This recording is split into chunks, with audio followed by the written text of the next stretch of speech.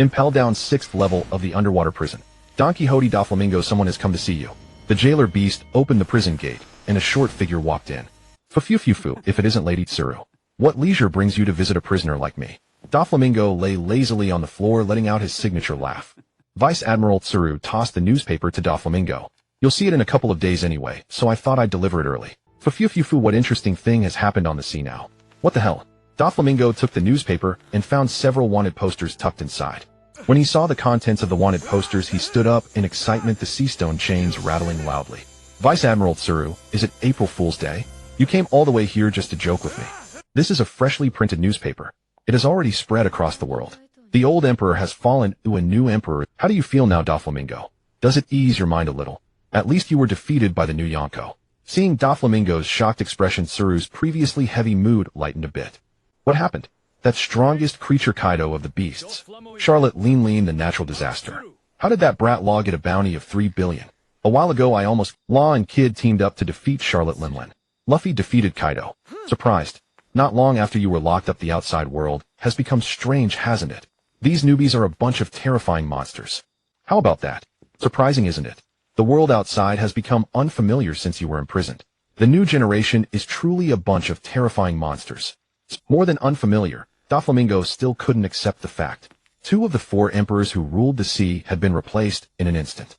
Even the Shichibukai system didn't change this fast. Luffy, I can understand. He has the blood of Garp and Dragon, and he's the chosen successor of red-haired Shanks. He defeated me after all. I can accept him becoming a Yonko. He pointed at a wanted poster. But how did this clown become a Yonko? On the wanted poster, a clown with a red nose was laughing wildly. Buggy the Star Clown. Buggy. Tsuru looked at the poster. Because of him, the outside world is in chaos. I Shichibukai, how did I become a Yonko? On the big top, the new Yonko Buggy the Star Clown locked himself in the captain's room. Outside, deafening cheers rang out. Yeah, Captain Buggy, we love you. We are now under a Yonko, and 2 of the Yonko are our allies. How do you feel now, Blackbeard? Captain Buggy once insulted Red-Haired, and Red-Haired dared not respond. Captain Buggy is invincible. These troublemakers, can't they be a little more restrained? Your Captain Buggy has disappeared. In his place is a transmigrator. Do I not know how capable Buggy is? Transmigrating into the One Piece world is fine, but why a soul transmigration and into Buggy the Clown? If only I had transmigrated a few years earlier. But now Buggy is already a Yonko. The Marines and ambitious pirates are probably watching me. Damn it. Leite slammed his hand on the table. A force emanated, and the table vanished silently. Leite looked around. No trace of the table remained, as if it had been disassembled into invisible particles. Disassembly. Bara Bara. Could it be? Leite quickly calmed his mind, feeling his power, and rummaged through the original Buggy's memories. As the original owner of the Bara Bara, Nomi, Buggy had always rejected this power. People on GOLD, Roger's ship, generally didn't eat devil fruits. As one of them, Buggy held that belief. In Buggy's memory, he was very confident in his own strength, believing he didn't need a devil fruit to become stronger. But after accidentally swallowing the Bara Bara, Nomi, Buggy was depressed for a long time. As a pirate, losing the ability to swim made Buggy despise his devil fruit ability. As a devil fruit user, not acknowledging the fruit's power meant the fruit was never properly developed. But Cat Viper once said that no one who sailed on GOLD, Roger's ship, was weak. Buggy could match early Shanks. How could his talent be poor? Even though he hated his devil fruit ability, the Bara Bara Nomi had been slowly developed, even awakened, granting the ability to disassemble other objects. But Buggy only cared about treasure, so he paid no attention to this ability. However, in Leite's eyes, the awakened Bara Bara Nomi was unprecedentedly powerful. Not only can he disassemble himself, but also objects around him. Isn't this Gildarts' ultra-level destruction magic crush? Moreover, Leite could not only crush objects, but also control the crushed particles, moving them at will. With a thought, the vanished table reassembled. This fruit ability should have much more room for development. If the disassembly power can split atomic nuclei, could it unleash atomic fission? Even now I should be able to do some other operations. Leite looked at his left hand, slowly disassembling it into countless cells. Using the fruit's power, he made these cells rub against each other at high speed, generating sparks of electricity. From an outsider's view, Leite's left hand bulged to twice its size, shining with lightning. The basic application of the Bara Bara Nomi current drive. Indeed, Paramecia devil fruits are the most powerful, full of infinite possibilities. The once celebrated Logia devil fruits are no longer in the spotlight, replaced by the casually written mythical Zoan human fruit.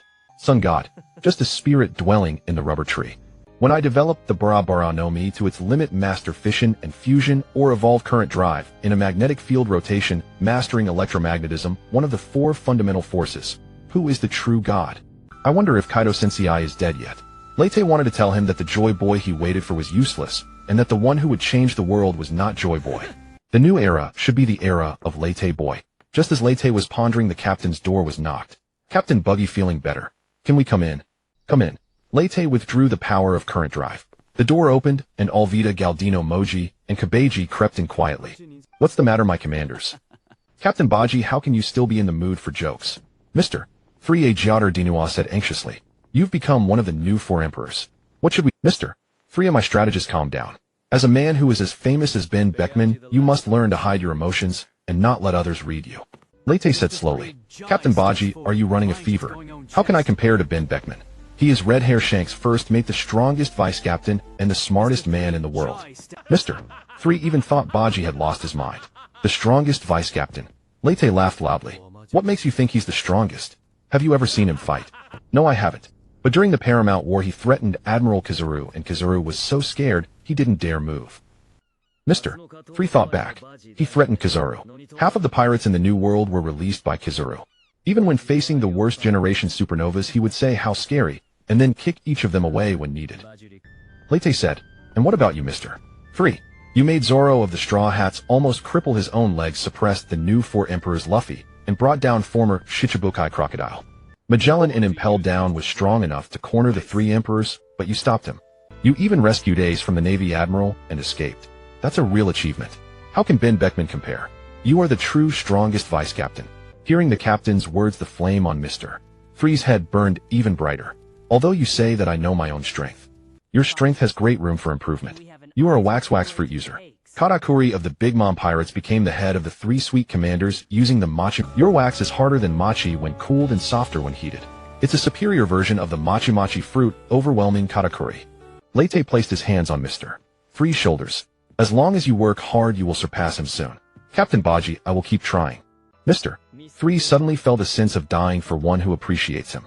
It's all Crocodile's fault for delaying my development. If only I had met Captain Baji. Captain Baji, I am willing to burn everything for you. Calm down, Mr. 3.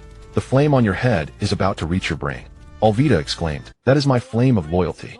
I will do everything I can to put Captain Baji on the throne of the Pirate King. Mr. 3 imitated Ben Beckman's style and said deeply. Have you forgotten why we came? We came to persuade Baji to run away, to leave the New World while we can. Alvida didn't expect that the calmest Mr. 3 would be fooled by Baji. Katakuri is famous for his observation haki. You don't even know haki, how can you surpass him? And you, Alvida? Your smooth fruit also has great potential to develop. Late looked at the few beautiful women in the pirate world who were not Nama-faced. Once awakened, its potential might even surpass the wax fruit. Really, Captain Baji. But I feel the smooth fruit is rather ordinary. Alvida couldn't think of what else the fruit could do. Paramecia fruits require imagination. Right now you can slide away physical attacks. After awakening, you will surely be able to slide away energy attacks. With more effort, you might even slide all attacks back to the enemy. I already have a name for the move, vector control. They both manipulate energy through skin contact. If Accelerator can do it, Alvida should be able to. Whatever the case, first instill this concept into Alvida. What if it actually works? What about us, Captain Baji? Moji, who had already become nearly round, pointed at himself. I am now the vice-captain of the 4 Emperors crew. Do I have potential that hasn't been tapped? Chief of Staff Kabaji also looked at Late with anticipation. Moji, don't you believe you can control any animal in the world? Late, Moji cracked his whip. That's right, Captain Baji. Even large ones. Any animal regardless of size, but sea kings don't count, they're not animals. There's a giant elephant near Wano country with astonishing combat power. It's a bit big. If you can tame it, you'll immediately become a vice-captain level combat. Late didn't know if Moji's taming ability was as good as he claimed, but this guy really didn't have much potential left. An elephant, no problem for me. Moji said confident. As for you, Kabaji, give up your unicycle. I feel it's limiting your development. You should combine physical arts with swordsmanship and learn kicking techniques. Late thought of how this guy could ride a unicycle on vertical walls. His leg strength was extraordinary, and he would probably learn moonwalk instantly. Like Black Leg Sanji, Kabaji tried a kick, and it actually created a sonic boom. So all these years of unicycle training have given me such powerful— Captain Baji, you are brilliant, Kabaji said with tears in his eyes. When I get back, I'll smash the unicycle and focus on kicking techniques. Late didn't expect Kabaji to have such hidden potential. Could the Buggy Pirates really be full of talent? By the way, Captain Buggy, shouldn't we avoid the heat? Alvida remembered why they came. We were already being chased by the Navy, and now we have a group of revolutionaries on the ship. If this continues, the Navy might send an admiral. Don't worry. The Navy's attention is mostly on Wano country right now. No admiral will come after us. Probably, Leyte said while flipping through Buggy's memories, then became uncertain. He also understood why Buggy became the new four emperors. During the Navy's operation to suppress the Shichibukai, Buggy's ship engaged in a fierce battle with the Navy. Fighting while retreating, they reached the vicinity of Holy Land Mariewa, preparing to fire a special Buggy bomb at Mariewa. They happened to encounter the revolutionaries who were fleeing after rescuing Kuma the Tyrant and saved them from their sinking ship. This scene was seen by the Navy. Worse, the revolutionaries had taken a celestial dragon hostage, the very one who had used Kuma the Tyrant as a mount during the World Council St. Rose Ward. The kidnapping of a celestial dragon during the World Council immediately shocked the world. No wonder Buggy's bounty skyrocketed, and he became a four emperor. That was the reason. At this moment outside the captain's room, a crew member rushed in to report Captain Buggy, the Navy is chasing us. The leader is Admiral Fujitora. What should we do, Captain? Fujitora is not easy to deal with. Mr. 3's deep act couldn't be maintained. What's the panic? It's just a Marine Admiral. Leyte knew that Fujitora was probably the strongest combatant the Marines could dispatch. Sengoku had retired and Garp was unlikely to come to rescue the Celestial Dragon. As the fleet, Admiral Akainu had to stay at Marine headquarters while the newly promoted Admiral Ryakujiu had gone to Wano country. Kizaru. There was no news of him. He seemed to have disappeared. Could it be that he was slacking off and went to work as a kindergarten principal? What do you mean by just a Marine Admiral? Captain Buggy has becoming a Yonko made you so arrogant. He was even looking down on Marine Admirals. The four people in the room found Captain Buggy becoming somewhat unfamiliar. The enthusiasm sparked by Buggy earlier was extinguished by the news of the Marine Admiral's arrival. As the closest people to Captain Buggy, they knew very well the strength of the Buggy Pirates. The Buggy Pirates was one of the few pirate crews where the strength of the crew members was not much different from that of the office. Many crew members were experts who escaped from the fourth level of the underground prison impelled down, and they were also the main force of the Buggy's delivery company. After seeing Buggy chatting and laughing with Whitebeard and Shanks during the Summit War, and being a crew member of the Pirate King Roger, these crew members believed that Buggy was on par with the Yonko in strength. Buggy becoming a Yonko only intensified this belief. But Captain Buggy couldn't really think his strength was at the level of a Yonko, could he? Although he was usually not very smart and acted erratically, this time the situation seemed even more serious. Could it be that he had split his brain along with his body when using the Chop Chop Fruit? Captain Buggy, that's Isho, Marine Admiral Isho. The Revolutionary Army was defeated by him, and now he's actually chasing us. Mr. 3's face turned pale with fear. I know. Since he's come after us, we can't avoid it. Let's go meet Isho then. Leyte also wanted to test the power of the awakened Chop Chop Fruit. Wait, Captain Buggy, aren't you going to disguise yourself as a giant? Alvida noticed that Buggy had even changed his habits. Usually to show off his authority, Buggy would wear a robe and use the Chop Chop Fruit to pretend to be a giant. No need. That kind of bluffing trick is completely beneath me. Actually, Buggy's height was not short. At nearly 2 meters, he was about the same height as Hawkeye.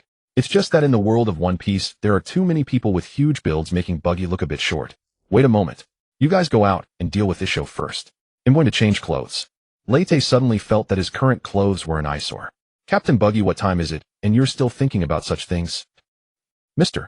3 was so angry that steam was coming out of his head, almost burning the people next to him. Is that sort of thing important? Very important. Even a strong person needs the right clothes to complement them. Look at me now. Do I look like a Yonko? Leyte pointed at his brightly colored. Very important. Even a strong person needs the right clothes to complement them. Look at me now. Do I look like a Yonko? Leyte pointed at his brightly colored clothes. No need. They'll be out soon. Just stall Isho for now. Don't worry, there are celestial dragons on the ship. He won't act recklessly. Leyte shooed them out. In the captain's cabin was Buggy's wardrobe. Leyte opened it and saw a pile of brightly colored clothes. Never mind, maybe I could try using the Chop Chop Fruit's power to decompose and remake one. On the deck of the Baiku Dalpu, the cheers had stopped because a marine warship was floating above.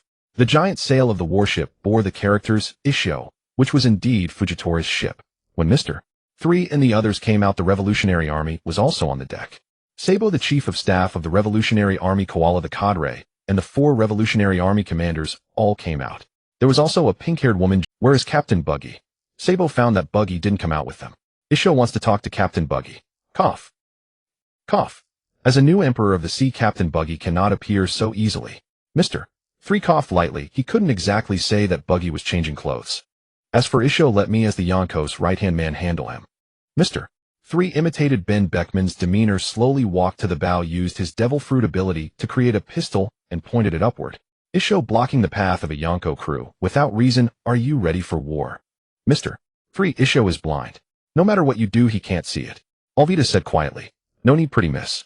My observation hockey can sense it. Isho just didn't understand what Mr. 3 was trying to do. Hand over Roswald Saint, and he'll let you go. This time Isho had received orders from the 5 elders to rescue Roswald Saint at all. As for the Buggy Pirates, they could be dealt with later. In truth, Isho also resented having to come rescue celestial dragons, but the Holy Land Mary Geos was in chaos. If Roswald Saint was not rescued quickly, the celestial dragons might launch a large-scale retaliation. Don't even think about it. Bonnie shouted. That trash has already been killed by us. Miss Bonnie, you should know that if anything happens to Roswald Saint, many innocent people will die along with him.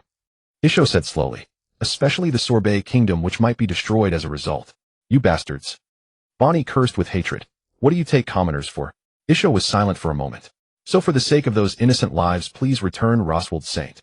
We are just guests. The decision to release him is not in our hands. Sabo said from the side. Only Captain Buggy can make that decision. Moreover, can you alone stop us? Sabo's hands ignited with flames. This is not the Holy Land, Mary Geos. If not for fear of disrupting the order of the Holy Land, you would have died there long ago. Behind Isho, a man in a white suit with a black cloak and a gentleman's orchid ornament on his chest walked out from the shadows. CP0 Agent Rob Lucci. CP0. When did the secret intelligence agency directly under the Celestial Dragons start working with the Marine? Sabo knew they couldn't start a fight. With Lucci and the others, the Revolutionary Army might not be a match. They had already caused enough trouble for the Buggy Pirates and couldn't drag them into death. Especially since Buggy was the savior of his brother Luffy. These matters don't require your concern. Where is Clown Buggy? Tell him to come out. Lucci said coldly. You bastard, how dare you disrespect Captain Buggy? The Buggy Pirates crew members immediately started shouting. Just a bunch of clowns. As a CP0 agent, Lucci naturally had access to the world government's files on the Buggy Pirates. Buggy had only tricked the Marines into making him a warlord based on his experience. Now by coincidence he had become a Yonko, and the world government wanted to take this opportunity to incite internal conflict among pirates.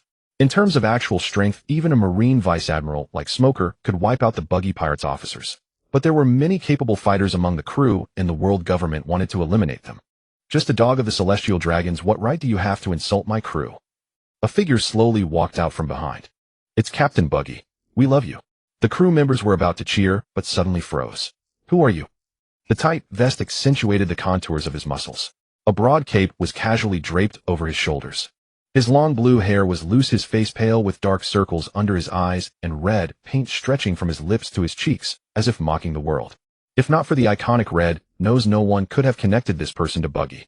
Captain Buggy, what have you become? Alvita asked in astonishment. Just reapplied my makeup. After using the Bara Bara no Mi to create his clothes, Leite had reapplied his makeup in the style of the Joker from Gotham. It feels different from before. Somehow. Chaotic and evil. Alvita said hesitantly. Joker Buggy. Lucci was not angered by Buggy's remark that CP0 were the Celestial Dragon's dogs. It was the truth. He seems different from before.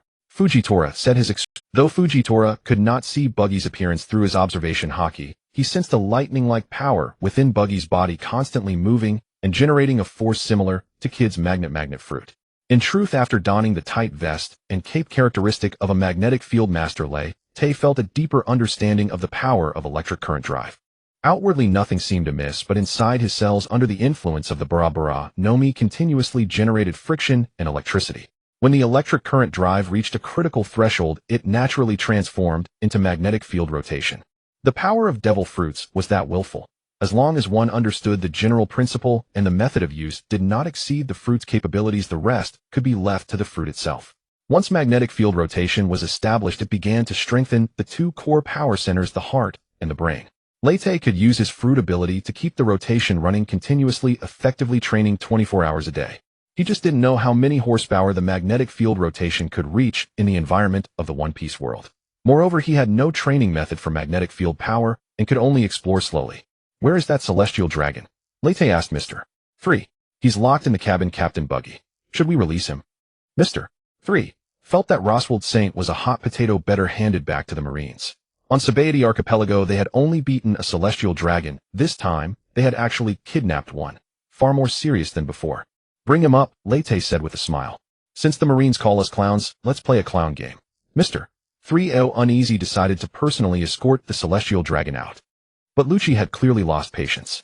Buggy, don't do anything unnecessary. The 5 elders are very angry about this. What do I care if those 5 old men die of anger? Lete spread his hands. I'm no longer a warlord.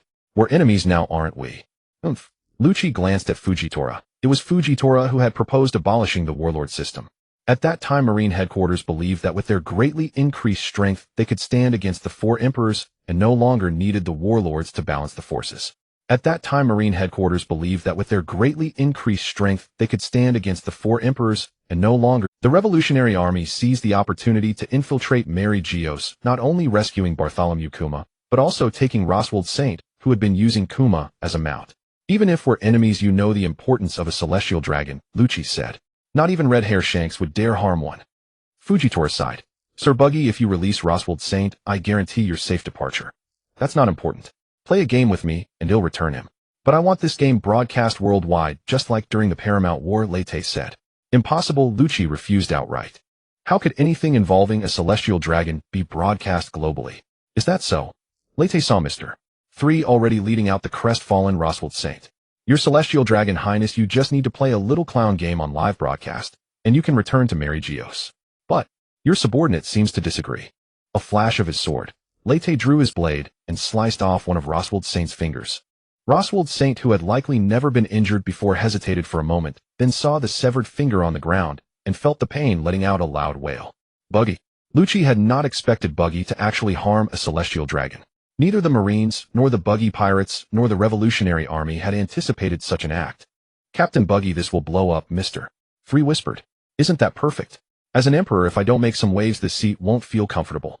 Lete said. Well done, Captain Buggy. Is your crew still recruiting? Bonnie asked, grateful for the revenge on Kuma, her liking for Buggy's sword. Of course we're recruiting. As an emperor's crew, Lete lacked formidable combatants. Bonnie, at least a supernova was a usable asset. Then our crew will merge into the Buggy Pirates, Bonnie said. After a brief shock, the Buggy Pirates crew burst into cheers. As expected of Captain Buggy, he easily does what others dare not. Red Hair wouldn't dare harm a celestial dragon, but Captain Buggy does. Captain Buggy is stronger than Red Hair. These guys. Lete realized that when it came to loyalty, the Buggy Pirates might be second to none. Have you decided? Lete rested his sword on Roswald Saint's hand. The cold touch snapped him back to reality. Lucci, you bastard. Roswald Saint cursed loudly. Because of you I got. Lucci's eyes turned cold. He whispered, Fujitora, can you take them down in an instant? Impossible. They're no pushovers, Fujitora replied. Wait a moment, I'll consult the 5 elders, Lucci said, pulling out a den mushi to contact them. After a while he put it down. The 5 elders have agreed to your request. I hope you'll keep your word and release Roswald Saint after your little clown game is over. Let Morgan's newsbirds handle the broadcast. I believe the News King will be very interested, Lete proposed. Lete didn't trust the world government's moral integrity. Morgan's isn't one of us, so we can't guarantee he'll send anyone, Lucci said. This is the first live broadcast of a newly crowned emperor with a celestial dragon as a special guest. Morgan's won't refuse. Lete was confident. Holy Land, Mary Geos Panga Castle. In the room of the 5 elders, a fierce argument was currently taking place. Are we really going to agree to Buggy's demands so easily? Otherwise, Roswald Saint is in his hands. Making Buggy an emperor in the first place was a mistake. It made this clown swell with arrogance. Can the Navy send forces to assist? Red Dog refused the reinforcement order. He said Blackbeard and Red Hair's movements are unknown, and he must remain at Marine headquarters. Since he took office, the Navy has become less obedient. What about Sengoku and Garp? Garp can't wait to see the celestial dragons in trouble. How could he be willing to act? Sengoku seems to be watching. Send CP1 over and bring the newly developed items as well. This world is getting more and more chaotic. Contact Blackbeard. After the live broadcast, Buggy the Clown cannot be kept. Another emperor change. Who will it be, Kid or Law? Contact Blackbeard. After the live broadcast, Buggy the Clown cannot be kept. Another emperor change. Who will it be, Kid or Law? Broadcast. It seems a big joke has been made. The white-haired Sengoku frowned. What on earth is happening to this world?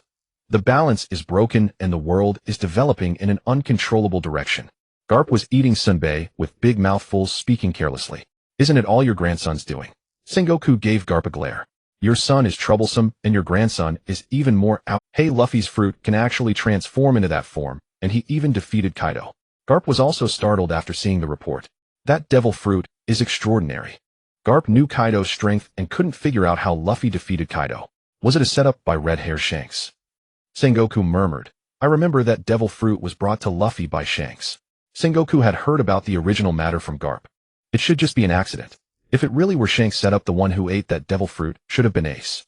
Garp's voice lowered. So what you did back then was outrageous. If it weren't for the title of Navy Hero, you would have been on the gallows by now. Sengoku was a bit irritated at the sight of Garp. Wah! If I were hanged, the Navy would have a lot to deal with. Garp burst out laughing. Maybe there would be 2 more Summit Wars. I once wanted my family to join the Navy, but Dragon saw through it too clearly and Luffy was seduced by Shanks preferring to be a pirate rather than a Marine. Garp put away his smile. When did the Navy, which prides itself on justice, become like this? Justice? Sengoku looked out the window. Everyone's justice is different. Perhaps there is darkness in the Navy as well, but whenever I see new recruits like Fujitora, I feel the Navy still has hope. What do you think Buggy intends to do? Learning that a big news was about to break, the news bird used its utmost speed. The live broadcast had already begun. On the screen in the room, Buggy, sitting on the candle throne, and Roswald Saint behind him could be seen. I don't know. Garp crunched on Senbei. After all, he's a guy who's as famous as Shanks. Nothing he does would surprise me.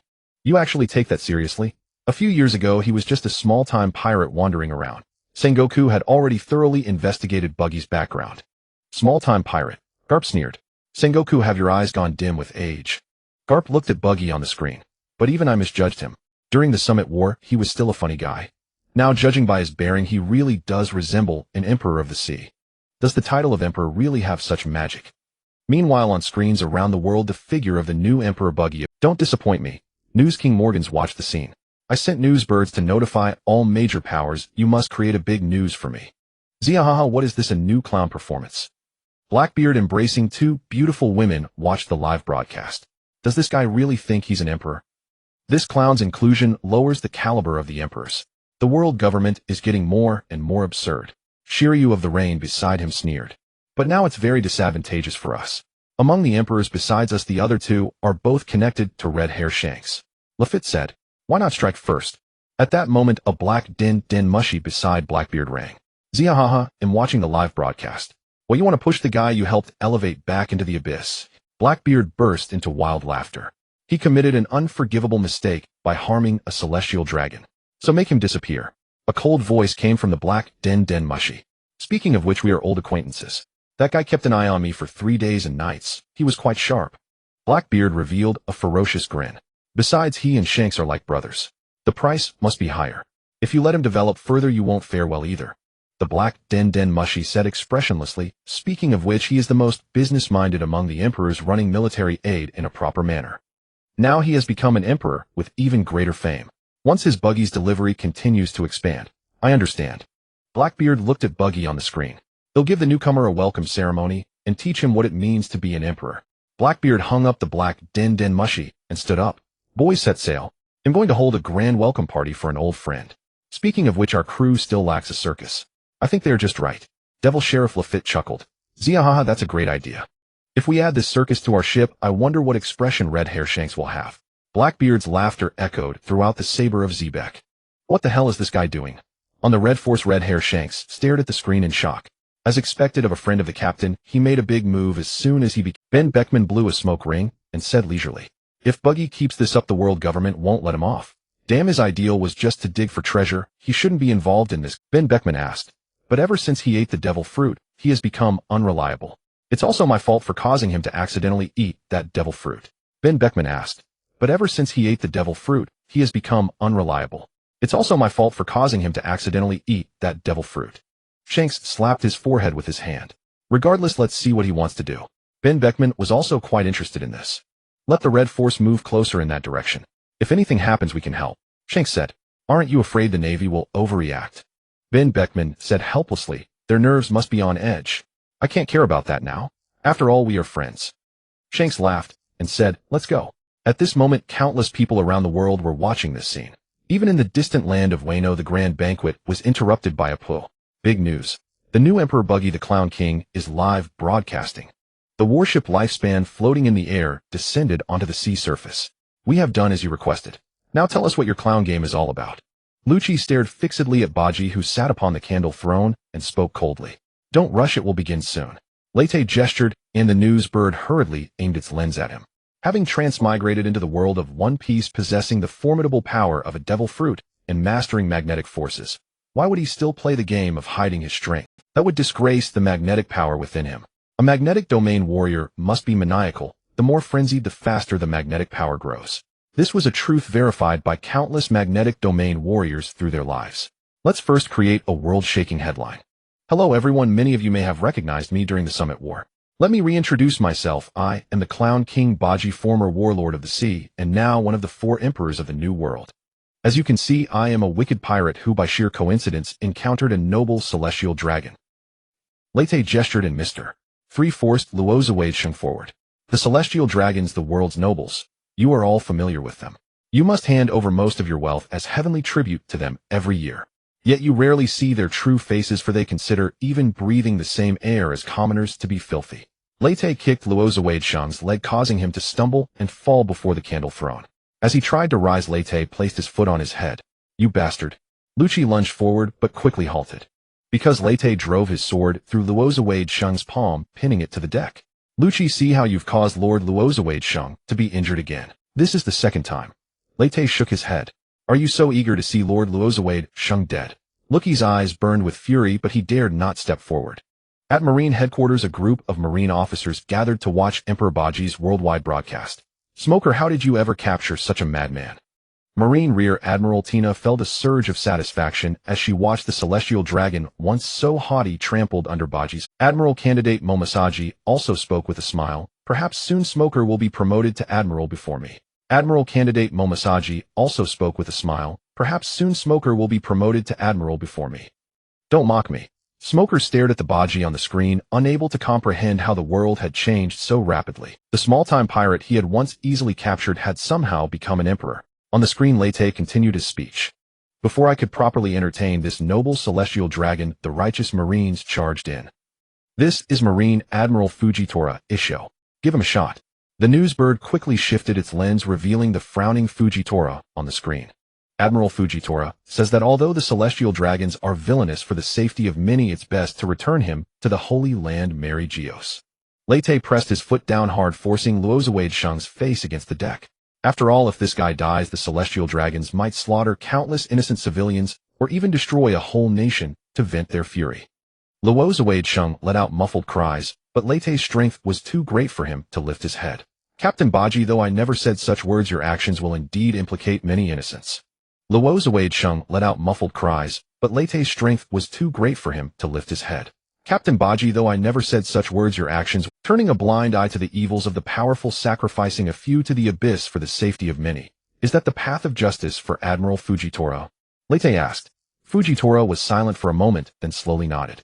Yes, this old man is feeble, capable only of upholding this trivial justice. Then let's play a game, Admiral Fujitora. Since sacrifices must be made, why not start with your own? Kill all your subordinates on the ship, and I will return Luozuade to you. Lete said. Fujitora abruptly raised his head, a tangible pressure emanating from his body as the power of the gravity fruit uncontrollably radiated. The calm sea immediately turned turbulent. Lete's words stirred 1,000 waves. At Marine headquarters Marineford, in the office of Fleet Admiral Akainu, a burst of flame erupted, turning the entire room into a hell of magma. Fleet Admiral Akainu, his face dark, strode out of the office, but a small figure blocked his path. Headquarters Vice Admiral Tsuru. Sakazuki, where are you going? I'm going to kill that bastard. Akaino's murderous intent could no longer be contained. Since Fisher Tiger's rampage at the Holy Land, the Fleet Admiral has been forbidden from leaving Marineford without permission. That's the rule, Sakazuki. Tsuru said. The safety of the Holy Land Mary Geos takes precedence over all else. There's still Sengoku and Garp. Do you think the Celestial Dragons still trust Garp? The one who kidnapped the Celestial Dragon this time was the Revolutionary Army led by Garp's son. Tsuru said sarcastically. What are you worried about, Fleet Admiral Sakazuki? The most vicious backstabs always come from within your own ranks, don't they, eh? Tsuru produced a den mushy, adjusted it, and Lete's voice emanated. The most vicious backstabs always come from within your own ranks, don't they, eh? Tsuru produced a den mushy, adjusted it, and Lete's voice emanated from it. Sacrificing just a few Marines to secure the safety of a celestial dragon. What a bargain. Fujitora, doesn't that align with your sense of justice? Besides, this isn't the first time the Marines have done such things. Former Admiral Blackarm Zephyr, his family and subordinates were killed by pirates, yet you forced him to watch as you inducted the very pirates who murdered his men into the warlords of the sea. You've done this with practiced ease. That's precisely why I abolished the warlords of the sea system. Fujitora said angrily. Marines and pirates should never mix. But Blackarm Zephyr ultimately died at the hands of his own people.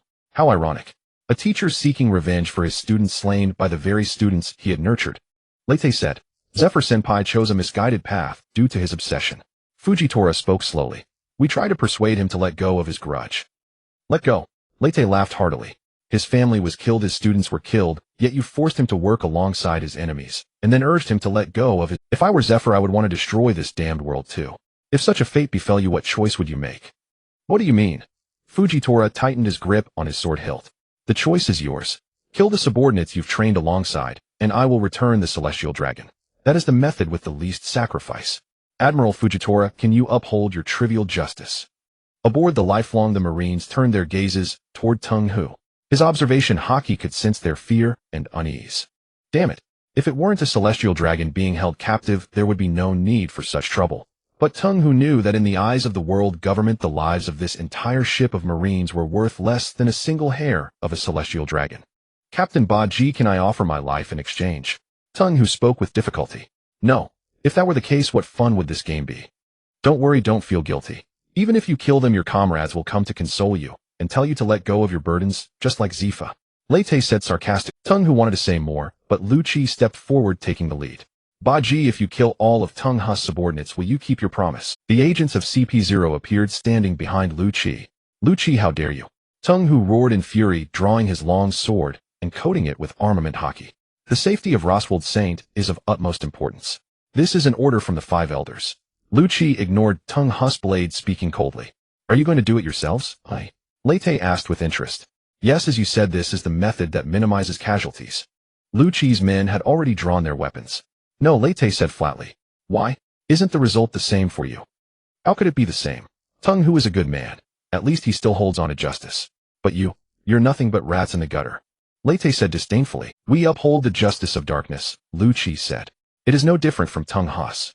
The justice of darkness you speak of, does it mean overthrowing national governments, capturing slaves for the celestial dragons, and trafficking children? How can you utter such words without a hint of shame? The world watching the live broadcast erupted in uproar. Morgans was so excited he nearly fainted. Yes, keep spilling the secrets. Black Wrist Zifa CP0, everything you know. That's nonsense. Do you have any evidence? With the broadcast ongoing, even if they had done such things, Lu Chi dared not admit them. Why should I produce evidence? I'm just a pirate, not a judge, Lete said. Then you can slander us freely. Come on. Lete kicked the Roswald Saint on the ground. Everyone in the world knows what the celestial dragons are. Do I need to slander them? In Sengoku's room, Garp asked sternly. Sengoku, did CP0 really engage in child trafficking? Sengoku remained silent. As a former fleet admiral, he knew secrets beyond Garp's reach. Buggy is right. This is a damned world. Garp cursed. The Five Elders are fools to agree to such an absurd request for a live broadcast. Sengoku sighed. In a short time, Buggy had inflicted more damage on the Marines than the Summit War. The Summit War had cost the Marines heavy casualties, but they had defeated the world's strongest man and emerged victorious, greatly boosting their cohesion. But Buggy's clown game had sown doubt in the Marines' spirits. What was the justice they were fighting to protect? Was it the celestial dragon trampled under Buggy's feet? Why hadn't they realized before that such a terrifying man was once on Roger's ship? The celestial dragons are the gods who created this world. Without them, the world as we know it would not exist. Gods have demands, so humans must offer everything. Lu Chi said coldly, that is justice. Then for your gods you should first offer your lives, Lete said indifferently. What do you mean? Lu Chi suddenly had a bad feeling. Then for your gods you should first offer your lives, Lete said according to the villain's script, I now have a hostage. No, for you a godnage in my hand. So of course I'm going to make threats. Are you insane? How could that ever? As Lu Chi spoke, he saw Lete draw his sword and sever another finger from Roswald Saint. 8 more left, and there are exactly 8 of you in CP0. Lete counted. Time to show your loyalty. If one of you doesn't kill yourself, he'll cut off one of his fingers. If none of the 8 do it, then your god Roswald Saint will turn into Doryman. No one understood Lete's cold joke, but they all grasped his meaning. You promised the world that you would release Roswald Saint once the clown game was over. Are you going back on your word? Sweat dripped down Lu Chi's face. He had never encountered a madman who played by no rules. And the key was that the madman held the ultimate trump card. Seeing Lu Chi's prolonged silence, Tay swung his blade again, severing another of Roswald Saint's fingers. Congratulations, one of you gets to live. Damn it. He's a pirate doing evil things, yet I can't feel any hostility toward him. In the hall where the marine middle ranks gathered, someone muttered quietly. It was because the one being tortured was a celestial dragon. That's why. The marine middle ranks understood it in their hearts, but no one dared voice it. At this rate the Buggy Pirates will get a buster call, Smoker said. Definitely.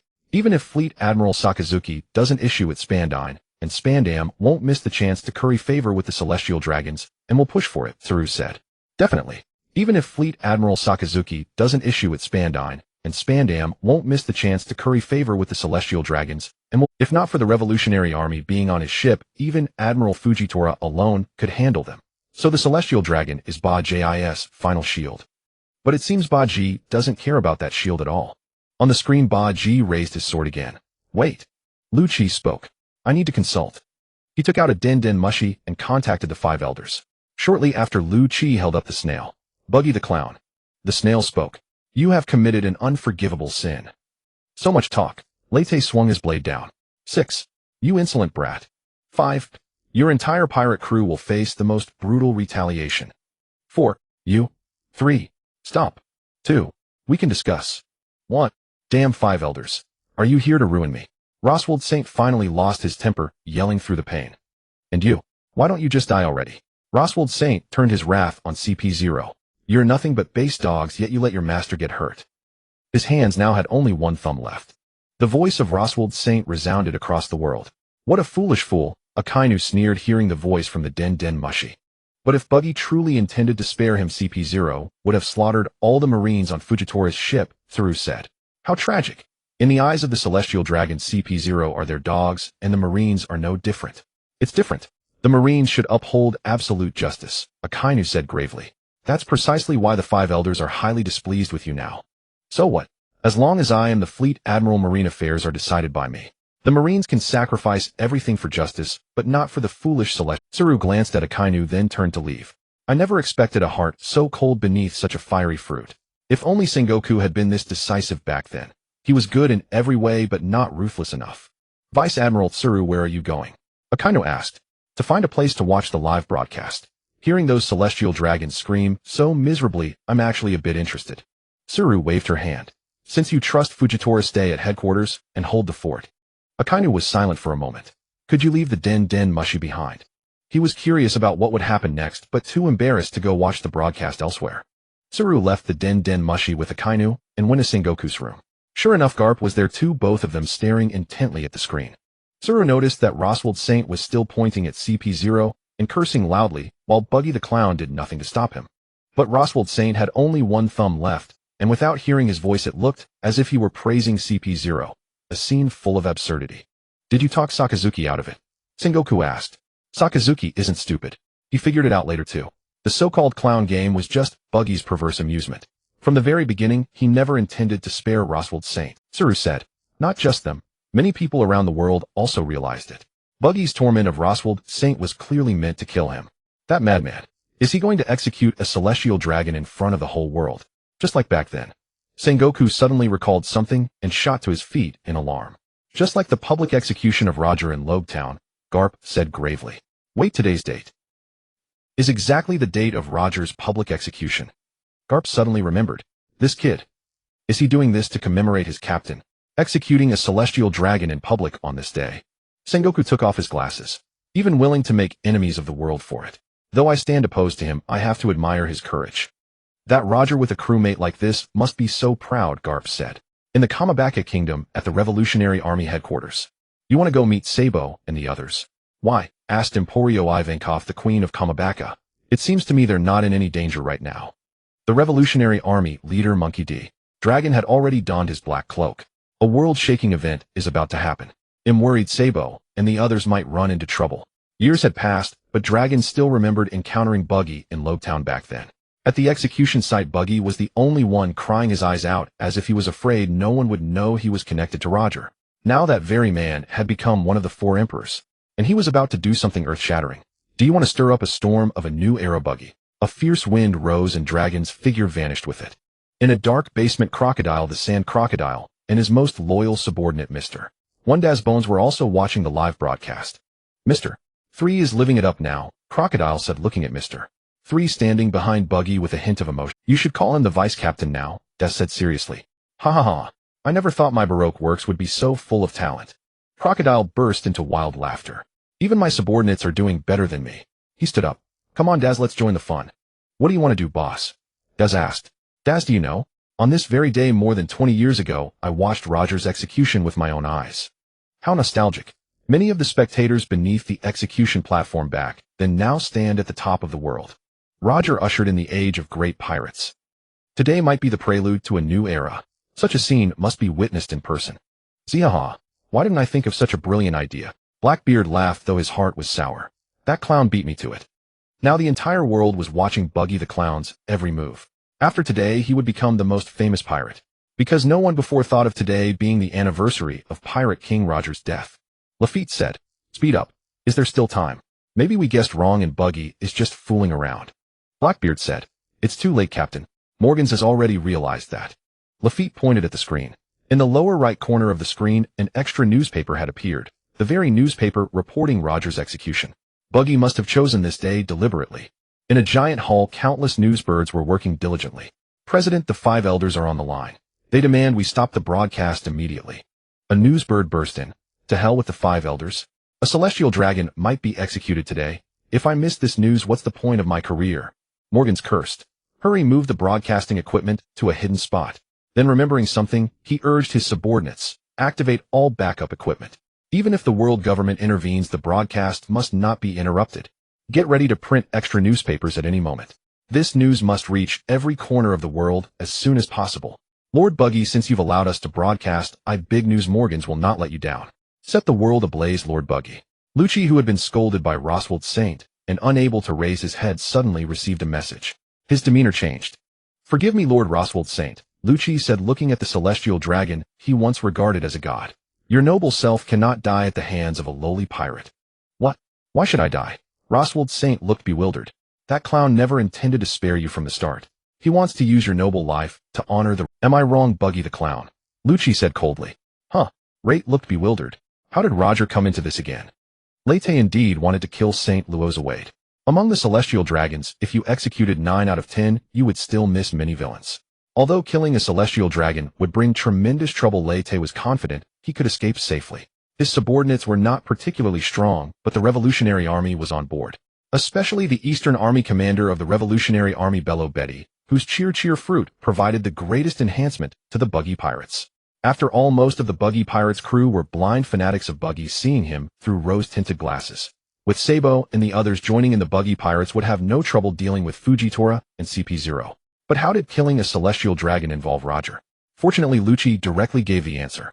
Clown Buggy, you colluded with the Revolutionary Army, kidnapped a celestial dragon, and specifically chose today for a worldwide broadcast. Just to take revenge on the world government, isn't that right? Over 20 years ago today, the world government executed the Pirate King Roger. So all these years you disguised yourself as a clown, fooled everyone, meticulously captured St. Luozawaide, and would never let him go easily. He intended to kill you from the very beginning, St. Luozawaide. To uphold the glory of the celestial dragons, CP0 disregard St. Luozawaide's safety and kill Clown Buggy. Lucci gave the order. The CP0 agents all lunged at Leyte. Flame Dragon Claw Fist, Flame Dragon King. A blazing flame blocked Leyte's path. Captain Buggy, no wonder you managed to rescue us. You had planned this all along. Captain Buggy, so that's it. I understand. Behind him, Mr. 3 was in tears. Don't worry, I've been to Lowtown and seen the execution. Captain Buggy, so that's it. I understand. Behind him, Mr. 3 was in tears. Don't worry, I've been to Lowtown and seen the execution platform. Wax execution platform. Mr. 3 slapped the deck and a wax execution platform materialized. You all misunderstood something, and what exactly did you understand? But the Buggy Pirates crew had already begun to stir with excitement. That execution platform looks exactly like the one in Lowtown. Could it be? Captain Buggy is going to publicly execute a celestial dragon there. That's a celestial dragon. Even an injury nearly triggered a buster call, and Captain Buggy is going to publicly execute one. Captain Buggy is going to publicly execute a celestial dragon there. That's a celestial dragon. Bello Betty glanced at them in confusion. Even without activating her devil fruit ability, these crew members had automatically entered a state of encouragement. So this is the charisma of an emperor. Truly terrifying. Are you joking, Captain Buggy? St. Loazawade stammered, sensing something was wrong. I can pay a ransom, or do you like slaves? I have many captain slaves. You'll definitely be interested. I also know many secrets, the secrets of the celestial dragons, as long as you don't kill me. St. Loazawade. Lucci, blocked by Sabo, shouted with a dark expression. Think about St. Charlos and Princess Shalulia. Do you want to harm them too? St. Loazawade's face turned pale as he wailed, but I don't want to die. Lete was somewhat speechless. Did you think you were Robin? Wailing like that with that face was just disgusting. Fujitora, why won't you act? Lucci glared at Fujitora with hatred.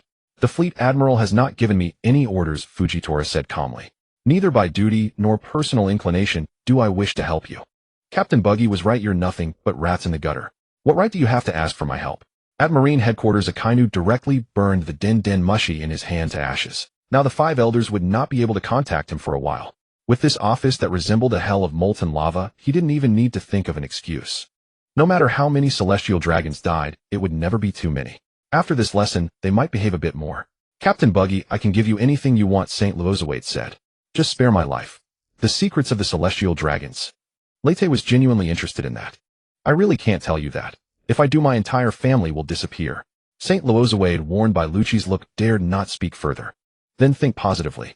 The atmosphere is set. If we don't kill a celestial dragon to liven things up, everyone will be disappointed. Lete grabbed him and dragged him slowly onto the execution platform. A foul odor wafted over, making Lete frown. Don't be so desperate. Actually, I wanted to kill you from the start. Now, there's an added sense of ceremony. Look on the bright side. You actually came out ahead. Either way, dead was dead. How could there be a loss or gain? St. Loazawade felt this man was insane. He truly dared to kill a soul. On the execution platform, St. Loazawade collapsed directly. Mr. 3 was quick-witted. He enveloped the saint in a layer of wax, forcing him into a kneeling position with only his head exposed. The newsbird hurriedly moved in for a close-up. For the first time in 1,000 years, a celestial dragon appeared before the world in such a humiliating posture. The world began to boil. Countless people gathered around the broadcast locations to watch the spectacle. President Morgan's the viewership has surpassed that of the Paramount War. This truly has shaken the entire world. Where are you going? The newsbird, coming to report the good news, found Morgan's packing his bags. I'm going to lie low for a while. From now on, we'll communicate via secret channels. Morgan's knew he had thoroughly offended the world government this time. But it was so worth it. Ordinary people didn't care about the change of emperors, as the emperors were too far removed from their lives. But the celestial dragon's tribute affected everyone. After this, I will truly be the king of news. Captain Buggy, do you want to say a few words? On the execution platform, Mr. 3 reminded him in a low voice. A speech. I'm not really good at that, Lete said, somewhat troubled. At least say something like Captain Pirate King Roger did. His words started an era. Well, all right. Actually, I do have something to say. Lete stepped forward, ready to address the entire world. What is he going to say? He's not going to put on a clown show, is he? Blackbeard watched, hoping Buggy would make a huge fool of himself. Buggy, what exactly are you trying to do? Shanks stared at the familiar execution platform, his thoughts drifting back to that year. Speaking of which, Buggy almost executed me once, Luffy suddenly recalled in the banquet hall of Wano country. I thought I was done for back then. For a moment, almost the entire world's attention was fixed on that man. Wealth, power, status. The man who once possessed everything in this world, my captain, the Pirate King Joel D. Roger left behind words on his deathbed that drove people across the globe to rush into the sea, ushering in the era of the Great Pirate Age. From that moment, countless souls embraced the Pirate King as their dream. Yet how many truly aspired to conquer the Grand Line and discover the ultimate island laugh tale? Those who speak of the Pirate King's dream while swinging their blades at the weak are everywhere. Indeed, pirates are no saints, treacherous, cruel, greedy, but those who bully defenseless civilians yet shamelessly flaunt their dreams sicken me. The sea is a stage for the strong, not a playground for scum like you. If you lack the courage to challenge the powerful, then crawl back into your shells. If I ever encounter you on the sea, I'll teach you the meaning of cruelty. Lete's words spread across the world. If you lack the courage to challenge the powerful, then crawl back into your shells. If I ever encounter you on the sea, I'll teach you the meaning of cruelty. Lete's. So what if he is? Clown Buggy can't even save himself. How can he interfere with us? The pirate captain grumbled. Why bother hunting for the final island laugh tale when pillaging and burning are so much more satisfying? Lete's speech continued. Captain Roger used his life to usher in a new era. For what? Because those of us who completed the Grand Line realize this is a world gone rotten stagnant like a dead pond. The celestial dragons, foolish as swine, sit high above, calling themselves gods. Islands govern themselves, some even closing their borders, dreaming of eternal dynasties. The ruler's son remains a ruler, the general's son remains a general. One's status is determined by bloodline. Such a world is utterly dull. So why not stir this dead water, expose everything to the light of day? Will you continue to submit to the celestial dragons, letting your descendants be slaughtered at their whim? Or will you stake your lives, set sail, and use your swords to end this old world? That is the choice Captain Roger gave you. But things didn't turn out as he expected. This rotten world hasn't changed much. Foolish rulers are mocked as clowns by their enemies, yet hailed as heroes. True loyalists perish on the battlefield, while impostors are celebrated as champions. In a classroom on Haji Island, a new teacher was lecturing. First, discussed the story of the greatest shogun of Haji country, the mightiest swordsman and hero, Lord Oden. Teacher, if Lord Oden is the greatest shogun, why did my parents starve to death? A young girl asked. That was the evil done by Kaido. Nothing to do with Hero Oden. It's not important. Let me continue with the tale of Hero Oden and the brilliant strategist Kinemon. In the banquet hall, Yamato slammed the table. The true hero can only be Oden. Who is this foolish ruler? He'll expose his true face. Cat Viper and Dogstorm exchanged glances and murmured, Buggy, what exactly do you mean? Oh, why is everyone stopping? Keep eating as you listen. Luffy said, puzzled. Marco sighed, suddenly regretting coming to Haji country. So I refuse to endure any longer, Lete declared. This rotten world infuriates me, so will be the one to overturn it. My crew, your captain, not only aims to become Pirate King, but also to stand against the entire world. Are you afraid? Lete asked loudly. The crew of the Buggy Pirates suddenly erupted in cheers. Captain Buggy, have you finally decided to pursue your ambition? Lead us to ravage this world, Captain Buggy. We will follow your footsteps forever. The Pirate King I speak of is not a game of playing pirates. Blood, slaughter, endless battles. You may even lose your lives easily. Are you prepared? Lete asked. Of course, the crew shouted. Then let me bear your dreams. Follow me on the path to kingship. There is no path before the king, only the journey we forge ourselves. The Buggy Pirates hereby declare war on the celestial dragons and the world. Let me lead you into a new era. Lete felt a power coalesce within him. With a swing of his sword under the eyes of the entire world, the head of St. Roswald flew off and landed on the deck. Then a surge of energy erupted, unleashing an overwhelming pressure from Lete as the center. Black lightning-like sparks materialized in the air, and a powerful blast scattered the clouds. Some weaker individuals were knocked unconscious. Even the strong felt an indescribable pressure. Fujitora gripped his sword hilt. Such a formidable conqueror's haki, the strongest he had ever. Is this the hidden strength you possess, Buggy? But it's only fitting that one with the courage to defy the world should wield such a conqueror's haki. After a few seconds of silence, uncontrollable cheers erupted around the world. A celestial dragon, lofty and arrogant, had been slain on live broadcast. Some people could not hold back their tears. Those who had been persecuted by the celestial dragons. Fire a salute for the birth of a king. Open fire. Mr. 3 was the most clear-headed. Since Captain Buggy had killed a celestial dragon, they would face relentless pursuit by the world government. Their top priority now was to break through. On the big top, cannons roared. Return fire, Fujitora ordered his marines. Today we are witnesses to history. Pity Captain Buggy. I know the darkness of this world well. Not seeing is a blessing, for this world is filled with too many filthy scoundrels one cannot bear to look upon. A new era must be forged with countless bloodshed. The weak like me can only uphold a trifling sense of justice. If you wish to become the new king, convince me with your strength, Captain Buggy. Meteor shower. The power of the gravity fruit activated a meteor hundreds of meters in diameter, plummeting from the sky with flames toward the big top. Captain Buggy dodged quickly. Mr. 3 shouted. No need, Lete said, watching the falling meteor as he began to unleash the power of the Bara Bara fruit. If I must dodge this, how can I lead you into a new era? Destroy evil, manifest righteousness, sever the heavens. Within 200 meters of the big top, the meteor was disintegrated into particles by an invisible force. That move should be used like this. Lete rifled through Buggy's memories and found the memory of Roger teaching Buggy. The power of Conqueror's haki wrapped around his sword, dense black sparks emerging on its surface. This move is... Shanks, watching the live stream, widened his eyes. Divine departure. A black sword aura shot toward Fujitora's warship. Gravity blade tiger. Fujitora concentrated gravity into his blade, slashing it out, while releasing a massive lateral gravity along the trajectory of his swing, attempting to block the attack. However, the technique of the Pirate King Roger was not so simple.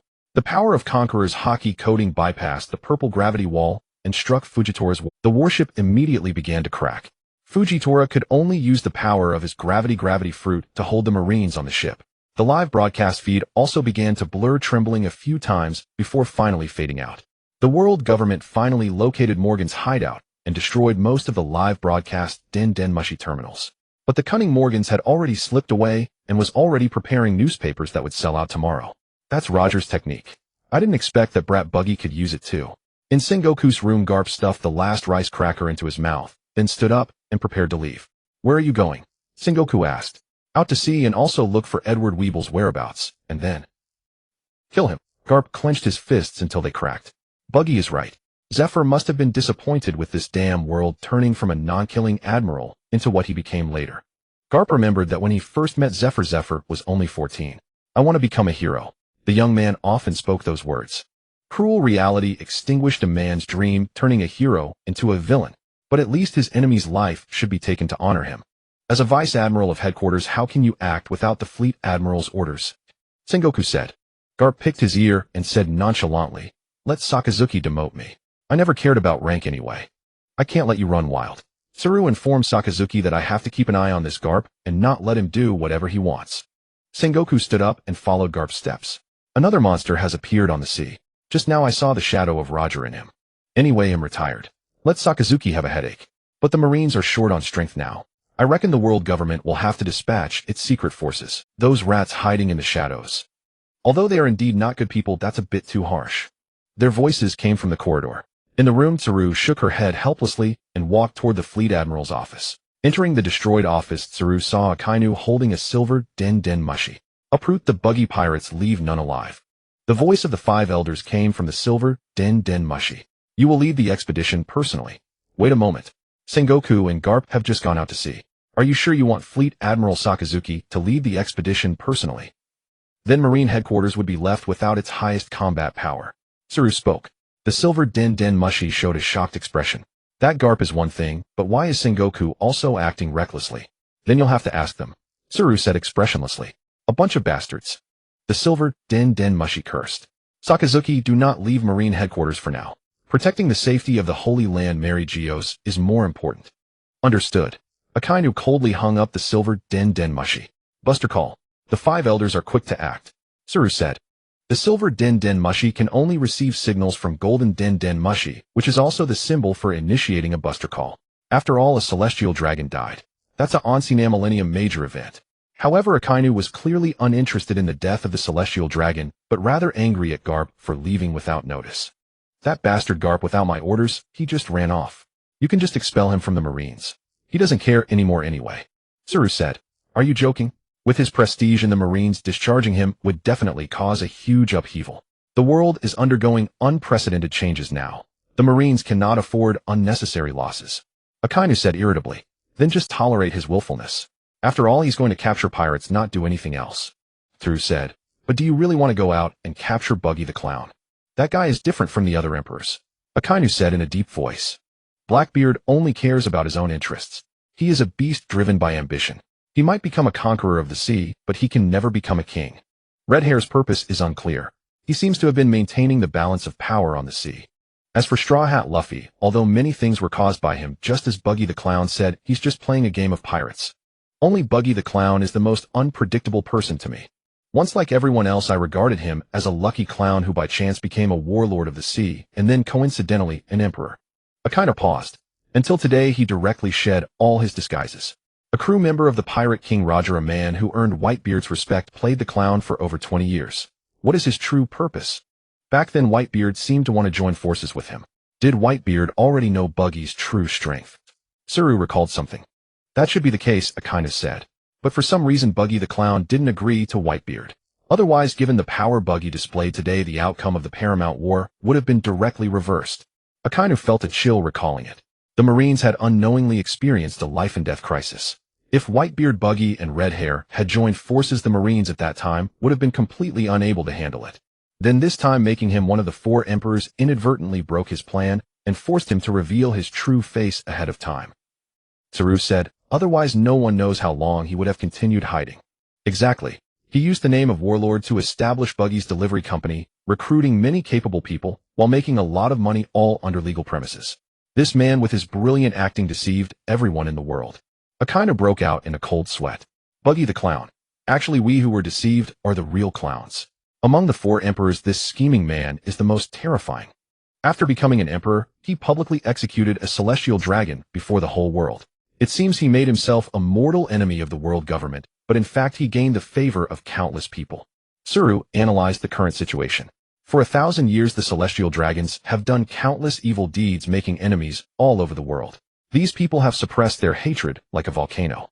And Buggy the Clown ignited that volcano. Countless enemies of the celestial dragons will regard him as an idol and join his pirate crew. Just by killing a celestial dragon, he can gain countless loyal crew members. Did Buggy the Clown already calculate this step? Akainu and Tsuru exchanged a glance. Buggy the Clown, truly terrifying. Fire our cannons as well. On the vast ocean, having finished watching the live broadcast, the pirate Empress Boa Hancock rose to her feet and declared, then changed course and converged toward the direction of the Buggy pirates.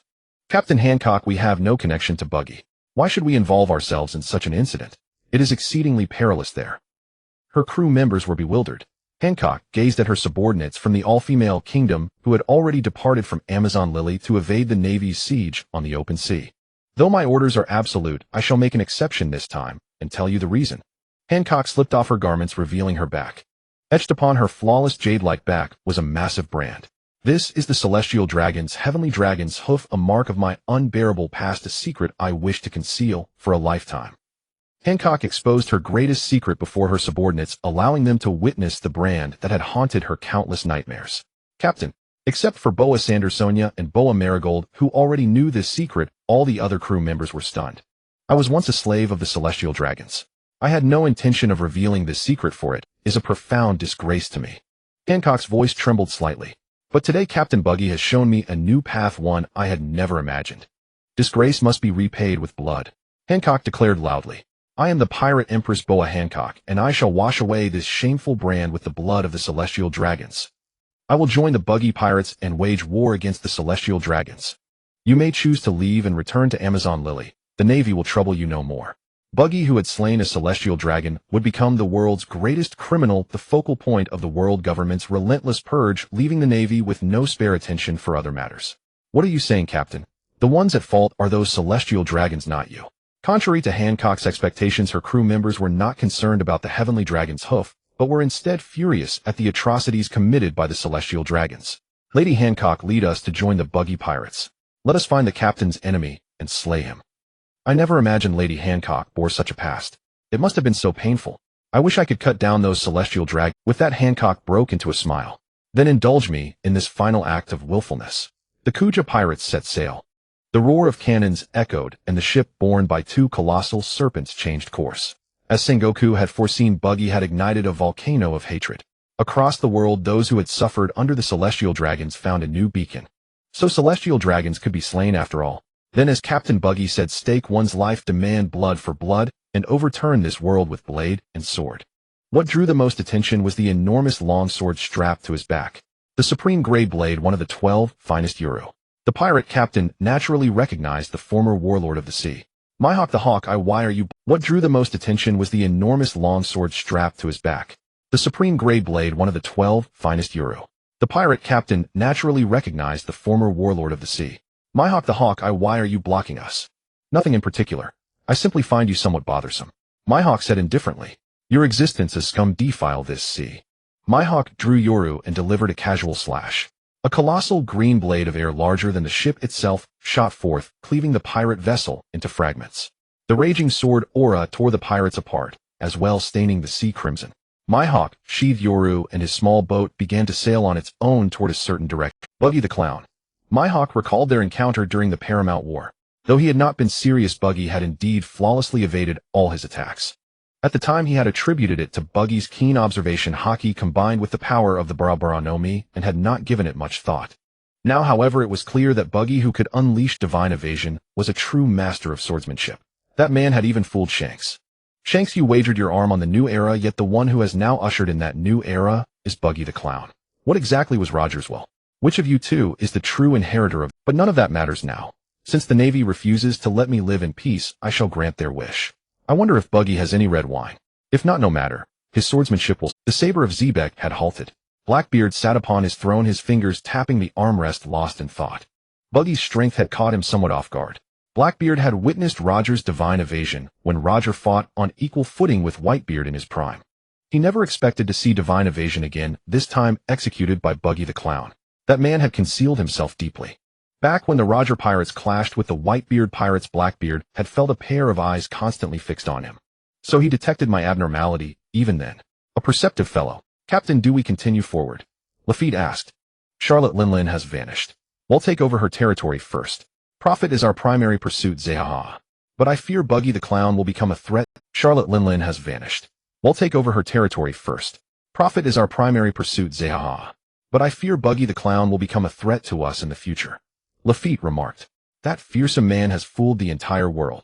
Despite possessing such immense power, he had remained patient and restrained, even causing them to believe he was merely a clown seeking attention. Until Buggy shook the entire world in one. If the Blackbeard pirates were to dominate the world, Buggy would surely be a formidable rival.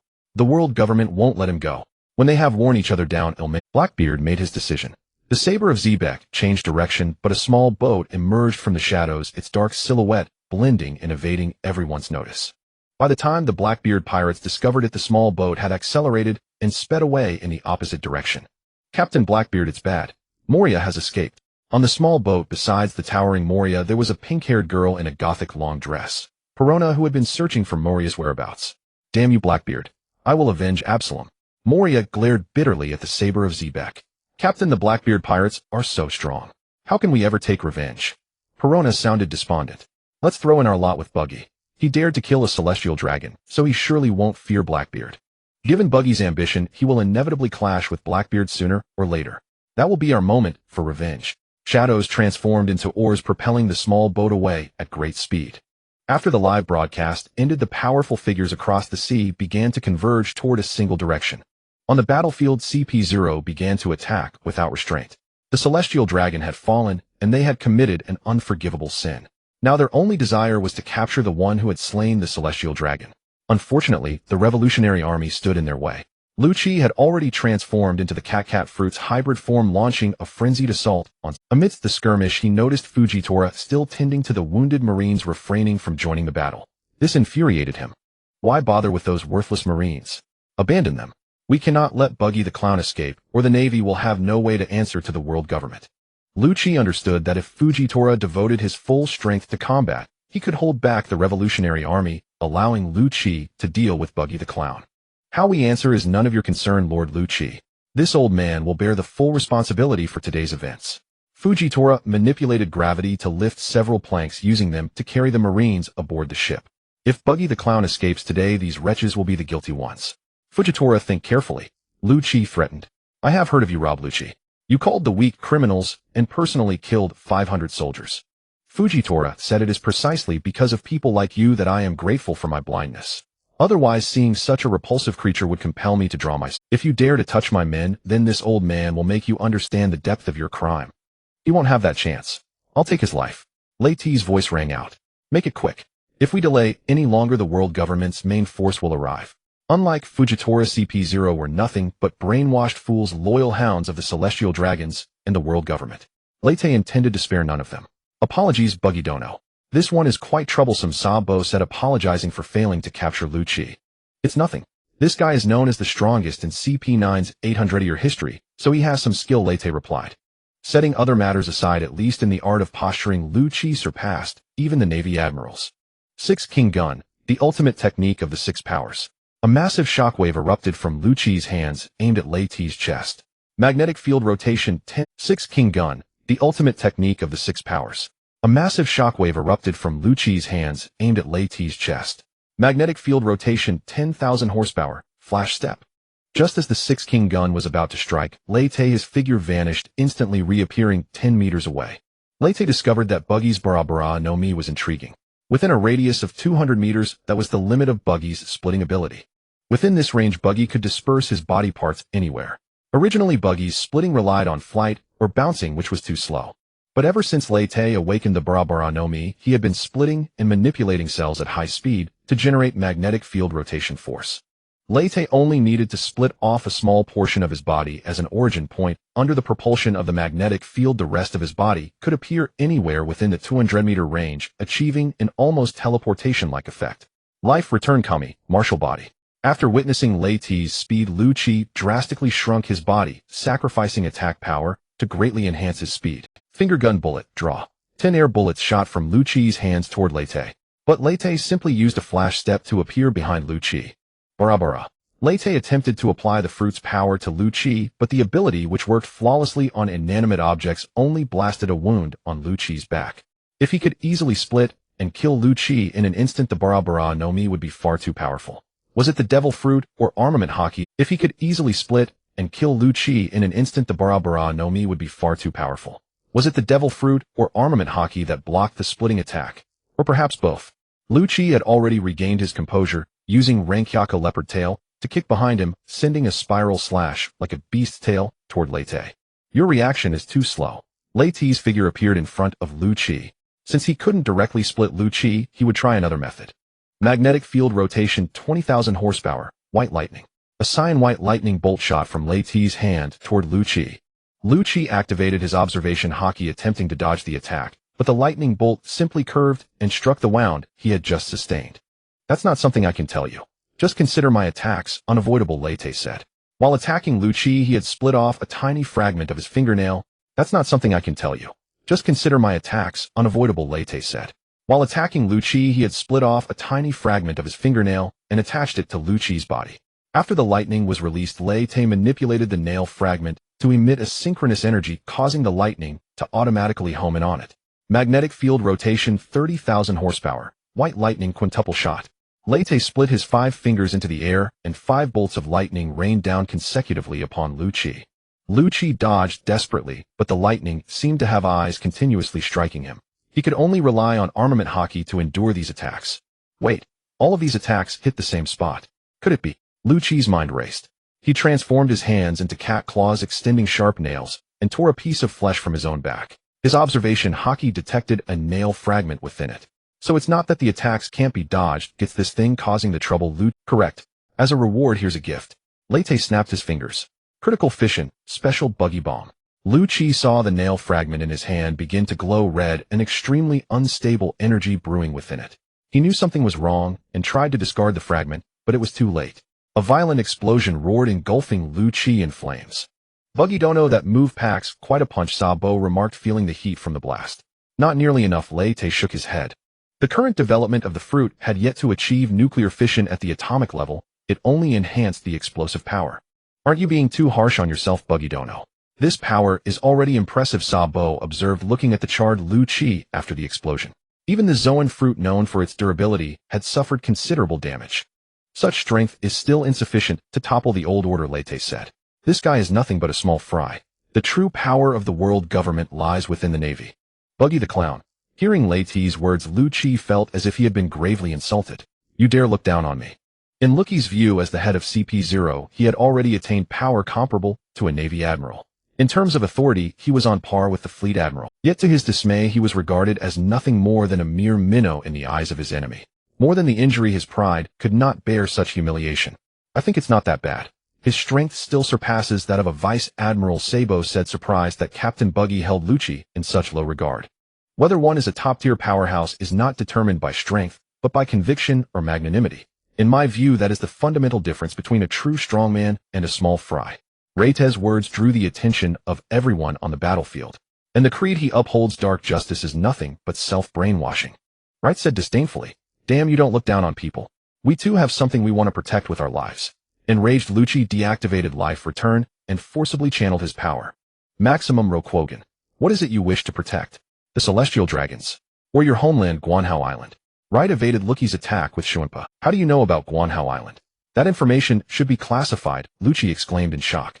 A place that engages in human trafficking worldwide, collects talented orphans for brutal training, and raises agents loyal to the Celestial Dragons and the world government. Is that your homeland? Wright said coldly. What's more ironic is that these orphans grow up to become accomplices in human trafficking, perpetuating the tragedy of the next generation. Taking your enemies as gods, turning innocent children into brainwashed assassins. Lucci, if this is your conviction, then it is utterly worthless. Such a person as you has no right to earn my respect. Right flashed before Lucci with Shuinpa, and kicked him flying with a leg imbued with the power of magnetic field rotation. That's not true. It's all because of you pirates. Without your looting and killing, the world wouldn't be so chaotic and there wouldn't be so many orphans. Lucci struggled to his feet, his eyes bloodshot. Our actions are the true justice. Who is it that has thrown this world into such chaos? Right stared at Lucci. As a CP0 agent, you know very well. Have pirates killed more people, or have those who failed to pay the heavenly tribute been executed more? So what? The celestial dragons are the gods who created the world. Before Lucci could finish, Right kicked him away again. I suspect the world government has a brainwash fruit that turned you into what you are now. Right shook his head. However, since the wash fruit could wash away evil thoughts, he wouldn't be surprised if there were also a brainwash fruit or a hypnosis fruit. You have no idea about the power of the celestial dragons. Lucci said breathlessly. All resistance is futile. Why not submit to the rule of the celestial dragons? Then there would be so much less conflict in the world. I'm well aware that the celestial dragons have their own trump card to keep the navy in check. Besides the mysterious celestial dragon leader, the celestial dragons must have other powers that allowed them to establish the world government 800 years ago. But so what? Right said. If we don't resist because the enemy is strong and just sit there like lambs to the slaughter, how is that different from beasts? Maybe you will bow before power, but on this vast and boundless ocean, there has never been a shortage of courageous men. The celestial dragons have driven many nations to the brink of extinction, which is why the revolutionary army has grown so rapidly. Sabo interjected. Since death is inevitable either way, it's better to take up arms and resist. That is the very meaning of the revolutionary army's existence. Everything you do is futile.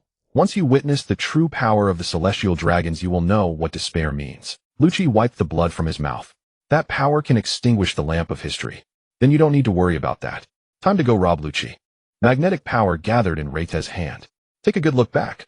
What meaningful thing have you done in your pitiful life? Magnetic field rotation, 40,000 horsepower, white lightning binding.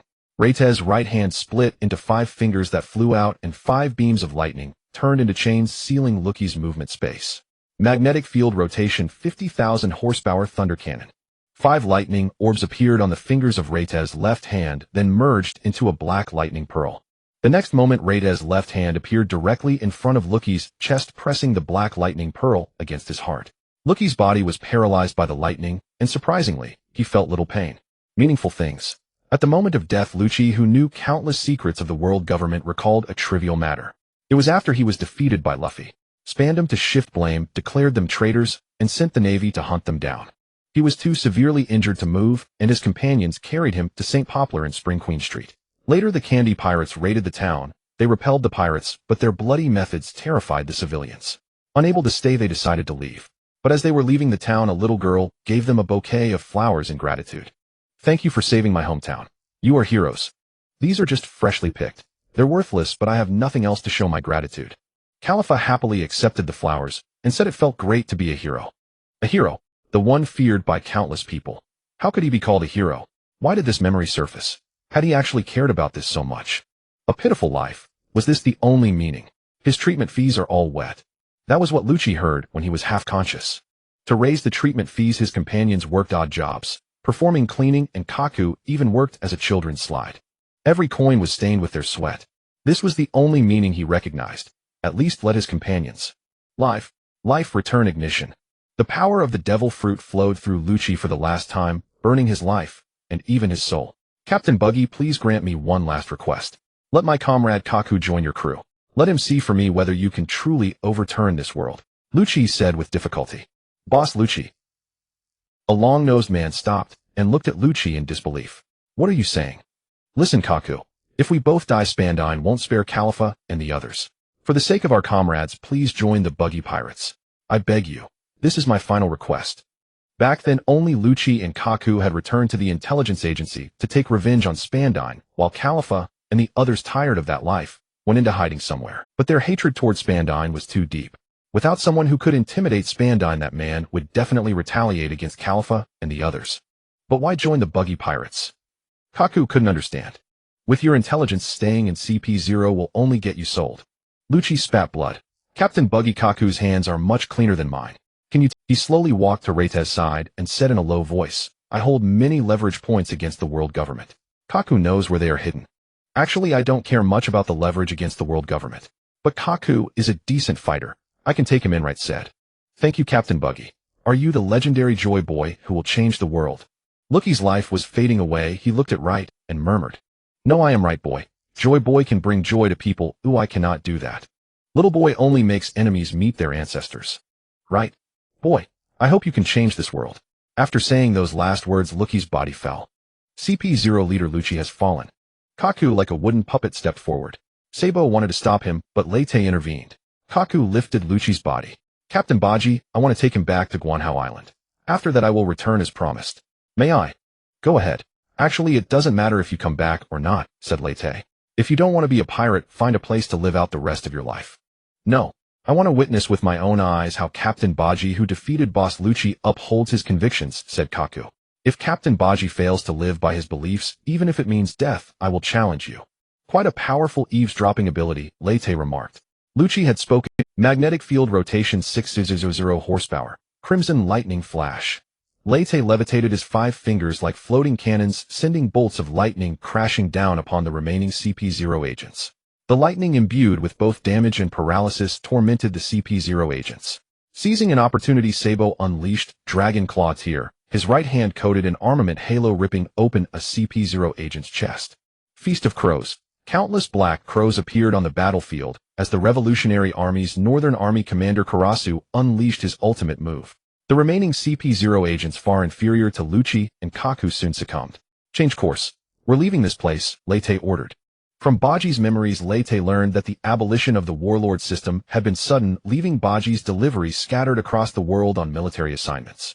The first priority was to gather the members of Baji's delivery and find a foothold.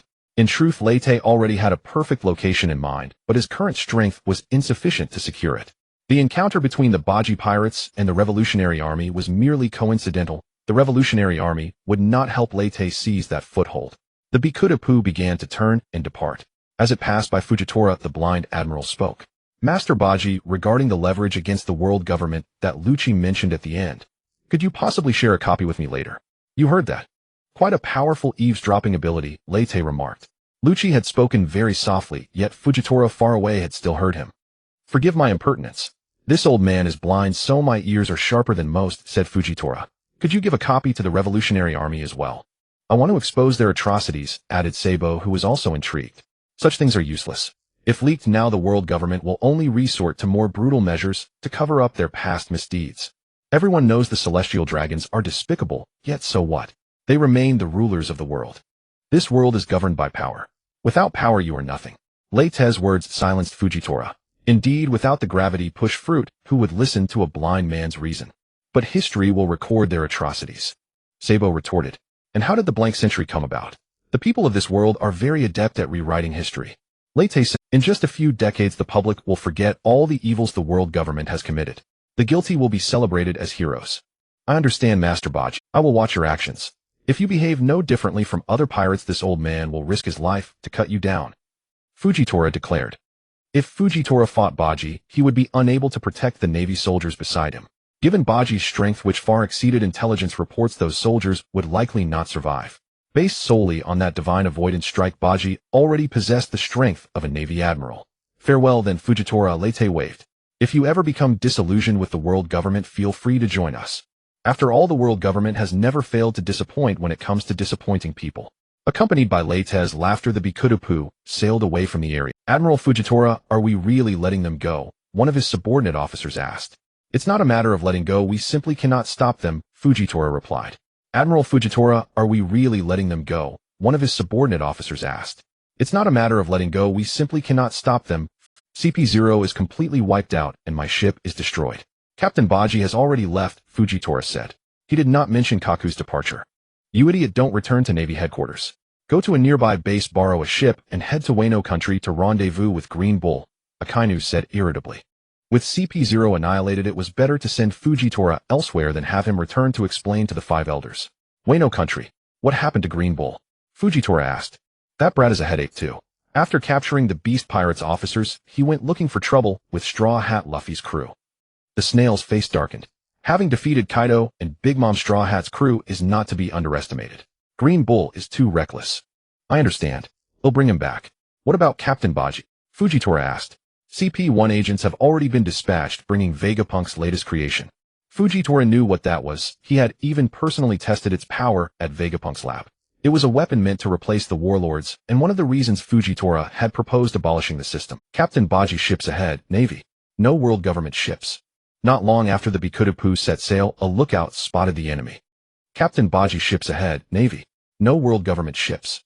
Not long after the Bikudapu set sail, a lookout spotted the enemy. Leyte used the Chop Chop Fruit's ability to fly into the air, and indeed saw 3 warships approaching in the distance. The flags they flew were not the Navy's seagull emblem, but the world government's 5-point globe. However, the most striking feature on the warships was the row of towering figures standing on the deck. Pacifistas.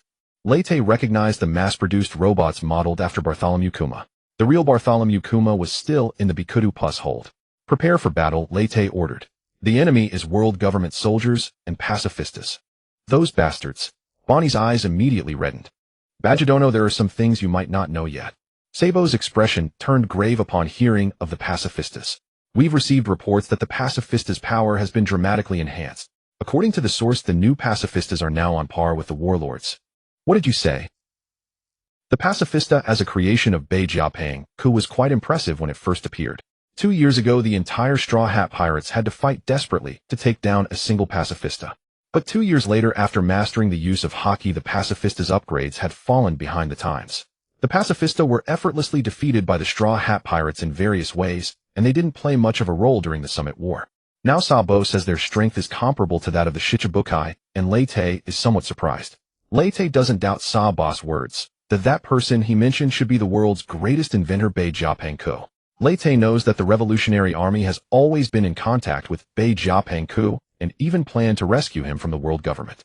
Now it seems the Revolutionary Army's plan has failed. They lost the tyrant and suffered losses, but they still have a channel to contact Bei Jiaping Ku.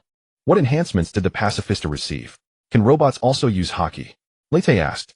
Of course not. Captain Buggy, have you heard of lineage factor? Sabo probed. Lineage factor. Artificial devil fruit. The pacifista have become devil fruit users, eh? Leyte said. It seems Captain Buggy knows quite a bit.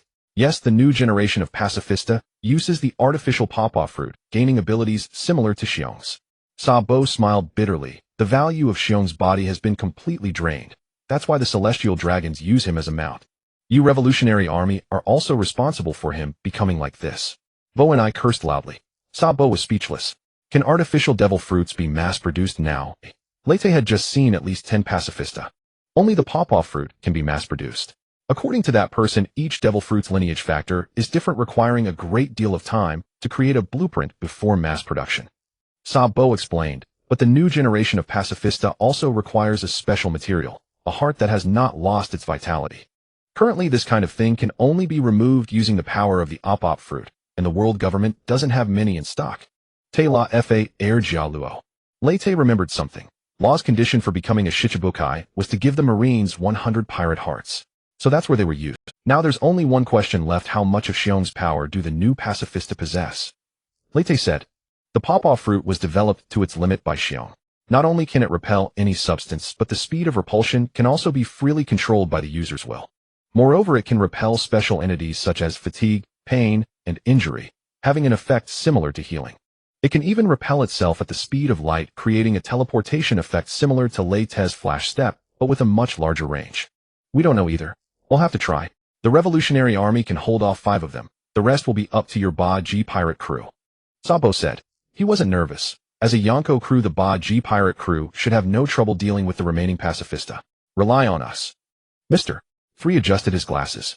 Captain Buggy, you know my smooth fruit is similar to Xiong's pawpaw fruit ability. I may not be a match for the pacifist. Mr. Free adjusted his glasses. Captain Buggy, you know my smooth fruit is similar to Xiong's pawpaw fruit ability. I may not be a match for the Alvito was a bit embarrassed. Captain Buggy, you know me. Machi, who had become as round as a ball, said with a serious face, I am known as the Beast King, but Richie the Lion has been weighing down my strength. Before I tame a new beast, I'm afraid. Before Machi could finish, he was knocked to the ground by Richie the Lion's paw. Captain Buggy, you know me. Kabaji, seeing the captain turn his gaze to him, quickly said, I've just unsealed my unicycle and need some time to adjust to the new power. So none of these guys can be relied upon. You 4 can handle one pacifista, right? Leyte sighed. The 4 people and 1 lion nodded frantically. Captain Buggy, I can also handle one, Bo and I volunteered. Good, leave the remaining pacifista to me. Late felt somewhat relieved at least there was one who could hold up the scene, even if just a newcomer. Well, Sabo hadn't expected the officers of the Buggy pirate crew to be like this. Could it be that the Buggy pirate crew's top combat power is only Captain Buggy? Speaking of which, the bounties of the Buggy pirate crew are indeed not very high. The red-haired pirates are known as the most balanced Iron Wall pirate crew with the highest average bounty. Then the officers of the Buggy pirate crew should be the Paper Wall pirate crew with the lowest average bounty. However, Sabo initially thought that they had been doing business all these years posing little threat to the world government, hence their low bounties. Now it seems, could their low bounties be due to lack of strength? Sabo shook his head. Maybe he was overthinking it, or perhaps the Buggy pirate crew had other hidden tricks. At this moment, the warships of the world government were already visible. Dozens of tall figures stood on the deck, their nearly 7-meter height, exuding immense pressure. Zhantao, when we cannot let them escape. The Wu Laoxing's order is to bury them at sea with the new pacifista. The world government military commander Cipandamu said somewhat neurotically, as long as I take the head of the clown Buggy, the celestial dragons will surely reward me well.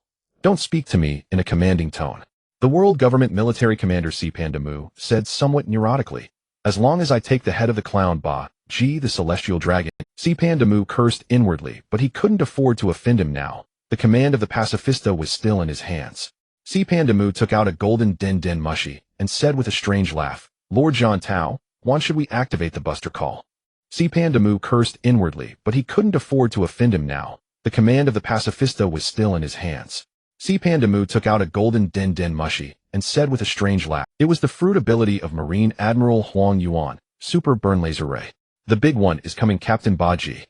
Boss body blazed with fierce flames ready to receive the impending impact. Late also wrapped the newly mastered Conqueror's haki around his sword. Against this kind of light attack, only he in the entire Buggy pirate crew could with Dragon's Claw Flame Dragon King. Divine Evasion. The three forces collided on the sea, raising huge waves, causing all the ships to shake violently. Steady yourselves, prepare to board their warship and fight. Only after Reito boarded the world government's warship and clashed with the new pacifista did he realize that the pacifista had been enhanced far more than just a little. The white lightning released by Reito was deflected by the pacifista using the pop-off fruit. Even when he used Conqueror's haki, imbued attacks, the pop-off fruit repelled most of the force. Fortunately, the pacifista could not use teleportation, making them less difficult to deal with.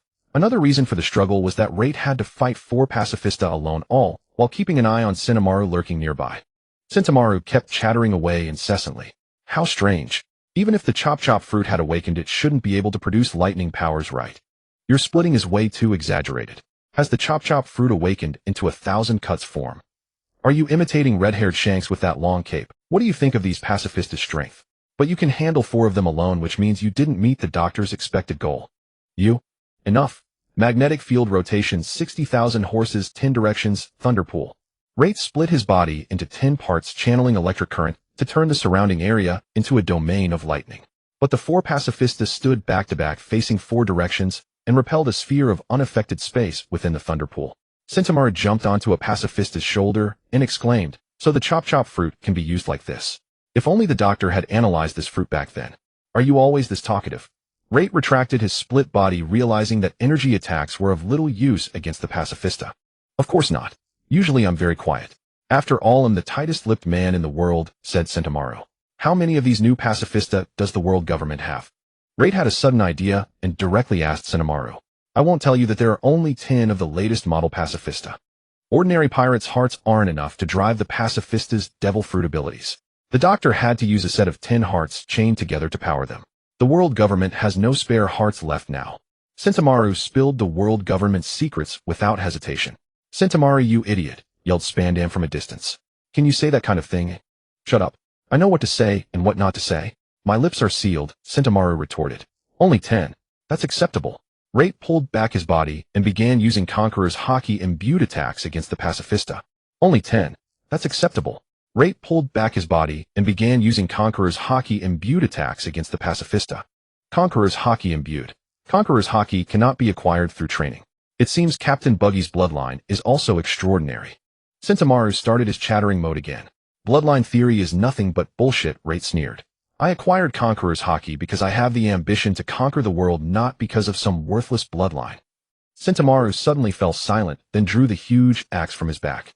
You are a respectable opponent, Captain Buggy. How could I miss such an opponent? Armament Hockey Demon Slayer. Sentomaru's arm and axe turned black simultaneously, striking fiercely at Rate. But it was useless. Rate's body simply split apart, dodging the axes. Let's have a man-to-man fight, Captain Buggy, Sentomaru said discontentedly. Relying on Devil Fruit abilities is no match. Then tell these 4 Pacifista to stop, and they'll have a man-to-man fight with you. Rate's main focus remained on the Pacifista. Forget it then. Sentomaru swung his axe a few more times, but found he couldn't harm his opponent at all. Your Devil Fruit ability can even ignore Hawkeye's swordsmanship. I alone am no match for you. Sentomaru sheathed his axe. But even if Captain Buggy can hold off 4 Pacifista, your crew can't do the same. Rate took a moment to check the battle situation and found Sentomaru was right. Bonnie was fine. Her Devil Fruit ability seemed to control the life energy within her body, allowing her to switch between weak and strong states. When weak, she could turn into an old woman. When strong, she could become a young adult. Now she had transformed into a mature woman, using her peak physical condition to fight the Pacifista with hand-to-hand combat. When weak, she could turn into an old woman. When strong, she could become a young adult. Now she had transformed into a mature woman, using her peak physical condition to fight the Pacifista. Mr. Three's candle could block Magellan's poison, but it couldn't stop the pop-off fruit's repelling ability. The Pacifista occasionally fired pressure cannons, only if Bonnie could maintain a stalemate. Mr. Three's situation was pitiful. As one of the highest-ranking officers of the Buggy Pirates, he was being chased around by a Pacifista despite having 5 allies. Mr. Three's candle could block Magellan's poison, but it couldn't stop the pop-off fruit's repelling ability.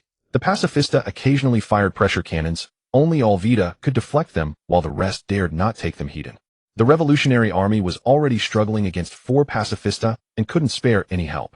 The ordinary crew members, however, held the advantage. The Buggy Pirates crew were pressing the world government's soldiers, proving their prowess from impel down. Can you all hold on? Rate asked. If not, he would have to include that Pacifista in his attack range. But Rate had only developed a few techniques with magnetic field rotation, though further development would take time. Using the chop-chop fruit for fission explosions made it hard to control the power. Captain Buggy, save us, the foreman group shouted along with the roar of Lion Ricky. Mr. 3 Galdino, as the second in command, you must always maintain your dignity.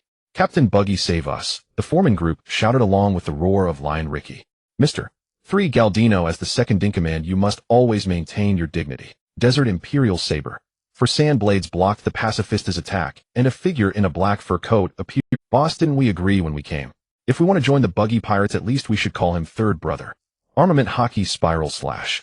A spinning black figure rushed toward the Pacifista, turning his arms into sharp weapons. Crocodile, exclaimed Mr. 3. Why are you here? Didn't Dazbones already tell you? Crocodile laughed. We want to join the Buggy Pirates. You? I know your nature. You would never be beneath anyone. What are you really planning? Mr. 3 didn't believe Crocodile. Captain Buggy. Crocodile ignored Mr. 3 and asked Rate, what exactly is the will of Pirate King Roger? I decided to set sail after watching his execution. Desert Saber. Crocodile plunged his hand into the sandified deck and a mass. I decided to set sail after watching his execution. Desert Saber. Crocodile plunged his hand into the sandified deck and a massive sand sword thrust out, striking at the Pacifista. There is no such thing as a will. Captain Roger merely gave everyone a reason to set sail. Leyte evaded the Pacifista's attack with a Shuanpa. What does your life need to be decided by others? Magnetic field rotation, 50,000 horsepower thunder roar cannon. Leyte struck the Pacifista with a black thunder orb. Crocodile, you're not a child anymore. Shouldn't ideals be something you decide and pursue yourself? Well said, Captain Buggy. Crocodile laughed heartily. So, why did you pretend to be a clown back then? The moment I learned you'd become an emperor, I wanted to come over and kill you on the spot. Crocodile, you bastard, you're up to no good. Mr. 3 said, what exactly do you want? I want to see if Captain Buggy truly has the strength to bear the title of emperor. If not, you might as well hand it over to me. Mr. 3 said, what exactly do you want? I want to see if Captain Buggy truly has the strength to bear the title of emperor. If not, you might as well hand it over to me. He had already realized how troublesome the Pacifista was, yet Buggy was handling 4 of them alone. The Roger Pirates were truly a bunch of monsters. If you can't beat them, join them. Leyte chuckled. What do you want from me? The chance to fight against formidable opponents. As someone who has become the enemy of the world, you are bound to be embroiled in battles. I want to grow stronger and surpass Whitebeard, declared Crocodile. If you want to fight strong opponents, why not just go to Mary Geos and kill a celestial dragon? You don't necessarily have to join my crew. Leyte said, I want to become stronger, not commit suicide. Crocodile knew that if he did as Buggy suggested, he would most likely be torn to shreds by the Marines. So do you agree or not? But let me be clear, my loyalty has its limits. Once I surpass you in strength, I will betray you without hesitation. Crocodile was somewhat irritated. This guy seems a bit Sundra. Leite thought to himself. Welcome to the Buggy Pirates. A warlord-level expert had come all the way to join, so Leite naturally had no reason to refuse. That's decisive. I knew I wasn't mistaken about you, Captain Buggy. You have the magnanimity that matches your ambition. You bastard. Even if Captain Buggy has agreed, he'll be keeping a close eye on you, Crocodile. Don't think you can pull any tricks. Mr. 3 said angrily. Don't worry. Until I surpass Captain Buggy in strength, I'll get along with him just fine. Crocodile laughed maniacally and unleashed his ultimate move. Armament Black Crescent Dune.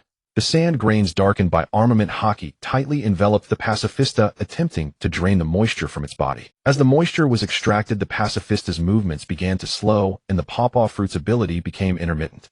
This guy's ability is quite troublesome. Sentomaru pulled out a notebook and recorded as he spoke. The pacifista's 10 hearts remain its weakness. Without moisture, its devil fruit ability declined. Although it was expected to reach the level of a warlord in actual combat, it still falls short. It seems abolishing the warlord system was a bit hasty. Is that so? This thing disrupted my peaceful life. A voice sounded behind Sentomaru. Huh. Sentomaru turned around and found a pair of sharp hawk-like yellow eyes staring at him. Dracula, my hawk, why are you here? A sense of dread suddenly crept into Sentomaru's heart. If you were quietly enjoying a drink at home, and suddenly a group of Marines came and blasted your house to pieces, you wouldn't ask such a stupid question. Mihawk said. Oh, that's not my fault. Sentomaru could sense that Mihawk was not in a good mood. In truth, he also thought the world government's blanket approach to abolishing the warlords was idiotic. Some warlords were indeed troublemakers and deserved to be suppressed. But why provoke someone like Mihawk, who usually stayed at home causing no trouble and didn't even care about losing his title? Even if his warlord status was revoked, he probably wouldn't have bothered to retaliate. But they had to send Marines to besiege him. One could only say that the victory at Marineford and the replenishment of Marine admirals had made the world government feel overly powerful. Coupled with the successful development of the final version of the pacifista, the Five Elders had developed an illusion of invincibility, leading not only to the abolition of the warlord system, but also to an offensive against the warlords. Those 5 old geezers holed up in their rooms pretending to be all mysterious. Could they be suffering from senile dementia?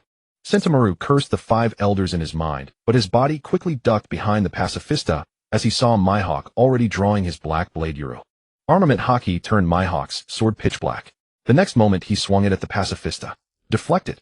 Sentomaru hastily gave the command. However, another flaw of the pacifista became apparent. They possessed only Bartholomew Kuma's abilities, not his combat experience.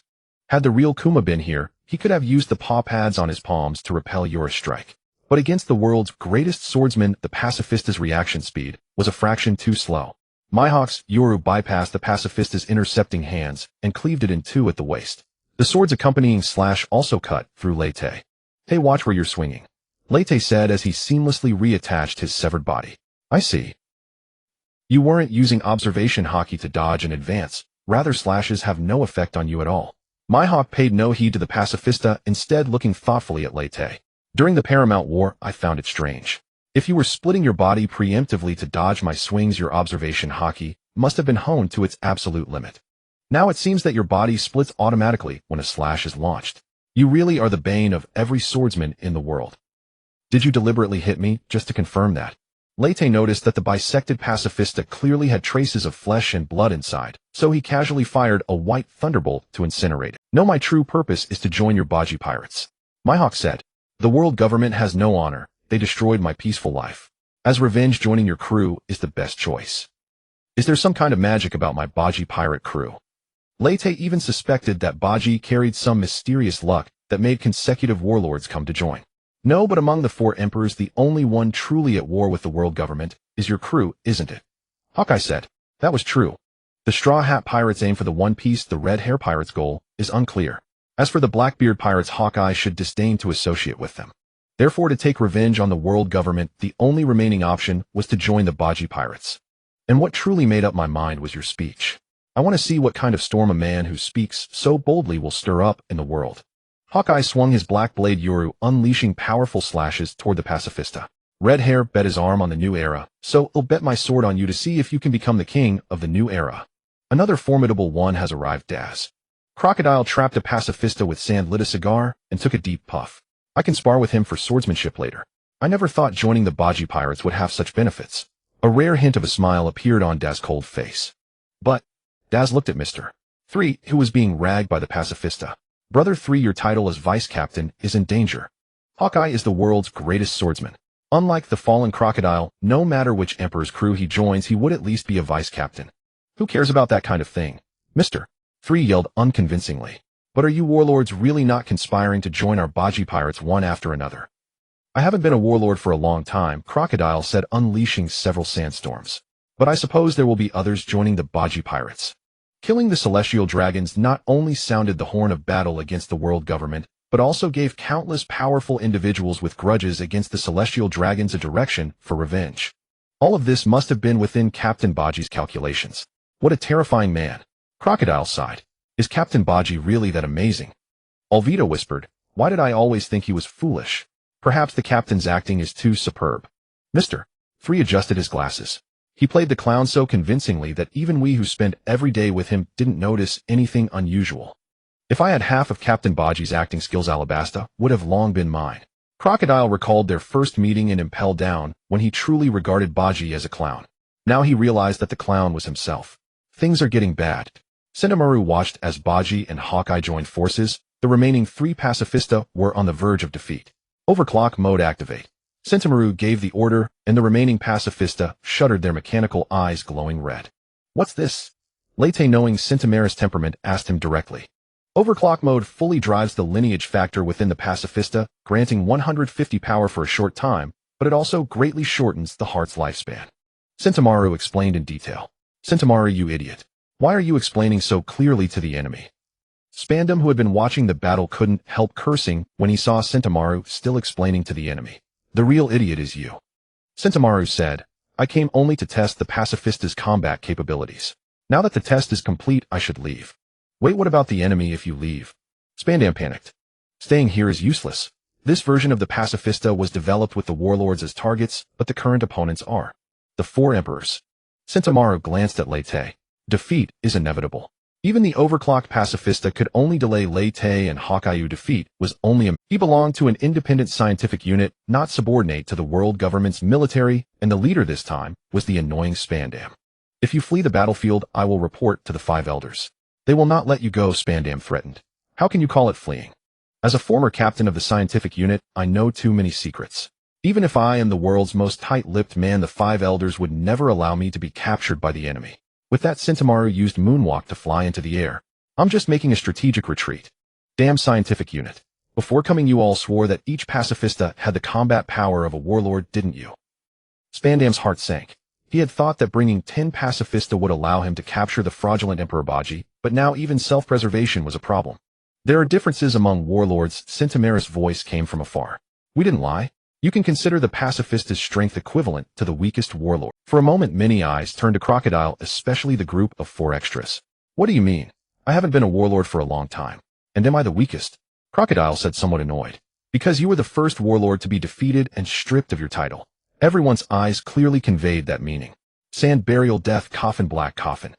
Crocodile's entire body turned to sand, forming a sand coffin that tightly imprisoned a pacifista. The pacifista used its pawpaw fruit ability to blast through the sand coffin, but sand particles immediately replenished from elsewhere. Inside the sand coffin, the moisture within the pacifista's body was gradually drained, its devil fruit abilities faded, and finally Crocodile crushed it into... I can handle many of these at once. Crocodile, now back in human form, looked pale. The move had clearly consumed a lot of his stamina. There are many more over there, Mr. 3 pointed toward the Revolutionary Army. Help them out. I should have left you to become banana crocodile feces. Crocodile glared fiercely at Mr. 3. They'll go help them eliminate the enemy right now. Crocodile didn't want to be labeled the weakest warlord in history, but it was no longer necessary. They'll go help them eliminate the enemy right now. Crocodile didn't want to be labeled the weakest warlord in history, but it was no longer necessary. A fierce wind rose over the calm sea. The Revolutionary Army fighters engaged in battle broke into smiles. Flame Dragon Claw Fist, Flame Dragon King. Sabo struck a pacifista with his ultimate attack. At the same time, a voice came from above. Gale Dragon Claw Fist, Storm Dragon King. The black storm transformed into dragon claws, leaving 3 deep, bone-deep gashes on the pacifista. The power of flames surged into the pacifista through the wounds, triggering an explosion. A dark figure clad in a black robe with a crimson square tattoo on his left cheek appeared before the crowd. Commander-in-Chief. The Revolutionary Army's morale soared. Their leader, Monkey D. Dragon, had joined the battlefield. Did you invite him, Captain Buggy? Hawkeye asked. No, I just happened to cross paths with the Revolutionary Army. We have no real connection, Leite said. Since I've decided to join the Buggy Pirates, my stance is the same as yours. There's no point in hiding, Hawkeye said, utterly unconvinced by Leite's words. 2/3 of the Revolutionary Army's high command were right here, and he still claimed to have no connection with them. Why does no one believe me when I tell the truth? Leite, coordinating with Hawkeye's unleashed thunder roar cannon and struck the pacifista. Just like your strength, you hide your true nature too well, Hawkeye. I'm curious about one thing. Does Shanks know your true strength? I recall he invited you to sail with him back then. Were you eavesdropping the whole time? Leite then recalled that the first meeting between Buggy Red Hair and Hawkeye had been in Logue Town. I just happened to overhear. And Crocodile and Dragon were there too, Hawkeye said. Now fate has brought us together again. The insignificant nobodies of those days have become the formidable powers of the sea. Let me witness the swordsmanship of the Pirate King Roger, and see how the same style differs in your hands compared to Shanks. Hawkeye halted his blade, his sharp eyes fixed. So this is your true purpose. Leite released his conqueror's haki, wrapping it around his sword. Captain Roger actually didn't teach much. Leite sifted through Buggy's memories of sword training. This technique is called Divine Adversary. Black sparks danced along the sword, turning into crisscrossing slashes of sword energy that flew toward the pacifista. The pacifista tried to deflect them with the pawpaw fruit, but the conqueror's haki-infused force struck directly into its body. Leite could see blood bursting from the pacifista. The heart inside its body had been shattered by the conqueror's haki. The sword in Leite's hand shattered as well. It was merely a fine weapon, unable to withstand the power of conqueror's haki. The swordsmanship was crude, but the intensity of the conqueror's haki was no less than Shanks. No, it was even stronger than Shanks. Buggy's conqueror's haki carried the ambition to swallow the world. Hawkeye assessed Leite's swordsmanship from the side. My friend, why did you bet the new era on Luffy instead of choosing to forge an era yourself like Buggy? We are not old yet. Hawkeye swung his black blade Yuru and charged at the other two pacifistas. Leite went to help Bonnie. You guys go capture the commander here. As he passed the group of 4 minor characters, Leite ordered them to catch Spandam. Don't let him escape. Spandam was just a useless weakling. The 4 of them should have no trouble catching him. Yes, Captain. Mr. 3 finally found something to do. Let's go. Richie, remember that guy's scent. Don't lose him. Moji spotted Spandam's trail and began directing the lion Richie. Leite was a bit surprised to see the lion Richie sniffing around like a dog. Could Moji actually be a beast-taming genius training a lion to behave like a dog? The mature-looking Bonnie was evenly matched against the pacifista, the two locked in a fierce stalemate. Leite watched for a while and felt a bit dizzy. Bonnie's figure was already impressive, but after aging into a mature woman, it seemed there was still room for development. Her white short-sleeved shirt was doing its best to cover her, but it was struggling. Leite was afraid it might burst under the strain. Captain Buggy, go help the others. I can hold out. Green light flickered on Bonnie's body as her injuries rapidly. I'm more worried your clothes won't hold out. Your healing ability isn't unlimited, right? It comes from the food you eat. Leite flashed into the fray. That's right, so I keep eating whenever I have time, Bonnie admitted readily. A single pacifista wasn't all that difficult to handle. The pawpaw fruit couldn't provide perfect defense. Especially after learning the pacifista's weakness, Leite used his Bara Bara Nomi ability to disassemble the pacifista's mechanical parts, exposing the core flesh and blood tissue. Then he easily paralyzed the pacifista with white thunder. Is there really such a huge gap in our strength? Bonnie stared at the fallen pacifista, a sense of unwillingness welling up inside her. When they first debuted as supernovas, their power levels were similar. Yet in just a few years, some had risen to the position of Yonko, while others had become great pirates with bounties of 3 billion. And she couldn't even rescue her father without relying on others. Compared to me, I'm much older than you. Leite looked at Bonnie's expression and hesitated for a moment. Oh, I forgot the captain is from the previous generation. Bonnie reverted to her younger form and cast aside her complicated feelings. But Captain, have you met Luffy? Is he really that strong? Well, it's not a matter of strength. Fighting him is just a painful experience. Leite thought that if Teacher Kaido had a chance to choose again, he definitely wouldn't have fought Luffy. For one thing, the constant sit-ups were unbearable. Leite didn't want to clash with Luffy until he had either cultivated magnetic field rotation to its peak or mastered the ability, but Luffy's goal was the One Piece. He could play his pirate treasure hunting game, while Leite set out to conquer the world. The two didn't conflict. However, with Hawkeye and Crocodile joining, they might be able to take down Wano country. The terrain there was perfect as a logistical base. The Red Sheath, 9 heroes. Leyte wanted to see if they could defend Wano without the help of Luffy's crew. The addition of Hawkeye rendered the battle utterly devoid of suspense, and the arrival of Dragon brought it to an early conclusion. As the pacifistas were defeated one by one, the world government's forces crumbled.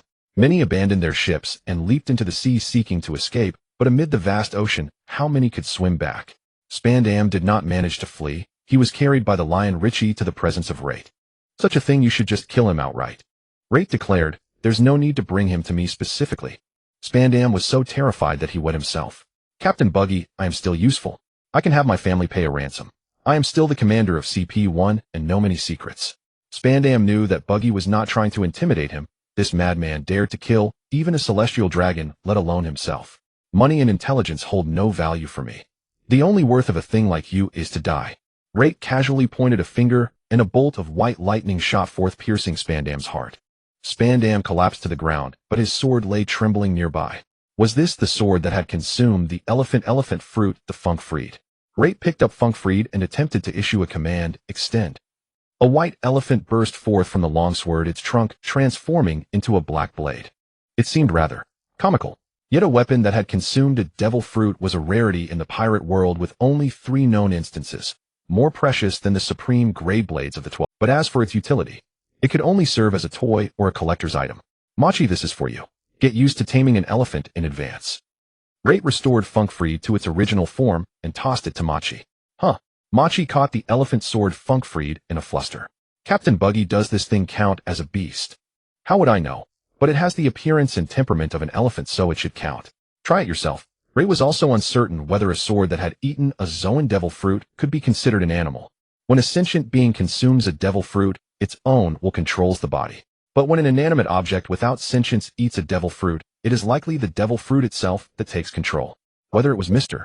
Four's Dachshund Gun Lasso or Navy Captain Shuz's Alpaca Cannon Alpacagino, both exhibited to some extent the personalities of a dachshund or an alpaca. Since the Nika fruit possesses a will, it is possible that other devil fruits also harbor consciousness, especially among Zoan-type devil fruit. Those who consume Zoan devil fruits may also have their personalities somewhat influenced. As for the artificial pawpaw fruit on the pacifistas, it seemed to reside in the heart of the pirate, which is why the heart became their weak point. Rate was pondering this when Dragon, having finished cleaning up the battlefield, arrived with the Revolutionary Army commanders. Crocodile and Hawkeye, seeing this, positioned themselves behind Rate. Since they had joined the Buggy Pirates, it was natural to support their captain. Dragon was taken aback when he saw the two standing behind Rate. How had they come to be with the Buggy Pirates? Captain Buggy, thank you very much for rescuing these reckless fellows. Rate replied. In truth, the Revolutionary Army commanders had also helped him considerably, although the trouble for the Buggy... Rate replied. In truth, the Revolutionary Army commanders had also helped him considerably, although the trouble for the Buggy Pirates had originated from these very Regardless, the Revolutionary Army owes you a favor, Dragon said sincerely. If you ever need anything, do let us know. If the Chief of Staff and the 4 Army commanders had all been captured by the Navy, the Revolutionary Army's high command would have been reduced by 2/3. To rescue their comrade Bartholomew Kuma, the Revolutionary Army had mobilized almost all their forces. Where will Captain Buggy head next? Why not visit the Kamabaka Kingdom and let us fulfill our duty as hosts? Dragon invited. Since Captain Buggy has declared war on the Celestial Dragons, we are allies. No, I still need to recall the Buggy delivery crew, so I won't go there. Rate refused outright. If it were any other place he might consider it, but the Kamabaka Kingdom was too much for his eye. This ship is yours. Let us part ways here. Although both were enemies of the Celestial Dragons, Rate's ideals differed from those of the Revolutionary Army. In the Revolutionary Army's view, overthrowing the Celestial Dragons' rule required mobilizing the common people, and that was how they had seized control of several countries. This method might work in an ordinary world, but the pirate world was one where the strong reigned supreme. A single powerful individual could easily overpower a nation, rendering the strength of the masses insignificant. Rate believed that rather than inciting uprisings, the Revolutionary Army would be better off cultivating more powerful fighters. Of course, Rate did not deny the positive role of the Revolutionary Army. They had brought hope to many oppressed commoners. Dragon also sensed Rate's lack of enthusiasm toward the Revolutionary Army. Regarding Bartholomew Kuma, what do you want to do? Bonnie flared up upon hearing this. Take him away and continue using him as a tool. Dragon, who presumably knew the relationship between Kuma and Bonnie, explained awkwardly, we never expected things to turn out this way. I won't allow you to take him. He will stay with me on the Buggy Pirates. The world government reduced him to this state, and I won't forgive them, Bonnie declared with hatred.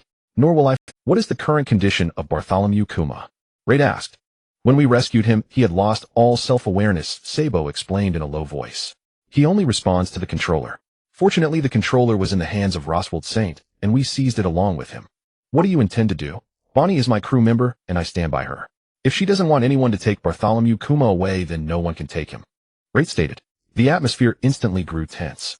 Crocodile lit a cigar. Quite imposing, Captain. Hawkeye said nothing, merely watching dragons. Bonnie's eyes reddened. Thank you, Captain. But Bartholomew Kuma is a Revolutionary Army commander. Sabo tried to protest, but Dragon stopped him. I understand. By all rights, Bartholomew Kuma should stay with Miss Bonnie, Dragon said in a grave tone. However, Dragon paused, stepped forward, and lowered his voice. If anything unusual occurs with Bartholomew Kuma in the future, I hope Captain Buggy will inform us. It is of great importance to the Revolutionary Army. It even concerns the overall plan of the Revolutionary Army. I hope Captain Buggy can assist us once more. Please. Lei Tay and Long exchanged den mushy numbers, and then Long watched as Lei Tay and the others departed. Chief, why did you let them take Bartholomew Kuma? Asked Lindbergh, the commander of the Southern Army. Kuma is currently our only link to Vegapunk. If anything goes wrong with him, will that man notify us? The research institute where Vegapunk resides is a top-secret location known only to the highest echelons of the world government. Bartholomew Kuma sacrificed himself, agreeing to be transformed into a living human weapon in exchange for a meeting with Vegapunk. But the institute seems to be mobile. Even Vegapunk doesn't know where it will appear next. That's why the Revolutionary Army cares so much about Bartholomew Kuma. We can only hope he keeps his promise. Otherwise, what can we do? Fight them when the time was right. That's why the Revolutionary Army cares so much about Bartholomew Kuma. We can only hope he keeps his promise. Otherwise, what can we do? Fight them. If we clashed, which side do you think would have the advantage? Long asked. Them probably. Lindbergh said somewhat dejectedly. Originally we would have had the upper hand, but with those two warlords the outcome is uncertain. What a domineering guy. If we had insisted on taking Kuma, he would have acted without hesitation. Lindbergh said somewhat dejectedly. Originally we would have had the upper hand, but with those two warlords the outcome is uncertain. What a domineering guy. If we had insisted on taking Kuma, Chief, where did you hear that rumor? Is it reliable? Asked Sabo, who was nearby. From my equally hot-tempered father. He wouldn't bother to lie. Long couldn't help but touch his head. That old man's fists were truly heavy. Let's go. Back to headquarters. The invisible wind filled the sails, and the warship carrying the Revolutionary Army set course toward the Kamabaka Kingdom, the kingdom of the Okama. The invisible wind filled the sails, and the warship carrying the Revolutionary Army set course toward the Kamabaka Kingdom, the kingdom of the Okama. Leyte led his people back aboard the Baikadapu. Captain, would you really go to war with the Revolutionary Army for a single crew member? Crocodile asked seemingly casually. Why not? I'd also like to witness the power of the world's most wanted criminal Monkey D. Long, Leyte said. I'm also curious whether Long is a Logia, or a Paramecia, or maybe a mythical Zoan dragon form. Do you treat your crew like family like Whitebeard? Crocodile said with a hint of sarcasm. No way. Don't get too close. I don't want to adopt sons. You're just my subordinates. Leyte's expression turned strange. What are you trying to do? Nothing. I'm relieved to hear that. Whitebeard is too soft-hearted. He's far from being a qualified king, Crocodile snorted. But Whitebeard never wanted to be a king. Crocodile, all he ever sought was family. That very obsession made him the strongest man in the world. Leyte said, what a ridiculous obsession. How could I lose to him? Crocodile said bitterly. There's nothing ridiculous about an obsession. The key is what you're willing to pay for it. Leyte said seriously. Whitebeard was ready to give up his life for his obsession because to him family was more important than life itself. Leyte said seriously. Whitebeard was ready to give up his life for his obsession because to him family was more important than life itself. So Straw Hat Luffy is now a Yonko while you've lost even your warlord title. Leyte directly tore open Crocodile's old wound. Crocodile's face turned pale. He was a deep thinker, always considering every angle before acting. How could he gamble away his precious life? So Straw Hat Luffy is now a Yonko while you've lost even your warlord title. Leyte directly tore open Crocodile's old wound. Crocodile said, my resolve is no worse than anyone's. Then go for it. Leyte looked around the Baikadupu. The ship needs a new meeting hall. Crocodile said, my resolve is no worse than anyone's. Then go for it. Leyte looked around. Crocodile said, my resolve is no worse than anyone's. Then go for it. Leyte looked around the Baikadupu. The ship needs a new meeting hall. The cramped captain's quarters are no longer suitable. The new crew members are all huge, especially Kuma, who can barely stretch his limbs in the captain's room. We can set that aside for now. Mr. 3 asked, Captain, where do we go next? Can you contact the buggy delivery service? Leyte found a map and pointed to a location. Tell them to meet us at this point ahead. That's fine, but we can't just drift at sea forever. Mr. 3 said. Of course not. Our target is here. Leyte pointed to a country on the map. We're going to seize its rule. Wano country. Mr. 3 read the name. Wait is in Straw Hat right there now. Mr. 3 recalled newspaper reports the Straw Hat Pirates and their allies had defeated Kaido, and Big Mom and Wano and Luffy became a Yonko as a result. That's right. That's the place, Leyte said. Then won't we end up in conflict with Luffy and the others? Mr. 3 asked. Wano should be under Straw Hat's control now. Don't worry, Luffy's goal is the One Piece. He has no interest in territory. Leyte knew that Mr. 3 and Luffy were friends. By the time we reach Wano, Luffy and his crew should have set sail again to continue searching for the One Piece. That's good. But Captain, why are you interested in Wano? It has a great strategic position, easy to defend, hard to attack. Surrounded by cliffs, the world government's forces can't get in. It's a perfect place to build power. I've heard the samurai there are quite skilled. I wonder if any are worth drawing my sword for, Hawkeye said, raising no objection to heading. I've heard the samurai there are quite skilled. I wonder if any are worth drawing my sword for, Hawkeye said, raising no objection to heading to Wano. Land. That's much better for me than the sea. I can bring out 80% of my strength. Let me show you all what I'm capable of. Crocodile also agreed to go to Wano. Then he'll contact the buggy delivery personnel. Once we're all gathered, well, set sail immediately for Wano. In the land of Wano, the boisterous banquet finally came to an end. Momonosuke, we're leaving tomorrow to set sail again, Luffy said, swallowing the last piece of meat with satisfaction. Luffy, isn't it good to stay in Wano? Momonosuke asked in confusion. We can have feasts every day. That's what you love most, isn't it? Though I love feasts, the sea is where I belong. And the man who's going to become the pirate king. Luffy patted his belly. Robin said she's found the road Poneglyph, so we can set sail. But what about Wano once you're gone? Momonosuke panicked. What if enemies attack again? Lord Shogun, we the 9 red scabbards will help you protect this country, Kinemon quickly interjected. Besides, Wano is a fortress-like nation, ordinary enemies can't break through. What if someone like Kaido comes again? Momonosuke remained worried. Ha, you worry too much, Lord Shogun, Kinemon laughed heartily. Kaido was one of the strongest emperors, and we defeated him. Who would dare to court death in Wano? Arrogant fool, Kid muttered disdainfully from afar. As if they were the ones who beat Kaido and Big Mom. Kid, you bringing that up now is a bit of a mood killer, Law. This is their country after all. I don't like this place. Kid had only bad memories of Wano. Where are you going, Sawtooth? Law noticed Kid rising to leave. Back to the ship, then out to sea to find that clown Buggy. How can a guy like him become an emperor? Kid said furiously. You're going to challenge an emperor again. Persistent as ever, Law shook his head. But be careful. He, like red-haired Shanks, was a crewmate of Joel D. Roger. From the live broadcast earlier, he's no pushover. Law knew he couldn't dissuade Kid. 2 years ago the man had dared to challenge Shanks, and now, with his awakened devil fruit, he was far stronger. He'll only know if he's strong after I fight him. Once I beat that clown, and become an emperor, red hair is next, Kid said, touching his He still remembered the nonchalant attitude of Shanks when he was defeated. Arrogant brat, the new world isn't a playground for you. You're not ready for the title of emperor. Consider this a little lesson. Then he lost his left arm. Kid still remembered the laughter of the red hair pirates officers. Captain, you can't chop off his arm just because you lost yours. The captain wants him to taste the pain of losing a loved one. The captain is left hand, but this guy isn't. Maybe he's used to using his right hand. Should we take both? Those damn bastards, and that despicable Shanks.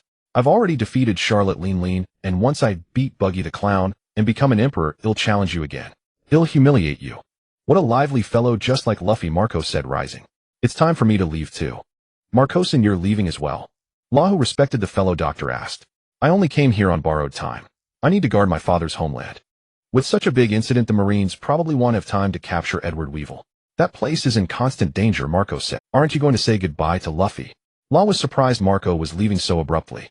No, we'll visit the cemetery of everlasting life to bid farewell. With that, Marco transformed into a blue phoenix and flew away. The endless revelry had ended, and the outside world was already contemplating the future. Come and register immediately. Kaido's reign of terror is over and your true masters have returned, shouted a samurai with a sword on the road. Under the wise leadership of Shogun Kazuki Momonosuke, you need only pay half the taxes you once did. Cheer for the benevolence of Wano's master. But we're destitute now? The 2 days of revelry consumed our last food. A discordant voice rose from the crowd. We've already considered that. The hero of the Kaido and Orochi subjugation, sword god Hyogoro, will lend you money, at a small interest. The samurai shouted. This is the true order of Wano. The shogun, the daimyo, and the underworld jointly maintain the stability of this nation. A new era has come. A new era. Marco looked down at the crowd. Most of the sword-wielding samurai were ecstatic, but after the wave of revelry the commoners who had come to their senses remained skeptical of the future. This is the country you fought to protect, Izo. It doesn't seem as beautiful as imagined. Marco flew to the cemetery of everlasting life in Ringo. At the center stood Oden's memorial tablet, while the sword god Ryuma had been moved to a side position. Oden, what were you thinking? If you had notified either the Roger Pirates or the Whitebeard Pirates, things wouldn't have come to this. Marco still couldn't fathom Oden's intentions. Beside Oden's tablet were a row of memorials for daimyo, who had fought valiantly for Wano. Marco recognized none of them except Shimotsuki Yasui. Had there been so many daimyo during the assault on Kaido? Finally, Marco found the tablets of Izo and Ashura in a corner. This is a country that forgets easily. Marco gazed at the corner tablets. Izo, how about I take you back to be with our father? The wind chime on the eaves chimed crisply. Then he'll take that as a yes. Izo, former commander of the 16th Division of the Whitebeard Pirates, rejoined the crew. Marco picked up the twin flintlock pistols from under the tablet. Though we're not blood-related, we're more like family. The Blue Phoenix flew away from Wano. Marco's gone. I haven't even thanked him properly, Luffy said upon hearing the news. He wanted to hurry back to Whitebeard's homeland. Besides, I think he was tired, Law replied. Then let's prepare to call Robin. We're setting out, Luffy said, perking up. Luffy, I want to see the final island, laughed Tail too. The pages about it in Oden's journal were torn out. Yamato said, looking at Luffy expectantly. Sure, you're a friend I recognize, Luffy smiled. But a moment later his smile vanished. Robin was missing. Mr. Sakazuki, I am currently aboard a CP-0 warship heading back. On board are remnants of Mr. Sakazuki, I am currently aboard a CP-0 warship heading back. On board are remnants of Kaido's crew and the world government's most wanted criminal, the devil child Nico Robin. The Green Den Mushi spoke. Well done, Green Bull, said Akainu. This is the only good news I've heard in days. Rahaha. The Green Den Mushi sounded slightly embarrassed. If I hadn't happened upon Nico Robin, I would have gone to claim Straw Hat's head. Do not do anything unnecessary. The greatest enemy right now is not Straw Hat. Return first, we can discuss the rest later. Akainu hung up the Den Mushi. At least that fool hadn't acted recklessly. The Straw Hat crew had defeated Kaido and Big Mom. They were no easy prey. Admiral Green Bull, could you hand Nico Robin over to us? A CP-0 agent approached. No need. I will keep her under my personal watch. Green Bull glanced at Robin, who was bound by vines. I wouldn't feel at ease handing her over to you. Your task is to speed up the warship and return to Marineford as soon as possible. I still need to help Mr. Sakazuki clean up this chaotic world. The CP-0 agent, seeing the cabin transformed into a botanical garden, silently withdrew. Such a beautiful lady. Why did you become a criminal? Green Bull sighed as he looked at Robin. You all know very well why I became a criminal. Robin retorted sarcastically. I do know. I looked into the destruction of the O'Hara Island of Scholars. Mr. Sakazuki was the one who executed the Buster Call. Green Bull said. You bastards. Robin's eyes reddened instantly. You're Marines, yet you slaughtered civilians. Is this your justice? But the world government explicitly forbids the study of ancient texts. Why didn't the scholars of O'Hara listen? Green Bull continued. I don't know what the poneglyphs record. Miss Robin, if the contents of the poneglyphs were made public, would the world's conflicts diminish? Robin fell silent. The poneglyphs not only recorded the Void Century, but also contained information about ancient weapons with the power to destroy the world. If news of Pluton and Poseidon were to spread, it would only incite greater turmoil. I once discussed the topic of justice with Fujitora. We have encountered corrupt Marines and noble pirates, but on the whole the Marines remain largely just. Green Bull used his vines to open a barrel of rum. So I'm sorry, beautiful lady, but I must hand you over to the world government. My comrades will rescue me. Robin showed no fear. Give up, they'll never catch up. Green Bull was confident. Even if they have a Vivre card, by the time they catch up, we'll already be in Marineford. I believe in Luffy and the others. They're the best comrades in the world. Robin declared solemnly. Will you join my Buggy Pirates and become my crewmates? Reito had set up a rendezvous point along the route to Wano country to gather the Buggy's delivery. But before the Buggy's delivery arrived, Reito unexpectedly encountered uninvited guests, the pirate Empress Hancock of the Kuja Pirates and the towering former Shichibukai Gecko. That's right, Captain Buggy. If you grant me one request, the Kuja Pirates will merge into the Buggy Pirates, said Hancock. What request? Reito had a suspicion. Captain Buggy, since you have already declared war on the Celestial Dragons, I hope that one day you will lead us to storm the holy land of Mary Geos. A strange light flickered in Hancock's beautiful eyes. That's no problem, but it will take time, at least not in the short term, Reito replied. Until he honed his strength to its peak, Reito was not prepared to go to Mary Geos, who knew what hidden cards the Celestial Dragons possessed. Your word is enough, Captain Buggy. Hancock gave a slight bow, the limit of her deference. The Kuja pirates are willing to become a weapon in your hands. If the enemy is the celestial dragons, please let us fight first. Was it hatred for the celestial dragons that drove them to join? And you, Gecko Moria? Why are you aboard Hancock's ship? Raid asked Moria, who stood nearby. According to what he knew, Moria should be with the Blackbeard pirates, yet here he was with Perona on Hancock's ship. Perona and I escaped from the Blackbeard pirates. We ran into Hancock on the way. Moria and Hancock were both veteran Shichibukai and had some rapport. After conversing, they found their goals aligned, so Moria abandoned his small boat and boarded Hancock's ship. Captain Buggy, I need the power of vengeance. If you can help me deal with Blackbeard, my life is yours. Once able to rival Kaido, Moria had long lost his former spirit, becoming a bloated figure. But Blackbeard had killed Absalom, one of his only 3 subordinates, and that enraged the veteran powerhouse. Absalom had already left the pirate life and become a freelance photographer, using his clear fruit ability to take pictures that everyone enjoyed. Yet it was precisely that fruit that brought him death.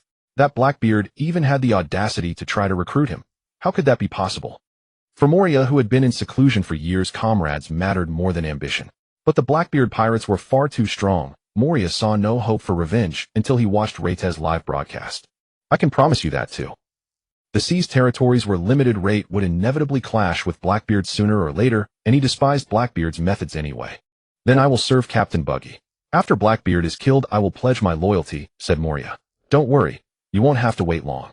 Moria's shadow fruit was actually quite formidable. His ability to create zombies was unique and might have great potential. With that, including Bartholomew Kuma, Reite now had 5 former Shichibukai under his command. Though each had their own motives, they could all fight for the Buggy pirates for now. With their strength, taking Wano country should be more than enough. Wano's main combat force consisted of the 9 red scabbards. 7 Shichibukai against the 9 red scabbards. Wouldn't that be a bit unfair to them? Captain Buggy Morgans from the World Economy newspaper wants to come take photos for the new wanted posters. Should we agree? Mr. 3 received a message from a Den Mushi. Captain Buggy Morgans from the World Economy newspaper wants to come take photos for the... Hurry up, print these newspapers and deliver them to every corner of the world, Morgans declared with exuberance. This was an underground printing factory where countless newspapers were being rushed off the presses, and a flock of news coups stood by awaiting orders. The newspaper was twice as thick as usual, but Morgans priced it at 200 berries, 4 times the normal rate. Yet he had no worries about selling them all. The Buggy pirates always managed to land a massive scoop, and Morgans adored them for it. Chief, the 5 elders are on the line. A news coup rushed over, clutching a Den Mushi. What is it? Morgans took the Den Mushi. What? You want to change the bounty amounts? Buggy the Clown has already stolen too much limelight. We've discussed it. His bounty must not exceed... The voice of the 5 elders came through the Den Mushi. Is the life of a celestial dragon not worth this bounty? Morgans pulled out a printed bounty poster. Beneath the image of Ryder, the amount was a staggering 8 billion berries. As I recall, the private bounties offered by Charlo Saint and Shaoria Saint have already reached 10 billion berries. Morgans had his sources and married Geos as well. Those celestial dragons were truly filthy rich. Your reporter birds are absolutely everywhere. The Den Mushi growled with irritation. Their private bounties don't count. The world government can only offer Buggy 5 billion berries. For a pirate crew like that, a mere 5 billion berries is rather low, don't you think? Morgans laughed. Do you take the world for fools? A bunch of washed-up nobodies huddling together for warmth. Do as we say, or the world government will not recognize such a high bounty. The 5 elders hung up immediately. A bunch of idiots. Final, change it. These headlines are already explosive enough. Morgans cackled wickedly. With a lineup like that, they're bound to pull off something huge sooner or later. When that happens, I'd like to see how you set the bounties. Soon after, flocks of news coups took flight, carrying the newspapers to every corner of the world. In the territory of the Whole Cake Island, the Blackbeard pirates had already launched their assault. Blackbeard casually grabbed a piece of cake from a nearby building, took a bite, and then spat it out. Pa, it's not cherry-flavored. Captain Blackbeard, the spoils are less than expected. Charlotte Linlin has no interest in money. Most of her treasure vault is filled with rare desserts. Lafitte remarked from the side. Ziaha, aren't there various races here? Contact the celestial dragons and sell them as slaves. The dragons will pay a good price. Blackbeard sneered. Also notify all the countries within the Whole Cake territory. From now on, they must pay berries in exchange for safety, not those damned desserts. Just then a news coup flew by and dropped a roll of newspapers. Damn it, that clown stole the show yesterday. Today's paper will be full of his exploits. Blackbeard opened the newspaper. Before long, a violent tremor shook the entire Whole Cake Island. How is this possible? Blackbeard's eyes widened. There has to be a limit to jokes. A surge of dark energy completely devoured the newspaper in Blackbeard's hand. Captain, what happened? Lafitte had never seen his captain so unnerved since he acquired the Gura Gura no Miz power. Speed up the conquest of the entire whole cake territory in the shortest time possible. Blackbeard didn't answer Lafitte directly. Instead, he personally, I will become the Yonko with the largest territory. Zia. Aboard the Red Force, red-haired Shanks finished reading the newspaper. Stop the ship. We can turn back. Oh, aren't we going to meet up with the Buggy Pirates? What happened? Beckman asked. See for yourself. That guy has pulled off something that shook the world. Shanks handed the newspaper to Beckman. Is there anything bigger than killing a celestial dragon? Beckman said. He glanced at the newspaper and fell silent. Ha ha ha, I knew it would be like this. Shanks burst into laughter. Even you couldn't have guessed. Indeed I didn't. How did he manage it? Beckman smiled wryly. I'd almost suspect it's fake news. Who knows? Shanks' smile faded and he sighed. But now Buggy's position as an emperor is unshakable. More than that, I'm afraid our Iron Wall Pirates title won't hold up anymore. Beckman passed the newspaper to the other officers. Then, that's even more reason to celebrate. Shanks shouted excitedly, bring out the good booze. Let's throw a grand banquet to toast my brother. Cheers erupted aboard the Red Force. An impelled down Doflamingo tore the newspaper in his hands into shreds. Don't feed me fake news. Is this world really that absurd?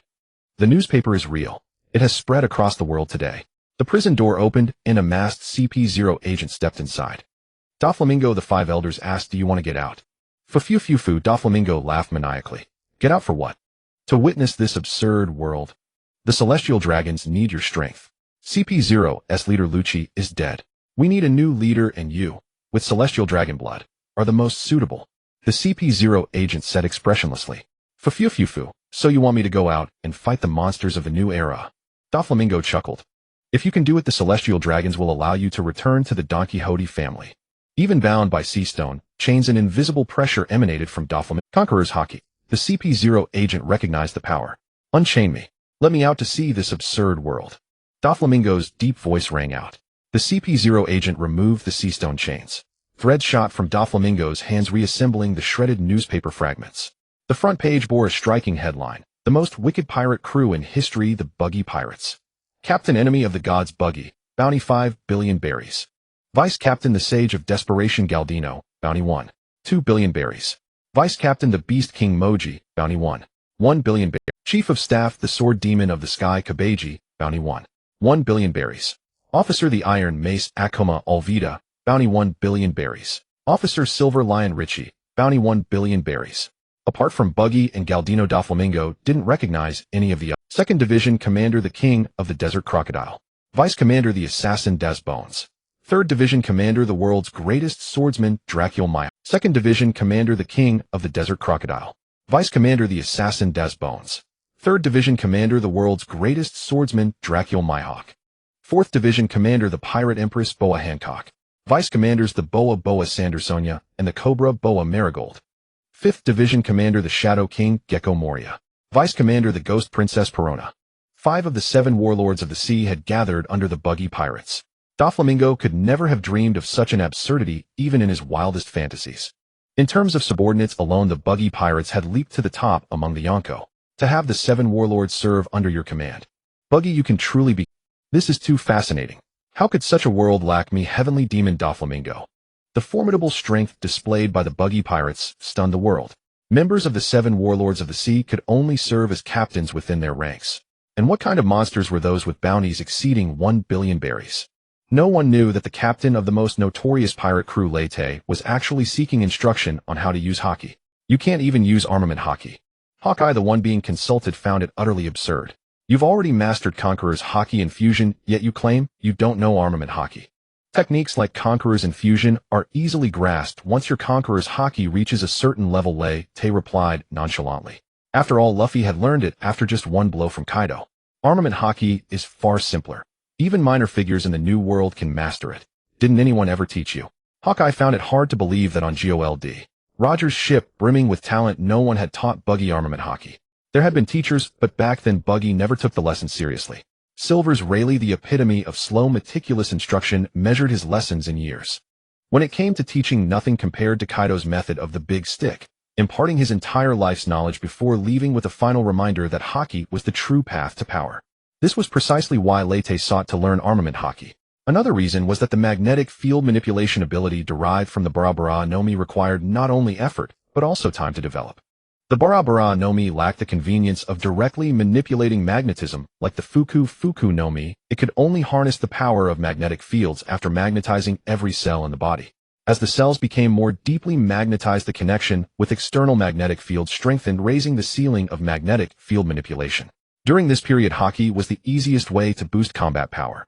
Just pretend I've never learned it, and teach me from scratch. Teach these guys too, Leite said, pointing at Mr. 3 and the others behind him. Captain, why did you exaggerate our strength? We don't even have the strength for a bounty of 100 million, let alone 1 billion. Mr. 3 and his crew muttered dejectedly. The new wanted posters had them the most panicked. That's to push you. Leite said, if you don't want to be used as stepping stones, train like mad. You've always been executives of the Buggy Pirates.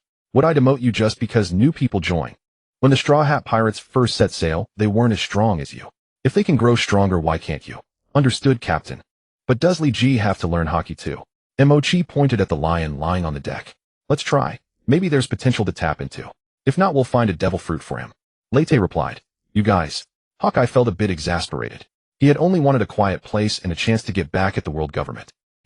Leite replied. You guys. Hawkeye felt a bit exasperated. He had only wanted a quiet place and a chance to get back at the world government. Hawkeye extended a finger, coating it with armament Haki, turning it pitch black.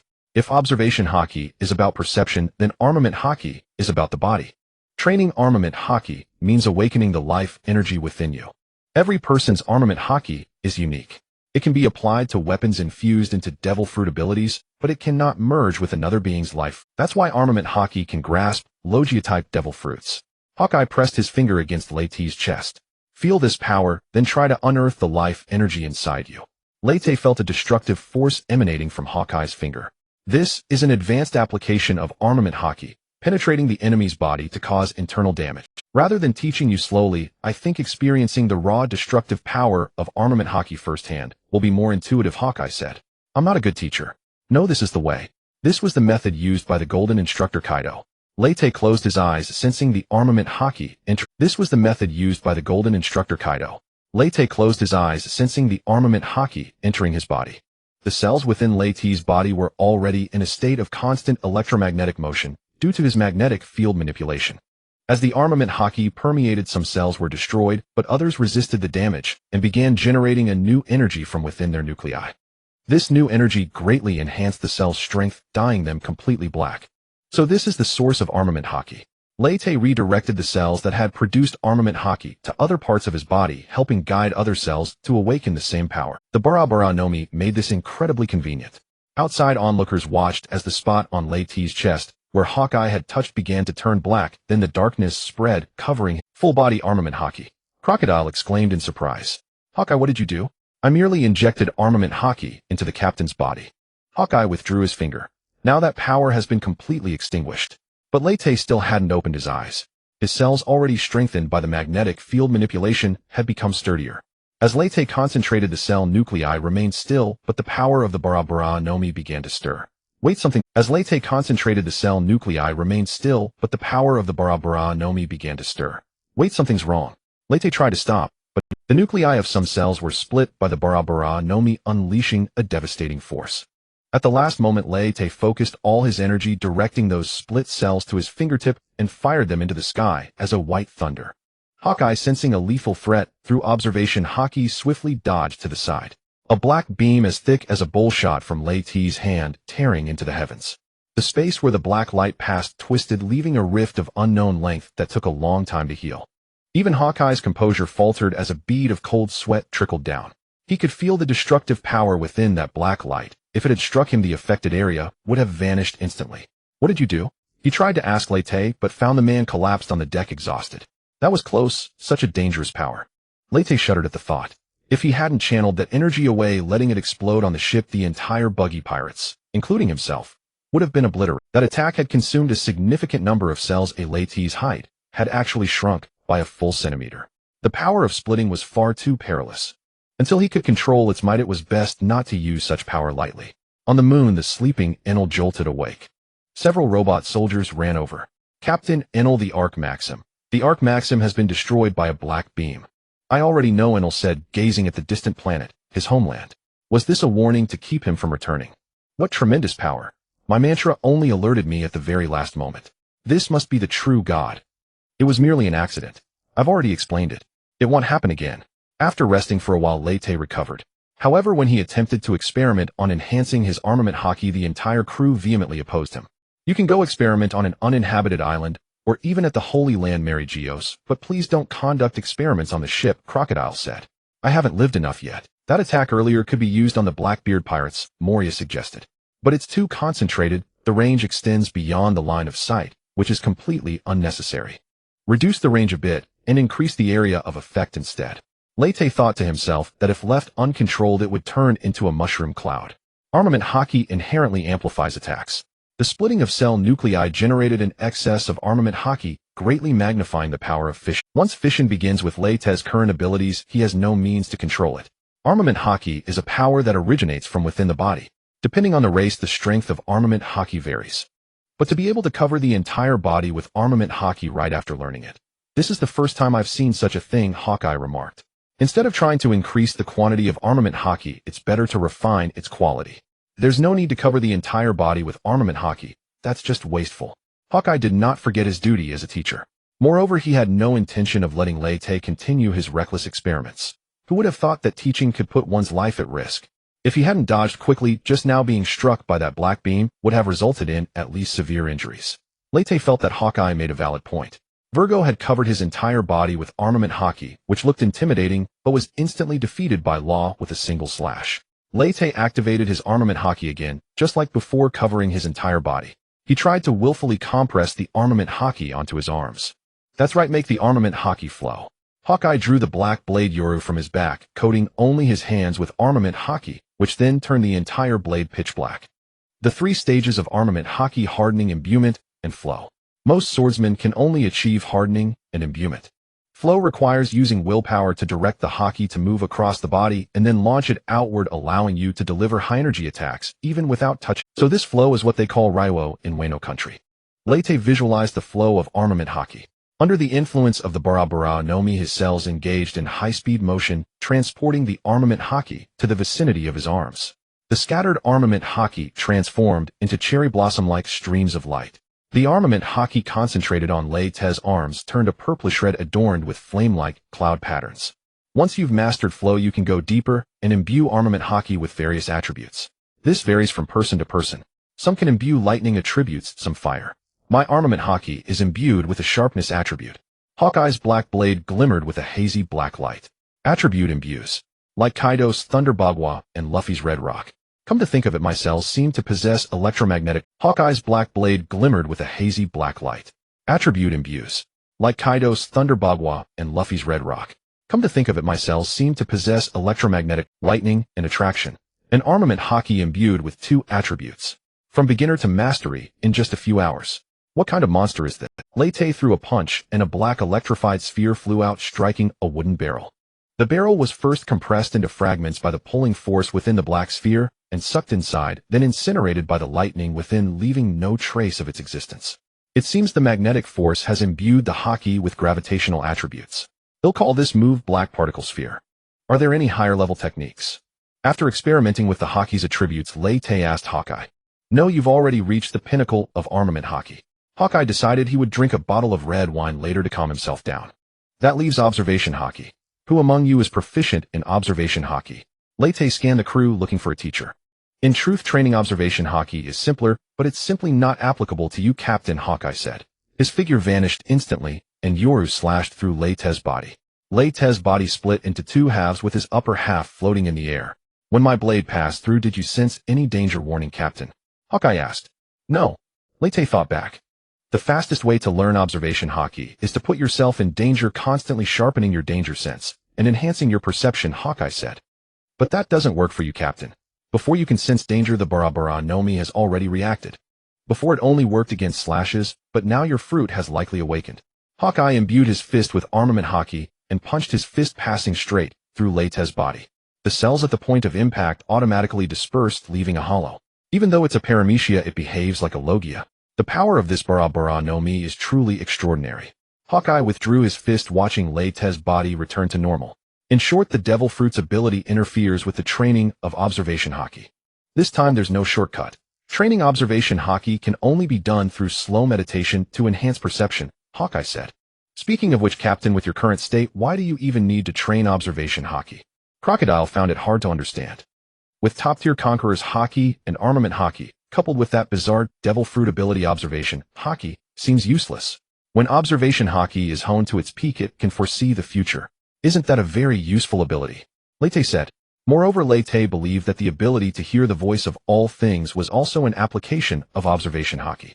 There is such a rumor, but I haven't heard of anyone who has trained observation haki to that extent, Hawkeye said. There is someone, but he just doesn't publicize it. Leite knew that the current strongest practitioner of observation haki should be Katakuri. Should he make a detour to Whole Cake Island in Tado Land? What Leite didn't know was that Katakuri had already fled from Whole Cake Island with some members of the Big Mom Pirates. Brother Katakuri, are we just going to escape like this? Looking at the burning Whole Cake Island, Charlotte Brulee's tears streamed uncontrollably. We are no match for the Blackbeard pirates, Katakuri said, clenching his fists so tightly that veins bulged. Staying there would only be a pointless sacrifice. Then where are we going? Charlotte Brulee asked. Wano country. We need to go there and see what exactly happened. Katakuri still couldn't understand how Luffy and the others had won against two emperors working together. The answer could only be found in Wano. Want you have something to eat, Miss Robin? Inside the cabin, Raikuju lolled lazily in his chair, a fruit tree growing from a seedling to 3 meters tall in a single breath, and a vine curled around a fruit, lifting it to Robin's eyes. Robin turned her head away, refusing to acknowledge him. How cold. Oh well, I can't bring myself to be angry at a pretty lady. The vine lowered the fruit and produced a newspaper. Want to see the news? The world outside is in chaos. Is it because Luffy became one of the 4 You're not planning another summit war, are you? Robin finally spoke. The world government had captured her, and Luffy would surely come to rescue her. Thinking of the fate of the Whitebeard pirates, Robin felt a pang of worry. That's possible too. The 5 elders specifically ordered your capture. Raikuju mused. By normal logic, killing you outright would be the simplest solution. But whether we do that depends on Sakazuki's thoughts. The Navy is different now from what it was. The vine rustled the newspaper. Though you're wrong about one thing. The Straw Hat Boy's thunder has been stolen.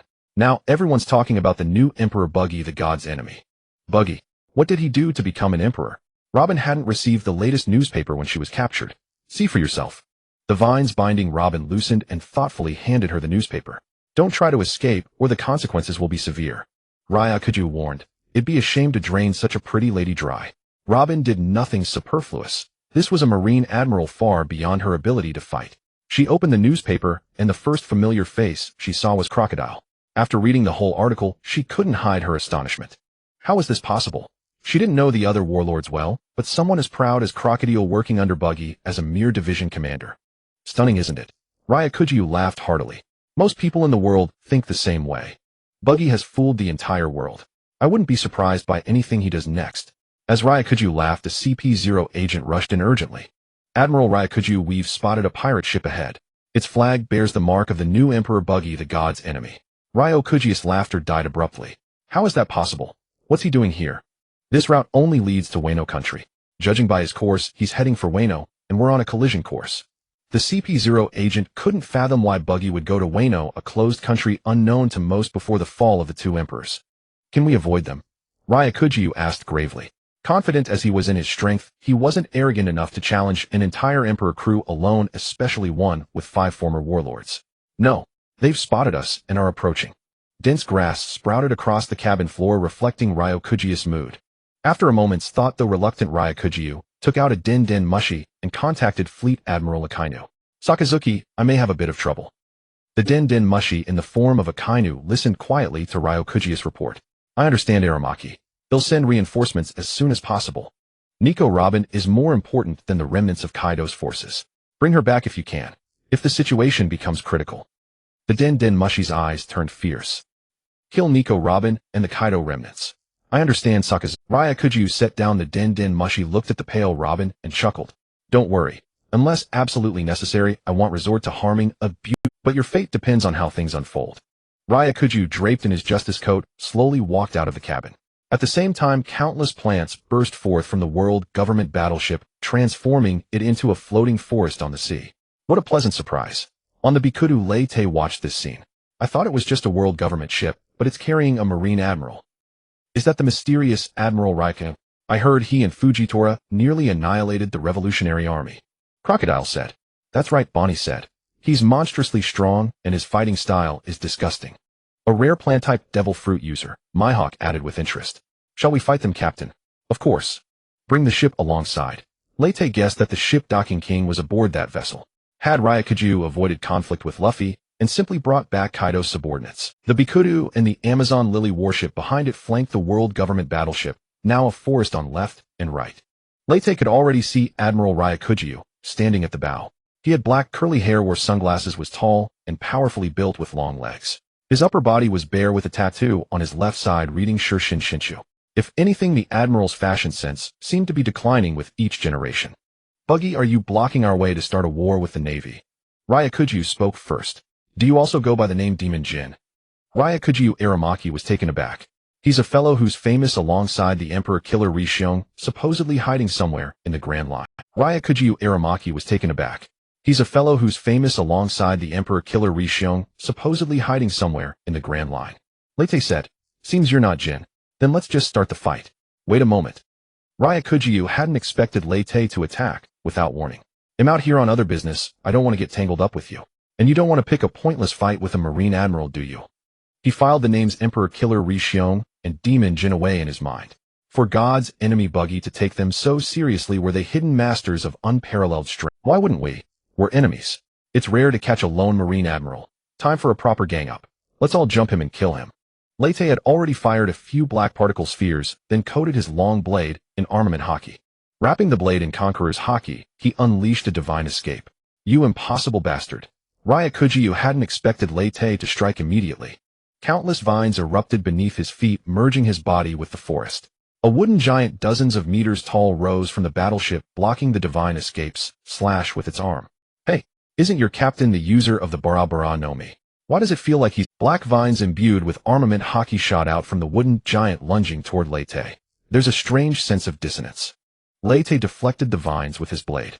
It feels like you're in the wrong show. Did you eat the wood fruit? This thing is almost identical to the wood golem jutsu. Leyte used flash step to appear on the giant's shoulder.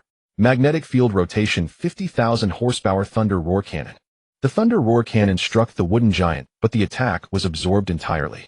A tree at the stern of the ship then exploded, its core carbonized by the intense heat. Redirecting the attack elsewhere, said Leyte. Don't give my devil fruit a weird name. The wooden giant swatted at Leyte with its colossal hand, while vines sprouted from its shoulder to bind his feet. Pressure cannon. A bear-paw-shaped shockwave deflected the giant's hand. It was Bo and I commanding Basyo-Mio-Shion to attack. The shadows of the trees on the ship came alive, transforming into sharp spears that stabbed into the wood. Mo Leah unleashed his own devil fruit ability, Shadow Spear. These guys don't seem to fear piercing attacks. Shadow Spear second form, Shadow Slash. The Shadow Spear morphed into jagged serrations, slicing through the vegetation on the ship. Hey big guy, look over here. Sweet beam. A seductive voice rang out, drawing the wooden giant's attention. A pink heart-shaped beam shot from Han Kook's hand, striking the wooden giant, but to no effect. He clearly looks like a lecher, so why isn't he captivated by me? Han Kook was astonished that Green Bull was immune to her sweet beam and not petrified. This guy's devil fruit awakening must have turned him into plant. And it's not entirely useless. Leyte noticed that a cluster of flowers suddenly bloomed on the giant's waist. For a plant, was that an erection? Damn it. Elegant foot. Han Kook lashed out in fury. Even a plant should be bewitched by me. The parts of the giant struck by her kick turned to stone and crumbled. Fortunately for a creature dozens of meters tall, such minor injuries were negligible. But what truly unsettled Green Bull was another opponent. Kuluaka Dayer stared at the ship full of plants. It seems I've found someone whose ability is weak against mine. He grinned savagely, placing his right hand on the deck. Ground desiccation, erosion cycle. Wherever Kuluaka Dayer touched, moisture was drained, spreading outward. The deck and the plants atop it turned to sand, the ground dying like a cracked wasteland. You bastard. Green Bull quickly activated his own devil fruit to counter the petrification. Green plants clashed against yellow sand in a stalemate, but lacking water for growth, the vegetation steadily retreated. The key issue was that they were on the sea. There was plenty of water beneath them, but Green Bull dared not absorb it. The wooden giant cracked and disintegrated. Green Bull shot out from within his katana, now coated in black armament haki, and charged at Kuluaka Dayer, the more dangerous threat. But a magnificent sword intercepted his attack, one of the supreme grade blades Yoru wielded by the world's greatest swordsman. Both new admirals carry swords. I wonder how your swordsmanship fares. Hawkeye looked like a predator spotting prey. He wanted to test his blade against strong opponents, though there were 2 men on Buggy's crew who wanted to spar with him. But DZ was far too weak, and the other. It's not that I'm not dodging. My Bara Bara no Mi is like this. Slashing attacks are useless against me anyway. Why not switch weapons?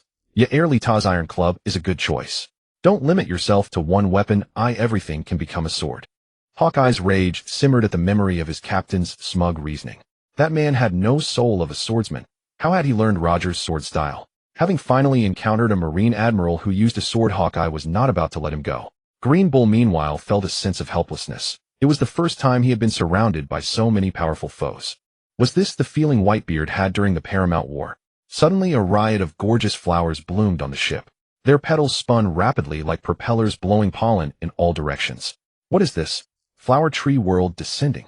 Lete held his breath and used armament hockey to form a barrier. Stop giving things weird names, Green Bull roared. This is paralysis powder. Unless you can hold your breath forever, inhaling even a tiny bit will immobilize you. He didn't expect this to actually defeat them, just to distract them. Green Bull swung his katana at Hawkeye while his left hand's fingers elongated, stabbing toward Hawkeye's abdomen from an awkward angle. If just one finger pierced his body, Green Bull could drain a massive amount of life energy. Another one without a swordsman's soul, Hawkeye sighed. Prelude to night. Hawkeye's vision darkened as Yoris blade shadows filled the space around him. The vines that had turned into fingers and were coated in armament hockey were severed by the sword shadows. In an instant, countless wounds covered Green Bull's body. But a green light flashed and the wounds healed. Captain Buggy, let's make a deal. Green Bull shouted while struggling to block Hawkeye's attacks. There are things on my ship that you'll definitely be interested in. They'll trade them for our safe depart. Half of the plants on the ship had already turned to sand, and Green Bull was too weary to grow more. Even without the others, Kuluakadair and Hawkeye alone were too much for him. Fortunately, he had absorbed a large amount of life energy earlier, allowing him to hold out for a long time. What could be worth more than a Marine Admiral's head? Lete said, besides, if I kill you, the things on your ship become mine. It's the officers of the Beast's pirates. I planted spore bombs on them.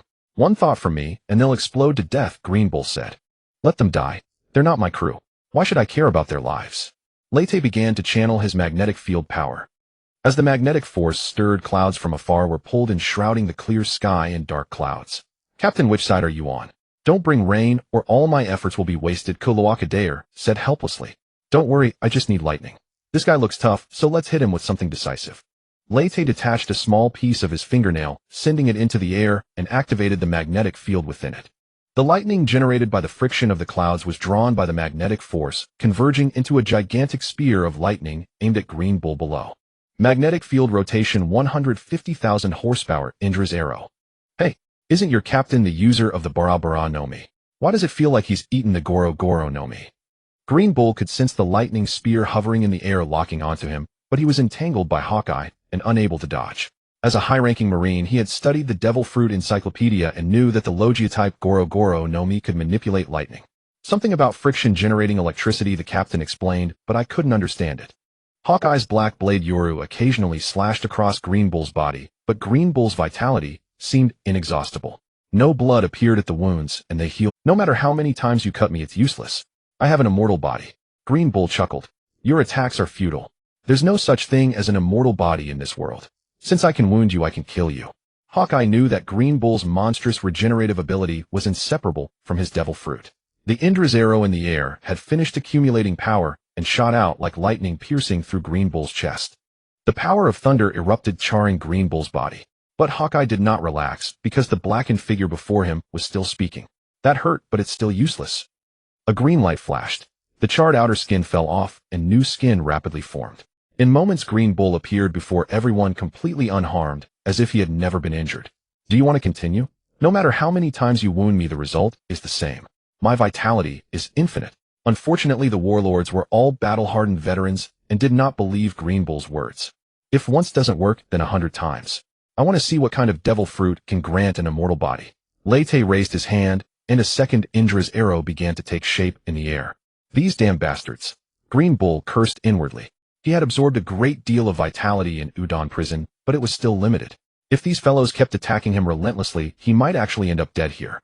Captain Buggy, aren't you running a military dispatch company? Kaido's men should be of some value to you. Why must you keep pestering me?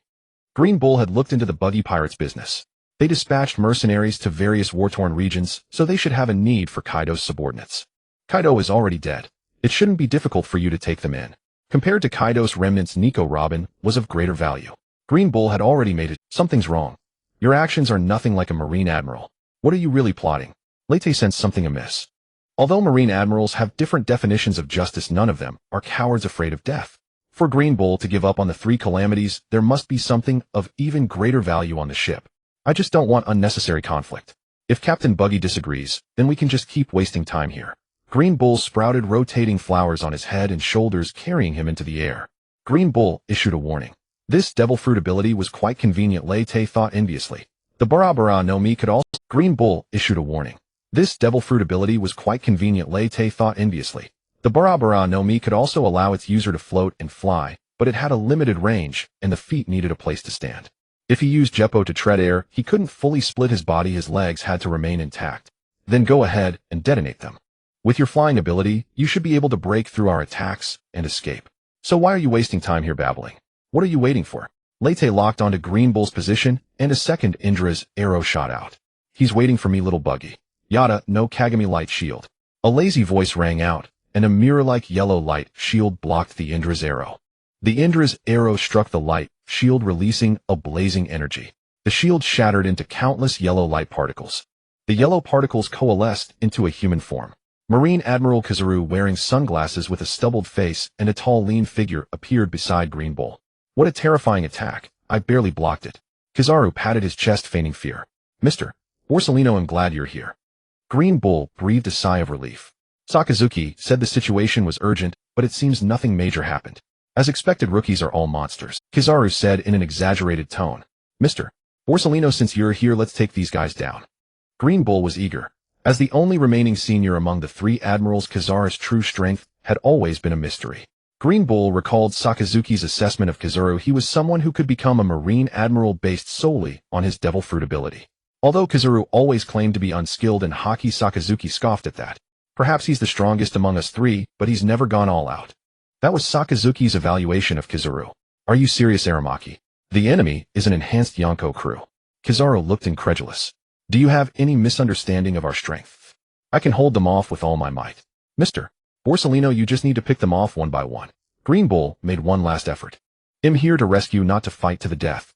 Aramaki, a Marine Admiral, is meant to balance the powers of the sea, not to be used as a disposable asset. Kizaru thought this guy was a younger version of Sakazuki, too stubborn. The enemy had Buggy, whose strength had inexplicably increased, Hawkeye, who had never fought at full power, and the other warlords each had their own specialties. If they really fought to the death, it was uncertain who would win. The Buggy Pirates were the world government's mortal enemies, but not necessarily the Marines. Fine then. Seeing that Kizaru was only here to help, Green Bull had to abandon his plan. Captain Buggy, can we talk now? Green Bull called out loudly. Leyte was also assessing the strength of both sides, and finally decided to let it go. Kizaru's strength was erratic, and with the Pika Pika no Mi's speed, there was no way to stop them from leaving. Leave the world government's warship, and you can go. Leyte said. Didn't Captain Buggy say he didn't care about Kaido's remnants? Green Bull was amused. Why not take them? Kaido's subordinates were all Zoan-type Devil Fruit users, tough and resilient. If they took over Wano, they could use them for production recovery. As for the 3 calamities and the Flying 6, they would decide later. Fine. But there are some CP0 agents on the ship. I need to take them with me. Green Bull stated his condition. Leyte agreed. Peace is better. Kizaru watched Green Bull enter the cabin and chatted with Leyte. Little Buggy, you've changed so much. You're like a completely different person from the Paramount War. Kizaru looked at Leyte. When you dodged my light beam attack back then, I knew you weren't simple. Wasn't that you going easy on me? Leyte's mind stirred. How could that be? I didn't know you back then. Why would I go easy on you? Kizaru's expression was strange. Could it be that Buggy really has the luck of a conqueror's hockey? At the time I was with Luffy, I thought you were going easy on the Straw Hats. Actually, Leyte also wanted to ask if Kizaru was a Revolutionary Army spy, but there was a commotion on the deck. A mass of vines burst through the deck, binding a group of men who had been nearly drained dry. Green Bull emerged with a group of CP0 agents in white robes. Kaido's men are all here. I leave them to you. We're leaving, Green Bull said. He created a small boat from plants and prepared to leave with the CP0 agents. Wait. Leyte suddenly called out to Green Bull. What? Captain Buggy doesn't intend to keep his promise. Green Bull placed his hand on the sword at his waist. You're the one not keeping the promise. Leyte looked at one of the CP0 agents. Even the loose white robe couldn't hide her devilish figure. Is that woman with measurements of 160-90 and edge cup really a CP0 agent? All around was silent, and everyone stared at Lei with puzzled looks. Since when did the captain have such a hobby? I remember he used to be only interested in treasure, right? Machi whispered. Maybe the captain has finally seen the light, but why hasn't he made a move on Sister Yerlita? Mr. Three's head blazed with gossipy flames. You bastard, who are you calling sister? Yerlita swung her iron club at Mr. 3. Well, Captain Buggy, I'd love to discuss the topic of beautiful ladies with you sometime, but the CP0S figure has nothing to do with you, right? Green Bull said. Is that so? Then have her remove her mask. Let me see if she's an acquaintance, Lei said. Among pirates there are many with chkup, but only Nike Luobin has measurements of 160-90. Lei had read countless books and had long memorized these data. No wonder Green Bull was willing to hand over Kaido's subordinates. He wanted to take the opportunity to abduct Nike Luobin. It must be the order of the 5 elders, but they probably don't know that now there is more than one person who can read the poneglyphs. The identity of CP0 is classified. Green Bull made one last effort. That person is Nike Luobin, right? Lei pointed at the chkup CP0. That person's body trembled. Captain Buggy, while I'm curious how you recognized her just by her figure, what does that have to do with you? Green Bull couldn't pretend anymore. A vine removed her mask, revealing the pale-faced Luobin. Just now Green Bull had threatened her life in the cabin and made her change into CP0S clothes, never expecting her to be recognized so directly. Captain Buggy recognized Nike Luobin just by her figure. Has he been secretly watching her all along? That's too perverted. Machi was stunned. Although her figure is indeed great, she's too young. Does Captain Buggy like women younger than him? Mr. Free pondered. Spread the word. Captain Buggy is interested in Luobin of the Straw Hat Pirates because she's young and has a great figure. Have you heard? Captain Buggy likes women from the Straw Hat Pirates because they are young and have great figures. Unbeknownst to him, Lei's preference had spread throughout the Buggy Pirates. At this moment, Lei was still unaware that his reputation had been ruined, and he was negotiating with Green Bull. Luobin is also your prisoner. According to the agreement, leave her here, and you can take the rest of CP0 away. Impossible. I only said I would give you Kaido's subordinates. I never said I would give you Nike Luobin. Green Bull naturally disagreed. Then there's no deal. Let's continue the fight. Dark clouds began to gather in the sky again. Little brother Buggy, Nike Luobin is a member of the Straw Hat Pirates. Are you sure you want to risk war with 2 Navy admirals for an outsider? Huan Yuan still wore a cynical expression, but his question hit the core. For the Buggy Pirates, Nike Luobin was not one of their own, and the Straw Hat Pirates were not their allies. How interesting. Kello lit a cigar and took a long drag. Ingyin, what do you think? It's none of my business, but fighting the Navy admirals suits me fine. But the people below might feel uncomfortable. Ingyin sheathed his black blade yoru on his back. The captain's orders are absolute, but if the captain is too selfish, the crew's morale will scatter. Walia walked over from the side. But Captain Buggy is so old, is he really interested in a little girl like that? Or maybe he has taken a liking to her talent. As Luobin's former boss Kello knew, she could decipher ancient texts.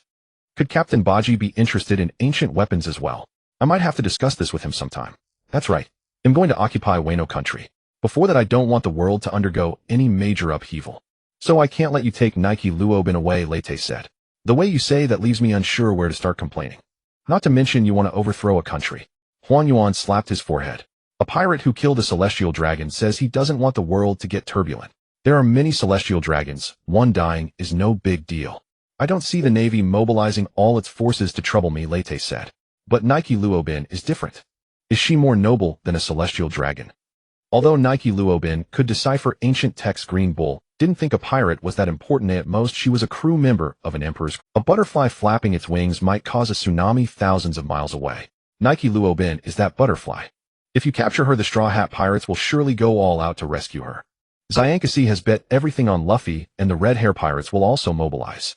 As a friend of Zyankasi, I naturally cannot stand by and do nothing. With 3 of the 4 emperors of the New World mobilizing, Haihozi won't miss this opportunity, and a full-scale war between the emperors and the world government will. Luffy is the son of Dragon, the leader of the Revolutionary Army. For both public and private reasons, Dragon won't let this opportunity slip. The Revolutionary Army might even mobilize in full force. The Navy hero Kapu just lost a grandson. If the world government engages in a deadly fight with Luffy, who do you think he will help? The best outcome is that he helps neither side. The worst outcome. Last time when Ace died, he was about to kill Sakasiji. Plus a bunch of people connected to Luffy, like Mingwang, Laylee, the remnants of Baihozi's crew. So tell me, is Nike Luobin more important, or a celestial dragon? Lei laid out the possible scenarios. Don't you understand the power of the biggest connection in the pirate world? I just want to take over a territory and develop slowly. If you insist on taking Nike Luabine, the world will immediately plunge into war, which will be much more intense than the Summit War. Huang Yuan and Green Bull both fell silent. They hadn't originally thought Nike Luobin was that important, but after Lei Te's explanation, it seemed it really might be the case. So the Straw Hat Pirates people were untouchable. Mr. Bayuo Shalinuo. Green Bull looked at Huang Yuan. Should we consult Mr. Sakasiji? Forget it, give them Nike Lu. I'll explain to Marshal Sakasiji myself. Huang Yuan felt a headache coming on, but he still took the responsibility. If a full-scale war breaks out, the ones who will suffer the most are the Navy and civilians, while the Celestial Dragons don't care about that. Even if there is only a slight possibility, we cannot take that risk. No need, I'll speak to Mr. Sakasiji myself. Green Bull snapped his fingers, and 2 mushrooms grew on Luobin's shoulder. Green Bull reached out and plucked the mushrooms, then threw them into the distance. 2 loud explosions sounded. The tiny mushrooms actually had the power of cannonballs. The spore bombs have been removed. Nike Luobin, you are free. Captain Baji, I believe that under Mr. Sakasiji's leadership the Navy will not compromise forever. Green Bull said to Lei Te before leaving. Next time we meet, we'll settle the score. You're not a beautiful Navy girl, I have no interest in seeing you again. Lei Te said lazily. If Captain Baji is willing to stay and impel down, he'll send beautiful Navy women to bring you meals. Want to consider it? Green Bull had already boarded the small boat with the CP0 members. This guy. But there are indeed a few beauties in the Navy. Captain Baji, you're not really considering his suggestion, are you? A faint voice sounded as Mr. 3 ran to Lei Te's side. Now we need to consider how to deal with these guys. On the deck, Kaido's subordinates, like a group of dried corpses, were letting out mournful howls. That Lunyo's ability is truly monstrous. The once obese Kuei-in had turned into a skeletal figure, leaving Lei Te somewhat astonished. What exactly did that guy suck in? Thinking about it is somewhat nauseating. It's a bit like your dehydration ability, Keluokitier. Mr. 3 recalled those whose bodily fluids had been drained by Keluokitier. He had experienced that sensation himself. It's different. My ability only absorbs water, while later rehydration can restore them to their original state. These people all look severely depleted. They need a long period of recuperation. Keluokitier examined them. Captain Baji, are you going to take them in? Save me. The skeletal Kuei-in raised his hand with difficulty. I am Kuei-in, the plague calamity of the Kai Duo crew. I can join your pirate crew. I am not only powerful in combat, but also one of the world's greatest scientists. Kuei-in was desperately showcasing his value. I can take in the others, but not you of all. Lei Te looked at Kuei-in with disdain. Why? Kuei-in had not expected this answer. You know very well what you spread the ice demon plague, indiscriminately killing more of your own men than the enemy did. Lei Te sneered. My pirate crew has no need for scum like you. They are just a bunch of trash. Not even worth as much as me combined. Kuei-in didn't know how this information had leaked, but he still tried to explain. My philosophy differs from yours. As a captain, one should treasure his comrades. A person like you, no matter how strong your abilities, will only tarnish my pirate crew. So take your leave. A bolt of lightning pierced through Kuei-in's head. One of the Baisho pirates, 3 calamities, the plague calamity, Kuei-in died. Well done, Captain Baji. Yueguang Molia spoke first.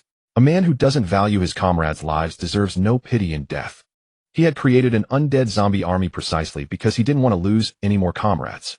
Unfortunately, one of his few remaining comrades had still died at the hands of Blackbeard. Is this the tradition of the Luajia pirates? It seems Captain Baji is quite similar to that fellow red hair.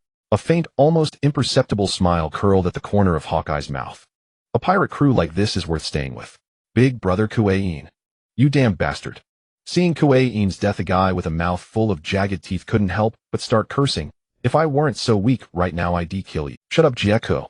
Jean, the flame calamity with white hair, brown skin, and black wings. Even in his emaciated state, his handsome features were visible, spoke up to stop him. That Kuei-in fellow brought it upon himself. Few pirate crews would tolerate his actions. Big brother Jean. Jieko, the drought calamity, though unwilling, obediently shut his mouth. Are you the Baji pirates? Jean looked at Lei Te with effort. The man before him, indeed, bore some resemblance to Clown Baji. Captain Baji is now one of the new 4 emperors. Mr. 3 introduced from the side. Have the new 4 emperors been chosen? The other one must be the Straw Hat Kid, right? Ridiculous. Jean recalled the battle at Gue Island, still finding it unbelievable. The invincible Captain Kai Duo knocked the Straw Hat Kid down time and again, yet the Straw Hat Kid kept getting up each time. Captain Kai Duo had done his best, but the enemy seemed to possess infinite vitality. Was this the Chowie Boy that Captain Kai Duo had been waiting for? In the end, he couldn't change the world. It is quite ridiculous. Kaido's defeat was somewhat unjust. Late agreed. Captain Buggy, can you save the others? Their actions aren't as vile as Koei-in's, they're just a bit dim-witted, Jean said weakly. As a price you can hand me over to the world government. I am the last survivor of the legendary Lunalia tribe. The world government will offer you a satisfactory price. Jean pointed to his black wings. That might not be possible. Compared to you, the world government probably hates me more. Late said. But right now I'm going to occupy Hajigua. After occupying Hajigua, you'll need some labor, and you Zoan fruit users are perfect for that. You want us as laborers? I can agree on their behalf. Hajigua has many weapons factories, we can restart them too. Jean said, please treat them. They don't have the vitality I do. Captain Kaido had already failed. Jean was somewhat despondent, but he still wanted to preserve the lives of the others from the Baisho pirates. This would serve as proof that the Baisho pirates once existed. Compared to being captured by the world government and sent to Tujin City, this outcome was probably better. There's one more thing. Reporting my existence to the world government would earn you 100 million berries directly. Not many can resist that temptation. Jean knew his race had been exposed and would be a big trouble. You don't need to worry about that. My pirate crew won't have people who betray for profit. If there are any, I'll handle them personally. Late said. Most of the Buggy pirate crew are personal fans of Buggy with extremely high loyalty, almost to the point of devotion. There shouldn't be many who would sell out the crew for profit. Unlock their sea stone chains. Late ordered. The Buggy pirates didn't have a skilled doctor, only a few ordinary medics who could bandage wounds. Jean and the others were likely malnourished, and the sea stone chains on them were also restricting their devil fruit abilities. If the sea stone chains were removed with the recovery power of Zoan fruits, eating some food should improve their condition greatly. Mr. 3 used his candle ability to create keys and unlocked the sea stone chains one by one. After removing the sea stone chains, Jean's spirits recovered somewhat immediately. Captain Buggy, aren't you afraid? We'll cause trouble after we recover our strength. Jean hadn't expected Late to remove their shackles. Actually, I could place restrictions on you to control your life and death, but that would be no fun. Late said. The Lunyo spore bomb gave Late an idea. He could also implant his hair into others' bodies, and within a range of 200 meters, he could trigger a fission explosion. The power was no less than the Lunyo spore bomb. This is an era lacking in morality, but there are still some who believe in such outdated things. I am one of. Since we have made an agreement, I trust that you will keep it. If they broke the agreement, Late could also send them to hell. Late's words left Jean stunned for a moment. I will keep them in line. He'll personally deal with any who misbehave. That is a man's promise. Jean said solemnly. Late ordered the Josha pirate ship to catch a few sea kings. When it came to hunting, the Josha pirate crew were experts. Late simply held a banquet, letting everyone feast and drink to their heart's content. After a hearty meal, the former Baisho pirates members recovered a lot of their condition. The Baisho pirates had vanished. Now they were provisional members of the Buggy pirates. If they performed well, Late would formally induct them into the Buggy. After the banquet, just as Late returned to the captain's quarters, a knock sounded. Captain Buggy, may I come in? Late never expected Nico Robin to come looking for him. Late at night. A man and a woman alone. A secret talk. Late instantly thought of many plots from adult comics. Unfortunately, Late was a man of honor. Seriously. Is there something you need? Earlier, Late had already told Robin that once Luffy came for her, she could return to the Straw Hat Pirates. Captain Buggy saved my life, and I haven't properly thanked you yet. Robin first bowed solemnly. Well, the will of J is far stronger than the will of D. Indeed, size is truth, and size is justice. Ahem. Ahem. There's no need for thanks. I already told you, I just don't want the world to fall into great turmoil. Late cleared his throat. One more thing. I heard Captain Buggy intends to conquer Wano country, is that right? Robin raised her head, her beautiful eyes fixed on Late. That's right. As an emperor of the sea, I need my own territory, and I've chosen Wano. What is Wano, an ally of the Straw Hat Pirates? Late asked. Just friends. The alliance ended after we defeated Kaido. Robin shook her head. Friends, huh? Then if I conquer Wano, would the Straw Hat Pirates oppose me for the sake of these friends? Late tapped his fingers on the table, speaking slowly. Robin didn't answer his question. Instead, she looked toward the liquor cabinet in the room. May I have a drink? Robin asked. Suit yourself. Robin crossed her hands and activated the power of the Hana Hana no Mi. The cabinet was opened by arms that bloomed like flowers, retrieving the red wine and 2 glasses. After opening the bottle and pouring 2 glasses, those arms vanished. Fortunately, those arms were as white as jade and full of beauty. If someone else used the Hana Hana no Mi, it would have been quite terrifying. Robin raised her glass and downed the wine in one gulp. If we're talking about friendship, the Buggy Pirates and the Straw Hat Pirates are even closer. During the Summit War, Captain Buggy saved Luffy and now he's saved me. How could the Straw Hat Pirates ever oppose you? Captain Luffy is very clear about such matters. As for those people in Wano, Robin poured another glass. They only take without giving. At least in my eyes, they don't even qualify as friends. It seems you don't identify with them. Leyte also took a sip of wine.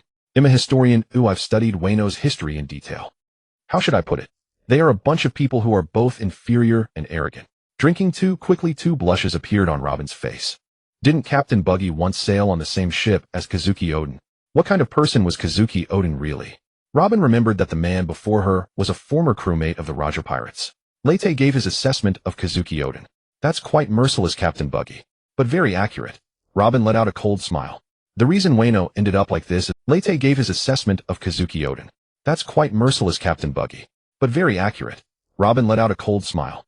The reason Wano ended up like this is largely due to Kazuki Oden. And yet such a man is hailed as a hero by all of Wano.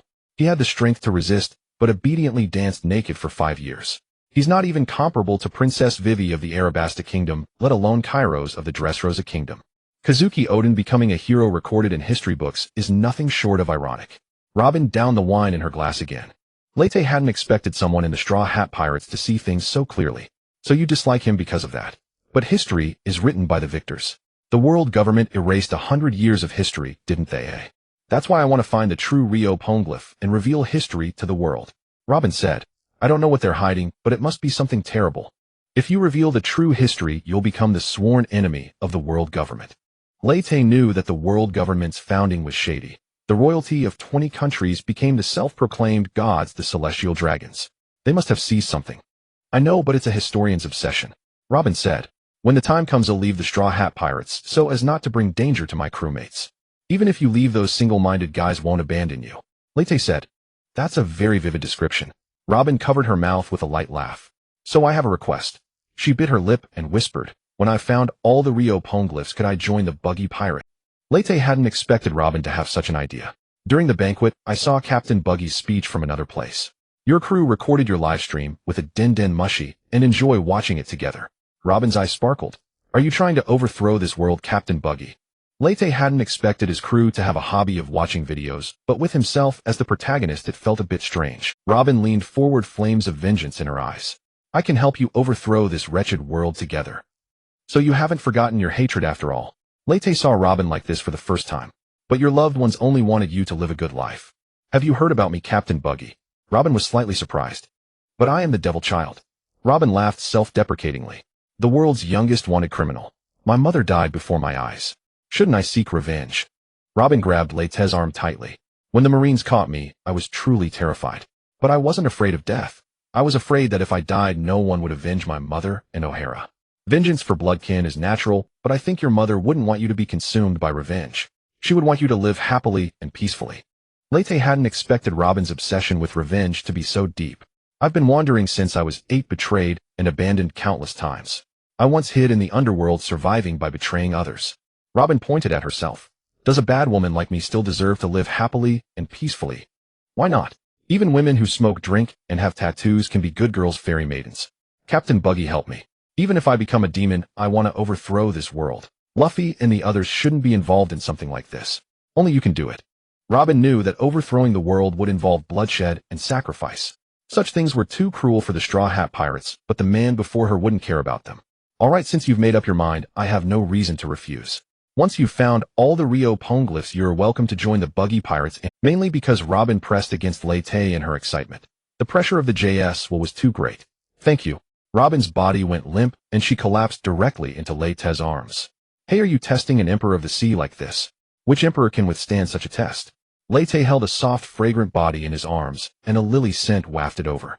Was it the natural fragrance of the Hana no Mi? So it's true. Robin blushed. Captain Buggy, didn't you remember all my measurements? Why are you acting so gentlemanly? Two delicate hands extended from behind Leyte, pulling his head down. I heard that Captain Buggy killed Spandam. This is a thank you gift from a 30-year-old bad woman. A murmured voice came. Empty hand technique, butterfly bloom. 100 flowers, a myriad of purples and reds, phalaenopsis. Outside the captain's cabin, several figures were eavesdropping. What are you doing? Yair happened to pass by and discovered the sneaky Mr. 3 and his crew. Shoo. Sister Yair Nike Luobin entered the captain's cabin and hasn't come out for a long time, Mr. 3 whispered. What does she want with the captain? Yair Lita asked curiously.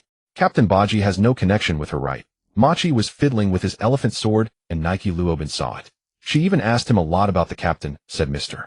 3. Mr. 3 said, I sense something suspicious. Why not just go in and see? Yair Lita said, puzzled. You guys aren't usual. After saying that, Yair Lita was about to push the door open, but Mr. 3 quickly stopped her. Sister Yair Lita, Captain Buggy suddenly became normal. Let's respect his privacy. Mr. 3 adjusted his glasses. I used to work with Nike Luobin. That woman is Blackheart. She might be discussing some conspiracy with Captain Buggy, but I feel like they're fighting. I vaguely heard Nike Luobin using various abilities of the flower fruit, and Captain Buggy seemed to split out the little Buggy missile, said Machi. Machi said, how could Nike Luobin be a match for Captain Buggy? Mr. 3 said, you must have misheard. In my estimation, Nike Luobin came to seek an alliance with us, Mr. 3 said. She's not the captain, what right does she have to form an alliance? Yair Lita thought Mr. 3 was talking nonsense. You know the Straw Hat Kid's crew. The whole crew can't put together a few complete brains. Only Jinbe and Luobin are somewhat reliable. The Straw Hat Kid won't oppose her decisions. As Mr. 3 was making his grand speech, the door of the captain's cabin opened and Nike Luobin stumbled out. Hey, what are you all doing here? Leyte, who followed behind, saw Mr. 3 and the others gathered at the door. Nike Luobin's face instantly flushed crimson and she quickly walked away. Captain Buggy, are we allied with the Straw Hat Pirates? Mr. 3 hurried forward and asked. Well, you could say that. He had already had an in-depth exchange with Nike Luobin. This relationship was closer than an alliance. Don't hang around here. Use your time to train more. You are the officers of the Buggy Pirates. If you don't work hard, you'll be surpassed by newcomers. Leyte wanted to drive them away. Captain, were you just now sparring devil fruit abilities with Nike Luobin? Asked Machi. Machi wanted to prove he hadn't misheard. Cough. Cough. We did spar a bit. I didn't expect the flower fruit to have such great potential to explore, said Leyte. Leyte gave a light cough. Machi, it was right to give you the elephant sword. If not for the elephant sword, Leyte wouldn't have received the gift. Mr. 3, keep an eye on Sipendayan's intelligence. They'll go kill him when I have time. Now I need to rest. Leyte closed the door of the captain's cabin. The room still reeked of strong perfume lily scent. So many doujinshi weren't lying. The flower fruit is truly the best. Unfortunately, the goodwill from one Sipendamu wasn't enough. His father Sipendayan was the one who destroyed Luobin's hometown Aohala. Once I find his trail, I'll kill him. Luobin quickly ran to a secluded spot before stopping. That damn guy, he looked serious, but he knew so many tricks. Luobin recalled past events and her face grew hot again. To actually see you like this, what a rare sight, a teasing voice came. Nike Luobin, you're not thinking of finding a new boss again, are you? Kelokitier, what are you doing here? Luobin immediately regained her composure. In the shadows, a tall figure was leaning against the ship, smoking a cigarette. It was the sand crocodile Kelokitier. I originally wanted to catch up with an old employee, but it seems unnecessary now. Kelokitier waved his hand. You've already made your choice. You ambitious bastard, what is your purpose in joining the Buggy Pirates? Luobin knew well Kelokitier's nature. Are you already worrying about the affairs of the Buggy Pirates? Kelokitier laughed loudly. Relax, I just want to become stronger. And then accomplish what Whitebeard failed to do. Destroy the Marine headquarters Malinfanguo. That damn old geezer, why did he go and die before I could take my revenge? Kelokitier extinguished his cigar. Nike Luobin, the Buggy Pirates suit you best. Only here can you become your true self. I don't need you to teach me these things, Luobin said coldly. Alright, I hope you can face your inner self. Kelokitier dissolved into grains of sand and vanished. I will return here, but not now. Only when I have gathered all the poneglyphs will be the time for my return. It's just that the captain here is a bit too lecherous. To think he could use the flower fruit for that kind of thing. How did he come up with that? Thinking of this, Luobin's legs felt a bit weak again. The next day, the Wanli Yongwang Hao following the Vivre card appeared ahead of the Buggy Pirates. Luobin. 2 rubber arms flew directly to the mast of the Baikadaupu Hao. Luffy flew over from the Wanli Yongwang Hao. Are you okay? I'm fine, Captain Buggy saved me. Luobin smiled and told Luffy what happened. Ah, new Marine Admiral. Then thank you, Buggy. Luffy showed a bright smile to Leyte. Hey, you even rescued these guys. Luffy noticed the figures of Jean and Jieka. Don't you know what manners are? Leyte said. They have nothing to do with Kaido anymore, Luobin quickly explained. Actually, it doesn't matter. Anyway, we've achieved our goal and can continue our journey. Oh, by the way, we have a new crew member day, Luffy said. Luffy quickly waved to the Wanli Yongwang Hao. The Wanli Yongwang Hao slowly sailed over and lined up alongside the Baikadaupu Hao. The 2 newly promoted Yonko crews met for the first time. Luffy quickly waved to the Wanli Yongwang Hao. The Wanli Yongwang Hao slowly sailed over and lined up alongside the Baika Daopuhao. The two newly promoted young Shanji quickly dissuaded him. Be careful not to trigger a full-scale battle like the Roger Pirates and the Whitebeard Pirates. I'm still a bit lacking now. When I become stronger I will challenge him, Sualong said. Sualong withdrew his fighting spirit. But I can have a drinking contest with him first. The lineup on the opposite side is astonishing, and there are so many familiar faces, Nami said looking through her binoculars. When did the Baji Pirates become so powerful? Keluo Kitier Malia Xiong, Ing Yin, and Hankyuk. All are old acquaintances of the Straw Hat Pirates. It's Jean and the others, the Three Calamities and the Flying Six. They also spotted familiar figures, though not all of them. Why were these villains released? They tightened her grip on her spiked club. Nami persuaded Yamato, the war is over. Anyway, we didn't intend to kill them at the time, so let it go. The Straw Hat Pirates boarded the Baika Daopu one after another. The GD Qinshui house surfaced from underwater and Luo's Heart Pirates followed here. Because Leyte had rescued Robin, the atmosphere between the two sides was initially harmonious, but after hearing the destination of the Baji Pirates, Yamato could no longer hold back. What? You're going to attack Hijigwa? That's right. Leyte admitted openly. How can we let you do that? We just took Hijigwa back from the villain Kai duo. Yamato was furious. You won't even call him father. What a scene of a loving father and filial daughter. Leyte shook his head and sighed. I am Ution, not his daughter. I don't have such a trash father. Yamato retorted loudly. Your foolish look is exactly like Ution's. You're good-looking, but unfortunately a moron. Leyte couldn't understand why Yamato had become a blind fan of Guangyue Ution. Don't you dare insult Ution. Yamato finally couldn't hold back, and Conqueror's haki wrapped around her weapon Agn. Thunderous Bagua. Before Leyte could act, a figure blocked his way. Rubber King Kong gun. A fist also coated with Conqueror's haki collided with the thunder. The collision of two Conqueror's haki coatings tore through the clouds in the sky. Luffy, why are you stopping me? Yamato asked in confusion. Because the Baji Pirates are our friends. Luffy retracted his fist and said calmly, sparring between friends is fine, but your actions have crossed the line, Yamato. But he insulted Ution. Yamato pointed at Leyte. They're going to invade Hijigwa. Baji, why do you want to invade Hijigwa? Luffy turned to ask. First, I need a stable territory. Second, I think Hijigwa would be better ruled by me. The good for nothings of the Guanyue family don't know how to govern a country. Leyte said. Can you make sure the common people have enough to eat? Luffy asked. Of course. As a ruler, if you can't even do that, you might as well be dead. Leyte said. Then no problem. Luffy laughed. Yamato, Baji occupying Hijigwa is not for evil. No way. Hijigwa is the territory of the Guanyue family, and I, Ution, will protect it.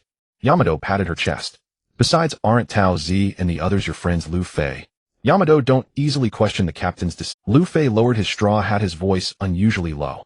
Besides, true friends would even give up their lives for each other. Do Tao Z and the others really count as our friends? Why would you say that? Yamato was struck by lightning. When we set sail to rescue Robin, besides you, did any friend from Hijigwa come along? Luffy showed a smile, but Yamato felt that smile was very cold. That's because... Yamato stammered. Hijigwa has just been pacified. We can't offer much help, only some food and drink.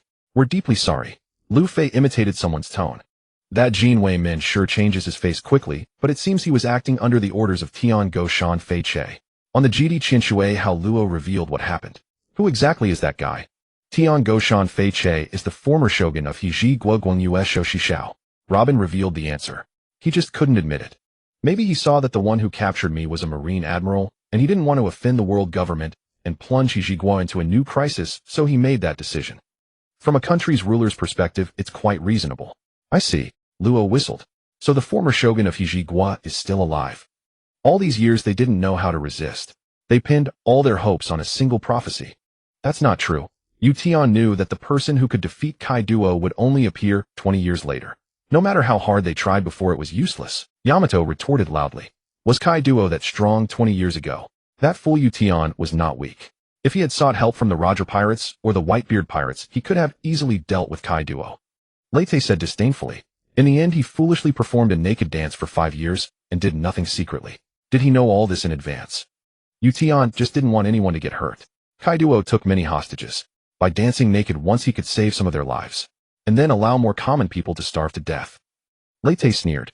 Which is more, the number of hostages Kaiduo took or the number of common people who starved to death in these 20 years?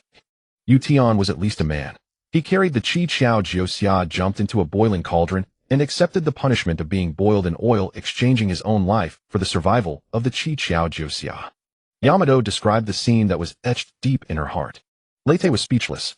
That fool sent away the weapons before the battle, then jumped into the oil cauldron and boiled for an hour, and still managed to let the Chi Chiao Jusya escape. If he hadn't jumped into the cauldron, wouldn't it have been easier to escape? Yamato finally couldn't think of a counterargument. Admit it that Ution is a hopeless idiot. Leyte asked Luffy. If you were Ution, what would you have done when you first returned to Hijigua? Of course I'd fight Kaiduo. Luffy answered bluntly. What if Kaiduo threatened the lives of the common people? Keep fighting Kaiduo. People are going to die anyway, I'll just avenge them. Luffy scratched his face with his finger. See, Luffy may be a single-minded fool, but at least he's a normal person. Leyte said, Hey Baji, even though it's true you don't have to say it out loud. Sualong spoke up. Isn't this the first mate of the Straw Hat Pirates, the sword stand of Ution? Leyte glanced at the yen mo hanging at Sualong's waist, and said in an exaggerated tone, Is that Ution's yen mo? Truly terrifying. What do you mean? Sualong placed his hand on the sword hilt. Explain yourself. Didn't I make it clear? Green algae head idiot. Leyte said, Ever since you traded Chioshui for yen mo, has anyone cared about you as a swordsman? Whether it's Kaiduo or Xia Luote Ling Ling, the first thing they exclaim when they see you is Ution's sword yen mo. You are just a sword stand. I don't know if you can become the world's greatest swordsman, but your title of the world's greatest sword stand is already well-deserved. Zoro's face turned ashen, but he knew Leyte was right. Kaido claimed he sensed Oden's presence in Enma. Charlotte Linlin became utterly flustered because of it. For a swordsman to have less presence than his own blade was nothing short of disgraceful. He somewhat regretted returning Shusui to Wano. That sword had been a gift from Ryuma himself, yet it was taken back under the pretense of national treasure, replaced by this Enma. Zoro drew Enma. The blade seemed to sense something, continuously emitting a suction force attempting to drain his Busashoka haki and transform into a black blade. This sword seems rather proactive, Zoro. Mihawk remarked flatly. The blade is decent, but merely at the level of a great grade sword. 21 works. I sense no aura of a true master from it. This is the infamous demon blade said to conquer hell. Compared to it, even my supreme grade sword Black Blade Knight feels rather ordinary, Leyte mocked. Such exaggeration. Even a supreme grade sword 12 works is merely a convenient tool for the strong. It holds no great significance. Mihawk shook his head. That Tengyama Hitetsu fellow claimed only one person could tame it, Kazuki Oden. Turns out he was just singing his son's praises. Zoro noticed Enma was unusually docile. Quite perceptive, sensing my killing intent. Too late. Zoro tossed Enma into the air, wrapping both it and Sandai Katetsu in Busashoka haki to forge them into black blades. 2 sword-style black blade Iato Rashomon. 2 lightning-fast black flashes streaked through the air. Enma let out a mournful cry, shattering into 3 pieces as it fell to the ground. Sheathing his sword, Zoro felt an inexplicable lightness in his heart. He had reclaimed his swordsman's spirit. Blades were merely tools. A swordsman's true strength lay within himself, not in the power of his weapons. He would find a sharp new sword later. Until then he would make do with 2 sword style. Zoro you. Yamato never expected Zoro to go to such extremes, cutting Enma down. This was Oden's beloved blade. Then let it accompany Kazuki Oden in the afterlife, Zoro said coldly.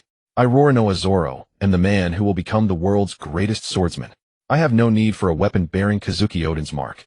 It was Zoro who defeated his opponent, not Oden's sword Enma. Why is everyone like this? What's wrong with Kazuki Oden? Why won't any of you like him? Yamato seemed dejected. Yamato, why must others adore Kazuki Oden? Every member of this crew has their own dream to fulfill. Yamato, figure out what your dream is. Don't live your life as a shadow of Kazuki Oden, Luffy said. A person's dream shouldn't be something so cheap. Once you've sailed the seas for a while, you'll find plenty of people stronger than Kazuki Oden.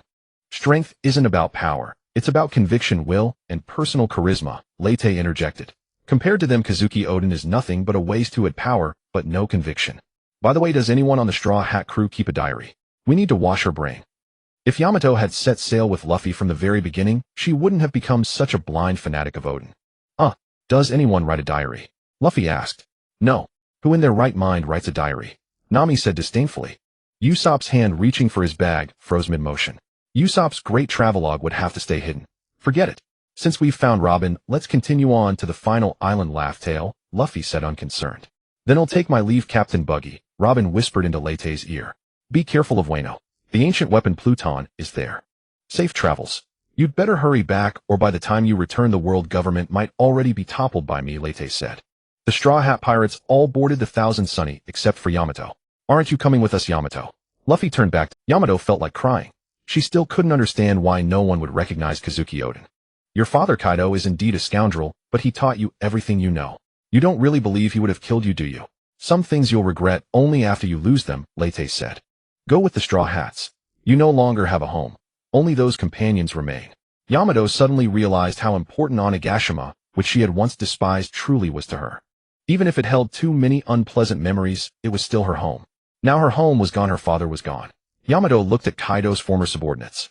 Those who had once respectfully called her young Master Yamato now wore only cold indifference on their faces. A sense of loneliness overwhelmed her, and Yamato couldn't help but burst into tears. Hey, done crying yet? Once you're done, let's start a new journey. Luffy, already back on the Thousand Sunny, shouted over. Will you despise me? Yamato asked, sobbing. Of course not. We're Nakama. Luffy stretched his arm out to Yamato's feet. What kind of person Oden really was? I'll find the answer on my own terms in my own name. Yamato wiped away her tears, no longer calling herself Oden, and said solemnly to Late. What does that have to do with me? Late felt a bit bewildered. He simply despised Kazuki Oden. But Luffy had already pulled Yamato onto the Thousand Sunny. Farewell, everyone. The Thousand Sunny sailed off in the direction recorded on the poneglyph. Sister, want you see Luffy off? Hancock's sister asked beside her. No need. Luffy has his own dream, and I have my own pursuit, Hancock replied. She now only craved revenge against the celestial dragons. We should set off too. Time to take over Wano. Late ordered the big top to weigh anchor. Captain Buggy, Wano's terrain is troublesome.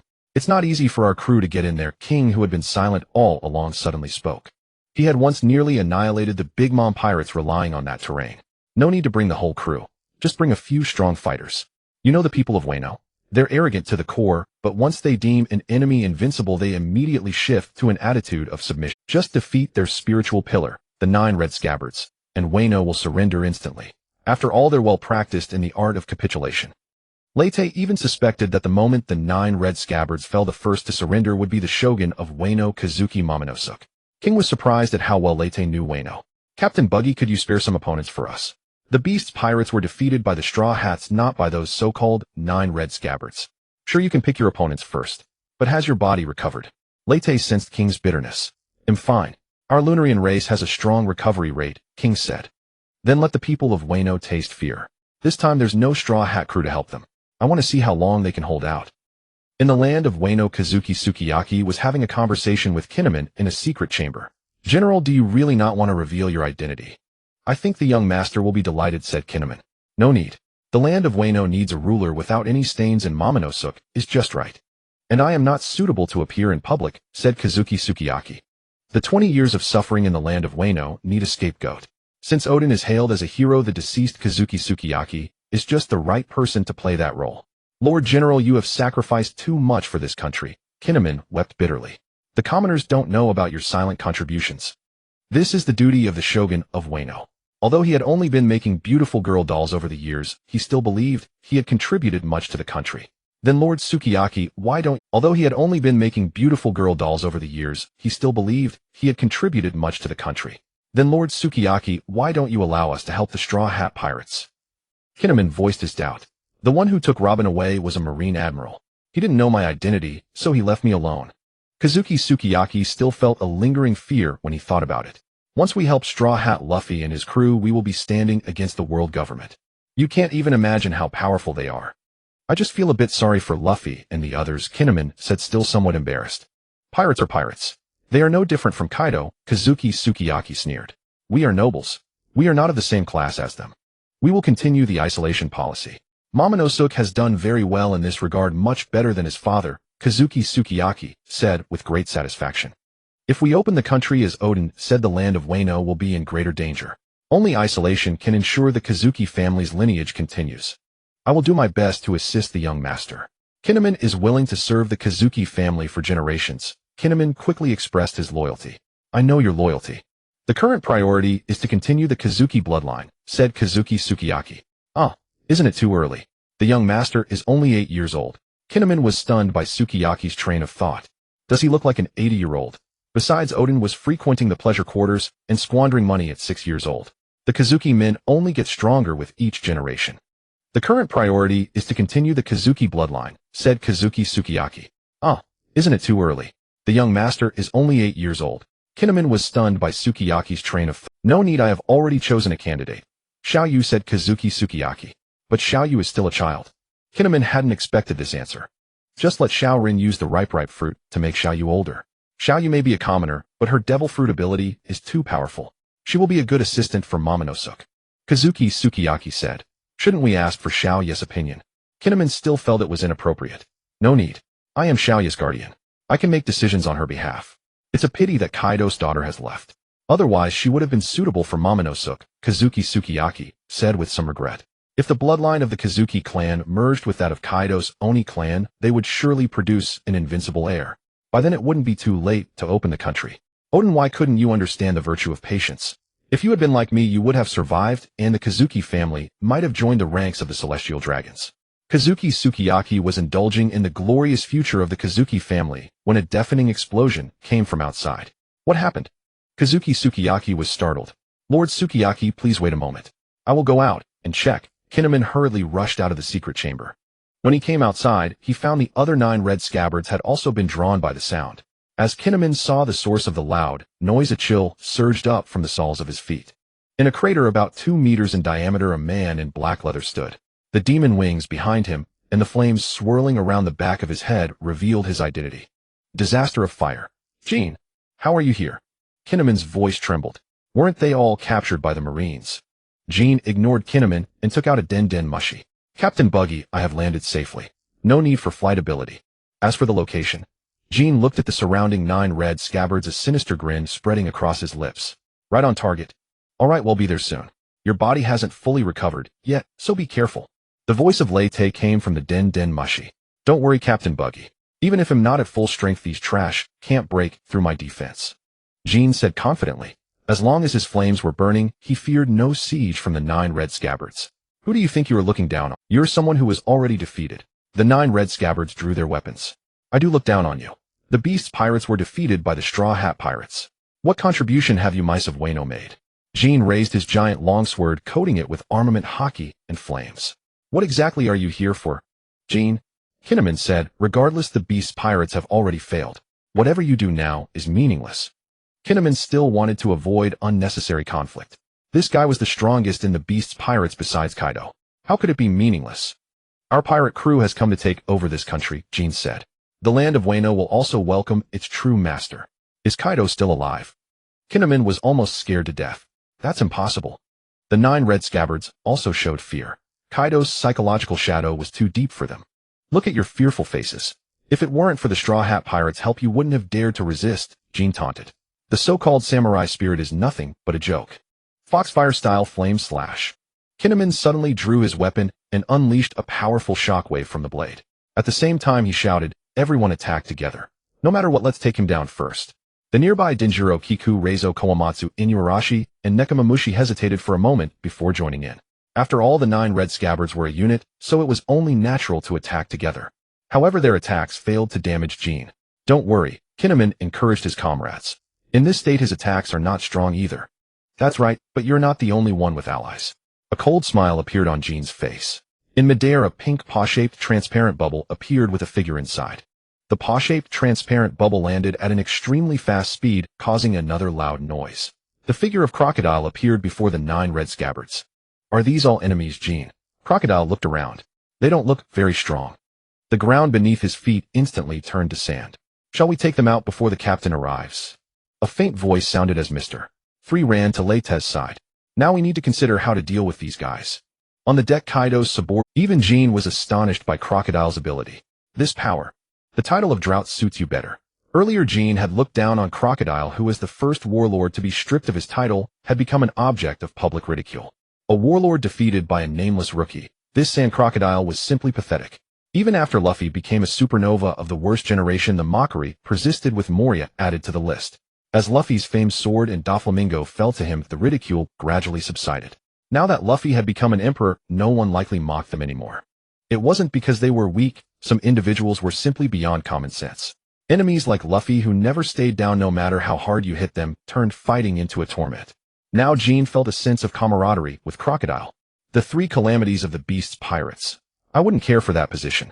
Crocodile waved his hand and countless spikes erupted from the sandy ground, driving away the samurai of Wano who had rushed over, leaving only the 9 red scabbards and a few other strong fighters. Move aside, you grunts. This is now a stage for the strong. I see you're quite enjoying being a captain in Buggy's crew, Jean remarked while swinging his flame blade to drive back enemies. I just want to see how far Captain Buggy can shake the world and maybe fight some strong opponents along the way. But this so-called land of samurai seems a bit weak. Only those two mink tribe fellows look somewhat decent. Desert Spada. Crocodile's arms transformed into sand blades attacking Cat Viper and Dogstorm. Which one of you is the immortal Kinemon? Crocodile asked. Our captain specifically instructed me to tear that man limb from limb. Anyone acknowledged by Captain Buggy as a strong must have something special. You've got the wrong target. This one is Kinemon. A fiery dragon surged from Jean's blade. Flame Emperor. The scorching flames melted the sand, turning Jean's surroundings into a hellfire. The dragon continuously spewed flames at Kinemon. Though Kinemon's Foxfire style also used fire, his flames were vastly inferior to Jean's, making his defense excruciating. Off. Crocodile realized he had mistaken his target. He looks like a shady fellow, nothing special. Is the Captain Buggy you speak of the clown Buggy? There must be some misunderstanding. We were once shipmates, exclaimed Cat Viper, hearing a familiar name. Oh, so what? Crocodile continued his assault. Being on the same ship doesn't make you comrades. True comrades share a dream and strive together for it. How could Captain Buggy ever acknowledge you? Heavy sandstorm. Two sandstorms formed, aiming to engulf Cat Viper and Dogstorm. Just two enemies had already overwhelmed the 9 red scabbards, but to their despair, another paw-shaped bubble descended from the sky. Dressed in a black overcoat and bearing the world's strongest blade, Yami-Yami emerged from it. His sharp gaze swept across the scene, pausing briefly on Denjiro and, I wish to witness Kazuki Oden's swordsmanship. Any of you capable? Mihawk inquired. How dare you compare yourself to Lord Oden? Reizo hurled several lightning shurikens at Mihawk. The next moment, Mihawk's figure vanished from Reizo's sight. A faint sword chirp sounded and Reizo felt a chill across his chest, followed by a gush of blood. If given another chance, Reizo would never have chosen this opponent. His roll fruit was highly effective against energy-based enemies, but unfortunately, he faced Mihawk. Offended by Reizo's insolence, Mihawk did not use a slashing technique, but directly opened a wound on Reizo's chest with Yuru. As blood drained, Reizo collapsed weakly. After Ashura Doji, the 9 red scabbards lost another member due to overconfidence. You bastard. The remaining scabbards' eyes bloodshot charged at Mihawk, except for Cat Viper and Dogstorm, who were held back by Crocodile. After Ashura Doji, the 9 red scabbards lost another member due to overconfidence. You bastard. The remaining scabbards' eyes bloodshot charged at Mihawk, except for Cat Viper and Dogstorm, who were held back by Crocodile. You want to see Lord Oden's swordsmanship? Then we'll show you. Oden 2-sword style paradise 10 slash. Kinemon and Denjiro unleashed a cross-shaped flying slash. Kiku and Kawamatsu supported from the side. Mihawk's eyes lit up at first, but soon disappointment crept in. Is that all? He swung Yuru to block their attack. Is this Oden's 2-sword style? Don't underestimate us. Oden 2-sword style paradise white dragon. Kinemon and Denjiro used Ryuo and struck again, but Mihawk casually deflected the assault. It's useless. Oden's swordsmanship requires Conqueror's Haki infusion to unleash its full power, commented Jean, who was watching. What's powerful is the Conqueror's Haki, not Oden's swordsmanship. If we're talking pure swordsmanship, that green-haired guy from the Straw Hat Pirates is much better than Oden. Jean still felt a phantom pain in his wing. I see. Mihawk instantly lost interest, switching Yoru from defense to offense, forcing Kinemon and the others into a defensive stance. What a pity it's not a full moon tonight, or else you wouldn't be so arrogant. Cat Viper and Dogstorm, seeing their comrades in trouble, tried to break free, but Crocodile refused to let them go, encircling the 3 of them with countless sand particles, enraging them into furious roars. You mean the Sulong form of the mink tribe? Crocodile had heard of the legend. I'd love to see it, but am really pressed for time. Another paw bubble drifted in, and the corpulent Moria, observing the 2 separate battlefields, and Jean watching from the side, said, So I'm not needed anymore. No need. When the night is dark and the moon serene, hold the broken remnant till dawn's gleam. After 20 years of gazing through 9 shadows cast, the sun rises anew. Jean sneered. The prophesied saviors of Wano are not them. The closed-door policy has kept Wano ignorant of how vast the outside world is. Moria, having robbed Ryuma's grave in Wano, knew the situation well. Are you still playing around? Or should we all gang up and finish these guys off quickly? Moria shouted loudly. Kinemon's expression changed drastically. The newcomer looked formidable, and with King of Calamities Jean present, could the 9 red scabbards be wiped out today? There was only one way left. Our country Wano is allied with the Straw Hat Pirates. Do you dare to make an enemy of an Emperor of the Sea? Yes, we are friends with Luffy. Luffy will come to help when he learns you're attacking Wano. A voice came from afar. It was Kazuki Momonosuke, who had rushed over upon hearing the news. He was disheveled with red marks on his face, having run straight from the pleasure quarter upon receiving the message without time to tidy up. I truly underestimated the thickness of your faces. You're even lower than Pirates' bottom lines, King sneered. You refused to help the Straw Hat crew rescue Nico Robin back, yet now you want them to assist. How? How did you find out about this? Kinnaman hadn't expected the enemy to know even such details. Of course we heard it from the Straw Hat crew. Who do you think saved Nico Robin? It was our captain. Seeing Kinnaman plunged into despair, King felt a surge of satisfaction. Luffy won't abandon us. Kazuki Momonosuke couldn't accept this reality. As long as I beg them, they will definitely come.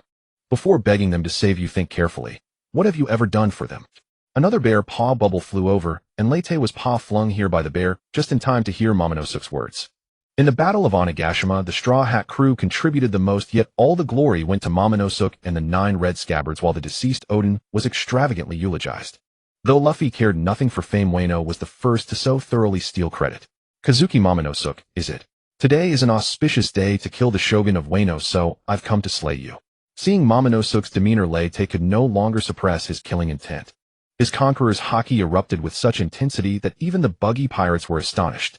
What grudge does the captain have against this brat? The killing intent was nearly tangible. Directly facing Leyte's pressure, Momonosuke was almost scared out of his wits. I have no enmity with you, sir. Why are you targeting us?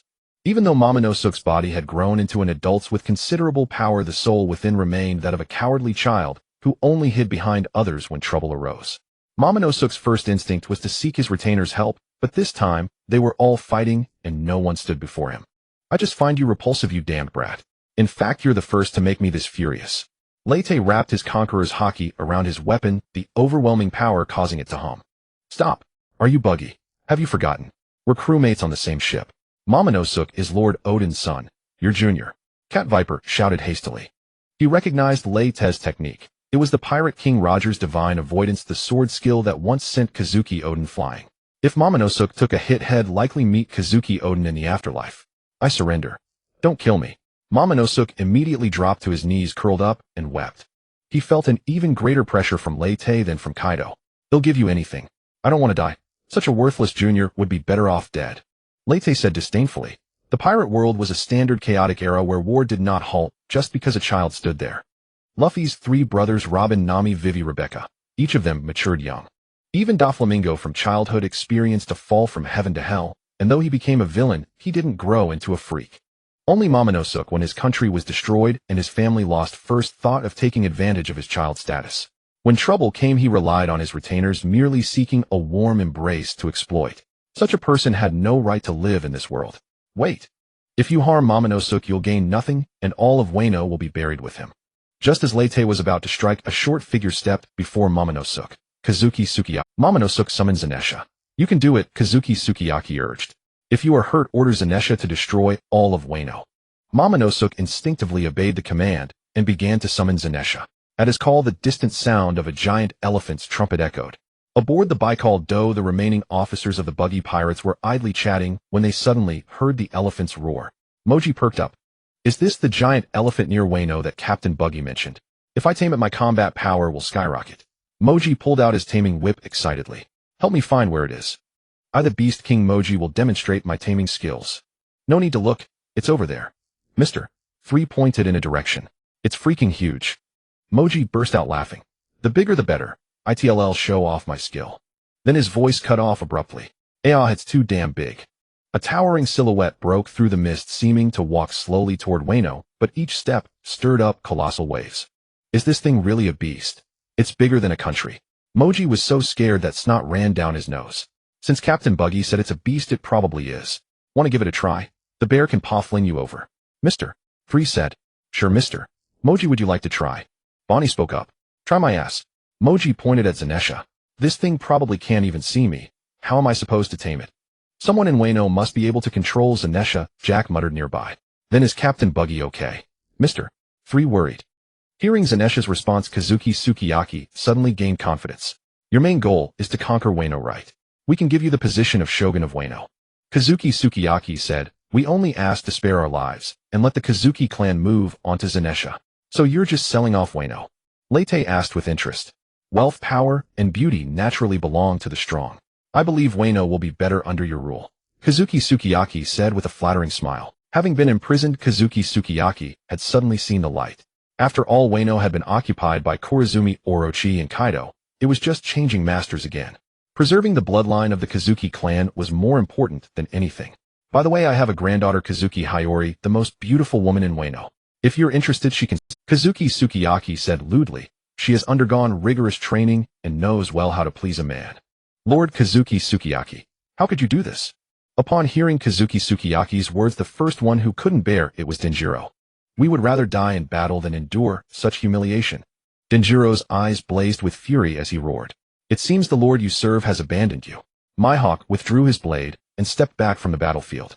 Kawamatsu and Kiku also bore furious expressions while Kinemon could only console them.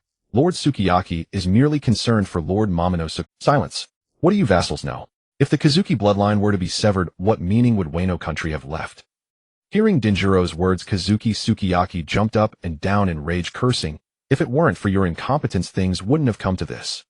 When facing rape, Kazuki Sukiyaki immediately changed his demeanor, speaking with lowered eyes. Sir, what do you think of my... You haven't seen Hiyori's appearance yet, have I? They'll have the Anawabanshu bring her over at once. Rape gave him a cold stare. This Sukiyaki fellow, claiming he didn't want to reveal his identity, yet he had already won over the Anawabanshu. Damn it. Lord Momonosuke, say something. You are the shogun of Wano now. Denjiro turned to the dazed Momonosuke.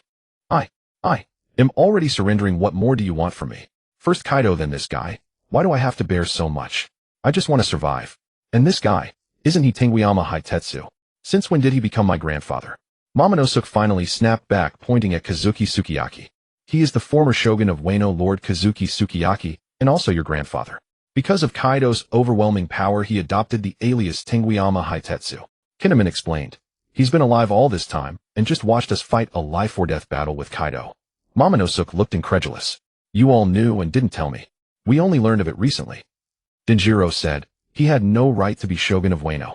While the daimyo and samurai avenged the fallen Lord Oden, he watched from the shadows. If we hadn't triumphed over Kaido, I suspect he would have remained hidden, never daring to show himself. Denjiro spoke with indignation. Bastard, is that how you address your lord? Where is your sense of loyalty? Kazuki Sukiyaki hadn't expected Denjiro to dare. The daimyo and samurai seeking revenge against Kaido were clearly walking to their deaths. Why would he join them? In these 20 years he hadn't been idle, he had. Well, he had crafted many lovely Kokeshi dolls. If not for his forbearance, how could Wano have seen the dawn again? Even a child like Tama fights with her life on the line. If you had even a tenth of Lord Shimatsuki Yasui's courage, Wano wouldn't have become what it is today. Lord Momonosuke, let us witness your bravery. Even in death, do not disgrace the dignity of Wano's shogun. Denjiro's voice was stern. But I really can't do it. Momonosuke broke down in tears. I'm still a child. Denjiro's eyes suddenly dimmed. Enough. What have I been loyal to? Is loyalty truly a mistake? So-called loyalty is merely a tool to shackle your minds. The rulers twisted benevolence and righteousness into loyalty, binding you to serve them for generations. Rate sneered, the Kazuki family with its isolationist policy are nothing but the celestial dragons of Wano. King, bring out that thing. Rate said, the sight of the Kazuki family turns my stomach. Oh, all right. King produced a flintlock pistol from his person. This is the very one from that day. Wait, we can still negotiate. Kazuki Sukiyaki sensed danger. Sir, you wouldn't want Wano to be reduced to ruins, would you? A gunshot rang out. The bullet wreathed in Conqueror's haki blew a hole through Kazuki Sukiyaki's head. Why would you threaten me with your country? How absurd. Even if Wano becomes rubble, I can simply go elsewhere. Rate blew the smoke from the flintlock and spoke calmly. Ah! Seeing his so-called grandfather die before his eyes, Momonosuke screamed in terror. Zanesha, kill this guy. A voice echoed in Momonosuke's mind. I cannot reach that spot. The cliffs of Wano block me. Then destroy Wano. Come save me, Zanesha. Momonosuke shouted at the top of his lungs. Lord Momonosuke. The 9 red scabbards were aghast. That is our country. This violates our original pact. Are you certain you wish to do this? I don't care about any pact nor about any country. Just come save me. As you command. Aboard the Bike-Adopt, the crew watched as the colossal elephant raised its trunk and lashed it fiercely against the cliffs of Wano. The enormous trunk collided with the cliff, unleashing a cataclysmic tremor. What's happening? Has that giant elephant gone mad? Machi was stunned. The captain is still up there. Don't worry, the captain will be fine. But if this keeps up, Wano will be destroyed. Mr. 3 said, isn't the captain planning to conquer Wano? Should we sail over and stop that thing? Jack suggested, only to find everyone staring at him with strange expressions. Is this guy really one of the Beast's Pirates' 3 disasters? I get the feeling he's not too bright. I heard he's from the Fishman tribe. Maybe his brain is smaller. Jack's veins bulged. You bastards. Can't you do something to ease the captain's burden? Just staying put and not causing trouble is already easing Captain Buggy's burden, Mr. 3 said earnestly. Wano Country Flower Capital. Rate and the others also felt the ground tremble. Stop, Lord Momonosuke. If this continues, our country will be finished. Denjiro hadn't expected Momonosuke to actually give the order. Rate and the others also felt the ground tremble. Stop, Lord Momonosuke. If this continues, our country, Kinnaman's eyes gleamed with a morbid light. Like cherry blossoms falling. That is the samurai's way of death. I should never have entrusted Lord Momonosuke to your care. Denjiro drew his blade and slashed at Kinnaman. What have you been teaching him? I taught him nothing. He was born that way. Isn't it because he carries Lord Oden's? Kinnaman laughed maniacally. Let us all be destroyed together. What dream are you having? The flintlock fired again, this time striking Momonosuke in the chest. But his frame was far sturdier than Kazuki Sukiyaki's. He didn't even fall. Captain Buggy, this is just an ordinary flintlock. It's not very powerful. King remarked from the side. Why must you use this? Aside from having executed Kazuki Oden, this flintlock had no special properties.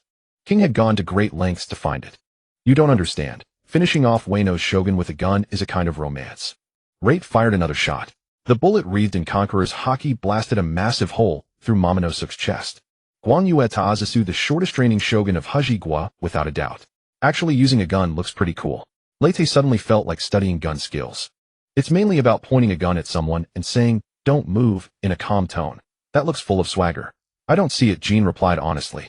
Besides, the power is too. Captain, if you don't use Conqueror's haki and fusion bullets, won't even penetrate that guy's body. Most snipers in the great pirate crews use seastone bullets attacking. Captain, you're a devil fruit user, so it's not good to use seastone bullets. Besides, with your observation haki level, you'd better not use firearms. Moria also criticized Lete. The problem of bullet power can be solved. As for observation haki, Ba-Jis observation haki talent seems to be all allocated to passive evasion. The problem of bullet power can be solved. As for observation haki, Ba-Jis observation haki talent seems to be all allocated to passive evasion. Jin Wyman suddenly burst into maniacal laughter. Ha ha ha, Hajigwa is about to be destroyed. You won't get anything. Bastard. Chuansalang slashed Jin Wyman with his sword. You've gone completely mad. That's right, I'm mad. Prophecies are all lies. Jin Wyman's eyes were bloodshot. We fought tooth and nail to defeat Kaido, and then there are new enemies. You're a useless piece of trash, Jin Wyman. Chuansalang was undercover for 20 years, Hasong was imprisoned for 13 years, and neither of them complained of hardship. What right do you have to say that? Zhezhisheng rebuked angrily. It's useless to say anything now. Let's all die together. Ha ha ha. Jin Wyman laughed hysterically, completely indifferent to his wounds. Zhezhisheng rebuked angrily. It's useless to say anything now. Let's all die together. Ha ha ha. Jin Wyman laughed hysterically, completely indifferent to his wounds. A glimmer of light suddenly appeared in Chuansalang's eyes. Sir, can you truly save Hajigwa? If so, I would like to offer my strength as well. We are meant to be the guardians of Hajigwa, not its destroyers. Chuansalang said through gritted teeth. Traitors, you have betrayed the Guan Yue clan. But we have not betrayed Hajigwa. Chuan, we are meant to be the guardians of Hajigwa, not its destroyers. Chuansalang said through gritted teeth. Traitors, you have betrayed the Guan Yue clan. But we have not betrayed Hajigwa. How could Ahe have ever taken a liking to someone like you? Zhezhisheng dodged Jin Wyman's attack and thrust his longsword straight through Jin Wyman's chest. The power of Zansan made Jin Wyman howl in agony. He tried to counterattack, but Hasong standing nearby directly severed his arm. Then a swift flash of blade light streaked by, and Jin Wyman's head flew into the air. It was Chuansalang expressionless who delivered the You are a samurai of the Guan Yue clan while I am a samurai of Hajigwa. Chuansalang prostrated himself before Lete. I beseech you, sir, to take action and save Hajigwa. Chuansalang knew well that Xiang's power was beyond their match, and Hajigwa was surrounded by sea, leaving its people no place to flee. If this continues, Hajigwa will be destroyed by Xiangju. The only hope lay with these people of unknown origin. I'm just protecting my own territory. However, Lete looked at Jin Wyman's corpse on the ground. Is Jin Wyman truly dead this time? Off. Chuansalang was startled. I personally slew him. Jean reduced this guy to ashes. Lete was still somewhat uneasy. This is the guy who took a direct hit from Kaido on his head without much injury. We can't let our guard down. Jean's expression turned serious. Don't worry, you'll burn him to cinders. Are you two still going to pledge allegiance to the Guan Yue clan? Lete turned to ask Malfush and Quan Lan. The two were still locked in combat with Kelookidea. Of course. Even if we die, we will never betray Guan Yue Yutian. Malfush glanced contemptuously at Chuancelang and the others. Very well, Keloakitier, I leave them to you. He'll go stop Xiangzhu. If that creature doesn't listen to reason, I'll have to kill it. Of course. Even if we die, we will never betray Guan Yue Yutian. Malfush glanced contemptuously at Malfush, and Quanlon suddenly panicked. If Ba Ji really killed Xiangzhu, wouldn't that mean the extinction of the mink tribe? Wait. They tried to Malfush and Quanlon suddenly panicked. If Ba Ji really killed Xiangzhu, wouldn't that mean the extinction of the mink tribe? Wait. They tried to stop him, but were blocked by Keloakitier. I hear you are the kings of the mink tribe. Keloakitier sneered. It seems you are not up to the task. How did you lot ever become kings? He had spent much effort scheming for the kingdom of Arabasta without success, yet in the New World fools could become kings. We surrender. Stop fighting. Malfush shouted. The responsibility of being a king eventually outweighed loyalty to Guan Yue Yutian. Forget it, Keloakitier, let them go. Malfush shouted. The responsibility of being a king eventually outweighed loyalty to Guan Yue Yutian. Forget it, Keloakitier, let them go. 2 hours, Quanlon estimated. The mink tribe's abilities were decent, so evacuation wouldn't be slow. But we don't have enough ships. Malfush said with difficulty. First evacuate to my ship. Chuanceling, you arrange for the people of Hajigua to stay away from Xiang's direction. We'll go check on Xiangzhu first. Leite instructed. He'll do it right away. Chuanceling knew there was no time to waste. Fortunately, he had a few subordinates to help. Before leaving, he hesitated, then still spoke. Thank you, sir. It was the Guan Yue clan that had brought destruction to Hajigua, yet it was outsiders who sought to save it. Truly ironic. Leite's group were all experts. Jean flew in the air to guide the way, and they soon found Xiang's trail. It was continuously striking the cliff with its trunk, each attack causing tremors across Hajigua. Such a colossal creature actually exists in the New World. Keloakitier marveled at Xiang's size. There is one in the Old World too, Moria said. But no one knows what it is, it only appears in the mist. I searched for it several times, but couldn't find anything. With such a massive size, killing it would take a long time, wouldn't it? Ingyan calculated that it would take him at least a few days to slay Xiangzhu, by which time Hajigua would have already been destroyed. Jean take Malfush and Quanlon to Zhuwu. Leite realized that flight ability was quite useful. Let's try to communicate with it first. How does one communicate with this thing? Crocodile gazed at the colossal elephant that towered into the clouds. It is a sentient being capable of understanding human speech, though it does require some strain on the voice. Leite soared into the air and shouted at the elephant. Hey, Kazuki, Momonosuke is dead. Will you continue to obey his commands? The elephant showed no response. After a moment, it swung its trunk again. Had it not heard, or was it deliberately ignoring him? Leite studied the beast's lifeless eyes, uncertain of its thoughts. Why not slaughter it, Captain Buggy? This creature would make an excellent zombie. Moria proposed a cunning idea, forming in his mind. Can you even control a zombie of such magnitude? Leite's retort silenced Moria. Then perhaps we could sever its trunk. That shouldn't take too much time, suggested Hawkeye. But if it uses its body to ram Wano, we'll have a serious problem. Leite dismissed Hawkeye's proposal. After a moment of thought, he pulled out a Den Den Mushi. Get Moji on the line. Soon the snail transformed into Moji's dead-eyed expression. Captain Buggy, what's the matter? You're a beast tamer, aren't you? Do you know how to communicate with elephants? Leite asked. Elephants are fine, but an elephant this big is a problem. Moji stammered from the other end of the line. Oh, you can see this fellow from over there. How about giving it a try? I can't do such a thing, Captain Buggy. It's far too enormous. The Den Den Mushi even shed tears. Beast taming usually involves subduing the animal through force first, then gradually luring it with things it likes. Or through prolonged companionship, doing things for the beast until it becomes accustomed to the tamer's presence. Moji explained the methods of taming. There is one final method, a secret technique passed down among tamers, concocting beast hormones to make the creature see you as its mate. Let's skip that last method. I never knew you were that kind of person, Moji. Leite hung up the Den Den Mushi immediately. He really couldn't count on that fellow. Wait, Captain Buggy. I've never even used that last method. Moji realized the call had been cut off. The people around him were all staring at him with contempt, and he grew frantic. Even the lion Richie looked at him with terror, backing away several steps to distance himself. Beast tamer Moji truly is a remarkable man. Only Jack seemed unperturbed, still praising him. If you were in the 100 Beast Pirates, you would have gained fame long ago. That's not it at all. Moji suddenly felt his life turning bleak. What should we do, Captain? Should we attack it first? Crocodile asked. Wait. Let the mink tribe evacuate first. If this creature still refuses to communicate, then I won't be polite, Leite said. Captain isn't thinking of using that technique, is he? Moria recalled the black beam that had pierced the heavens last time.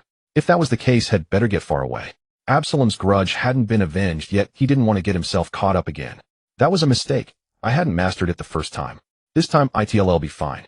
Leyte said. Soon Denjiro and the others who had finished evacuating the citizens of Wano arrived.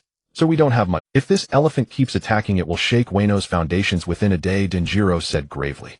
Kiku and Kawamatsu also wore worried expressions. Did Kazuki Hiyori escape? Leyte asked an unrelated question instead. Denjiro's face turned pale. Sir, it doesn't matter. As long as she doesn't cause trouble, I want hunt her down. Leyte waved his hand. The Kazuki family, and indeed the whole of Wano, clearly favored males over females. Kazuki Hiyori knew nothing of the Kazuki family's secrets. She was merely a tool for gathering information. She didn't even have any means of self-defense. Even if she escaped, what could she do? Thank you, sir, Denjiro said with profound gratitude. He'll act once the mink tribe sends word. For now, let the bullets fly. Leyte split the long sword in his hand into several metal shards, channeled electromagnetic force to aim at the elephant, and fired. The metal shards struck the elephant at immense speed, blasting small craters into its hide. Leyte fired a few times until he found a satisfactory spot. He'll strike here when the time comes. Are you sure about this, Captain Buggy? Hawkeye and the others, whose observation hockey far surpassed Leyte's, quickly guessed his intention. He was finding a target point. Fortunately, the elephant was massive. If it were a smaller target with Captain Buggy's level of observation hockey, he probably wouldn't be able to hit it at all. Don't sweat the small details. All we need to do now is wait patiently, Leyte said with confidence. 3 hours later, King returned to report to Leyte. The mink tribe has fully evacuated. Most are aboard the big top. Leyte made a call. Move back another 10 nautical miles. We're already far away, Captain Buggy, Mr. 3 answered, puzzled. Pull back further. My technique's power is a bit hard to control, Leyte said. As if that's true, can you really hit this far? Mr. 3 grumbled inwardly, but obeyed the order. Let's move back a bit more. The big top was packed with people, many of whom were eager to see how their captain would deal with this colossal creature. I wonder what that Buggy is up to. Nekomamushi said. Hey Jack, I heard you fought this elephant before. How strong is it? I wonder what that Buggy is up to. Nekomamushi said. Hey Jack, I heard you fought this elephant before. How strong is it? Ultai of the Tobi Rappo asked. How dare you call me Jack? Address me as Lord. Jack said indignantly. Come on, the 100 beast pirates are gone. We're all equals now, Ultai replied. I wonder how strong the new captain is compared to Kaido, the tall Black Maria chimed in. We'll find out soon. Jack got thoroughly thrashed by this elephant, I heard, Ultai said. Then why are you asking me? Jack's forehead veins bulged. Don't mind my sister, Lord Jack, Page 1 quickly apologized. Elsewhere, someone was also watching the movements of the Buggy Pirates ship. Captain Kid, the Buggy Pirates ship is retreating, the lookout reported. Follow them. Let's see what they're up to. Kid ordered. Captain, are you still planning to challenge Buggy for the title of Emperor? His first mate Massacre Soldier Killer asked with concern. I just want to know why all the warlords ended up under his command. Kid's mechanical arm creaked, revealing his irritation. It messed up my plans. In these waters a third party was also present. Smoothie, should we keep waiting? Charlotte Daifuku asked. Katakuri is on his way here. Let's rendezvous with him. They had already received news that the Blackbeard pirates had captured Tato Land. He'll be here eventually anyway. Let's wait for him here. The tall Smoothie said. Tato Land is lost. Let's see if we can take over Wano. But the Buggy Pirates have their eyes on this place. Charlotte Daifuku hesitated. The Buggy Pirates rely solely on those few warlords. Once Katakuri arrives, we'll fight them and see who wins. Smoothie stood up, her long legs quite striking. Not every Tom, Dick, or Harry can call themselves an emperor. But there's one condition: that Wano isn't destroyed by this giant elephant. Have they retreated far enough? Then I'll start here. By the way, inform everyone. There might be a blinding light soon, so remember to close. Leyte hung up the Den Mushi. You don't need to shout anymore. It seems this Zenesha is determined to obey Tao Zizu's orders. From the very beginning, Chuan Tselong and the others had been urging Zenesha to stop its attack, but Zenesha remained unmoved. That creature clearly understood human speech yet refused to cease its assault. The only option left was to stop it by force. Do you need our help? Asked Chuan Tselong. No, let me handle it. Leyte gazed at Zenesha's colossal figure and split off a handful of blue hair about 10 centimeters long. Then, using the power of the Bara Bara fruit, he split and reorganized the hair into the shape of a bullet, coating it with armament hockey and dyeing it black. The magnetic field power erupted, forming an electromagnetic acceleration channel in front of Leyte, aimed directly at Zenesha. Then Leyte fell into deep thought as he stared at the bullet. What's wrong, Captain? Did something go wrong? Moria asked, trembling with fear, hoping it wasn't another situation like last time where things got out of control. Nothing, just a little emotional. After unleashing this attack, Leyte decided to face this world as Baki. In the eyes of everyone in the pirate world, he was the new Yonko Baki, not the otherworldly visitor Lei. It was time to make a clean break with the past and merge into this world. Lei's Bara Bara power began to infiltrate the bullet, cells, nuclei, molecules, atoms, nuclei. Normally, only the nuclei of very massive atoms like uranium, thorium, and plutonium could undergo nuclear fission. But in the pirate world, a power existed within the cell nuclei of human bodies, armament haki. The existence of this power allowed Lei to directly induce fission using his own cells. Under the influence of the Bara Bara ability, the nuclei within the cells became unstable. Armament haki began to surge forth, and the bullet in Lei's hand turned an even deeper shade, as if it were absorbing all external light. In a moment, the fission power would erupt completely beyond Lei's control. For a while, the observation haki of Yin and the others began to blare warning of immense danger. "Here we go again," Moria muttered. "Are you going to pierce Zenesha with this? I told you it's different from last time." The bullet in Lei's hand began to spin and accelerate. This also counts as saying goodbye to the past. Using the power of Reito-Boy in the land of Wano is a kind of fate. What boy? Jean was very sensitive to this. Joy boys. I can't bring joy to others, but I can bring destruction. Reito laughed. Go forbidden skill fission, 1500 tons, Reito-Boy little boy. The black bullet, accelerated by electromagnetic force, broke the sound barrier and flew towards Zenesha. After flying beyond the 200-meter control range of Lei's Bara Bara ability, fission had already begun. A massive amount of armament haki and energy began to emerge, the two forces influencing and stimulating each other. By the time it reached Zenesha, the black bullet had transformed into a 100-meter-wide black fireball. The black fireball slammed violently into Zenesha, and the fission power erupted completely. First, an intense white flash appeared, followed by a deafening explosion. Countless pillars of fire spun into existence, and in an instant a deep gray smoke cloud several kilometers high formed over Zenesha. At the center of the cloud, a white smoke column rose, with the clouds swirling around it, taking the shape of a mushroom. The immense shockwave knocked Zenesha down, its massive body falling into the sea. The intense heat from its body boiled the ocean, generating countless steam clouds that sealed off the surrounding waters. Then the impact triggered a massive tsunami, towering waves carrying steam, surging in all directions. "Watch out for the waves, Mr. 3 shouted from the Baikuda. "Retreat in the direction of the waves." "Wow, what kind of move is this?" It knocked Zenesha down in one shot. Runta's eyes sparkled with stars. "Is this Captain Baki's power? What a terrifying man." Black Maria licked her lips. "After taking that hit, Zenesha will either die or be severely injured. Don't just stand there. Brace yourselves, stop the waves, don't let them capsize the ship." Mr. 3 noticed that most people were daydreaming. Everyone snapped out of it and quickly used their abilities to block the incoming waves. The ship of the Buggy Pirates shook violently, but fortunately no one on board was an ordinary person, so no one fell into the sea. Mao Fu Shi and Quan Lan exchanged glances filled with relief. With that strike, Zou would have been destroyed. "Baki, when did Captain Baki become so powerful?" Mao Fu Shi paused for a moment, then added the honorific. "Good thing we surrendered, or the mink tribe would have been almost wiped out." Quan Lan broke out in a cold sweat just thinking about it. The survival of the mink tribe had once hung on their decision. Amid the giant waves, the ship of the Kid Pirates was also fleeing at high speed. "Hurry, let's get out of this damn place." Kid no longer wanted to linger near Wano. The strange phenomenon just now was definitely connected to the Baki Pirates, and Kid didn't want to deal with them anymore. He was now starting to miss Big Mom. What kind of monsters were these new Yonko? He had to find allies to form an alliance, or how else could he fight these monsters? But how many could he truly trust? The Kid Pirates were still lucky. Smoothie and her crew were not so fortunate. They were too close to Zenesha, their ship was capsized directly, and they fell into the scalding seawater. How many times had this happened? Why had everything gone wrong since they arrived in Wano? Smoothie sank weakly into the seawater, waiting for rescue from the non-Devil Fruit users of the Big Mom Pirates. Crocodile and the others who had witnessed Lei's strike up close were even more shaken. That strike could destroy a country, right? Even the ancient weapon Pluton couldn't have such power. If he hadn't seen it with his own eyes, Crocodile would never have believed it. If you had used that during the Summit War, Marine headquarters would have disappeared. It's only at the level of destroying a city, not enough to destroy a country. Leite said, Reito-Boy is just a small-scale fission. To destroy a country, I would need the Tsar Bomba. But that would require fusion power, otherwise I would have to fission half of my Boda cells to achieve the power of the Tsar Bomba. Even if I could unleash the power of the Tsar Bomba, its explosion radius is too large. Nothing within 10 kilometers would be safe, and I wouldn't be able to escape either. Unless there's a Devil Fruit user skilled in spatial teleportation to assist. Are you talking about a large country like the Kingdom of Alabasta? Crocodile curled his lip.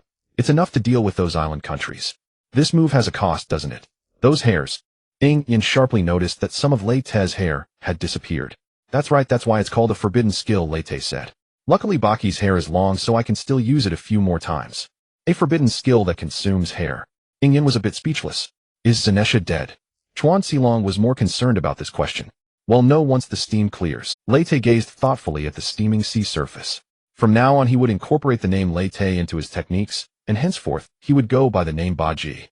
Perhaps he could even inherit Baji's conqueror's hockey luck. The sea breeze scattered the steam, revealing the scene on the ocean surface.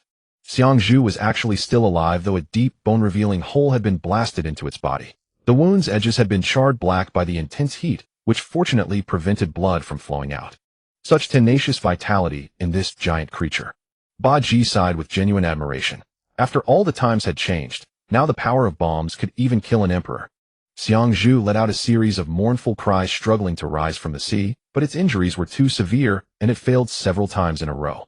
How pitiful. Zhu Ziqing couldn't bear to watch. Feeling pity for a giant beast that wanted to destroy your country. Are you out of your mind? Baji found it hard to understand Zhu Ziqing's thoughts, just as he had held back against Qin Lang on the battlefield, indirectly causing the death of Axiluo Tongzi. This guy is a burden. But Hijiguo is full of such people, so he's not the only one. Zhu Ziqing's face instantly flushed red. Captain Baji, should we launch another attack like that? It will surely kill it for good this time. Mo Leo wanted to see the explosion again. In its current state we can just slowly slaughter it. That kind of attack uses up too much hair. Baji said. He wondered if the pirate world had hair growth tonic. Or perhaps find some heavy elements like uranium. The Navy did have a type of explosive rock. If he got the chance, he'd try to acquire some. Xiangzhu struggled several times, and finally managed to stand up unsteadily, then wobbled off in the direction opposite to Hijiguo. So it's fleeing. It seems armed persuasion works better. Kuluo Kuda air sneered. Come as you please, leave as you please. Did you ask for my permission? Just as well. The general of Hijiguo died today, slaughtering it will provide enough food for everyone to feast. Baji didn't want to let this threat go, but just then the Den Den Mushi on him rang. Baji answered the Den Den Mushi. It was Mo Chi calling. You said you're going to tame Xiangzhu. Are you serious? I was only joking before. Baji hadn't expected Mo Chi to have such an idea. Only those with the ability to hear the voice of all things could communicate with Xiangzhu. In the history of the pirate world, only 3 people had possessed this special power. Now only Lu Fei remained. Without even being able to communicate, how could one tame it? I'm serious, Captain Baji. Xiangzhu is severely injured now at its weakest. This is the time to build a bond. Mo Chi said. I don't know much about taming, but it seems unreliable. Baji thought the size difference between them was too great. I don't want to keep drifting aimlessly, Captain Baji. My strength must match my position and bounty. I have no special talent in hockey, so I can only rely on this unique skill of taming. On the Baiku Dao Pu, how Mo Chi was unusually serious. Alright then. Baji sensed Mo Chi's determination. Be careful yourself. And better not use that strange stuff, like, I told you I've never used that. The Den Den Mushi shouted loudly. I am an orthodox tamer. So there were also dark tamers. What a terrifying group. Then go ahead. If it doesn't work, don't force it. There are plenty of opportunities to grow stronger as safety comes first. Baji said. By the way, tell Mr. 3 that you can land on Hijiguo. Actually, the most suitable for Mo Chi would be Xiao Yes Devil Fruit. That ability was practically a god-level fruit for tamers. Captain Baji, I won't let your trust down. Mo Chi's eyes filled with tears of gratitude. Then, he turned to look at Jieko. Can I borrow the decorative ivory tusks from your body? Learning that Mo Chi's target was Xiangzhu, Jieko readily removed the tusks. Before long, Mo Chi changed into an elephant costume, dressing himself up as an elephant, even sticking a long trunk onto his face. Are you going to a children's party? Everyone found Mo Chi's outfit quite eye-straining. Jieko, however, was very interested. Is this also one of your tamer techniques? It feels very familiar. That's right. Dressing up like a beast makes it easier to gain their favor. Do you know about Shomao? Actually, they are tamers too. They just wear a panda suit on the outside, but inside they are human. Mo Chi revealed a little of the tamer's secret. Shomao Rin exist all over the world, and Jieko had seen them a few times. No wonder they were unwilling to join the Baisho pirate crew. Turns out they were actually human. Jieko suddenly realized. Bo and I, please have the bear pop on me over to Xiangzhu. Mo Chi was ready. Okay. Good luck, and may you succeed. Bo and I commanded the bear to activate its ability, and a pink paw bubble enveloped Mo Chi, flying toward the direction Xiangzhu had gone. Brothers, when we meet again, I will bring Xiangzhu back. Mo Chi bid farewell to everyone from inside the bubble. Even this guy is starting to work hard. Mr. 3 suddenly felt a sense of crisis. He should develop his wax fruit ability when he had time. Set sail. Target Hijigwa. That will be the new base of our Buggy pirate crew. Mr. 3 ordered. Cheers erupted from the pirate ship. Only Malfu Shi and Quan Lan still wore worried expressions. With Zhuowu gone, the Mink tribe had no choice but to go to Hijigwa and accept Buggy's rule. They wondered what kind of ruler that guy would be. All property must be inventoried and surrendered, then redistributed. Chuan Xilong couldn't believe his ears.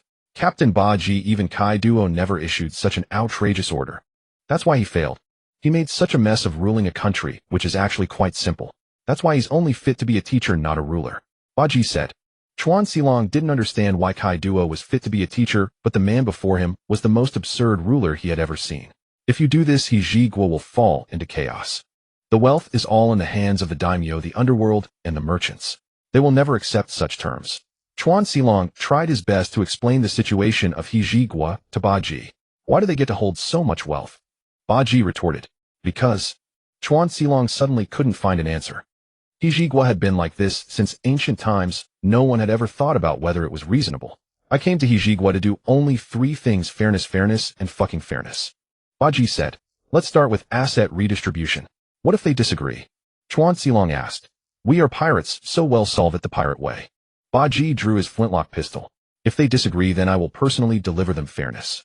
Whether it's the lofty general of Hijigwa or the lowly thugs of the underworld beneath this gun, all are equal. As the Buggy pirate crew landed on Haji country, the entire nation descended into chaos. Yet the commoners soon realized this turmoil did not affect them. Instead, the once arrogant daimyos and their retainers were the first to suffer.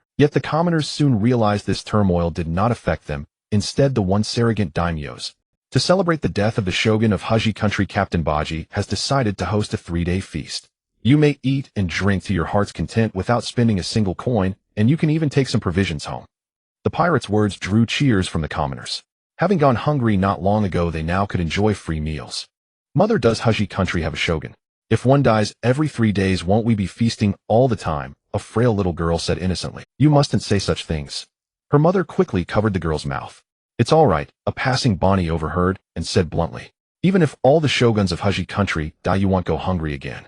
Those daimyos have plenty of grain stored away. Bonnie, holding a large handful of food, asked, Want some? This squid is quite tasty. While the commoners feasted, the inventory of Haji country's assets was underway. The daimyos, who typically kept samurai as guards, possessed the most wealth. As for the yakuza, they were mostly colluding with merchants. Unwilling to obey Buggy's orders, this night turned exceptionally bloody. It seems many have chosen property over their lives. From the pavilion in the capital of flowers, Buggy watched the city ablaze with firelight and sighed. Lord Buggy, by stripping them of their rights and wealth, what difference is there from taking their lives? Chuan Xilong said bitterly. Their grain rots while people starve outside. I recall that Guan Yue Rai once used her charms to extort money from merchants. Why didn't you just take a more direct approach? Given the strength of the 9 red scabbards, those merchants stood no chance against them. Kaido wouldn't bother with such trifles either. So Buggy couldn't understand why Guan Yue Rai, as a princess, had to resort to deception. Was it some tradition of Haji country? There is a difference between trickery and outright robbery, Chuan Xilong explained awkwardly. Moreover, Lord Buggy, what exactly do you wish to turn Haji country into? Chuan Xilong finally voiced the doubt in his heart. Into my logistics base. For that I need farmers, workers, and law-abiding merchants. If they work hard, it'll ensure they thrive. But the one thing I do not need is— Buggy gazed at the flames consuming the capital of flowers. In my territory, they have no place. And if they refuse, will you slaughter them all? Chuan Xilong asked. That would be many lives. I am a pirate, not a saint. Besides, it's better that one family weeps than an entire nation. I gave them a choice. If they squander it, they have only themselves to blame. Buggy found the identity of a pirate quite convenient. Those yakuza. Chuan Xilong chose his words carefully. If they stop causing trouble, could you spare them? Why not? I'm not a bloodthirsty madman. If they hand over their assets as required and go to work obediently, nothing will happen to them. Buggy said. I understand. I will go and persuade them. Chuan Xilong hurriedly left. Was he doing this for Hannibal Wulong and the others? Buggy wondered, watching Chuan Xilong's retreating figure. But yakuza accustomed to getting something for nothing might not heed his advice. Indeed, after leaving Buggy, Chuan Xilong went straight to Hannibal Wulong's residence. Juji Chung Hee Song and a woman with long emerald-colored hair, Guan Yue Rai, were also there. Chuan Xilong, how far will this upheaval go? Asked the diminutive Hannibal Wulong. Many people have contacted me discussing a joint effort to drive out the Buggy pirate crew. Are you out of your minds? The Buggy pirate crew is far more formidable than the 100 Beasts pirates. Chuanzling exclaimed. Were those people brainless? They hadn't been this eager when confronting the 100 Beasts. The Buggy pirate crew's actions have already ignited widespread outrage, even more than the 100 Beasts did, Hannibal Wulong said, slamming a table to pieces. They are plundering the daimyo's property. Widespread outrage. On his way here, Chuanzling had seen only joyful commoners. At least they haven't touched the commoners, he explained. That's because those wretches have nothing worth stealing. If they did, they wouldn't be spared, said a sinister-looking old man from behind Hannibal Wulong. The Buggy pirate crew has looted the wealth we daimyos have accumulated over years. Such behavior is unforgivable. We have Princess Guanyue Rai. We can rally everyone under the name of the Guanyue clan to reclaim Haji country. Princess Rai, what is your opinion? Chuanzling ignored the daimyo and turned to Guanyue Rai. The truly courageous daimyos had already died in the campaign against Kaido. Those remaining were mere dregs. I want revenge, Chuanzling. Guanyue Rai still could not accept the news of Taoziba's death. Chuanzling remained silent for a moment, then nodded slowly. Then come with me. Train in swordsmanship. Stop involving yourself in this, otherwise you'll have no hope of revenge. No. The first to object was the elderly daimyo. Only by using the Guanyue clan's name can we unite Haji country. I must marry Princess Rai to rightfully reclaim the nation. His words were cut short by a flash of steel. Chuanzling drew his katana and cleaved him in two. Hearing the commotion, the samurai outside burst in only to find their master lying dead on the floor. They drew their weapons and aimed them at Chuanzling. Captain Buggy was right. These parasites are only good for dying. Juji-chun, he sang, let's fight our way out with Princess Rai. Chuanzling's thoughts had never been clearer. He tossed a katana to Guanyue Rai. Princess Rai, this is a world of the strong preying on the weak. I was wrong before not teaching you the most essential skill. Take up your weapon and fight our way out. Only when you become strong enough can you reclaim Haji country. Clashing with the Buggy pirate crew now would only lead to death. Chuanzling's voice was. Guanyue Rai picked up the bloodstained katana, her voice trembling. How long must I train before I can defeat Buggy? Perhaps never. Chuanzling recalled the attack Buggy had unleashed on the elephant. A strike as terrifying as a god or demon. But at least this would keep Guanyue Rai alive. Staying here, she would only become a tool for the old power, and those old powers wouldn't last much longer anyway. If you work hard, there might be a glimmer of hope. If you don't, there won't be even that. Chuanzling said. Then let's fight our way out together. Guanyue Rai raised her weapon. Flower one sword style, rageful blooming prayer. A flash of sword light swept through and the samurai inside collapsed, spitting blood with unknown flames burning on their wounds. Hannibal Wulong, whose stature had transformed from short to imposing, slowly sheathed his weapon. In my domain you don't need to act. Since Princess Rai has made her decision, go. Chuanzling stayed. Juji-chun led Guanyue Rai out of the door, leaving only Hannibal Wulong and Chuanzling inside. You didn't mean what you said earlier, did you? About revenge. Hannibal Wulong had shrunk back to his small form. You're right. The Buggy pirate crew is even more terrifying than the 100 Beasts. I just wanted Princess Rai to survive. Chuanzling knew he couldn't fool Hannibal Wulong. Will Buggy let Princess Rai go? She is the last bloodline of the Guanyue clan. Hannibal Wulong asked. You haven't seen that man. His gaze doesn't linger on such trivial matters. What he needs is for Haji country to operate according to his will. Those who obey survive, those who rebel are killed. That was why Chuanzling found Buggy more terrifying than Kaido. Kaido never paid attention to such things. As long as the tribute from below remained unchanged, he didn't care about the commoners' lives. But Buggy viewed the entire Haji country as his own possession and could not tolerate parasites that would corrode it. Is that so? Pirates are a strange bunch. All kinds exist. Hannibal Wulong said. Then I'll refuse their request, and use these old eyes to see what that fellow will turn Haji country into. I'm done with this. Why should I be doing this kind of work? Run T huffed, tossing down the farming tools in irritation. Sis, don't lose your temper. Everyone is doing the same job, aren't they? Page Yvonne picked up the tools. We can't exactly go mining for sea stone, or can we? We're combatants. We're supposed to be fighting. Yet here we are doing farm work. What is Captain Buggy thinking? Run T had never done such labor in her entire life. Only those who work will get to join the combat division. Sis, you don't want to be stuck doing this forever, do you? Look at Jiaku. He's working with great enthusiasm. Page Yvonne pointed to the side. Jiaku had already transformed into his ancient mammoth form, becoming a relentless plowing machine. That big fool. Run T covered her face, unable to bear the sight. Where's the dignity of the 3 calamities? What 3 calamities now? Jiaku just wants to become a division captain as soon as possible. If we put in the effort, we might even compete for the vice-captain position. Page Yvonne said.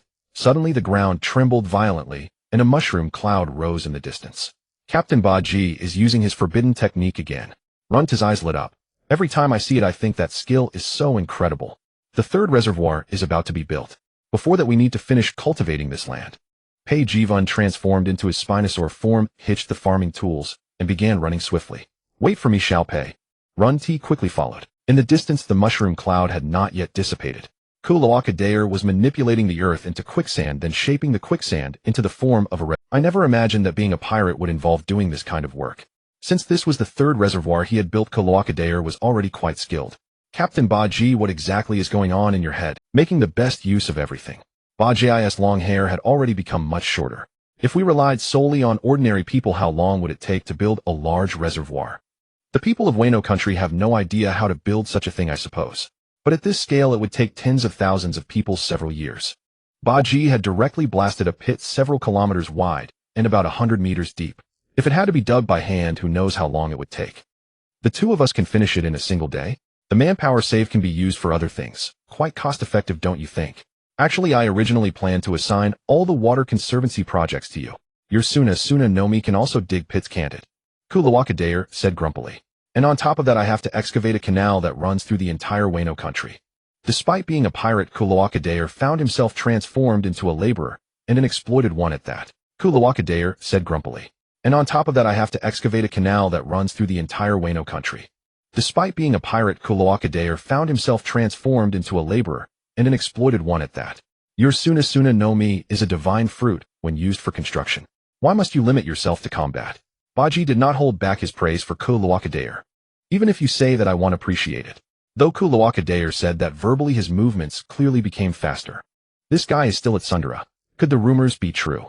Take your time working. They'll go check on other things. Baji's nuclear excavation was complete, and he prepared to handle other matters. What exactly are you trying to do? Even if you did nothing, no one in Wano would dare to oppose you. Why do all this thankless work? Kuloaka Daer suddenly asked. Most of the Baji pirate crew had been thrown into cultivation and construction. If not for Baji's immense prestige, there would have been discontent long ago.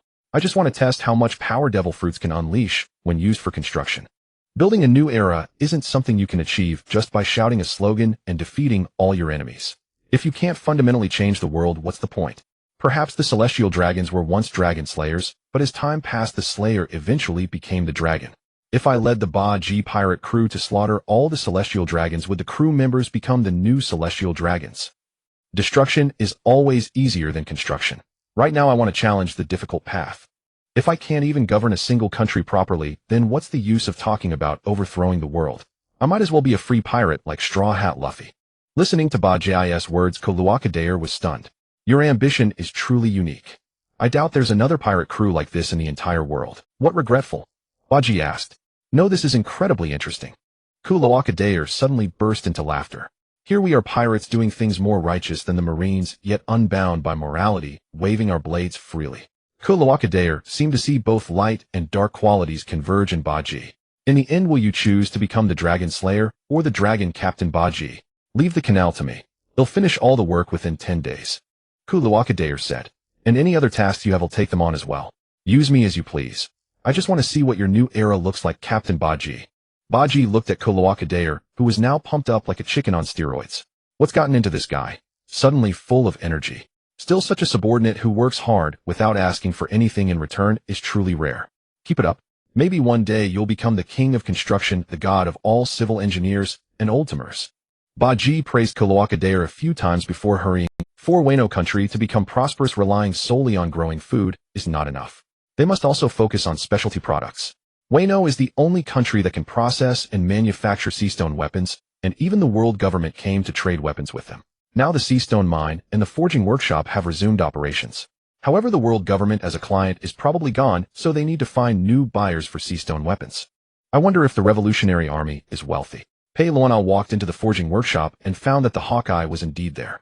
In front of the Hawkeye was a pile of swords, and he was coating them with Busashoka Haki. What a rare sight. This is usually your afternoon tea time. Pei Luana laughed, holding her little parasol. And now you're working. Is there something you need? The Hawkeye said indifferently. Nothing much. It's just that my abilities aren't suited for work, so I'm stuck with nothing to do. Pei Luana covered her mouth and snickered. Doesn't that prove you're useless? The Hawkeye's words silenced Pei Luana. That's not true. I just haven't found a way to use the Horo no Mi effectively. Pei Luana retorted loudly. She only knew how to use the Horo Horo no Mi for combat. She hadn't considered other uses. Could she afflict others with negative ghosts? Then go find one. Where is Moria? The Hawkeye asked. Captain Buggy sent him on a diet. He said if he wants revenge, he should at least get his body back to the shape it was when he first fought Kaido. Luana said. That won't be easy. The Hawkeye thought of Moria's current physique. Are these weapons mixed with sea stone? Luana curiously touched one and immediately felt a sense of weakness, quickly pulling her finger away. That's right. The Hawkeye picked up a weapon, coated it with Busashoku Haki, and turned it into a black blade. With the reinforcement of Busashoku Haki, the quality of the weapon improved. A master like you reinforcing weapons here. Are you missing Kurigana Island? Luana had never seen the Hawkeye work before. No, I find it quite interesting. The Hawkeye switched to another weapon and continued coating it with Busashoku Haki. Huh. Luana hadn't expected to hear that answer. You like forging swords? Of course not. I mean the changes in the Buggy pirate crew. Some of them are becoming less and less like pirates. Marine Headquarters Malinfanguo. In the office of the Marine Fleet Admiral, the three admirals rarely gathered together. Sakazuki, what is the matter that requires all of us to be summoned? Marine Headquarters Malinfanguo. In the office of the Marine Fleet Admiral, the three admirals rarely gathered together. Sakazuki, what is the matter? Red Dog grew somewhat irritated at Yellow Monkey's languid demeanor. Isn't this just to fit in? The last one who cared about appearances lost his legs. How? Yellow Monkey exclaimed dramatically. Veins bulged on Red Dog's forehead. This fellow was becoming increasingly unserious. A knock sounded at the door, and Vice Admiral, he entered carrying some documents. She distributed the documents to the three admirals. This is the latest intelligence on Hijigwa. It has been occupied by the Buggy Pirates. Isn't that She distributed the documents to the three admirals. This is the latest intelligence on Hijigwa. It has been occupied by the Buggy Pirates. Isn't that perfectly normal? Sakazuki, it seems that the unknown power of Hijigwa you mentioned hasn't been of much use. Yellow Monkey teased. Alright, let me see. The Buggy Pirates first slaughtered the daimyo of Hijigwa, then killed many merchants, and seized their wealth. Isn't this typical pirate behavior? Hijigwa are somewhat. Alright, let me see. The Buggy Pirates first slaughtered the daimyo of Hijigwa, then killed many merchants, and seized their wealth. Isn't this typical pirate behavior? Yellow Monkey flipped through a couple of pages and was about to discard them. The people from Roger's ship aren't much different from ordinary pirates, are they? Keep reading, Borsellino. Red Dog said in a grave tone. I have a premonition that the Buggy Pirates will become the Marine's greatest adversary in the future. Yellow Monkey was stunned, then picked up the documents and continued reading. There were even a few photographs inside. In the photograph, the Drought Jack had transformed into a giant mammoth form, and a group of children were playing on a slide made from his tusks. Yellow Monkey couldn't help but draw a sharp breath. That must be the most expensive slide in the world. Moreover, when did Jack, one of the three calamities, become so good-tempered? Has that fellow Buggy really managed to subdue Kaido's subordinates? Although Yellow Monkey knew this was inevitable, he hadn't expected it to happen so soon. Not only that, keep reading. To be honest, I can't figure it out. Does Buggy have some kind of brainwashing ability? Red Dog glanced at he. The wash fruit could indeed wash away evil thoughts, but it couldn't alter a person's inherent nature. Yellow Monkey continued flipping through. There were also photographs of Kelluope Dayer building a canal and Zoan-type Devil Fruit users reclaiming wasteland for farm. Finally, there was a photograph of a mine. A group of powerful pirates were cheerfully swinging shovels mining, or while some civilians sorted it on the side. Are they working? Yellow Monkey suddenly felt a sense of absurdity. Isn't a pirate's job to rob? When did it become like this? And what about the smiles on those civilians' faces? Buggy first mercilessly slaughtered the upper class of Hijigwa, yet treats the remaining civilians kindly. Is he a pirate or a revolutionary? Green Bull Huangmu found it somewhat difficult to comprehend. He is far more radical than the revolutionaries, Red Dog said. Among the documents was a photograph that stood out incongruously. It depicted a red land densely packed with wooden racks from which hung corpses. Strangely, each wooden rack also had a white lantern hanging from it. These racks are called street lamps.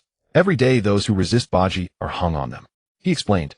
This intelligence agent is quite impressive to have gathered such detailed information about Hijigwa, Yellow Monkey praised.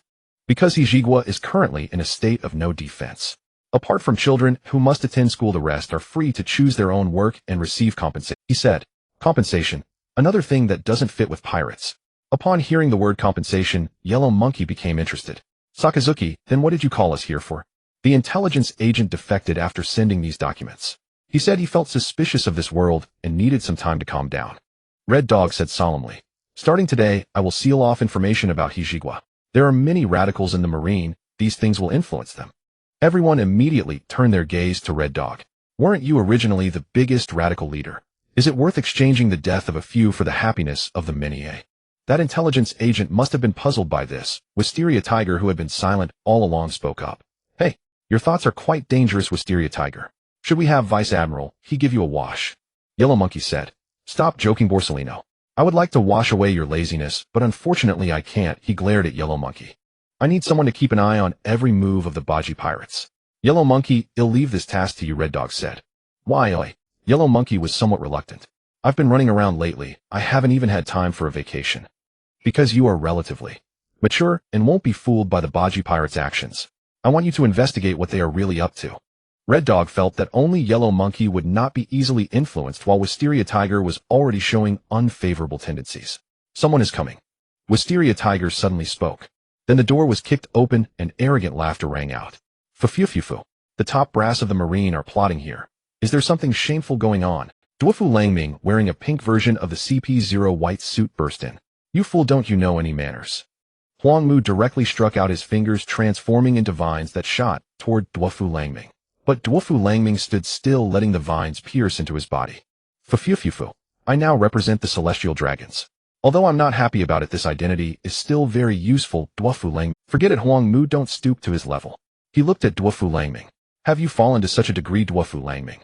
Lady, this world is so unfair. Even a weakling can surpass you in a short time. What's the use of effort? Dwafu Langming's voice suddenly rose. So Lady, I'm no longer human. Even if I become a dog of the Celestial Dragons, I will achieve my goal. A dangerous aura emanated from Dwafu Langming. What is your goal? He did not understand why the world government had released this fellow. Of course, to fulfill the Celestial Dragon's wishes. Perhaps I will even regain my status as a Celestial Dragon, Dwafu Langming said, restraining his wildness and speaking casually. No, this fellow's goal is definitely not this. He was too familiar with Dwafu Langming. He had abandoned his dignity to become a lackey of the Celestial Dragons, surely seeking something else. What business do you have here, Dwafu Langming? If you don't explain clearly, not even the Celestial Dragons can protect you. Red Dog stared at Dwafu Langming, not hiding his murderous intent. For the sake of the Buggy Pirates, let us destroy them together. Fu. Destroy the Buggy Pirates. Akainu seemed to find something amusing. Since when is the world government more eager to eliminate pirates than the Marines? What Buggy did made the Celestial Dragons hate him to the bone. Doflamingo laughed loudly. Of course the world government wants to get rid of him. The Marines cannot commit all their forces to Wano. Akainu directly rejected Doflamingo's proposal. No need to attack Wano. We'll lure Buggy out. Doflamingo said, what will you use as bait? Akainu wondered where Doflamingo's confidence came from. The bait will be Celestial Dragons. Doflamingo stepped onto the table in front of Akainu, looking down at him. Two foolish Celestial Dragons. How's that for bait? To get revenge, you're using Celestial Dragons as bait.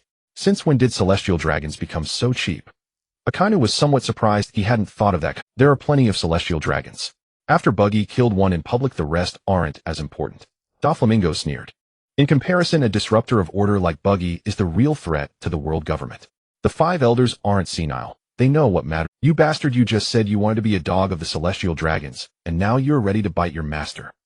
Fujitora, who had always detested Doflamingo, mocked him directly. Doflamingo ignored Fujitora's taunt. I need 2 Marine admirals to cooperate with my plan.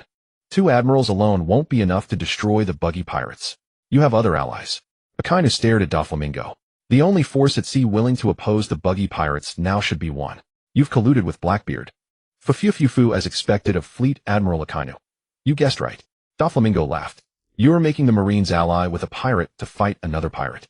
Doflamingo, what do you take the Marines for? Akainu's right arm had already turned into flowing magma. The same as me, dogs of the world government. In the next moment, a magma fist struck Doflamingo's face, pinning him to the ground. You think I wouldn't dare kill you, Doflamingo? Akainu's killing intent was almost tangible. Go ahead. Half of Doflamingo's glasses were shattered, revealing one eye filled with madness. All I want now is to add some amusement to the world. Go ahead.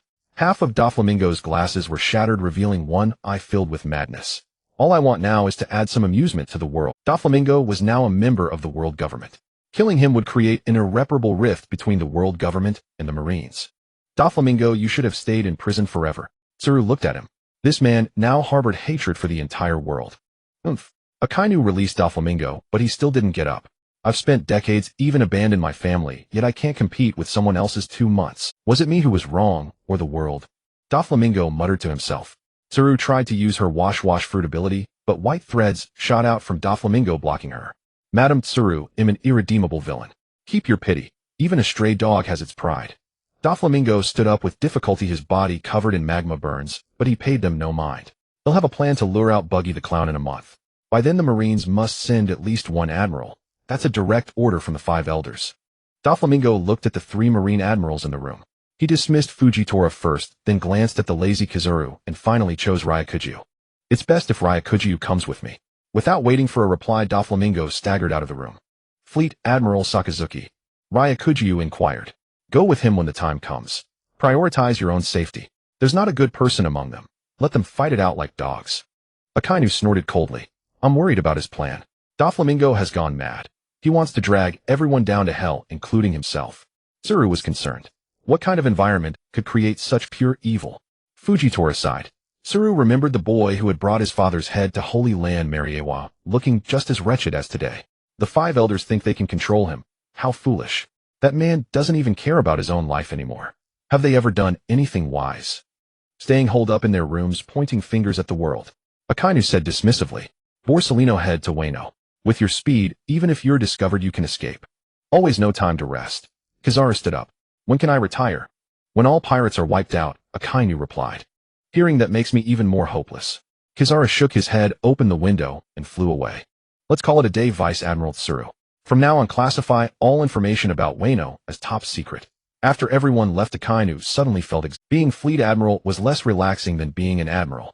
Back then Sengoku had shouldered the pressure from the world government. He never knew they could be so foolish. Buggy the Clown. Let's see what you'll turn Wano into. If a pirate can govern Wano well, then maybe this path is viable. Akainu took out a black den mushi. Mr. Sakazuki, what's the matter? A female voice came from the snail. On you and Bins take a group of Neo-Marines to Wano and pretend to join the Buggy Pirates. Akainu ordered. Huh, join pirates. The black den mushi was a yes. Say that because Buggy once stood up for Zephyr you have a favorable impression of the Buggy Pirates. Buggy probably won't suspect. Akainu mused. Then study how they govern Wano. I see. Alright, I'll tell Bins. The black den mushi said. How are things with the Neo-Marines? Akainu asked. Good, Mr. Sakazuki. The marine bases you deliberately abandoned have made our supplies very convenient. The black den mushi was cheerful. Go to Wano. Have the rest of the Neo-Marines lie low and stop operations. Akainu said. Understood, Mr. Sakazuki. For absolute justice. The black den mushi grew serious. For absolute justice. Threatened by heightened Guan Yue Yutian danced naked for 5 years. Thus he lost the trust of the people of Heziguo, of course also because he did nothing but dance naked during that period.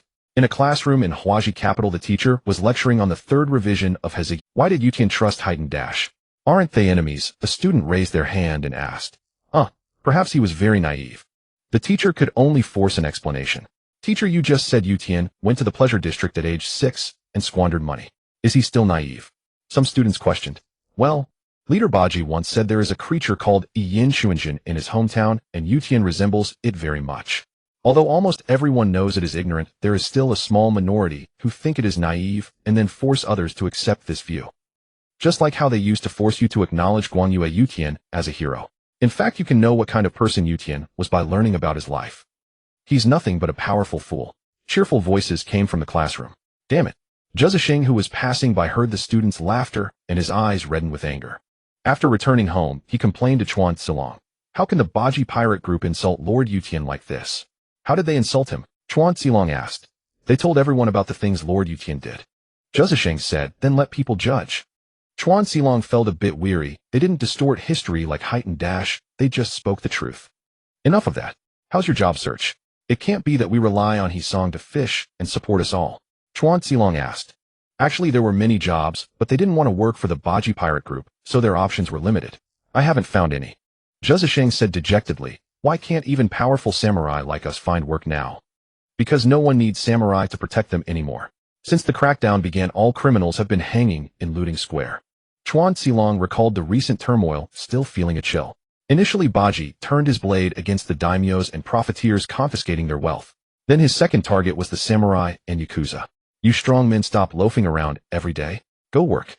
Baji's words sealed their fate. But the samurai and yakuza had never done manual labor. They considered it beneath them. So enraged they launched a riot, taking up weapons and rampaging through the streets. Then all the rioters were hung in looting square. The remaining ones quickly calmed down and chose work over death. Why not go to the forge workshop and use armament hockey to temper weapons? We can't eat fish every day. Chuan Xilong said he saw works hard fishing without work, they couldn't get food purchase vouchers and buy anything. Actually, there was another option: join the Buggy pirate group as a combatant. Chuan Xilong knew that Buggy only treated Hiziguo as a logistical base and would eventually expand. But Zhuzhisheng would never agree, so he had a maybe I can perform on the streets. Guan Yue Rai, who had finished practicing swordsmanship, walked over. The pleasure district has been shut down, Princess Rai. Zhuzhisheng thought for a moment and finally agreed with Chuan Xilong. Forget it, let's go to the forge workshop. Princess Rai can stay here. The security in Hiziguo is excellent now, but there's no danger. Chuan Xilong said, don't call me princess. The Guan Yue family has vanished.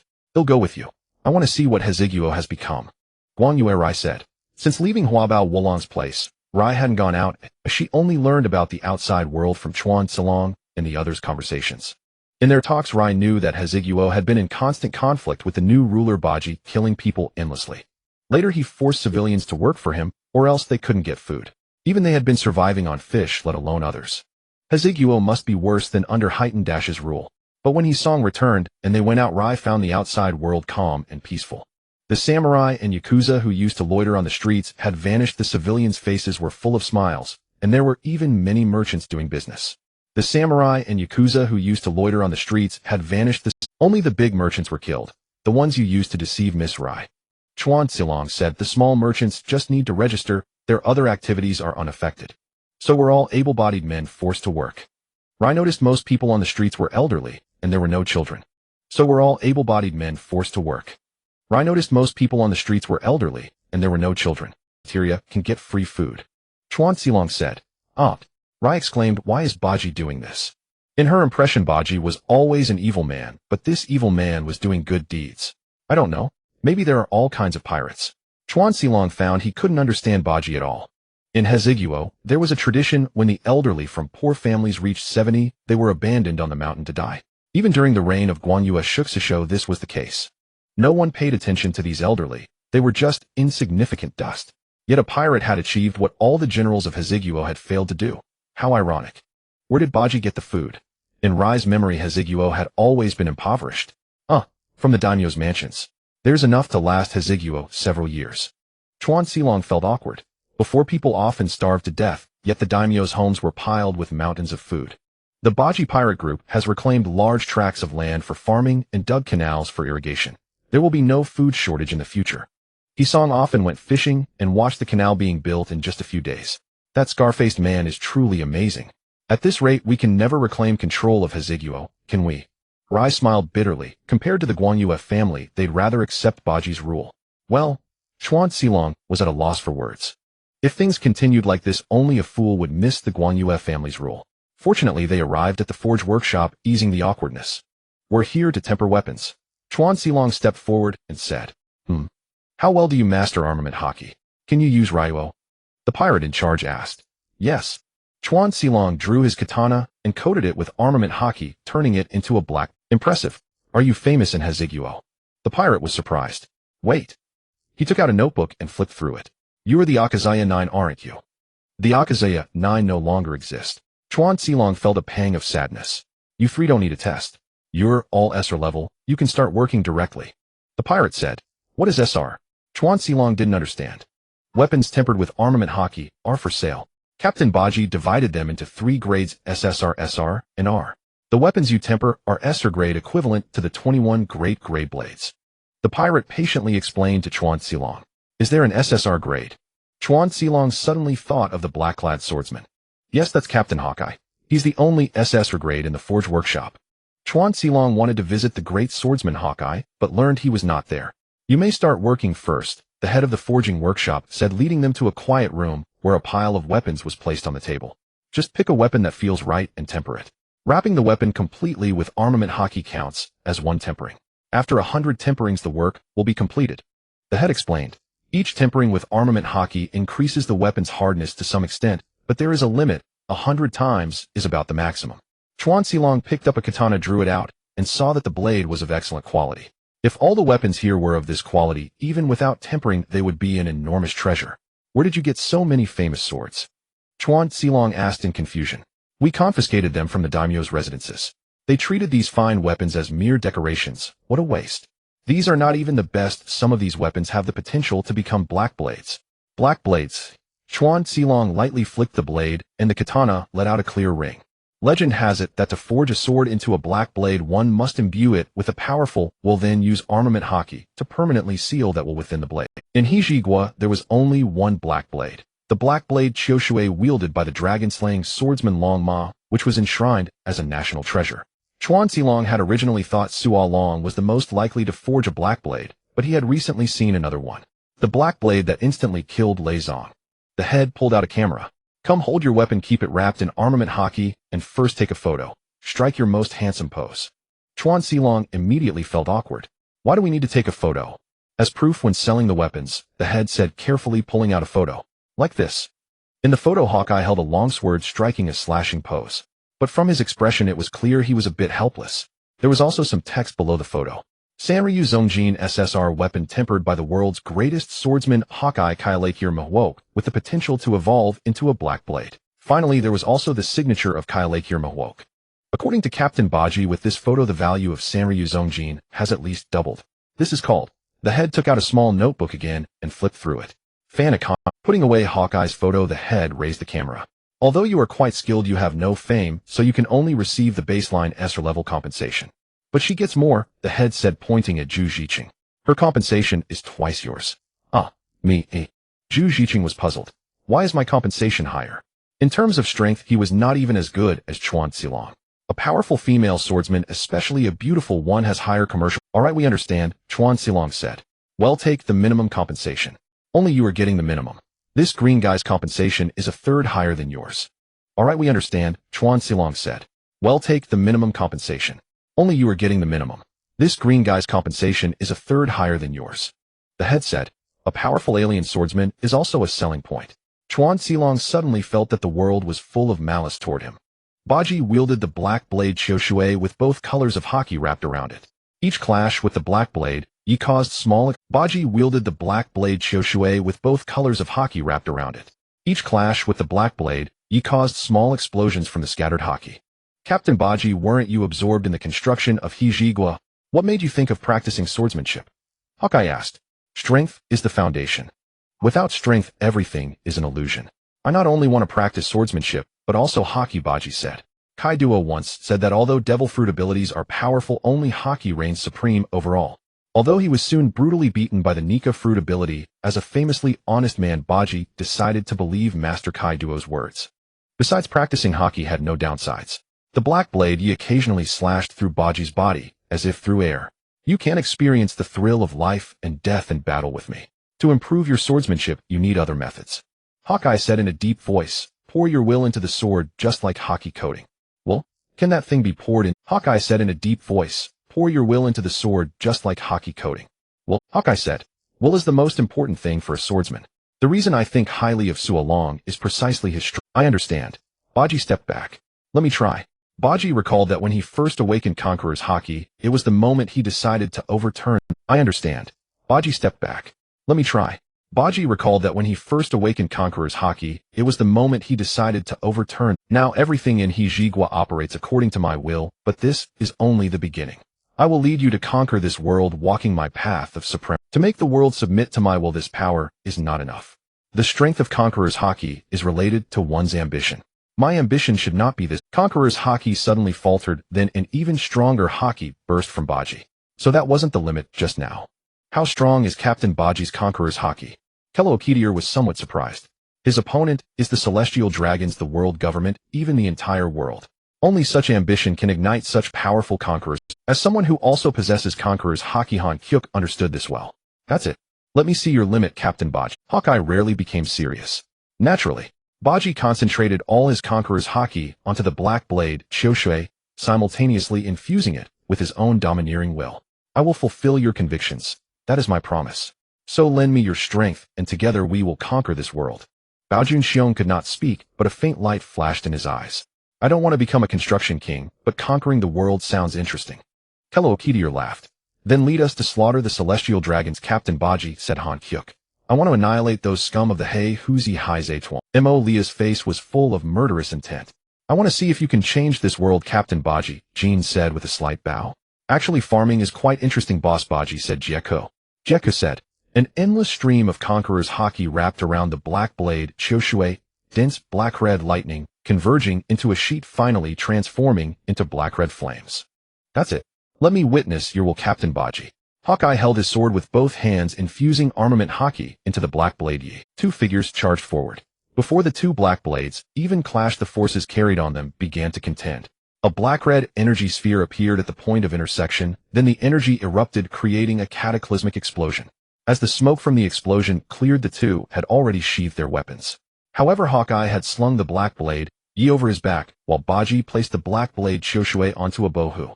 I have felt your will, Captain Buggy. Even without a devil fruit ability, you can become a top-tier swordsman, Hawkeye said. Moreover, your ability naturally counters swordsmen. Even I don't want to fight you. Although my conqueror's haki has broken through, my observation haki is still a weakness. Seeing the bow who trying to leave, Buggy split off a hand and grabbed it by the scruff of the neck.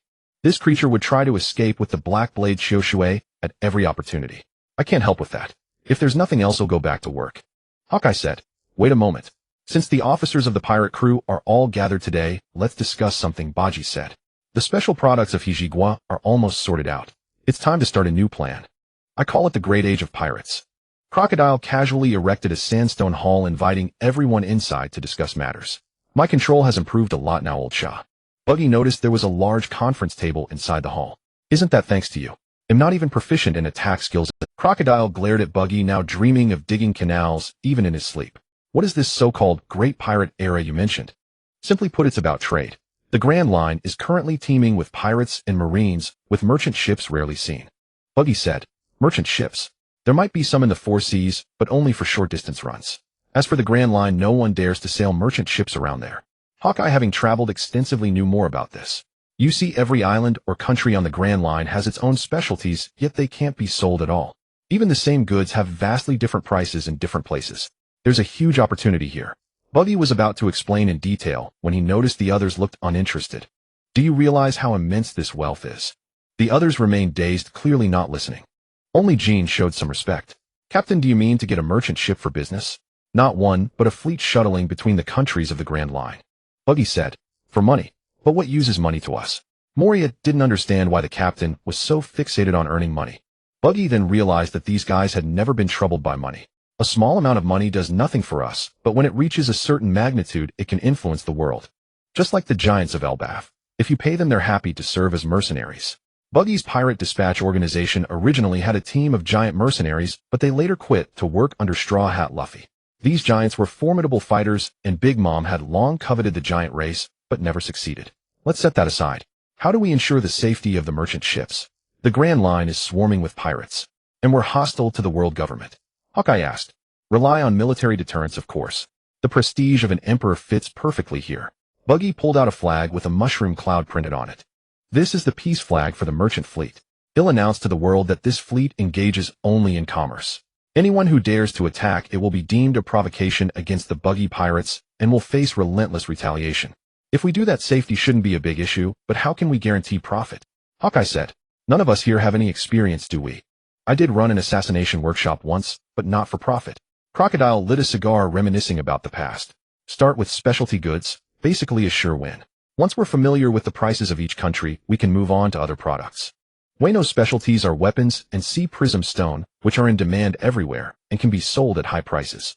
Actually, we should thank Kaido for establishing a complete weapon factory system in Wano, even though the pollution was severe. But as long as we clean up, the pollution production can resume immediately. Speaking of which, among the original 4 emperors, only Kaido seriously ran factories, the rest lived off protection money. So the so-called Great Pirate Era is just buying low and selling high across different places, earning berries. Hancock said, and also gathering intelligence and recruiting talent along the way. If there's a place worth investing in, we can set up a foothold there. Buggy explained. Is this preparation for future expansion? Crocodile immediately understood. Exactly.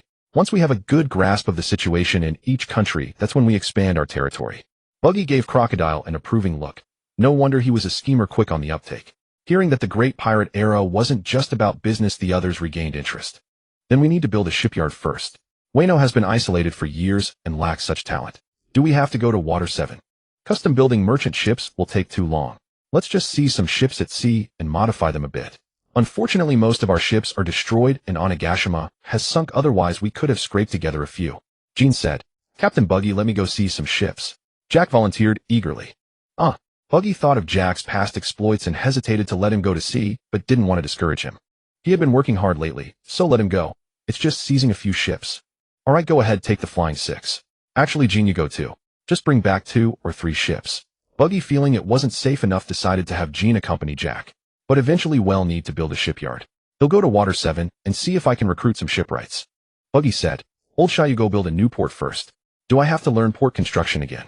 Crocodile was dumbfounded. A capable man is always busy. Buggy patted his shoulder. It's mainly because your ability is so useful. I have the sand fruit, not the construction fruit. This is the last time. Next time let me fight. Crocodile finally agreed to build the port. Actually, the ancient weapon Plutarch you've been searching for is in Wano. If you're free, you can look for it. Buggy revealed this secret to Crocodile. Unexpectedly, Crocodile reacted calmly. Oh really? Did Robin tell you? Hey, this is what you've been after all along. Aren't you excited at all? Buggy was puzzled. A super warship that can destroy an island with one shot. Is Plutarch really that powerful? Crocodile said. The captain can achieve that level of attack too. I wasted most of my time searching for Plutarch. If I hadn't been defeated by Luffy, I wouldn't have. No matter how powerful an ancient weapon is, it still needs a user. If your strength is insufficient, what's the use of finding Plutarch? He once matched Barrett evenly, but later fell far behind him because he diverted his energy to searching for Plutarch. And even if he found the ancient weapon, he couldn't challenge Whitebeard anymore. Buggy knew Crocodile was right. Take Poseidon Shirahoshi for example. She can command all sea kings, which is indeed powerful, but her body is the biggest weakness. Once a decapitation strike is launched, the entire merfolk race can't protect her. Then do as you wish. Leave Wano's safety to you. He'll return as soon as possible. With 5 former warlords here, Buggy wasn't worried about Wano's security. Should he go find Silver's Rayleigh this time? Zyangbity Archipelago 13th Island Extortion Bar. The bar door opened and several black-robed figures entered, all with hoods covering their face. Shachi, who was wiping a wine glass, paused in her movement. The leader of the black-robed men had already reached the counter, and she could see the face beneath the hood. Shachi sighed, put down the glass, and began to drive out the customers in the bar. Today's drinks are on the house. I have an important guest, and am closing up. Since the Navy headquarters moved, Zyangbity Archipelago has gradually become a lawless land, and most of those lingering here are pirates. Wow, what kind of guest makes the landlady stop doing business? Wearing black robes in broad daylight, acting mysterious. Let me see who you are. These pirates who had just set foot in the New World were at their most fearless moment. A drunken pirate was clearly dissatisfied with Ziaki's decision and stepped forward to try to see the identities of the black-robed group. A wine glass flew over, and the force carried on it directly sent the pirate flying. Before I lose my temper, you'd better get the hell out. Shachi said coldly. Only then did the customers in the bar remember that the landlady of Extortion Bar was not someone to be trifled with. They quickly slunk away, and the tavern became quiet. Sorry, Aunt Xia, for delaying your business. Baji took off his black robe and tossed it to the person beside him. A vein bulged on Ziaki's forehead. Why are you here, you bastard? And don't call me Aunt Xia. Do I look that old? Shachi hadn't expected that the 4 Emperor Baji would come here. I'm just passing by, and I'm here to see Vice Captain Lely. Baji sat down at the counter. But it's been over 40 years since the Rocks Pirates were destroyed, and Sister Shachi is still so young. In comparison, Vice Captain Lely looks much older. You know quite a lot. Is it so hard to keep a secret these days? Shachi hadn't expected Baji to know her identity. Where did he get that information? That guy Lely is busy outside, he probably won't be back for a while. Hearing Baji call her sister, Ziaki's mood improved a lot. She poured a glass of wine for Baji. Do you guys need any too? Oh, thanks. Mister. 3 hadn't expected that this unremarkable bar owner was actually a member of the legendary Rocks Pirates. How many big shots does Captain Baji know? Well, it seems he is a big shot now too. Just here to catch up. If the Navy knows you're here, they'll probably go crazy. Shachi looked at Baji's appearance and suddenly felt a bit dazed. The little baby back then has become a world-famous great pirate. Shachi sighed. What? Baji suddenly had a bad feeling. From his memories, he knew that he and Red Hair had lived on Roger's ship since childhood with no impression of their parent. In the Battle of Shensiga back then, he and Red Hair were supposedly still infants. Luo Jia couldn't have taken 2 babies to the battlefield. So how did when did Sister Shachi see me? Baji wanted to fish for information. Did I say that? Shachi realized she had slipped up and quickly tried to remedy it. He'll go find Lely. If you stay here too long there will be trouble. Buggy tapped his fingers on the counter. Could it be so cliché? From Sukiyaki's words he learned that during the Battle of Shinsegae, he should have been in the Rocks Pirates. Buggy tapped his fingers on the counter. Could it be so cliché? From Sukiyaki's words he learned that during the Battle of Shinsegae, he should have been in the Rocks Pirates, otherwise Shachi couldn't have seen him. What about Sukiaki? Was he also in the Rocks Pirates back then? Thinking that Sukiaki had connections with the Five Elders, and that there were celestial dragons at Shinsegae, could it be that Sukiaki, that honest-looking guy, has the blood of the celestial dragons? Captain Buggy, are we going to meet Pluto Lely later? Seeing Buggy deep in thought, Mr. 3 came up and asked mysteriously. Yeah, is there a second Lely? Buggy said. Do you want me to ask Lely to help train you guys? Really? Can we? Mr. 3 was so excited he almost fainted. That's the right hand of the Pirate King. Yerlita and Kabaji beside him were also extremely excited. It's rare for you to have ambition. I can only mention it, I don't know if Lely will agree. Buggy actually had this idea when he came to see Lely. Although he had once joked that Lely taught slowly, Buggy and Sukiaki were both taught by Lely. Luo Jie simply didn't have the patience and only taught a little bit occasionally. Including Luffy, Lely has already taught 4 emperors. Judging from the results, Kai Duo can only be considered an amateur, while Pluto Lely is a gold medal teacher. Thank you, Captain Buggy. The 3 of them lined up and bowed to Buggy. Just then Lely and Shachi pushed the door open and entered, seeing this scene and wondering what had happened. Long time no see, Vice Captain Lely. Buggy greeted first. Buggy, you've changed so much, kid. I didn't believe it when Shachi told me. Lely looked at Buggy, whose aura had undergone earth-shaking changes inside. Back then the 2 apprentices on the ship, red-hair Sukiaki, had become a 4 emperor long ago, while Buggy remained obscure. Lely thought Buggy would be digging for treasure all over the world, but then he saw him again during the Paramount War on the live broadcast. In a short time Buggy went from a small pirate directly to becoming a Shichibukai, and then a 4 emperor, an unprecedented rise. Then the live broadcast of the execution of a celestial dragon and the recruitment of the Shichibukai under his command shook the world. Lely was dumbfounded at the time. Although he thought Buggy was no worse than Sukiaki, the speed of his rise was too fast. Vice Captain Lely is still vigorous in his old age. Buggy looked at Lely and Shachi, standing together. They seemed like people from different eras. I get the feeling you're making fun of me, kid. Shachi behind them sensed trouble. Wait, my tavern. But it was too late. A force erupted from the 2 as the center, making everyone on the 13th island feel difficulty breathing, and the weaker, Buggy, also kicked out, and 2 streams of Conqueror's Haki collided. Shachi behind them sensed trouble. Wait, my tavern. But it was too late. A force erupted from the 2 as the center, making everyone on the 13th island feel difficulty breathing, and the weaker ones directly collapsed unconscious. The extortion bar was like a typhoon had passed through the entire bar, almost turned into ruins. You 2 get out of here. Shachi went berserk. I forgot for a moment. Lely realized he had caused trouble. He gave Buggy a wink. Let's talk outside.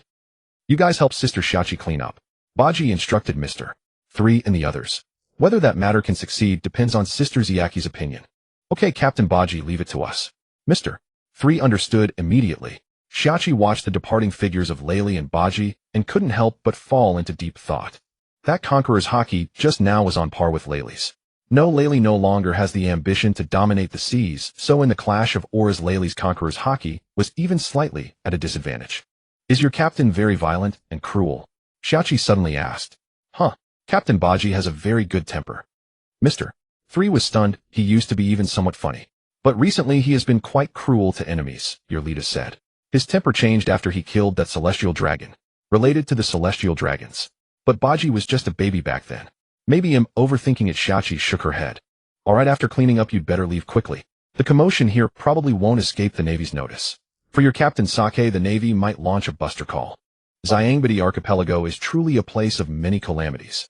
Rayleigh led Buggy to a cliff on the Sabaody Archipelago. What brings you to visit an old man like me, eh? Rayleigh asked. I want to pry some information from the Vice Captain after all you've returned from Laugh-Tale. What exactly is there? Buggy inquired directly. Hey. If you want to know, go see for yourself. Asking me directly is a cowardly move. Rayleigh intended to give Buggy a punch on the head, but suddenly realized he was no longer the child he once was. Time flies. In the blink of an eye, you and Shanks have become emperors of the sea. Our era has passed. Don't change the subject, Vice Captain. I don't have time to go to Laugh-Tale. Even Shanks, who once swore to go there, didn't make it, did he? Buggy said. I always felt that illness back then came out of nowhere. Ahahaha, is that so? Rayleigh laughed awkwardly. You're overthinking it. Getting sick is perfectly normal. I was quite robust back then. How could I suddenly fall ill? That's as absurd as a girl who aspired to become a swords master tripping from the attic and dying instantly. You little brat, what kind of comparison is that? Rayleigh's smile faded. But I want to tell you what's on Laugh Tale. With your strength you can go there yourself, Buggy. No time. I'm going to take down the celestial dragons. You? Rayleigh was stunned. Although the celestial dragons are no good, they haven't done you any personal harm. No personal grudge. I just find them disgusting, so I'll take them down. Buggy said. He had once wondered what he would become if he suddenly gained immense power. Would he become a Superman or a progenitor? When he truly obtained power, he realized he couldn't be a saint like Superman because his moral standards weren't that high. But he couldn't become a deranged progenitor either because his upbringing had instilled a moral baseline. So he merely became an ordinary person with extraordinary. Before the transmigration lacking power, he could only be a keyboard warrior. After transmigrating with immense power, before the transmigration lacking power, he could only be a keyboard warrior. After transmigrating with immense power, he naturally couldn't betray the gift. When he saw something displeasing, he would just go and smash it. Vice Captain Rayleigh, if you viewed the entire world as your home, and your home was infested with cockroaches, what would you do? Buggy offered an analogy. Of course I'd exterminate the cockroaches. Rayleigh replied instinctively. The celestial dragons are those cockroaches. Their existence makes me uncomfortable, so I'll spend some time cleaning the house, so I can live comfortably in it. Buggy said. But the world is not your home to do as you please. Rayleigh trailed off stunned. Why not? Once I clean the house, won't the world have a new master? Buggy laughed heartily. Is this your ambition? How absurd. Rayleigh stared at Buggy, suddenly recalling the past. A man in a straw hat had once invited him to see. That man grinned foolishly. Are you Rayleigh? Come with me to turn the world upside down. At the time, Rayleigh thought him foolish, yet inexplicably followed him. Roger, do you know? The cabin boy back then now harbors an ambition greater than yours. If you were here, you'd surely laugh with pride. What a pity. If it were 40 years ago, I might have joined you in causing a ruckus, Buggy. Rayleigh said. But now I'm old. I can only watch from the sidelines as you realize your ambition. I can't tell you about Laugh Tale, but back then at God Valley. Is it about my lineage? Don't say it. Buggy cut Rayleigh off. I'm just Buggy the Clown, and I don't want to be entangled in any messy relationships. Rayleigh lost count of how many times had been surprised. If Shanks were like you, he wouldn't be living so tiredly. Rayleigh sighed. What's his lineage? I'm quite curious about that. Buggy's curiosity was piqued. That guy has a daughter who's a singer, and he's still an honest man. You've gotten plenty of information about Shanks from the vice. That guy has a daughter who's a singer, and he's still an honest man. You've gotten plenty of information about Shanks from the vice captain, haven't you? Vice captain, be fair, and tell me some secret news. When Roger was executed, Shanks probably knew nothing.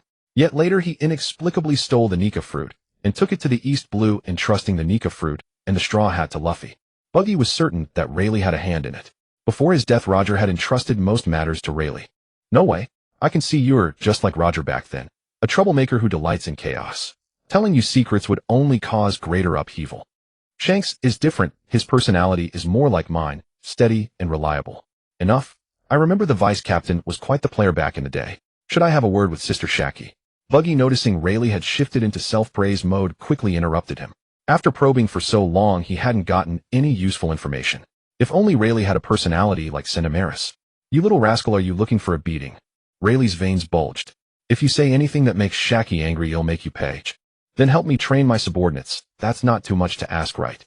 Buggy revealed his true intention. You mean those guys in the bar? Their bounties were inflated by you, weren't they? Their strength is mediocre, but the bounties are outrageous. Rayleigh saw through Mr. 3 and the others at a glance. They really have potential, but I don't know how to teach. Is there a shortcut to mastering hockey? Buggy asked. Impossible. Hockey requires step-by-step foundation building. What's that look in your eyes? Rayleigh noticed Buggy's odd expression. Right. Then they're yours to handle. How long will it take? Not 2 years, I hope. I don't have that much time. A year should suffice. If not for certain things he couldn't tell Buggy, Rayleigh wouldn't have bothered taking on more students. Then he'll head straight to Water 7. Buggy bid farewell. Be careful. The celestial dragons aren't as simple as you think, Buggy. Rayleigh cautioned. I know. Oh, Vice Captain, there's one more thing that puzzles me, though it may sound absurd. Before leaving, Buggy finally voiced his doubt. Why does Straw Hat Luffy seem identical to Captain Roger when he was young? How are they the same? Don't talk nonsense. Luffy merely bears a shadow of Roger. That child like Roger possesses a heart yearning for freedom. Besides, how old is Luffy? The ages don't match at all. I was just asking casually. No need to explain so much. Buggy sensed Rayleigh's slight unease. I just think Luffy's appearance and personality are somewhat similar to Captain Roger's. I didn't mean anything else. Buggy, you can't say things like that casually. You know how the world government loathes Captain Roger. When they learned Captain Roger had offspring, they conducted a thorough search, sparing no infant of matching age. Rayleigh's expression turned grave. Buggy naturally knew all this, and also that Ace had remained in Rouge's womb for 20 months. This was impossible for an ordinary person. Even if the mother possessed immense willpower, the child in her womb could not endure it. Unless Rouge was a devil fruit user. Rouge was from the South Blue. She had a devil fruit that controlled life states. She died after giving birth to Ace. The devil fruit was later obtained by Bonnie from the South Blue, but this was all mere speculation. Buggy was not a detective hellbent on uncovering the truth. Don't worry. I'm the world's most tight-lipped man. I won't blab about such things. Buggy gave his assurance. Good. Rayleigh relaxed. Let's go quickly. Just seeing you gives me a headache. Who's there? Fufu. Two wanted criminals chatting so brazenly. Do you take the Navy for decoration? That maniacal laughter, the pink suit, and that bizarre gait. Doflamingo, why are you wearing CP0's uniform? Buggy hadn't expected Doflamingo, who had been reading newspapers and impelled down, to be out. For the thrill, I've allied with the world government. Surprised, aren't you, Buggy the Clown? Doflamingo anticipated seeing shock in Buggy's eyes. Instead, Buggy's lips curled slightly. You're so flamboyant. You're so flamboyant. So flamboyant. Flamboyant. For a moment, Doflamingo's mind went blank. When he finally grasped what Buggy had said, an uncontrollable killing intent radiated from him. Buggy the Clown, are you looking down on me? Oh no, I just think this outfit doesn't suit you. You're better off dressed like a showy flamingo. Overheat. Tens of thousands of translucent white threads aligned horizontally, erupting from Doflamingo's hand like a raging wave, aiming to shred Buggy. Facing such an attack, Buggy didn't even bother to dodge. The overheat pierced straight through his body. Was it an illusion? No, Doflamingo's observation hockey clearly sensed Buggy's body right there, yet the overheat seemed to strike only air. Though not a superior-inferior fruit relationship, the counter is even more severe. The string fruit is utterly powerless against the chop fruit. Rayleigh had already seen it. When the overheat attacked, Buggy's body had split apart, making Doflamingo's assault completely ineffective. Damn you. Why won't you fight back? More than missing his target, what infuriated Doflamingo was the enemy's indifference. Hit me back. Bang. Buggy used a flash step, and a fist coated in armament hockey struck Doflamingo's face, sending him flying. That's a first, hearing that request. What are you doing here, Doflamingo? That's my line, Buggy the Clown. Why have you come to the Sabaody archipelago at this time, and alone? Doflamingo wasn't seriously hurt. He had been making preparations on Grove 1 of Sabaody, when his subordinate monitoring Silver's Rayleigh reported sighting Buggy, the Emperor, God's enemy. He feared his plan had been exposed, so he rushed over. Where I go is my freedom. Buggy found it absurd. Do I need to report to you? You bastard. This place is very close to Marine headquarters.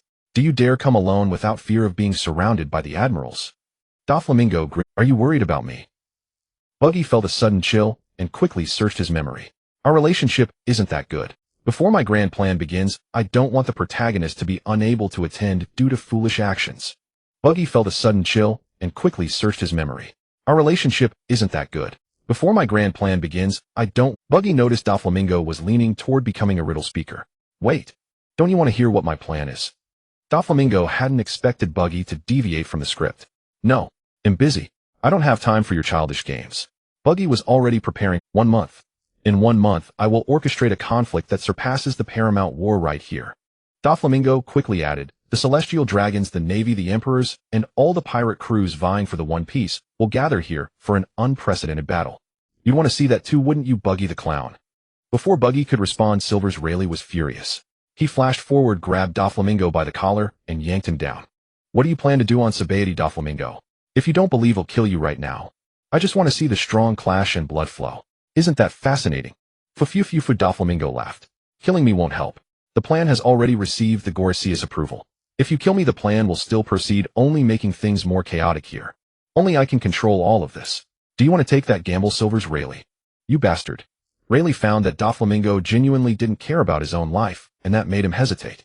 I suggest you kill him, Vice Captain Rayleigh. That way, no matter the outcome, at least Doflamingo will die with regret. Buggy said. But Sabaody's safety? We'll worry about that later. The point is we can't let the enemy have his way, or we'd be fools. Seeing Rayleigh wavering, Doflamingo finally panicked. As Buggy had said, he wasn't afraid to die, but he had to at least witness the grand spectacle he had orchestrated, or he would die with endless regret. Wait. I can change the plan. Move this great battle to an uninhabited island. Doflamingo said. Buggy sighed. Doflamingo wouldn't die. Sure enough, Rayleigh kicked him flying. If you fail to keep your word, he'll hunt you down and kill you no matter where you run. Don't worry, you'll keep my word. Doflamingo wanted nothing more than to leave this place. Buggy the Clown, he'll send you an invitation when the time comes. And he'll give you a reason you can't refuse. Thanks for the invite, but I'm in Wano country. Too busy. He'll see if I feel like coming. Baki said casually. You? Doflamingo wanted to say more, but recalling Baki's unpredictable nature, he decided to leave first. Why did he become like this? Rayleigh watched Doflamingo's retreating figure. He's willing to throw away even his life just to take revenge on the world. He's broken down, his mentality shattered. Turned into a madman, I guess. Baki said. What does broken down mean? Rayleigh didn't understand. For example, you were once the top fighter in the world, defying everyone, submitting to none. But as time passed, you suddenly became evenly matched with everyone, even losing, and finally got trampled upon by newcomers. You train hard but find more and more newcomers stepping on you, and the power gap keeps widening. So boom. Baki spread his hands. His mentality exploded. Rayleigh couldn't help but shudder. Sounds pretty tragic. What's so tragic? Even if he's broken down, his strength is still top tier. He lives better than over 99% of the world's people. Baki said calmly. If that's tragic, what about the ordinary people struggling to survive? Doflamingo is just an arrogant, overgrown baby. So I was wrong. Should I have just killed him as you suggested? Rayleigh was a bit embarrassed. Maybe he was too old to be as decisive as the young. He's already run off. Besides, keeping him around isn't bad. That guy is a wrench in the world government's machinery. Baki said. Doflamingo now belonged to no faction. He'd probably rather see the celestial dragons wiped out clean. But I need to hurry up and eliminate the unstable factors before Doflamingo stirs up. Baki was already reconsidering whether to go to Water 7. Shipwrights could be recruited anytime, but some matters took higher priority. Unstable factors. You don't even know Doflamingo's plan. How can you eliminate them? Rayleigh asked. Doflamingo wants to gather the celestial dragons, the marines, the 4 emperors, and some ambitious pirates. Whatever method he uses, the alliances and enmities are pretty clear. There's only one group that's isolated, out of place, yet powerful. That's the Blackbeard Pirates. Baki said. You're going to war with the Blackbeard Pirates. Rayleigh had seen their strength in the Paramount War broadcast. They're no pushovers. The power of the Yami-Yami no Mi and the Gura no Mi. Rayleigh felt even he would struggle against Blackbeard. The Baki pirates had gained several warlords, but Rayleigh thought their strength was roughly equal to Blackbeard's crew. When in doubt, beating up Blackbeard is always the right call. Baki said. Vice Captain, do you have a way to contact Shanks? I do, but what are you planning? Wait, don't tell me you want to ally with that kid Shanks to take down Blackbeard. Correct. Baki snapped his fingers. Since we're going after the Blackbeard pirates, we should unite all possible forces. 2 Emperor crews against 1. That's quite a plan. Rayleigh thought Baki's thinking was truly unconventional. Who said 2? I also have the Straw Hat Pirates contact info. They haven't gone far. Why enjoy alone when you can share? Let's invite them to join the fun. Baki said. Rayleigh opened his mouth, but couldn't find words. What did Blackbeard do to deserve this kid's attention? Aren't you afraid of being laughed at? If Shanks and Luffy both agree 3 Emperor crews against 1, what will the world think of you? They'll say you lack the pride of a strong warrior. Rayleigh said. Pride of a strong warrior. What nonsense is that? As a pirate captain, my first priority is my crew's safety. If you're free, come help too, Vice Captain. Baki suddenly remembered Rayleigh was also a top-tier combatant. This is a battle for the next generation. I'd rather not get involved. Rayleigh pulled out a pair of Den Den Mushi. Talk to Shanks yourself. It's up to him whether he agrees. You have a white Den Den Mushi to prevent eavesdropping. Do you often discuss? Baki didn't expect Rayleigh to be so cautious when contacting Shanks. The world government knows him in Sabaody. Better to be careful. Rayleigh said. Ever since the fight with Kizuri years ago, had noticed people watching him. But he just wanted to live in seclusion and didn't want to provoke the world government, so he ignored the world government didn't want to provoke a powerful hermit either, so they didn't make a big move. However, Rayleigh added an extra layer of security to his communication to prevent wiretapping. Rayleigh dialed the Den Den Mushi. Soon red-haired Shanks' voice came through. Vice Captain Rayleigh, what's up? It's not me. It's that annoying guy. Rayleigh handed the Den Den Mushi to Baki. Hey, Shanks, I'm the one looking for you. Is that? Baki. The Den Den Mushi sounded surprised. You're with Vice Captain Rayleigh? Yeah, and he told me a lot of secrets, including. Get to the point or give me the Den Den Mushi. Rayleigh glared at Baki, then spoke into the receiver. Don't listen to his nonsense. He doesn't know anything. Don't let him trick you into revealing things. The Den Den Mushi let out a laugh. Baki, you've changed a lot. What's the matter? Remember that short, dark guy from our battle with the Whitebeard pirates? Baki asked. Blackbeard teach. The Den Den Mushi turned serious. What's wrong? Did he cause you trouble? No, it's this guy who wants to cause trouble for Blackbeard. Rayleigh thought to himself. I said back then he was a monster, and now it's come true. Baki paused. Shanks, do me a favor. Let's team up and wipe out the Blackbeard Pirates. The Den Mushi was silent for a long time. Just as Baki wondered if it was hungry and the signal was bad, the snail spoke. I think I misheard. What do you want to do? I said the Baki Pirates plus the Red Hair Pirates. Should we join forces to destroy the Blackbeard Pirates? Baki repeated. Hearing the Den Mushi's voice, the Red Force fell silent. Wait, my mind's a bit fuzzy. Baki, you make a call and want to start a war between 3 Emperor crews. Red-haired Shanks scratched his head. Isn't that a bit too casual? Shanks, since when did you become so indecisive? Shanks felt the Den Mushi in his hand, sending a contemptuous glare. This isn't like you. But why suddenly do you want to fight a life-or-death battle with the Blackbeard Pirates? Shanks didn't know what Blackbeard had done to Buggy. They should have had no interaction. Does one need a reason to hate someone? No need, Sony.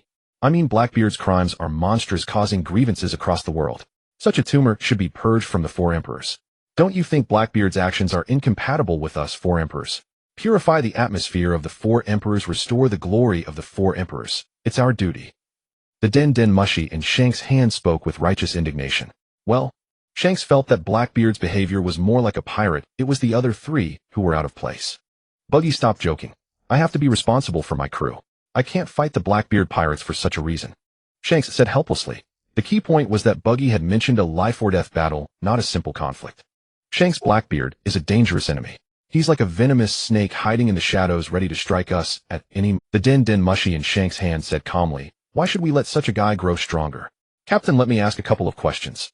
Beckman, who was nearby, also heard the Den Mushi's voice. Captain Buggy, if we confront the Blackbeard Pirates, how much force will the Buggy Pirates mobilize?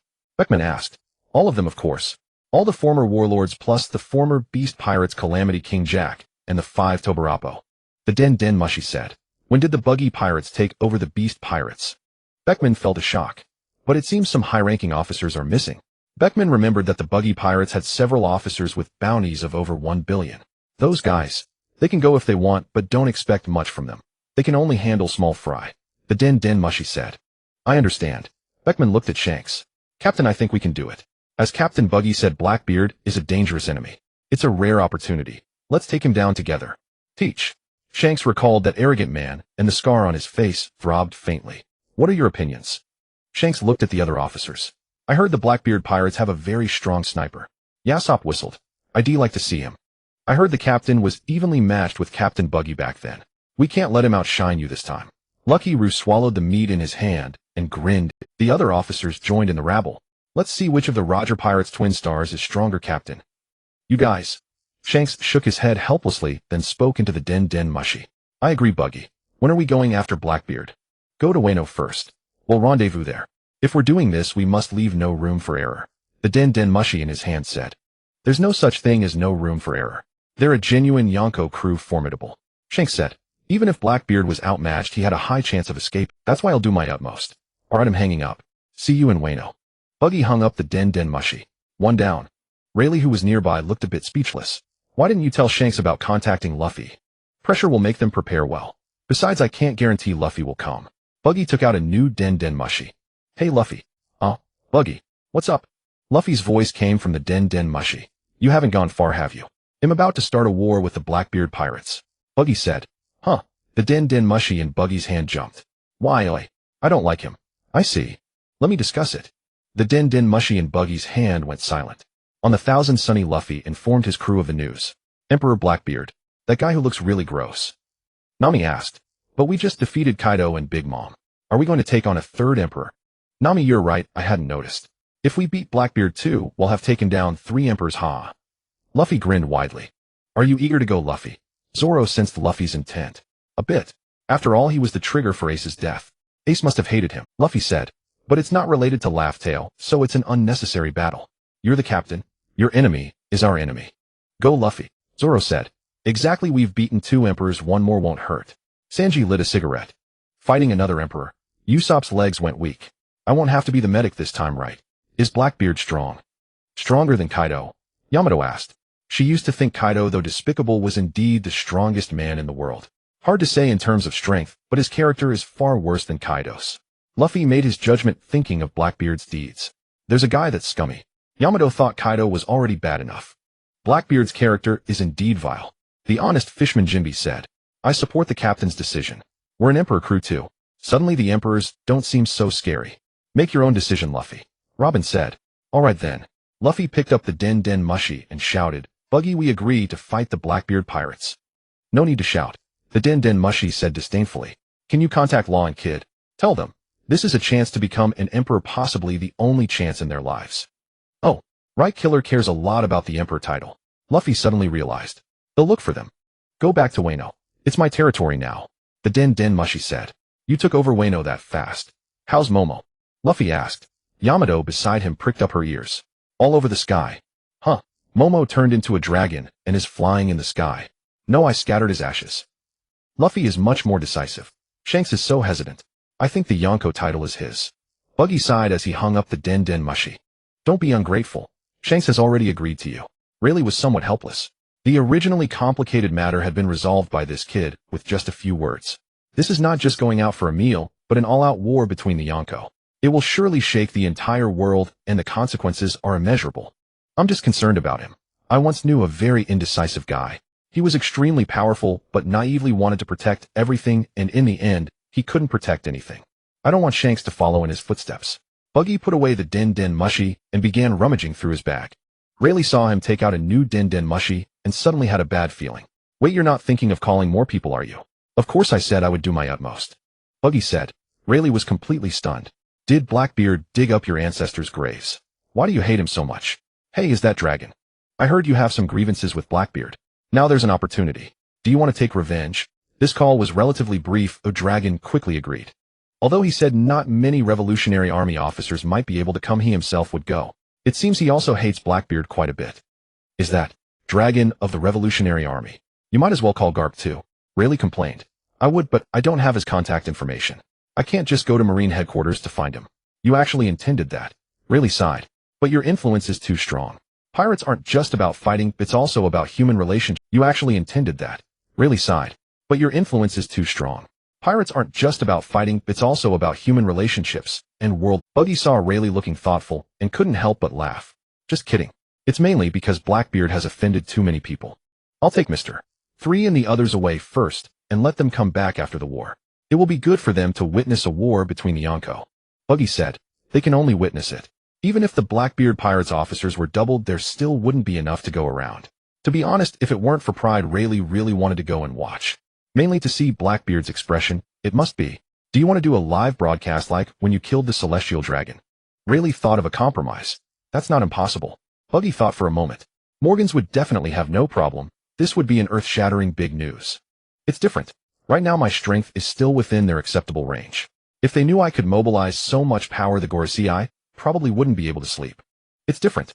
Right now my strength is still within their acceptable range. If they knew I could mobilize so much power, the Gorosei probably wouldn't be able to sleep. Buggy laughed. A powerful pirate captain and a pirate captain who can mobilize almost half the world's forces are threats of different levels in the eyes of the world. True. Rayleigh understood. The scale of this battle should surpass the Paramount War. But in the end it's because you called too many people. So are you still going to broadcast live? Rayleigh asked. Of course I will. Such an interesting event should be seen by the whole world. Buggy laughed loudly. Isn't a clown's purpose to bring joy to others? Rayleigh was stunned for a moment, then affectionately put his arm around Buggy's shoulders and laughed as well. You kid, you've become something remarkable. However, this kid's ambition is even greater than yours. Maybe he's already disdainful of such a title. The two returned to the rip-off bar with their arms around each. However, this kid's ambition is even greater than yours. Maybe he's already disdainful of such a title. The two returned to the rip-off bar with their arms around each other's shoulders, leaving Shaki and the others astonished. Mr. 3 and the others were excited. Could it be that the apprenticeship matter was settled? But Buggy's next words chilled their hearts. Pack up. We're not going to Water 7 for now. Ah, then what was the purpose of our coming out? Mr. 3 was stunned. There's an unexpected incident. Just go back to the ship. Buggy waved his hand. By the way, Sister Shaki, do you know where Whitebeard's hometown is? Fuck. Before Shaki could speak, Rayleigh couldn't help cursing. Is there no end to this? What's wrong? Shaki looked at Rayleigh with confusion. As an information broker of the Sabaody Archipelago and a former member of the Rocks Pirates, she naturally knew the location of Whitebeard's hometown. Blackbeard might not be human, but you are truly despicable. Rayleigh directly punched Buggy. Nothing. The vice captain is old and still has old-fashioned ideas. Since Rayleigh didn't use hockey, Buggy took the punch and felt a bit of pain. Here you go. Shaki recorded the location of Whitebeard's hometown into the pointer. I won't charge you this time. Consider it as payment for their help in cleaning. Shaki pointed at the now clean and tidy tavern. Mr. 3 had even considerately applied a layer of wax. Thank you. Next time I'll have them bring more specialty products from Wano country to pay respects as disciples. Buggy took the pointer, wondering how many people were left in the Whitebeard Pirates. In fact, their combat power wouldn't affect the overall situation of Buggy, just wanted to give them a chance to take revenge. Then we're off. Buggy prepared to leave with the trio, who looked delighted. Before leaving, he added, "Don't forget to watch the live broadcast." "Don't worry.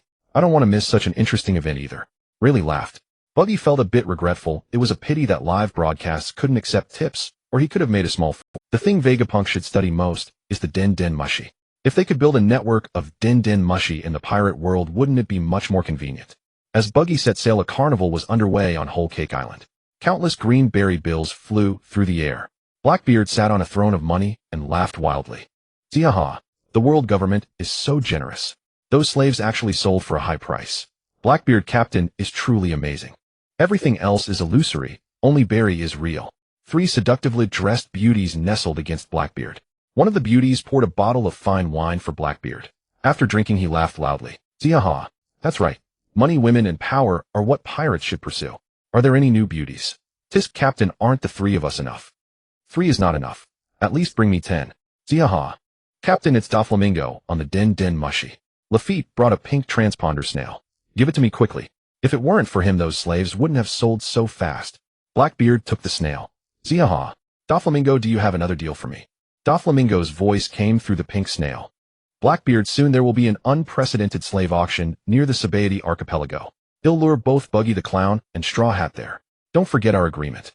"Of course." Blackbeard grabbed a handful of berries. "We settled that when I paid. But are you sure they'll come?" The condition of this deal was to help Doflamingo deal with these 2 Yonko crews, but Blackbeard didn't believe a slave auction would lure them out. If they happened to cross paths, they might intervene, but would they go out of their way to do good? Did he take them for saints? "Don't worry. This slave auction not only includes slaves from Whole Cake Island, but also a batch of merfolk from Fishman Island. The consignor is a branch of the royal family of the Alabasta Kingdom." The snail wearing sunglasses let out a smug laugh. "Both places are closely tied to Straw Hat. He won't ignore them. As for the Buggy Pirates..." The snail paused. "I'm not entirely certain, but the buyer of these slaves is a celestial dragon. If he doesn't show up, it will be a huge blow to his reputation." "Ziaha. Just like you, Doflamingo." Blackbeard grinned menacingly. "But let me be clear, I won't be the first to arrive. If you want me to act, the world government needs to show some sincerity first." "Naturally. Although only one Marine Admiral is under my command, once the fighting starts, won't the celestial dragons send more forces? All you need to do is strike them from behind." "Ziaha. Hearing that, I'm already excited. I'll wait for your news, Doflamingo." After ending the call, Blackbeard tossed the snail back to Lafitte. "Gather all the crew members. We're going to give those guys a surprise." Blackbeard commanded. "Captain, is Doflamingo's plan reliable?" Lafitte asked. "Never mind that. We won't move unless the world government, and they are both battered and exhausted." Blackbeard reclined on a throne of berries and licked his lips. "Both Luffy and Buggy have pretty interesting devil fruit powers. But I can only pick one. Which one should I choose?" "Then he'll go rally the crew. By the way, should we bring Kazan?" Lafitte asked. He had always found Kazan untrustworthy, but Blackbeard insisted on keeping him. "Of course. This time let me see his performance. If it doesn't match his strength..." Blackbeard's eyes flashed with a menacing glint. "Then he'll extract his devil fruit ability. But for now, let's revel." "Ziaha. Is this it?" Whitebeard's hometown. Buggy's ship approached a nameless island. "According to the log pose, yes, but it looks quite impoverished." Mr. 3 turned his legs into wax, elevated himself, and surveyed the island from above. "Should we search around Captain Buggy?" "No." Buggy directly released his conqueror's haki, its aura soaring skyward, affecting the entire island. Soon a blue phoenix flew over from the distance, hesitantly looking their way. It was Marco. "Yo, Marco. Long time no see." Buggy greeted. "You are Buggy." After confirming his identity, Marco relaxed his guard. During the Paramount War, they were somewhat allies. The phoenix landed on the ship and transformed into human form. "What are you doing here?" "To pay respects to Whitebeard. After all, he once opened an era." Buggy brought out sake from the ship. After Roger's voluntary death, and before the Paramount War, it was White. Too bad he had no ambition, only wanted to collect sons everywhere. "Follow me." Marco's expression softened. "Pops would be very happy to know you came." He led Buggy and the others onto the island and arrived at a cemetery. One of the supreme grade blades, Murakamijiri, served as a tombstone with the Whitebeard Pirates flag flying above it. To the left was Ace's grave with his hat placed on it. To the right, a new grave had been built holding 2 flintlock pistols. Buggy poured himself a bowl of sake, drank it in one gulp, then sprinkled the rest on the ground before the grave. I really missed the Paramount War. As a senior Yonko, you elevated the Yonko to a height they didn't belong to, fighting the entire world alone. After that, the Yonko quickly fell off. Of course, Charlotte Linland fell hard, but Kaido did his best. Buggy sat cross-legged before the grave and spoke slowly. The new era isn't as interesting. Hey, what are you rambling about? Marco said, half amused and half exasperated. I thought you came to reminisce with Pops. You've fallen off too, Marco. Back when the Roger Pirates fought the Whitebeard Pirates, among the 4 newcomers, you were the only one who didn't fit in with us. Buggy teased. If you don't know how to talk, just shut up. Marco felt insulted, but couldn't refute it. Old man, the Buggy Pirates are going to war with the Blackbeard Pirates. Well, take that traitorous son of yours down. Buggy stood up. Next time he'll bring Blackbeard's head to pay respects. Wait, what did you just say? Marco grabbed Buggy's shoulder. The Buggy Pirates are going to war with the Blackbeard Pirates. Buggy said. Did you hear me clearly? But why? You have no grudge against each other. To make the new era more interesting. I can't let the oldtimers look down on me. Buggy pushed Marco's hand away. I've paid respects to the old man. We should go. Before he took a few steps, Marco's voice came from behind. When oi. Huh.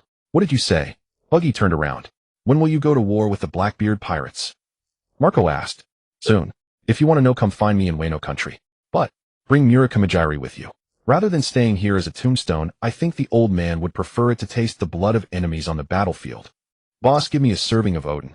A tall, burly man sat down at a stall. You're here again, customer. The stall owner greeted him warmly. Found a job? Yes, the man replied somewhat dejectedly. Here, this is a food voucher and some berries. Ha, I can tell you're new here, customer, the stall owner chuckled. Wait a moment, ITLL, be ready soon. Are there many newcomers in this place? The man asked. That's right. Ever since Shogun Buggy took over Wano, newcomers keep arriving. They're all just like you, not quite used to it at first. The stall owner placed skewers of 9 ingredients. Eggs, radish, potatoes, seaweed, konjac, fish balls, chikawa, into an iron pot, then struck a pose and shouted. 1,000 boils and 100 stews reveal the true essence of Oden. The man was startled. What are you doing? Just adding a bit of ceremony, the owner quickly explained. Customer, just wait a little. Oden gets more flavorful the longer it simmers. By the way, why is it called Oden? The man asked, intrigued by the aroma rising from the pot. Well, that goes back to the story of Oden the Fool. The stall owner launched into a practiced explanation. After hearing the tale, the man found it hard to understand. Sure, Oden was a bit foolish, but he was still a man. Why do you hate him so much? Naming a dish after him seemed too absurd.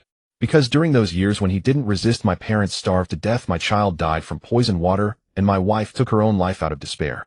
I was left alone, barely alive, like a walking corpse. Later they said an invincible new shogun had defeated Kaido, but life for us poor folk remained unchanged. It wasn't until Shogun Buggy arrived that things got better. Most of the samurai and yakuza who bullied us were killed by Buggy, and the rest were so terrified they went to work. That's when our lives improved. The stall owner rambled on. So I created Oden using Oden's name. Customer, tell me how it tastes after you try it. The man thought that regardless of taste, it felt strangely unsettling to eat. Actually, the yakuza value loyalty too. They're not bad at heart. Beside the man sat a short, elderly man, also sampling the Oden. Forget it. They're only loyal to their own kind. To us poor folk, they're no better than wolves. And where do you think most of the geishas in the pleasure quarter come from? They're daughters of families who couldn't repay the yakuza's usurious loans, the stall owner cursed. Alas. The old man sighed and left the stall. See, he's obviously a yakuza. Bad luck, the owner muttered, still resentful. He seems to have some skill, the man said, watching the old man's retreating figure. A strong one at that. Customer, your Oden is ready. The stall owner placed a generous handful of skewers on a plate and handed it to the man. Never mind, just pack it to go. If he hadn't heard the story, he might have been able to eat it. After the tale, his appetite vanished. All right, the stall owner said, quickly wrapping the skewers. Do come again, customer. I'm planning to develop a new dish, sukiyaki. All right. The man waved and returned to his workplace. A school converted from a tea house, carrying the Oden. Teacher Wentai is back, and he brought delicious food. The children playing outside spotted the man and cheered. It's the famous Oden. Teacher may look tough, but he's actually a good guy. A group of children surrounded the man. Share this among yourselves. No fighting, understood. The man handed out the Oden skewers to the children. Yay, Teacher Wentai is the best. The children cheered. The man entered the house and a gentle voice greeted him. Mr. Wentai, please wait. Let me help you change your shoes. A young woman in a kimono hurried over to assist him. She wore a black kimono, the attire of a widow in Wano. Ah, Miss Ahi, I can do it myself, the man said, somewhat embarrassed. It's fine. This is a tradition of Wano. Ahi helped him change into house shoes and gently brushed the dust off his clothes. Mister. Wentai went out to eat, but gave the food to the children. He'll make you He spoke softly. Just then the children's voices drifted in from outside. Give me a skewer of Kanjuro. I want Kinnaman. Ahi's expression dimmed for a moment, but quickly returned to normal. Mister. Wentai, please wait a moment. Watching Ahi's figure disappear toward the kitchen, the man couldn't help but marvel, are all the women of Wano so gentle? If this continues, he'll be burdened with guilt. Damn it, Sakazuki, why did you have to send me here? The man was none other than Kazuru. After infiltrating Wano, he discovered that at his age, if he didn't work, he couldn't even afford to eat.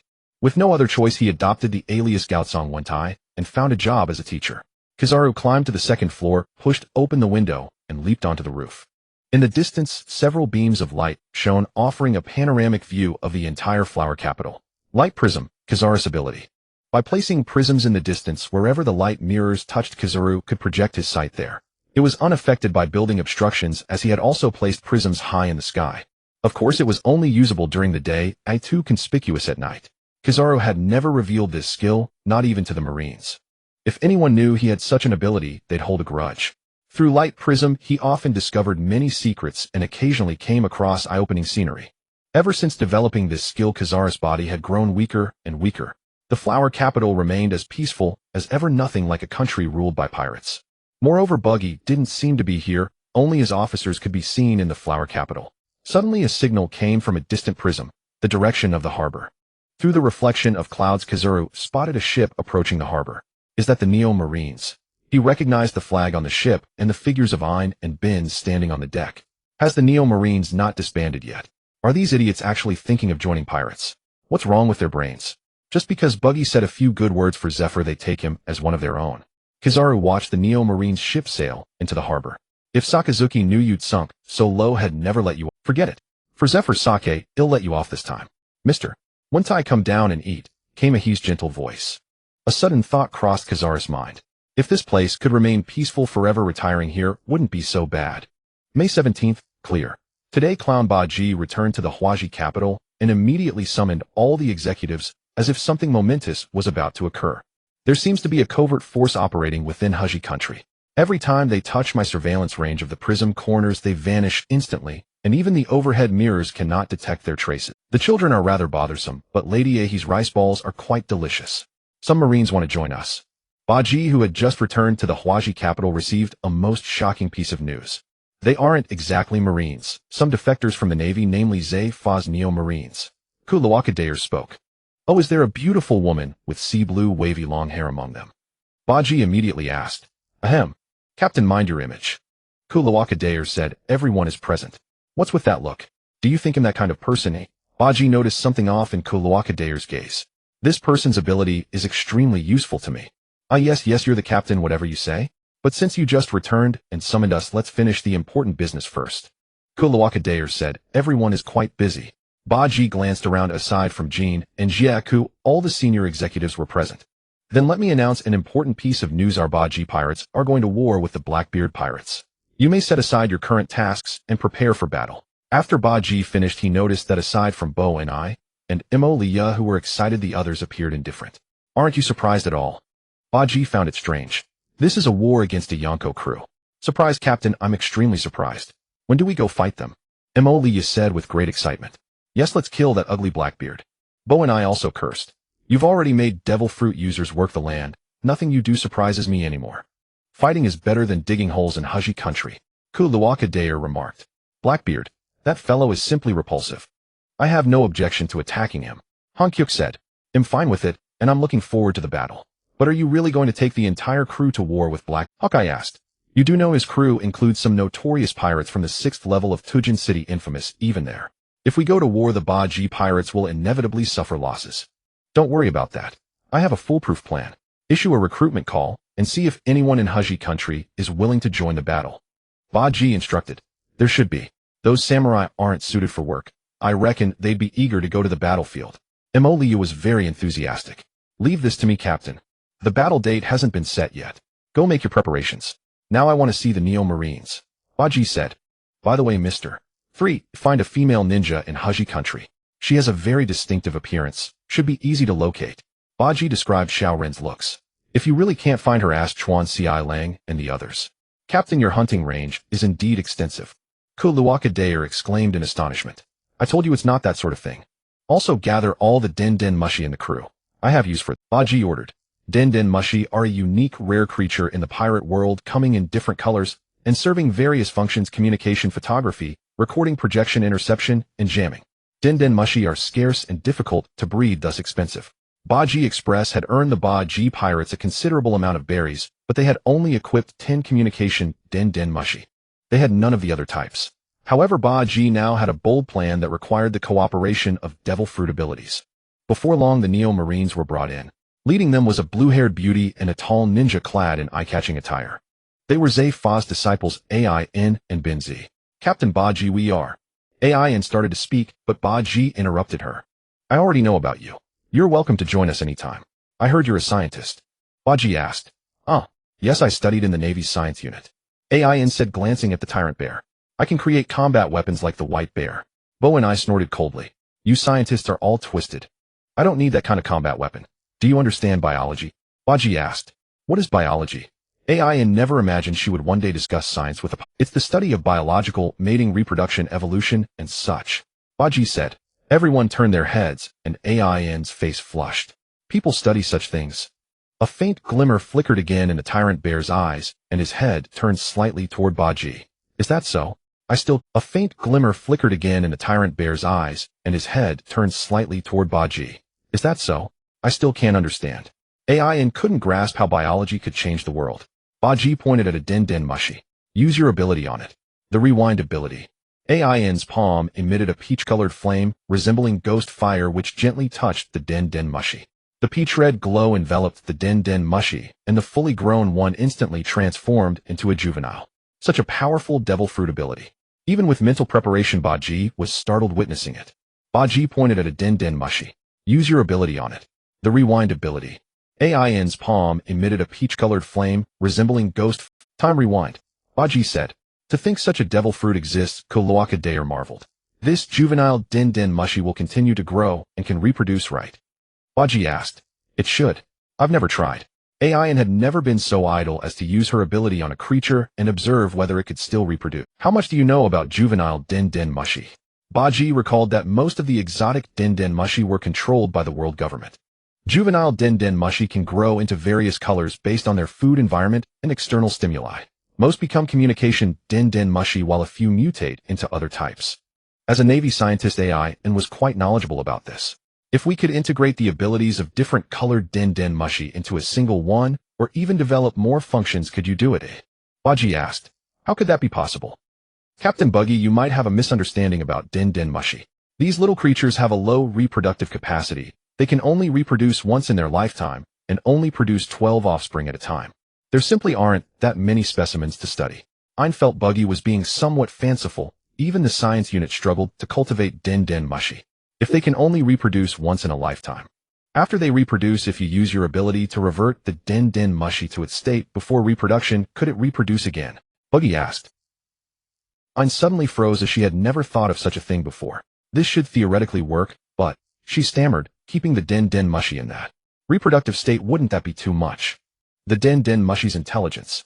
Buggy inquired. Not really intelligent, just at the level of an ordinary insect. Ain looked down at the juvenile white Den Den Mushi on the ground. Having suddenly become a youngling, it seemed a bit disoriented, crawling happily. Then there's no problem. Maybe they enjoy it, Buggy said casually. Even if we can keep these Den Den Mushi reproducing forever, there still aren't enough of them. Ain remembered that her mission was to observe the situation in Wano country, not to raise and study Den Den Mushi. Don't worry, it's true that you alone can't do it, so I found someone to assist you. Buggy said. Shinobu should be in the flower capital. A ninja as conspicuous as her should be easy to find. Sure enough, before long, Mr. 3 brought over a pink-haired ninja with a gourd. It was precisely Shinobu. I already told you I want work for your Buggy Pirates. Why did you bring me here? Shinobu complained incessantly.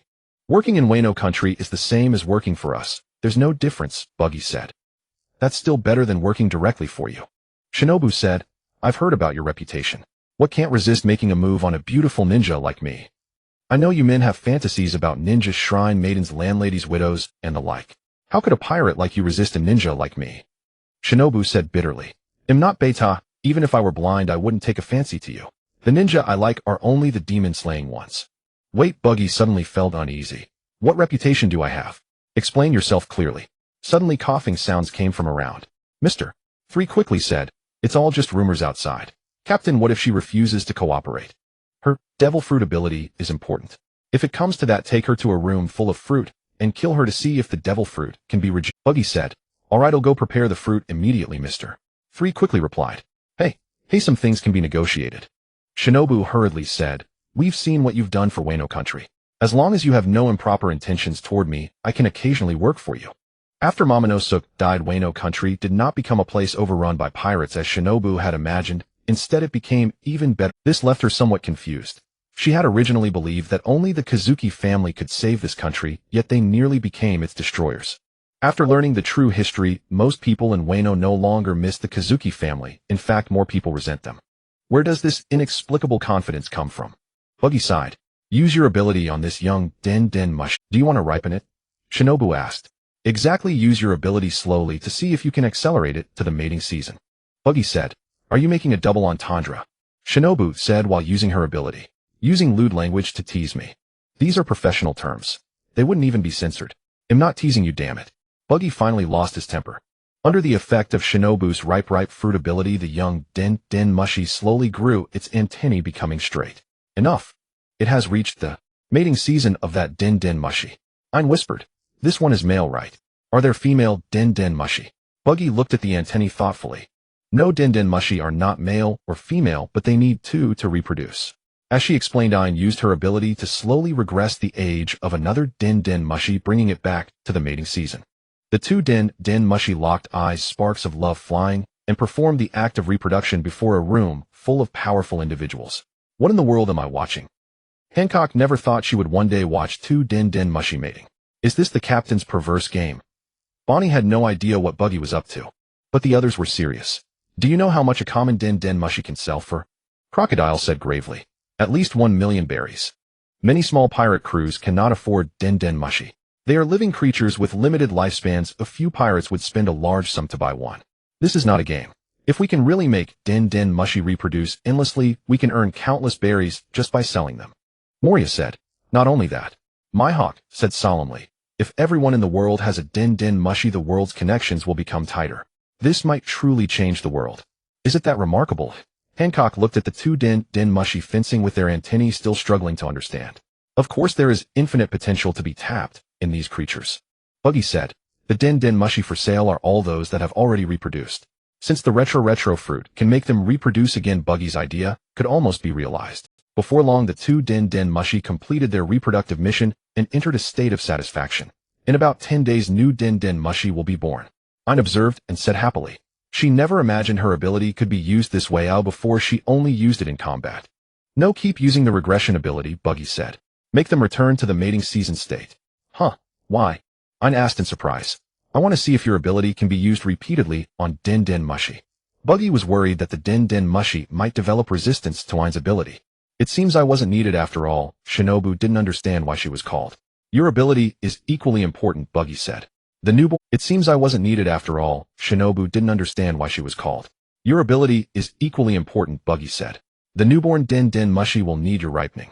He even thought that the ripe fruit ability was more powerful than the retro fruit. Using these two abilities in combat was a waste. Their effects elsewhere were extraordinary. Devil fruits are truly the most wondrous things in the world of pirates.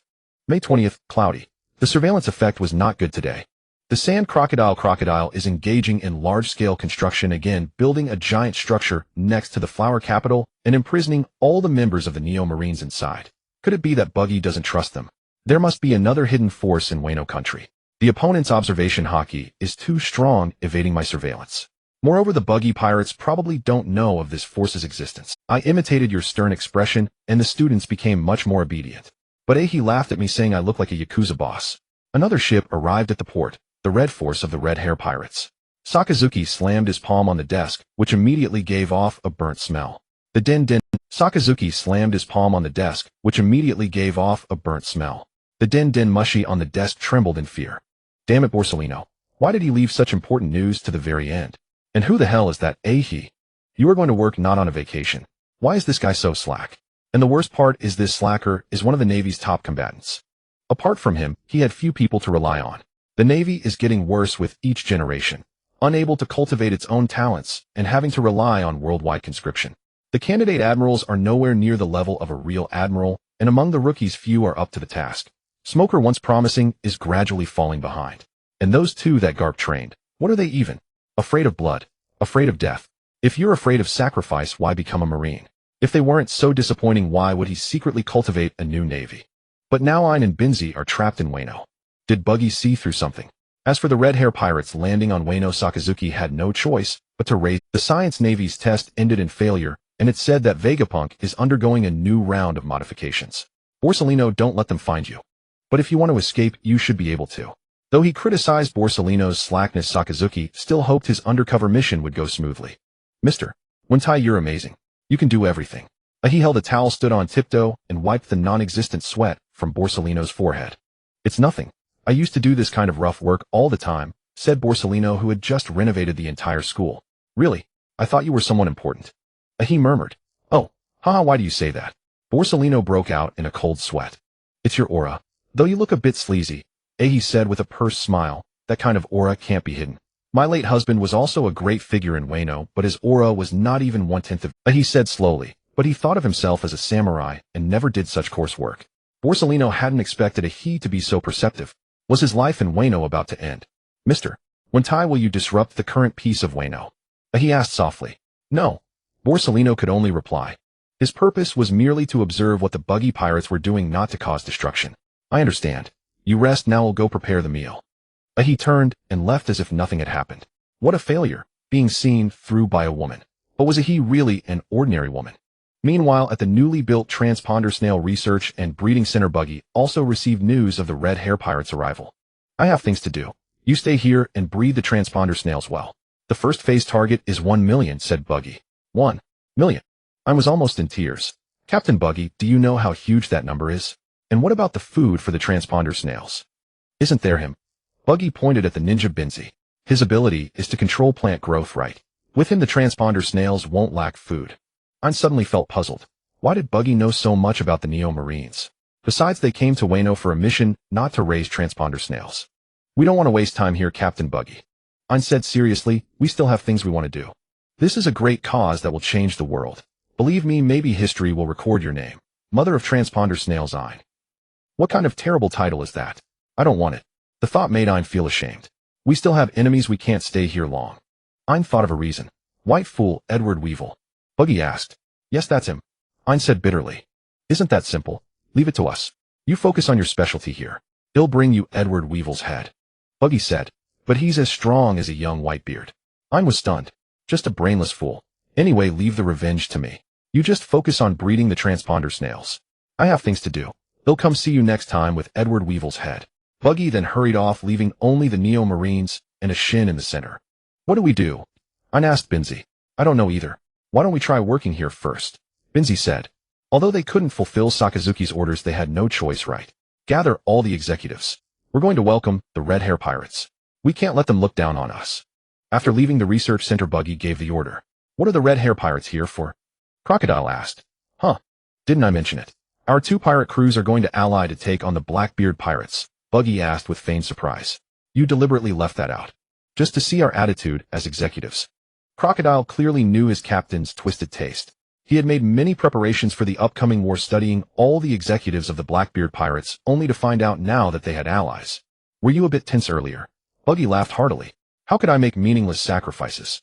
Of course I've made all preparations to fight the Blackbeard Pirates. Buggy whistled, and Gyukamur Nugwiwan, with the sword Shusui on its back, dashed out. Are we going to make a move? Crocodile became excited. This is tradition. Let's test the mettle of the Red Hair Pirates, known as the Iron Wall Crew. He'll go call the others. Crocodile turned into a sand tornado and flew away. Meanwhile, on the other side, King and Jack were with the Red Hair Pirates. Boss King, are they really our allies? Jack asked.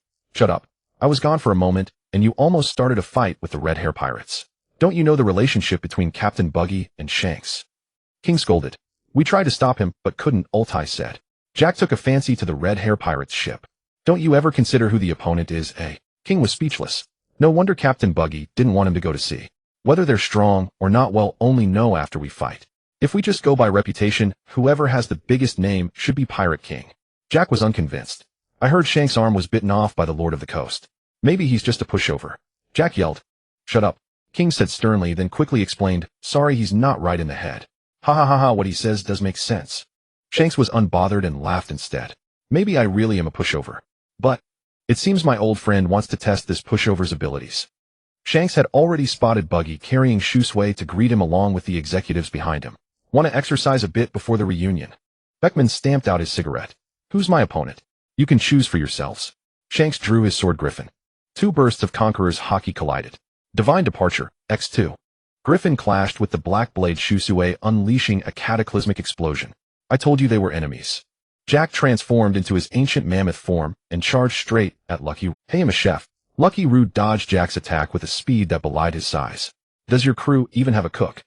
The Buggy Pirates never had a chef. Jack skidded to a halt and turned to charge again. Then what are you, emergency rations?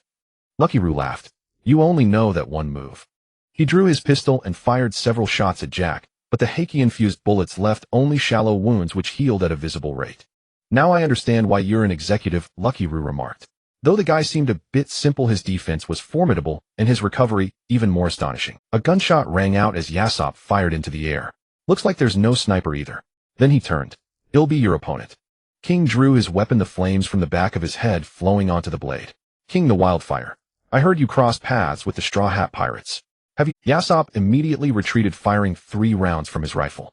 How did he perform? King deflected the bullets with his blade and lunged after Yasopp. Who is your son? Usopp, the sniper of the Straw Hat Pirates. Yasopp fired shots to block King's advance. Familiar. King transformed into his pterosaur form and soared into the sky. Notice the Straw Hat crew even have a sniper. King pulled his head back like a slingshot before releasing it, unleashing a powerful shockwave toward Yasopp. Imperial Pride. The bizarre attack stunned Yasopp, causing him to forget to dodge and take the full hit. That hurts. But the attack style was so absurd. How did you come up with that? Ha ha ha. Yasopp laughed heartily as he raised his gun. Freedom. A bullet shot at extreme speed pierced King's wing. A predictive shot. King tried to evade using observation haki, but Yasopp seemed to anticipate his dodge direction and the bullet still struck him. Just a small application of observation haki. Not as good as seeing the future, but plenty for a sniper, Yasopp stated. Are you sure you haven't seen my son? Shouldn't he be a key member of the Straw Hats? King flapped his wings, firing flame bullets like a machine gun from the flames on his back. You haven't seen your son in a long time, have you? You don't even know his situation. Last time I saw him, he was a snot-nosed kid. Next I heard, he was all grown up. Huh. Yasopp dodged the flame bullets. Yamato should see what a truly irresponsible father looks like. King dove forward at tremendous speed, striking viciously with his wings spread. Dancho, I know I'm not a good father, but a peaceful life just isn't for me. He'll apologize to my son when I see him next. Yasopp didn't argue, relying on his firearm to engage King in a heated battle. Crocodile faced off against Dagu while Moria squared off against the towering Bendike Sinike. Mihawk did not intervene, watching the battle between Buggy and Shanks. He knew the Red Hair Pirates well. None of the officers stirred his interest unless Beckman entered the fray. Richie, the high-ranking officer of the Buggy Pirates, was also watching the fight while holding a chunk of meat, but he caught someone's attention. A bald man carrying a monkey approached Richie, the monkey chattering noisily. Is this the 1 billion berry bounty man, Silver Lion Li Ji? Mengshida wishes to test your strength. The bald man Benki Binji spoke politely. Li Ji and Mengshida exchanged glances, and the meat fell from his hand. Their eyes met. This was someone he couldn't beat. Li Ji thought quickly, then hurried over to summon Nugwaman. Nugwaman looked at Mengshida, and after a puff of smoke transformed into the Daruda form. Want to fight, boss Li Ji? First you have to get through me. Nugwaman pointed his massive Naginata at Mengshida. A mythical Zoan fruit. Benki Binji regarded Nugwaman with great interest. Mengshida chattered at Nugwaman. That's right. Beat me, and then boss Li Ji will fight you. Nugwaman said. During the days of being bullied by Buggy, Li Ji had occasionally given him food, so Nugwaman held deep respect for him. Mengshida suddenly vanished from Benki Binji's shoulder, producing a sword and clashing with Nugwaman. Using a weapon. Li Ji glanced at his own claws. What a disgrace to the animal kingdom. I heard your crew also has a Beastmaster emoji. May I ask where he is? Benki Binji inquired. Well, Emoji went to tame a wild beast, and isn't in Wano, Kabeji said while Alvida nodded vigorously. What a pity. How about you two be my opponents instead? Benki Binji proposed. This guy is terrifying.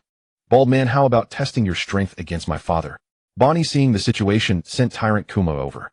She knew Kabeji and Alvida's combat power was no match for a red. Bald man, how about testing your strength against my father? Bonnie, seeing the situation, sent Tyrant Kuma over. She knew Kabeji and Alvida's combat power was no match for a red-hair officer. Bartholomew Kuma, a worthy opponent. Benki Benji coated his fists in armament hockey. Then let's have a grand battle. Who wants to fight me? Rockstar, the rookie of the Red Hair Pirates, found no one paying him attention. Hey, I'm the strongest rookie of the Red Hair Pirates. Want to test? He targeted the Tobarapo who were standing together. TCH, an insolent brat. A rookie acting so cocky. Little Pei, go teach him a lesson. Ultai said disdainfully. Why me? Do I look that weak? Pei Jawan complained. Reduced to fighting a rookie. Got a problem with that, Little Pei? Ultai's voice turned dangerous. Fine, I understand. Pei Jawan said reluctantly. Kid, the new world is no place for arrogance. Pei Jawan's body rapidly enlarged into his Spinosaur hybrid form. A rookie without a reputation is nothing. In a distant cave, a figure quietly watched the battle, holding a mirror in his arms. Brother Katakuri, how are things outside? A sinister-looking witch appeared in the mirror. The fight has already started, Bruley. Brother Katakuri, how are things outside? A sinister-looking witch appeared in the mirror. The fight has already started, Bruley. A figure pushed Bruley aside. It was Smoothie, one of the 3 sweet commanders. Recently, the Buggy Pirates have used some unknown means to keep the entire land of Wano under their surveillance. We didn't sense anything. Smoothie pouted. Is your observation hockey really that far ahead of ours? She found it hard to imagine anyone monitoring. We didn't sense anything. Smoothie pouted. Is your observation hockey really that far ahead of ours? She found it hard to imagine anyone monitoring the entire country, but since Katakuri said, so it must be true. Unlike the arrogant Paraspero, Katakuri had a steady temperament and was more trustworthy. That fellow Paraspero had escaped after the Onigashima battle. He met up with them a while ago, announced the death of their mother Charlotte Lean, and then set out to form a new. Smoothie didn't know what to do at first, but then Katakuri's arrival brought even worse news. The whole Cake Island had been conquered by the Blackbeard pirates.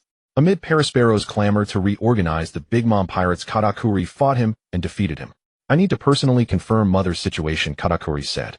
Thus the Big Mom pirates split again. Some chose to follow Paraspero and establish a new crew. Because the volatile Big Mom was not a good parent, many of her children had lived in fear her death was actually good news for them. Others chose Katakuri, including Smoothie. Under Katakuri's command, they successfully landed in Wano. But soon Katakuri sensed something wrong. He had them enter Brulee's mirror world and led a nocturnal existence. At the crash site of Onigashima, they found 2 deep pits leading straight to the magma zone. There was no way to continue searching. Even Katakuri couldn't enter the boiling lava. However, Katakuri didn't leave. Instead, he wandered around Wano observing. When the Red Hair Pirates arrived, they hid again. What's the point of staying in Wano? Smoothie asked. Blackbeard captured many of our people. I need to find a way to rescue them. Katakuri said. Smoothie fell silent. Those who felt no loyalty to the Big Mom pirates had left. Those who followed Katakuri still had some sense of responsibility to the family. That's why you stayed in Wano? Smoothie asked. I'm also curious about Buggy's methods of governing Wano, Katakuri said. Do you remember Mother? That's why you stayed in Wano? Smoothie asked. I'm also curious about Buggy's methods of governing Wano, Katakuri said. Do you remember Mother's dream, Smoothie? Mother wanted to create a utopia where all races live equally, which is why she founded the Whole Cake Island, Smoothie said. But later she became more and more cruel, but felt like she had forgotten her own dream.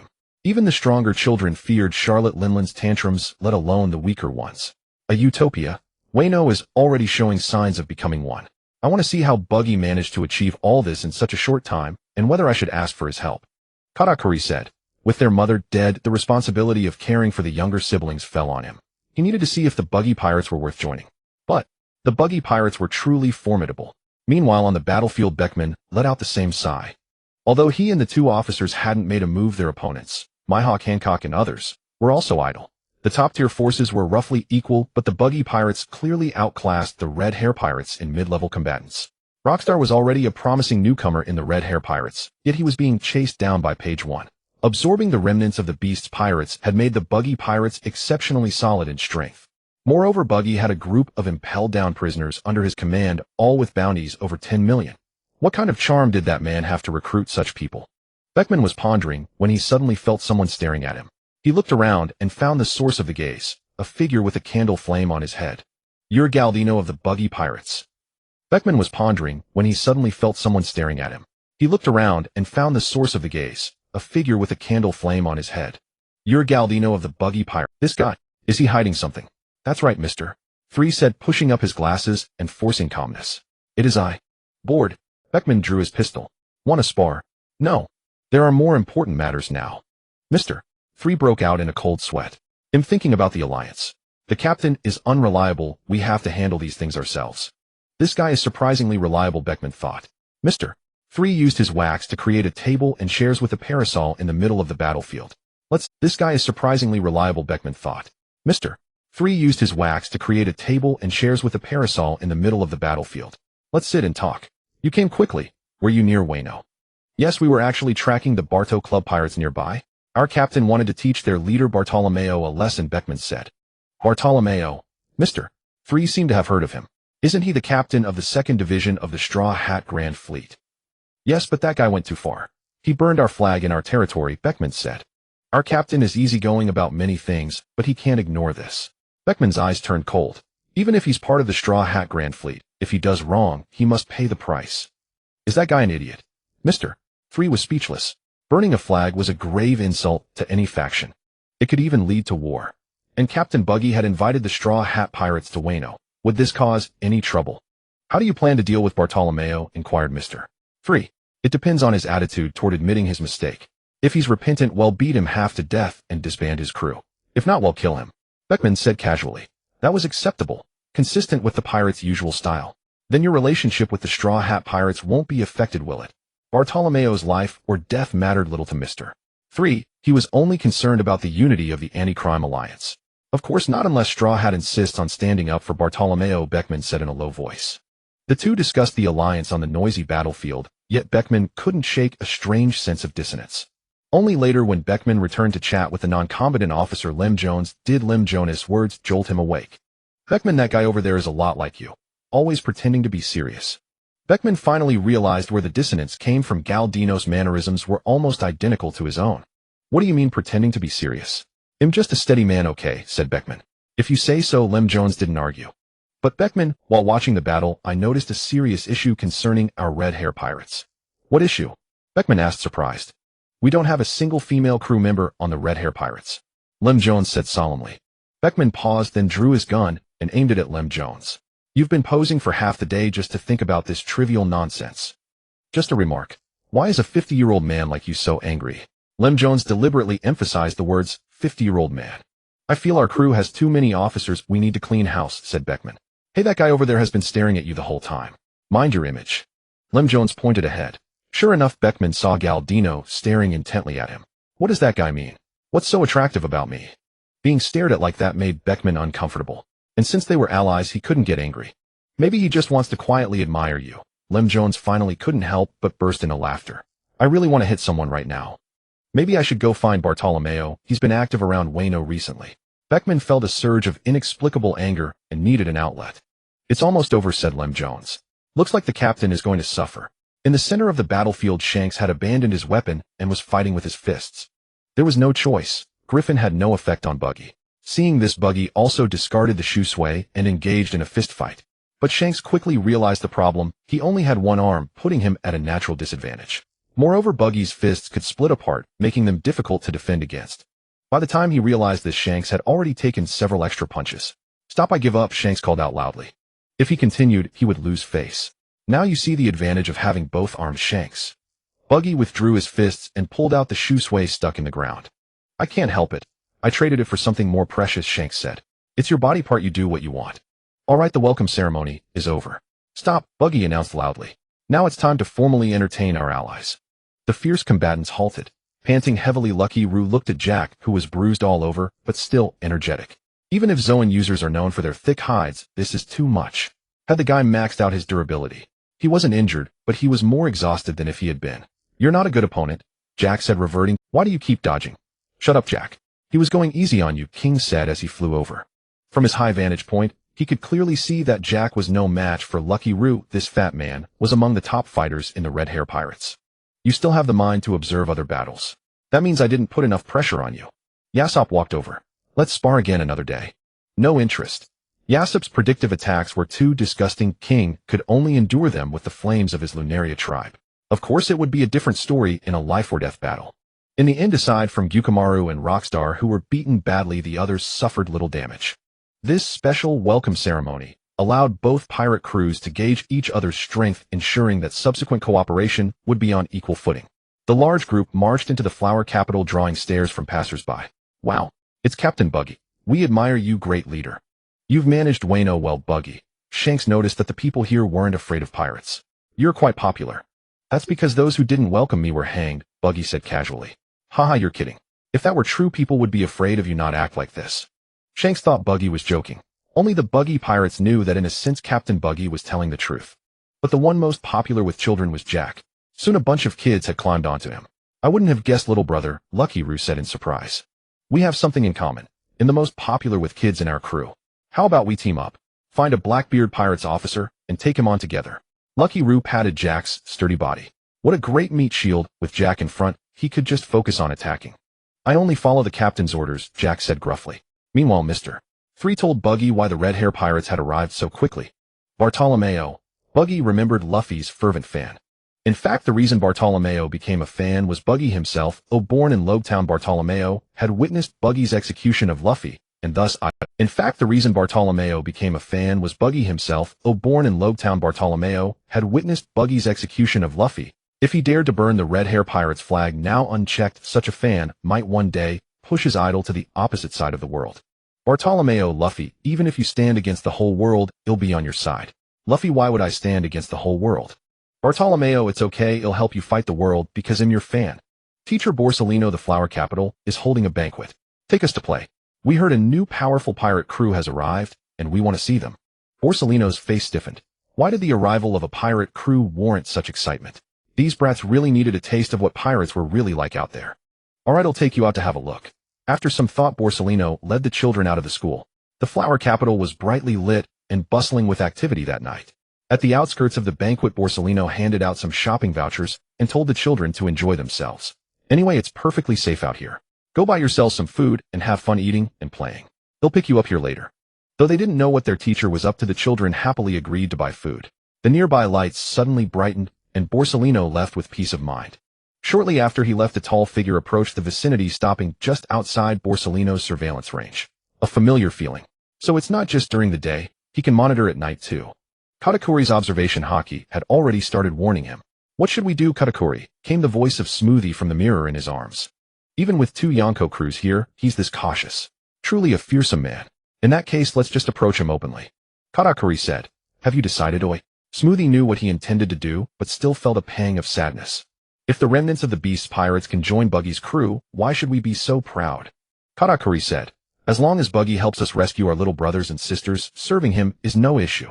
The main thing was that time was running out. If they didn't rescue them quickly, given Blackbeard's nature, he might sell them as slaves to the celestial dragons. With this thought, Katakuri ignored the sensation of being watched and strode into the banquet venue. Meanwhile, Borsalino had arrived at the outskirts of the flower capital near the newly constructed giant building. Security was tight, but it couldn't stop Borsalino, who could transform into light. He easily infiltrated the interior. The building was eerily empty and seemed not yet in use. Most of the Enoi Navy personnel were idly loafing, making Borsalino envious. He penetrated all the way to the central area before finding traces of Ein.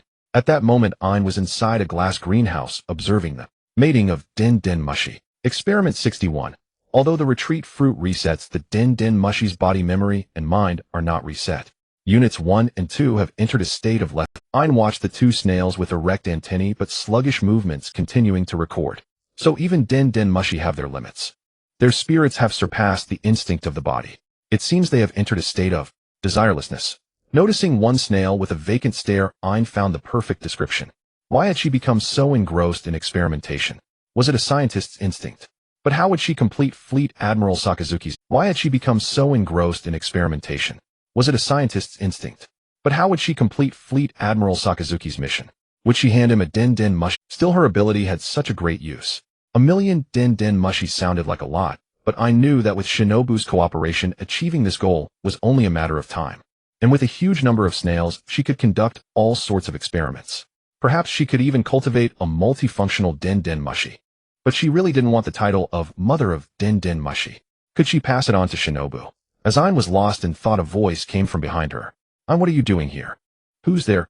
Ein instantly became alert, drawing her long sword and slashing backward. But the blade struck a mass of light, and she saw the intruder's face. Borsalino, she exclaimed. Calling your senior by his nickname isn't polite, Junior Ein. Since Ein's sword wasn't imbued with ability, Borsalino didn't bother dodging. Why are you here, Borsalino? Ein gritted her teeth.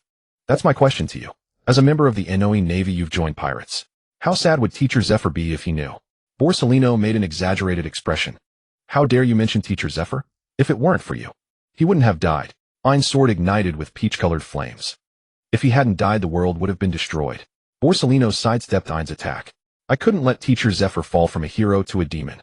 Then who was it that pushed him into the abyss? He only wanted to kill pirates, but you turned his enemies into comrades. Ein, as one of the few female swordsmen, was quite skilled. But her opponent was the fastest Marine Admiral Borsalino. Her attacks couldn't even graze his clothes. I didn't want that either, but my abilities were limited. Borsalino sighed. Light seal sword. 3 blades of light descended from the sky, forming a cage that trapped Ein in the center. Are you sure you want to side with pirates? Borsalino asked. At least Buggy will avenge us and kill Edward Weevil. You people won't do anything. Ein said indignantly. Actually, Borsalino was about to say that Garp and Sengoku had already gone after Edward Weevil, but he shook his head. Even if they killed him, what good would it do? Teacher Zephyr couldn't be revived. Suit yourselves. But even if you've joined pirates, don't forget your principles. After all, you were once Marines.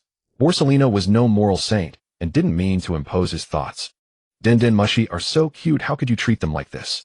Just from the experiment log, Borsalino could tell what inhuman treatment the Den Mushi are so cute, how could you treat them like this? Just from the experiment log, Borsalino could tell what inhuman treatment the snails had endured. He was inwardly shocked. If the experiment succeeded, the Buggy Pirates would have an endless supply of Den Mushi. This meant Ein's value was far greater than had imagined. Even more important than the gathering of 2 Yonko crews. Should he take her back? But given the world government's nature, Ein would end up in a place where the sun never shone. Every time I have to make a decision, it's such a hassle. Borsalino tossed the notebook to the ground. Be grateful, Junior. Your senior does have some sense of justice. Really? Ein looked unconvinced. The light seal sword will dissipate in 3 minutes. It's best you don't reveal that I was here, or you'll be the one in trouble. Just as Borsalino was about to leave, the snail with the vacant stare crawled to his feet, and tears slowly welled up in its lifeless eyes. Borsalino suddenly felt a resonance with it. In that snail, he saw his own reflection. The time shortly after he developed the light prism, when he first learned that even Logia users had limits. Do you want to leave this place, little one? Borsalino asked. More tears filled the snail's eyes. I understand. Borsalino carefully placed the snail on his shoulder. From now on, you'll be with me. He'll call you Little Snail. Borsalino left the Den Mushi Research Center with Little Snail. When he ascended into the air, he saw the situation in the flower capital. That's Katakuri of the Big Mom Pirates. Why is he here? Banquet kitchen. Lady A, run, please accelerate the ripening of this batch of tuna. A pirate carrying a basket of small tuna came before Arun. Their lifespan is at most 30 years. Arun mechanically used her ability, and a pile of tuna over 2 meters in length appeared in the kitchen, their lively thrashing causing a commotion. Some chefs quickly moved the tuna away for processing. And these lobsters, feel free to ripen them. These shrimp have a very long lifespan. Then someone carried in a basket of lobsters. So can my shoo-shoo technique be used this way? Thought Arun, who had been temporarily assigned to help in the kitchen by Baji. Since you can enlarge Tao Jiju, enlarging these fish and shrimp shouldn't be a problem, Baji said at that time. You ate the shoo-shoo fruit, not the decay fruit. Don't always think about using the devil fruit's ability for attacks. As a result, Arun easily accomplished this. Why didn't I think of this before? If I had, I could have easily supported a city with my efforts, and so many people wouldn't have starved to death. A voice came from outside. Captain Baji said today's seafood is completely free, though everyone can enjoy it as they please.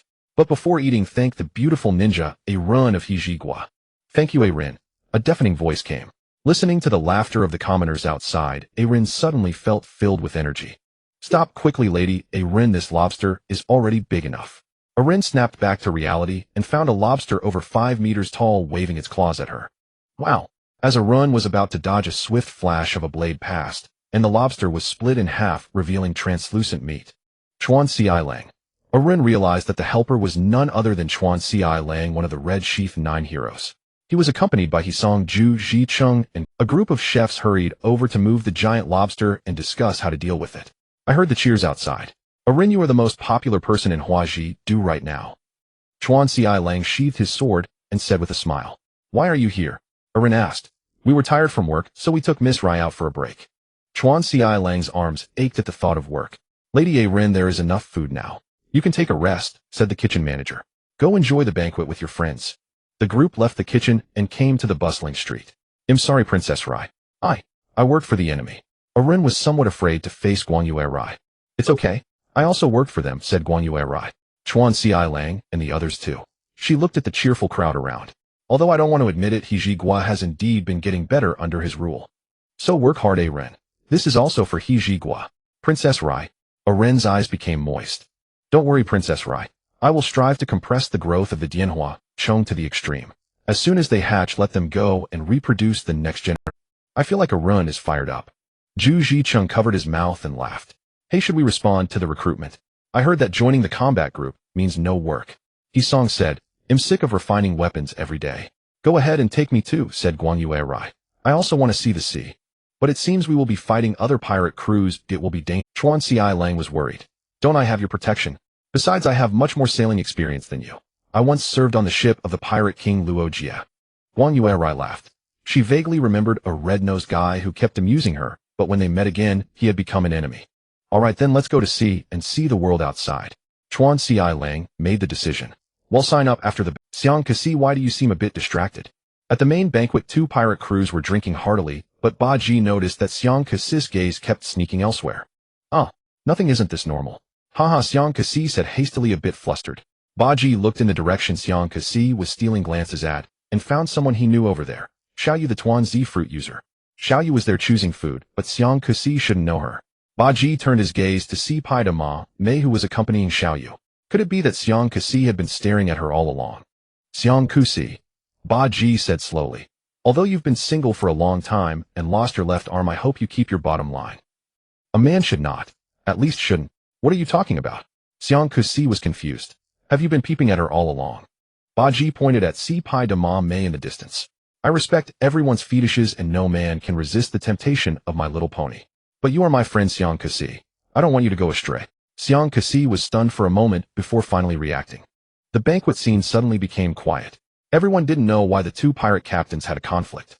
Ignore them, they're just old friends who haven't seen each other for years. The banquet scene suddenly became quiet. Everyone didn't know why the 2 pirate captains had a conflict. Ignore them, they're just old friends who haven't seen each other for years fooling around. Bei Command said, everyone continue having fun. Our captain is occasionally a bit unserious, just get used to it, mister. Free chimed in. The banquet became lively again. Bei Command and Mr. 3 clinked glasses in mutual admiration. What dirty thoughts? I don't understand, Xiang. Ba Ji looked innocent. So it was about the hairstyle. Si Pai de Ma Mai's half-black, half-white hairstyle resembled his daughter Wu Ta's. Was this guy missing his daughter? You've seemed troubled lately, like you're going through a midlife crisis. If there's something on your mind, you can tell me. Maybe I can help. Ba Ji said. You don't know there are some things only I can solve. Xiang Kasi took a drink. His daughter, whom he hadn't seen for years, seemed to be in a rebellious phase. What should he do about her disobedience? Don't be so dispirited.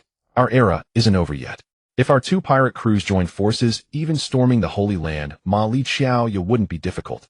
Ba Ji patted Xiang Kasi's shoulder. Strength can solve almost all problems. If it can, it's because your strength isn't enough. I wish I could be as carefree as you, Xiang Kasi said. Enough of this. Let's deal with that guy quickly. I still have my own matters to attend to. No rush, not everyone is here yet, Ba Ji said. You called others, eh? Xiang Kasi didn't expect Ba Ji to be so cautious. Wait. Could it be the only person with both a connection to Ba Ji and the strength to participate in this matter that Xiang Kasi could think of was Lu Fei? Not only there's also. Ba Ji was about to speak when he noticed Xiang Kasi looking in another direction. A tall figure slowly walked out, exuding the aura of a powerful being. The banquet fell silent again. Kata Kuli. Ba Ji looked at this uninvited guest. Why are you here? Is this the helper you found? Xiang Kasi asked with some surprise. Ba Ji, when did you get in touch with the Bigmam pirate crew? I didn't. I haven't. Ba Ji was about to speak, but Katakali had already opened his mouth. Lord Xiang Kasi, there is no longer a Bigmam pirate crew. After Mama disappeared, the Blackbeard pirate crew launched a surprise attack on Wangua and occupied Dangao Island. So Blackbeard was actually in Wangua. I thought he was on Fengchao Island. Fortunately, I got the news from Katakali. Ba Ji wanted to ask Katakali about his intention. Well, so you came to join Ba Ji to fight against the Blackbeard pirate crew? Xiang Kasi asked. Katakali was taken aback. That's right, I do want to fight the Blackbeard pirate crew. What a pity Ba Ji got such a talent first. Xiang Kasi sighed. Katakali, why not come to my side? It's essentially the same. We are all going to fight the Blackbeard pirate crew, so why did you choose Ba Ji? Although Katakali didn't know what was happening, if he agreed to Xiang Kasi, wouldn't he offend Ba Ji? Thank you, but it's better not to. Katakali said. You are so cunning, Buggy, using the opportunity to attack the Blackbeard pirate crew to recruit subordinates. Zyankasi punched Buggy's shoulder. What were you about to say? You've already said everything. I have nothing to say, Buggy said. It seems that the ultimate beneficiary of all the recent major events is you. Zyankasi discovered that since Buggy became one of the 4 emperors, his power had been continuously expanding.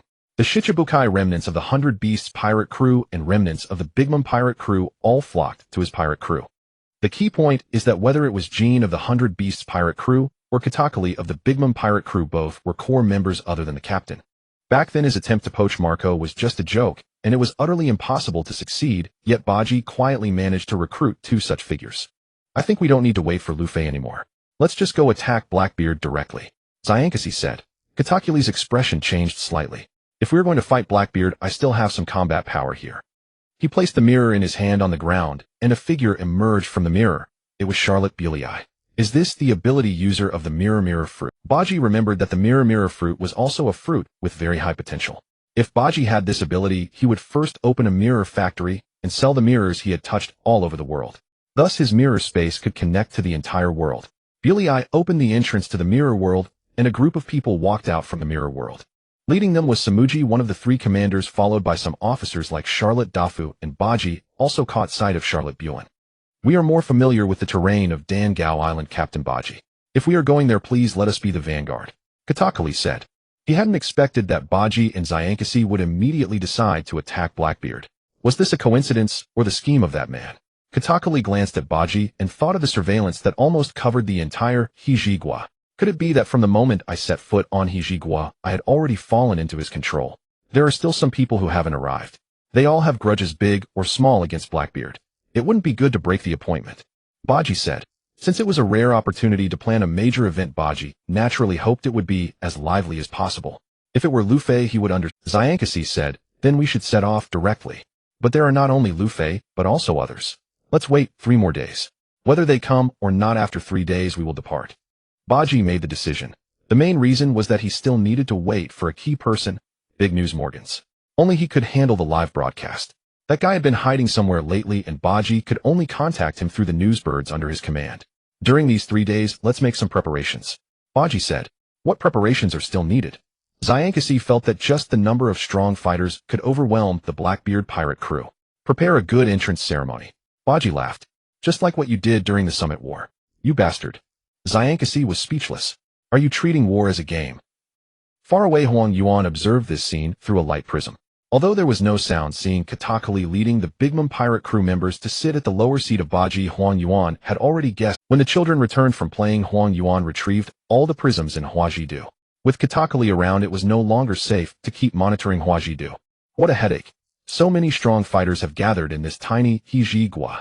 After settling the children, Huang Yuan took out a fax den mushi. The fax den mushi curiously glanced at the little snail on Huang Yuan's shoulder, then began to work.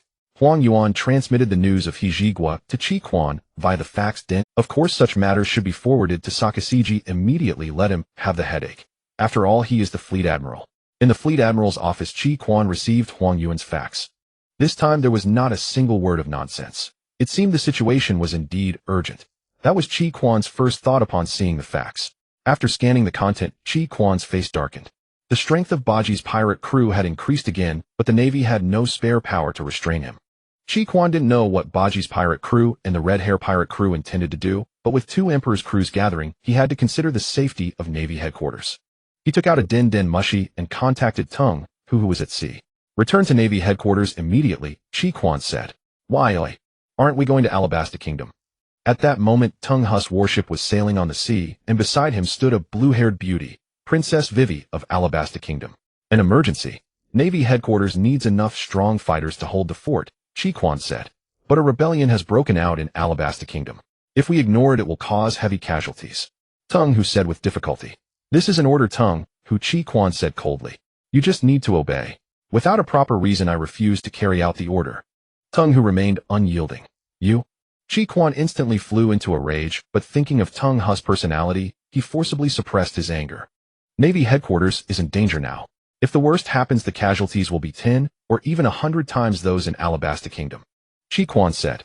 Tung Hu fell silent. He could feel that Chi Quan was telling the truth. I'm sorry, Princess Vivi. Tung-Hu apologized to the person beside him. I must return to Navy headquarters. I heard you. Please drop me off on a nearby island, Vivi replied calmly. After I finish my duties, I will rush to Alabasta Kingdom as fast as possible.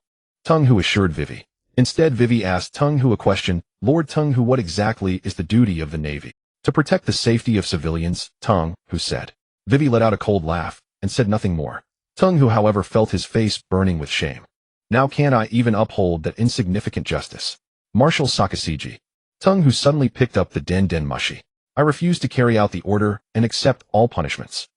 Tung-Hu. Even through the Den Mushi, Chi Quan's fury could be felt. Think of the bigger picture. But in blind I can't see that far. Tung-Hu directly hung up the Den Mushi. Princess Vivi, I will continue to Alabasta Kingdom. Those rebels won't cause any trouble. This is the guarantee of a Navy admiral. Tung-Hu said. Thank you. Vivi finally couldn't help but cry. Not long ago her father Cobra was assassinated in the Holy Land Mary Geos, and the world government claimed he died at the hands of the Revolutionary Army.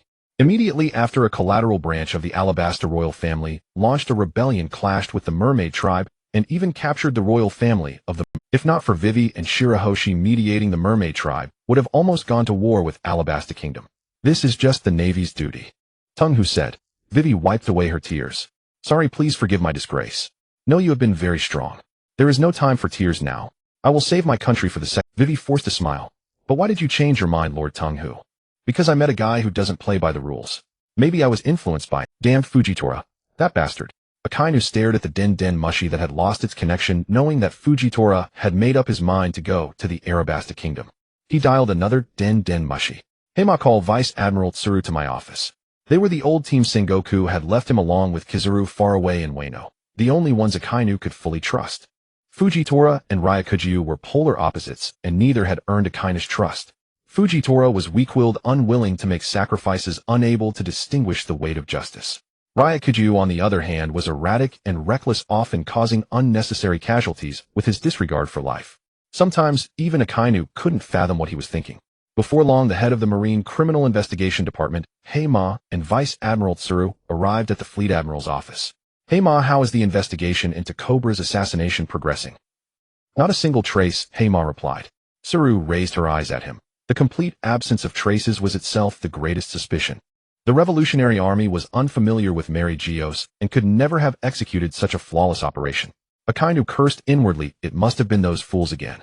But I did hear a rumor. The world government intends to pin everything on Buggy the Clown, Heima said. That would make things much easier for them. Anything, including attacking Marine headquarters. Akainu snorted. This is intelligence. Borsellino risked his life to send anything, including attacking Marine headquarters. Akainu snorted. This is intelligence. Borsellino risked his life to send back. Akainu handed the facts to the two Yonko crews. Tsuru examined the document, and one of them is a severely overstrength Yonko crew. It's truly remarkable that Borsellino managed to obtain this intelligence. The intelligence the Marines had received indicated that Kaido and Charlotte Linlin had fallen into an underground magma flow. Their fate. The intelligence the Marines had received indicated that Kaido and Charlotte Linlin had fallen into an underground magma flow. Their fate unknown. How would I know? Akainu said irritably. But this is the reality now. The Buggy Pirates have grown vastly stronger and have met with the Red Hair Pirates. Do you think they might attack Marine headquarters? From the intelligence gathered over these days, Akainu had formed a rough understanding of Buggy. Unlike most chaotic evil pirates, Buggy belonged to the lawful evil category. Pirates seek freedom, but he loves order. Under his rule, those who obey orders are not only unharmed, but protected by him. Those who resist are executed without mercy. Akainu thought his own style was already extreme, but here was a pirate even more extreme than himself. Logically, such a man was unlikely to attack Marine headquarters, but Akainu couldn't afford to let his guard down. The problem now was a shortage of manpower. Akainu had no one to spare. If worst comes to worst, we could activate maximum alert, recall most Marines, and fortify Marine headquarters, Heima suggested. The Revolutionary Army has already ignited flames of war in various places, overthrowing the rule of 8 kingdoms. If we recall the Marines, won't the world government's member nations have objections? Tsuru said. Each nation paid a massive amount of heavenly tribute in exchange for the Marines' protection. If the Marines withdrew most of their forces, they would certainly be dissatisfied. Just then the fax Den Mushi emitted a beep-beep sound, and a slip of paper was spit out from the device on its back. Akainu glanced at the note and made a decision instantly. Activate maximum alert. Vice Admiral Tsuru contacts Sengoku, and Garp tell them to rush back to Marine headquarters as fast as possible. Heima notify Ryakujiu to ignore the Goricius orders and stay at headquarters without leaving. What happened, Sakazuki? Tsuru asked. Borsellino just reported that the Revolutionary Army's leader dragon along with the officer Ivankov has landed on Wano. Akainu burned the note to ashes. The world is about to change. What about Mary Geos? Should we notify them? Heima asked. No. Don't bother with them, Akainu said. Don't they still have the God's Knights? Sakazuki, you'll be held accountable for this afterward, Tsuru said in surprise. That's a concern for later. Even if they do hold me accountable, what can they do to me? Akainu showed no concern. They'll see to it immediately. Heima left the office first. Sakazuki, I've heard there's a radical faction among the Marines, now mostly young officers. Tsuru said. They're somewhat dissatisfied with the current world. Young people full of passion isn't being radical normal. At least they're better than those slick veterans who've lost their sense of justice. Akainu dismissed it. We'll keep an eye on it. Let's get through the immediate crisis first. Tsuru also left. At the school in flower capital, Kizaru began packing up. Our leisurely days are over, little snail. The moment he saw Dragon through the prism, Kizaru knew it was time to leave. At this critical juncture of the Revolutionary Army's uprising, its leader Dragon had come to Wano. There must be something extremely important to do. Was it to attack Mary Geos or Marine headquarters? Kizaru hoped it was the former, but he couldn't take the gamble. After packing, just as he was about to jump out the window, a voice stopped him. Go say goodbye to the children, mister. One time. Unbeknownst to him, he had already arrived at the door. I'm just going out to buy some Oden. Kizaru said awkwardly. Kizaru knew he couldn't hide it anymore. My late husband also said he had to do something important, then disappeared for 20 years. Kizaru knew he couldn't hide it anymore. My late husband also said he had to do something important, then disappeared for 20 years. He smiled bitterly. You men always say that, yet you never care how a woman survives in a country like hell. Seeing Kizaru's stiff expression, Ahi regained her composure. But that has nothing to do with Mr. Wantai. Perhaps you won't come back after this, but at least say goodbye to the children. They truly like you. I understand. Kizaru opened his bundle and put on the white marine coat. Justice. So that's Mr. Wentei's conviction. He gazed at the two large characters embroidered on the back of the marine coat. That's right. Kizaru stepped outside and saw the children had already gathered upon hearing the news. Kids, your teacher is leaving. It might be a group of pirates who save your country, but I want to tell you that in other parts of the world there are still people wearing these clothes who maintain the world's order. They are called the Marines. Your teacher isn't that extreme. Whether Marines or pirates, as long as they have a heart of justice, I will acknowledge them. No matter what you become in the future, I hope you never forget the word justice. That's the last thing I can teach you. Finally, your teacher is actually very strong. Kizaru transformed into light and shot into the sky. In an instant, all the powerful figures in Flower Capital sensed it, except for one who was inept at observation hockey. The streak of light crossed the sky, heading straight for the port of Wano. Dragon, who had just disembarked, sensed something and turned his hands pitch black. The next moment, the light arrived before Dragon, materializing into Kizaru's figure as he kicked fiercely. Long time no see, traitor of the Marines. Dragon's hands transformed into dragon claws, blocking Kizaru's kick. Borsellino, you're here. I've said the flames of revolution have been lit. Would you like to join me? Dragon's hands transformed into dragon claws, blocking Kizaru's kick. Borsellino, you're here. I've said the flames of revolution have been lit. Would you? After the single strike, Kizaru didn't linger. He flew away from Wano. Compared to your utopia, Buggy's methods are more realistic. His voice came from afar. For you to praise him so highly, I'm actually a bit interested, Dragon said. Ivankov, let's explore this country first. But the dragon's plan could not be realized as the commotion from Kizaru's departure had already alarmed the Flower Capital. Soon a group of powerful figures So Kizaru was lurking in Wano all along, and I never knew. But that guy really is fast. After hearing Dragon's account, Buggy realized that the earlier disturbance was caused by Kizaru. Katakuri sensed that the feeling of being watched at the harbor had vanished. He had an ominous guess, but decided to keep it buried in his stomach. You actually invited the Revolutionary Army to fight Blackbeard. Shanks looked at Dragon with a hint of helplessness. There used to be an unwritten rule. No outsiders were allowed to interfere in conflicts among the four emperors, or else they would be attacked by the other emperor crews. What kind of idiotic rule is that? Which fool came up with it? Buggy asked. Ahem. Ahem. Katakuri cleared his throat twice. Captain, that proposal was made by Sir Shanks back then to maintain stability among the powers. Why do you like maintaining this kind of balance between powers? Does it have some special meaning, Shanks? Buggy asked. You were in the East Blue back then, so you don't know how chaotic the Grand Line was. Ambitious men emerged endlessly, and the entire Grand Line was almost engulfed in war. In the constant battles, a group of outstanding figures emerged from both the Marines and the pirates.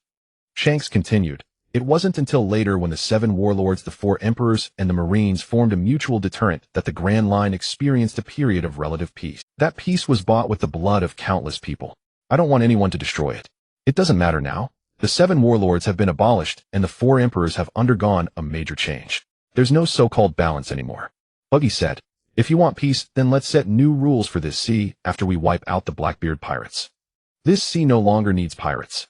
Apart from those pirate crews determined to find Laugh-Tale, I plan to clean up the rest. This sea no longer needs pirates. Apart from those pirate crews determined to find Laugh-Tale, I plan to clean up the rest. Buggy hadn't forgotten his grand navigation plan. As long as trade routes between the islands were open, money would flow in endlessly, far superior to the crude methods of plunder and robbery. They'll open some trade routes. Since they like sailing, let them become sea merchants. Buggy described his grand navigation plan. What if they don't want to be sea merchants? Shanks felt that pirates might not have the patience to make money by buying low and selling high. Robbery was much faster. Then he'll send them to hell to be pirates. Buggy wasn't planning to let them off. They not only produced nothing, but also hindered his grand navigation plan. You're even harsher than the Marines. Shanks was speechless. They at least send pirates to impel down while you send them straight to hell. The key point was that if Buggy wanted to do it, he might actually succeed. With the current strength of the Buggy pirates apart from the Marines, no one was a match for them. And the Marines would be only too happy to see Buggy cracking down on pirates. Are you trying to end the era of pirates? Shanks said. If Buggy acted quickly, by the time Luffy found Laugh-Tale, there might not be many pirate crews left in the outside world. If everywhere was filled with sea merchants, would the Pirate King be renamed the Merchant King? Why not? The era started by Captain Roger, let us end it. That would be a proper conclusion. Buggy laughed. If you're going to purge pirate crews, the Revolutionary Army can help too, Dragon said. The exorbitant heavenly tribute and the plunder of pirates were lingering nightmares for some countries. Shanks found it strange. Even the Marines weren't this enthusiastic. At our scale, we only bear the name of pirates. What we do is no longer the business. Shanks found it strange. Even the Marines weren't this enthusiastic. At our scale, we only bear the name of pirates. What we do is no longer the business of pirates. Buggy said. Unlike the Roger pirates, who were devoted to adventure, the later 4 emperors were all powers that carved out their own territories. What they did was essentially the same as the world government. The world government collected heavenly tribute, while the 4 emperors collected protection fees. I'm having a hard time keeping up with your thinking. Shanks scratched his head. What do you think the chances are of your plan succeeding? How should I know? But even if it doesn't work, there's no loss. Just killing some pirates. Buggy looked unconcerned. Anyway, let's hurry up and go fight Blackbeard. Shanks didn't know what impact Buggy's actions would have on the world, but it sounded, as Buggy said, even if it couldn't be realized, it would just mean killing some pirates. The sea had everything except a shortage of pirates. But his time was limited. During his last visit to the Holy Land to see the 5 elders, he had obtained some information from other channels about his daughter Yuta. That child was too naive, unable to see the truth of the world. Shanks was afraid she might be exploited by others. Are you in a hurry? Setting off now is fine. The rest can rendezvous on the way to Whole Cake Island. Buggy said. Then gather the men and set sail. Shanks said.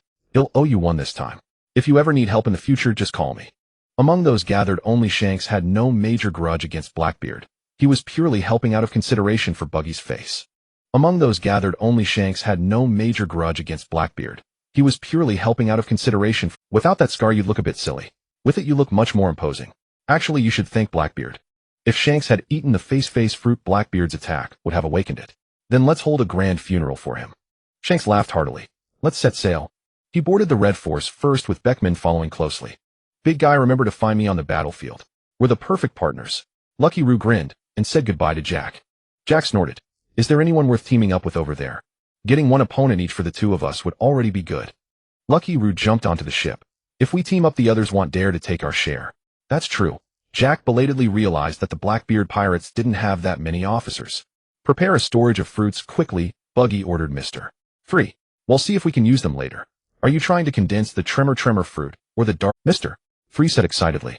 No, your task is to keep a close eye on Crescent Moon Hunter Katarina Devon. Other fruits aren't important. I must get her devil fruit. Buggy said seriously. Huh, is her devil fruit that powerful? Mr. Free had never seen the captain so serious. That's probably the devil fruit every man wants most. Sanji is still too young. Compared to it, the clear fruit is garbage. Mr. Free was utterly confused. Was there really someone that strong in the Blackbeard pirates? Change course to Cake Island. I see. On the Wanliang Wang how Luffy put down the Dianhua Chong, Ba Ji and his crew have already set out. They want us to meet at Dangao Dao. Inside the cabin, besides the members of the Straw Hat Pirates, there were also 2 pirate captains, Luo and Jida. "TCH, is this the attitude of asking?" said Jida. "They didn't even wait for us. If not for the title of 4 emperors, he would have left directly just to see the expression on Clown Ba Ji's face." "Actually, Ba Ji only invited Luffy and mentioned you casually," said Luo beside him. "You came of your own accord, didn't you?" "I'm not here to help him. I just want to compete for the title of 4 emperors. If Clown Ba Ji is at a disadvantage, I won't be polite either." Jida grinned fiercely. "Whether it's Hey Huzi or Ba Ji, whichever emperor falls is fine." Luo didn't understand why Jida was so obsessed with the title of 4 emperors. The key was that his hard strength wasn't enough. Even if he became an emperor, so what? Weren't you going to challenge Clown Ba Ji before? "What happened later?" Luo asked.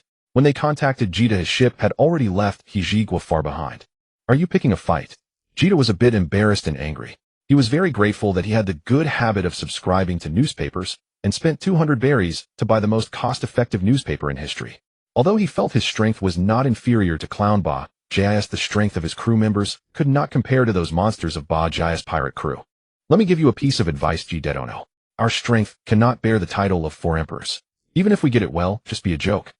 Luo leaned against the cabin wall and said calmly, "Consider your crew members. They might lose their lives for your ideals. We are all supernovas of the same batch. Why can this guy do it, but I can't?" Jida pointed at Luffy and said. Luo sighed. The truth was a bit hurtful, Jidedono. Not to mention the gap in strength, just seeing the straw hat on Luffy's head should make you understand. When he challenges Hong Xiang Kasi, at least he won't have an arm cut off. Hey, what's with that look?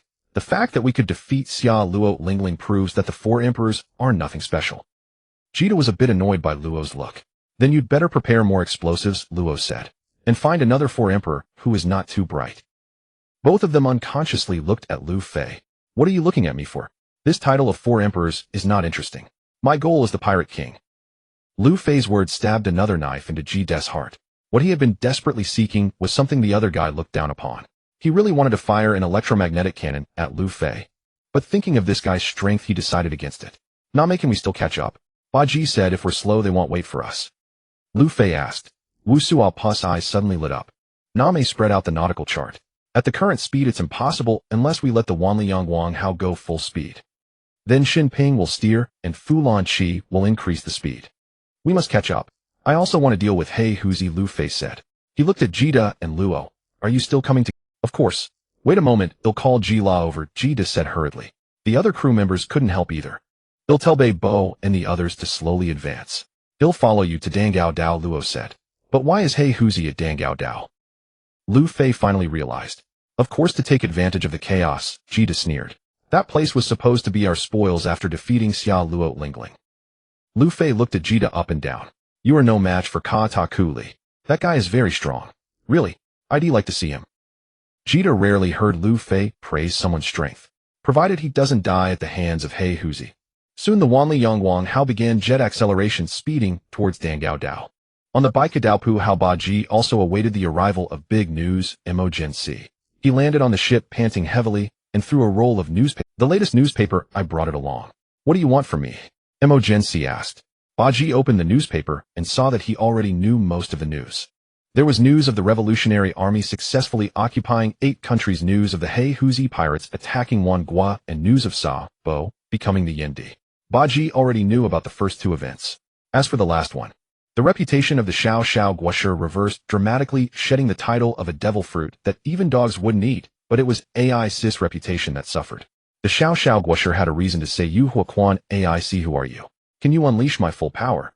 If you can't, you don't have the ability, you know. Look at the current Yendi Sabo. The name sounds more imposing than Huaquan." Although Ba Ji didn't think Sabo was that strong. "The news in this newspaper is too old," Ba Ji said with some disdain. Momonosuke explained, "The world government's crackdown on us is getting worse. The surface printing presses have been destroyed. Now we print in underground factories, and the quantity can't keep up." "You think it's old? I think it's old too. It seems the last live broadcast had a big impact on you." Ba Ji realized that he hadn't received newspapers for a long time, and this was the reason. "It doesn't matter. As long as the news is big enough, Momonosuke will risk my life to spread it. This is the lifelong pursuit of a newsman." Momonosuke patted his chest. "Wait. You didn't come to me to create another big news, did you? Gen C realized. That's right. I'm going to war with the Hey-Huzi pirates. Can you set up a worldwide live broadcast? Buggy asked. This is a bit difficult. Gen C was a bit troubled. Conflicts between four Emperor crews are usually just newspaper headlines not worth a live broadcast. What if all four emperors gather? Buggy pointed at the ship of the Hong Fa pirates. We're going to have a righteous 3-0. Gen C suddenly perked up. That can certainly be arranged. But a worldwide live broadcast is impossible. The world is too chaotic now. I can only do my best. Gen C, I can put in a word with the Revolutionary Army's territory and let your newsbirds settle there. Long, who habitually covered his face with a black robe, spoke up. You can even move your printing factory to the Revolutionary Army's territory. There your newspapers can be printed freely. Duo la go.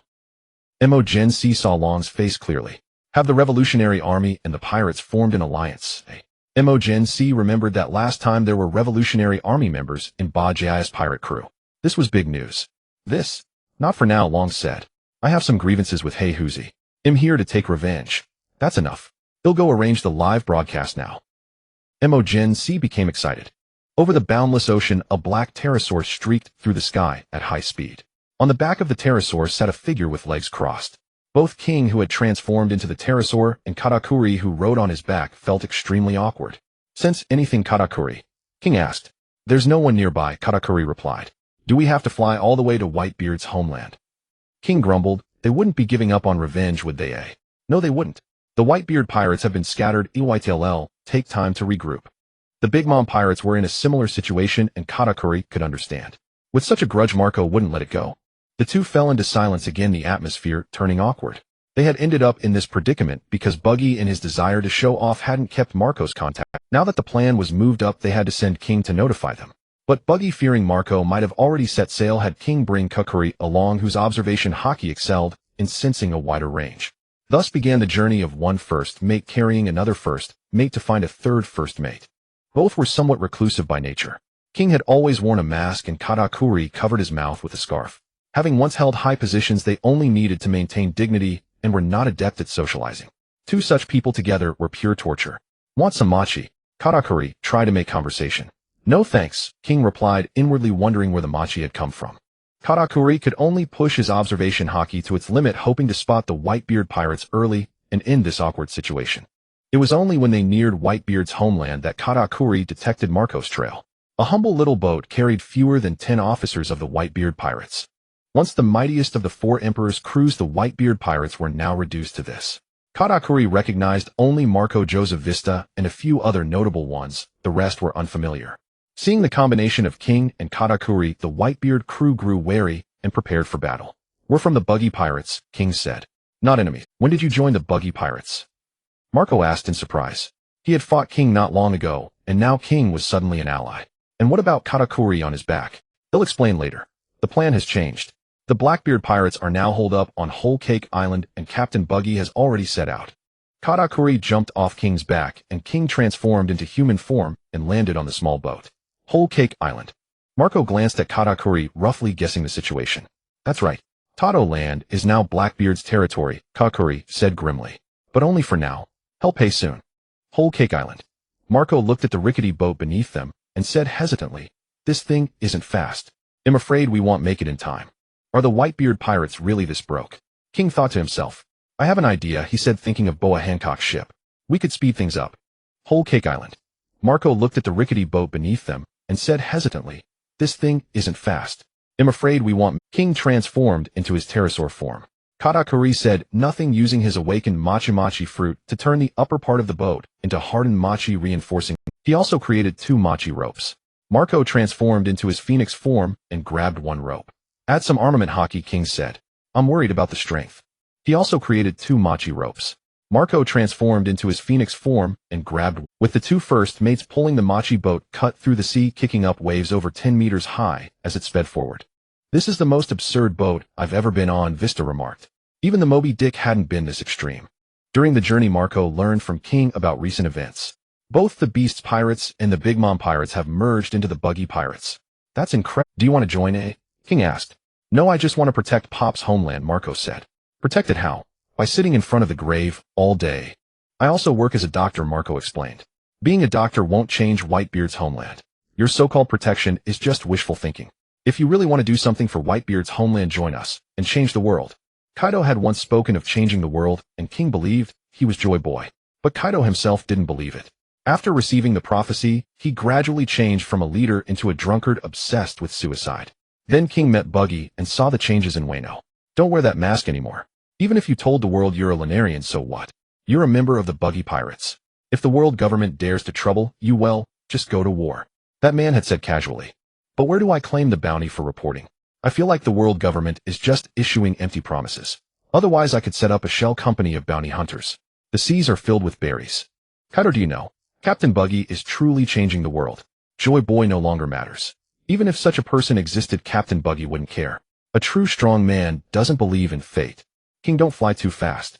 The boat's going to capsize. Katakuri's voice snapped King out of his thoughts. Marco was struggling to keep up. Your pterosaur form is quite fast. They'll consider what you said, but only as my personal choice. Before that, I want to see what kind of world Buggy intends to create. You'll see soon enough.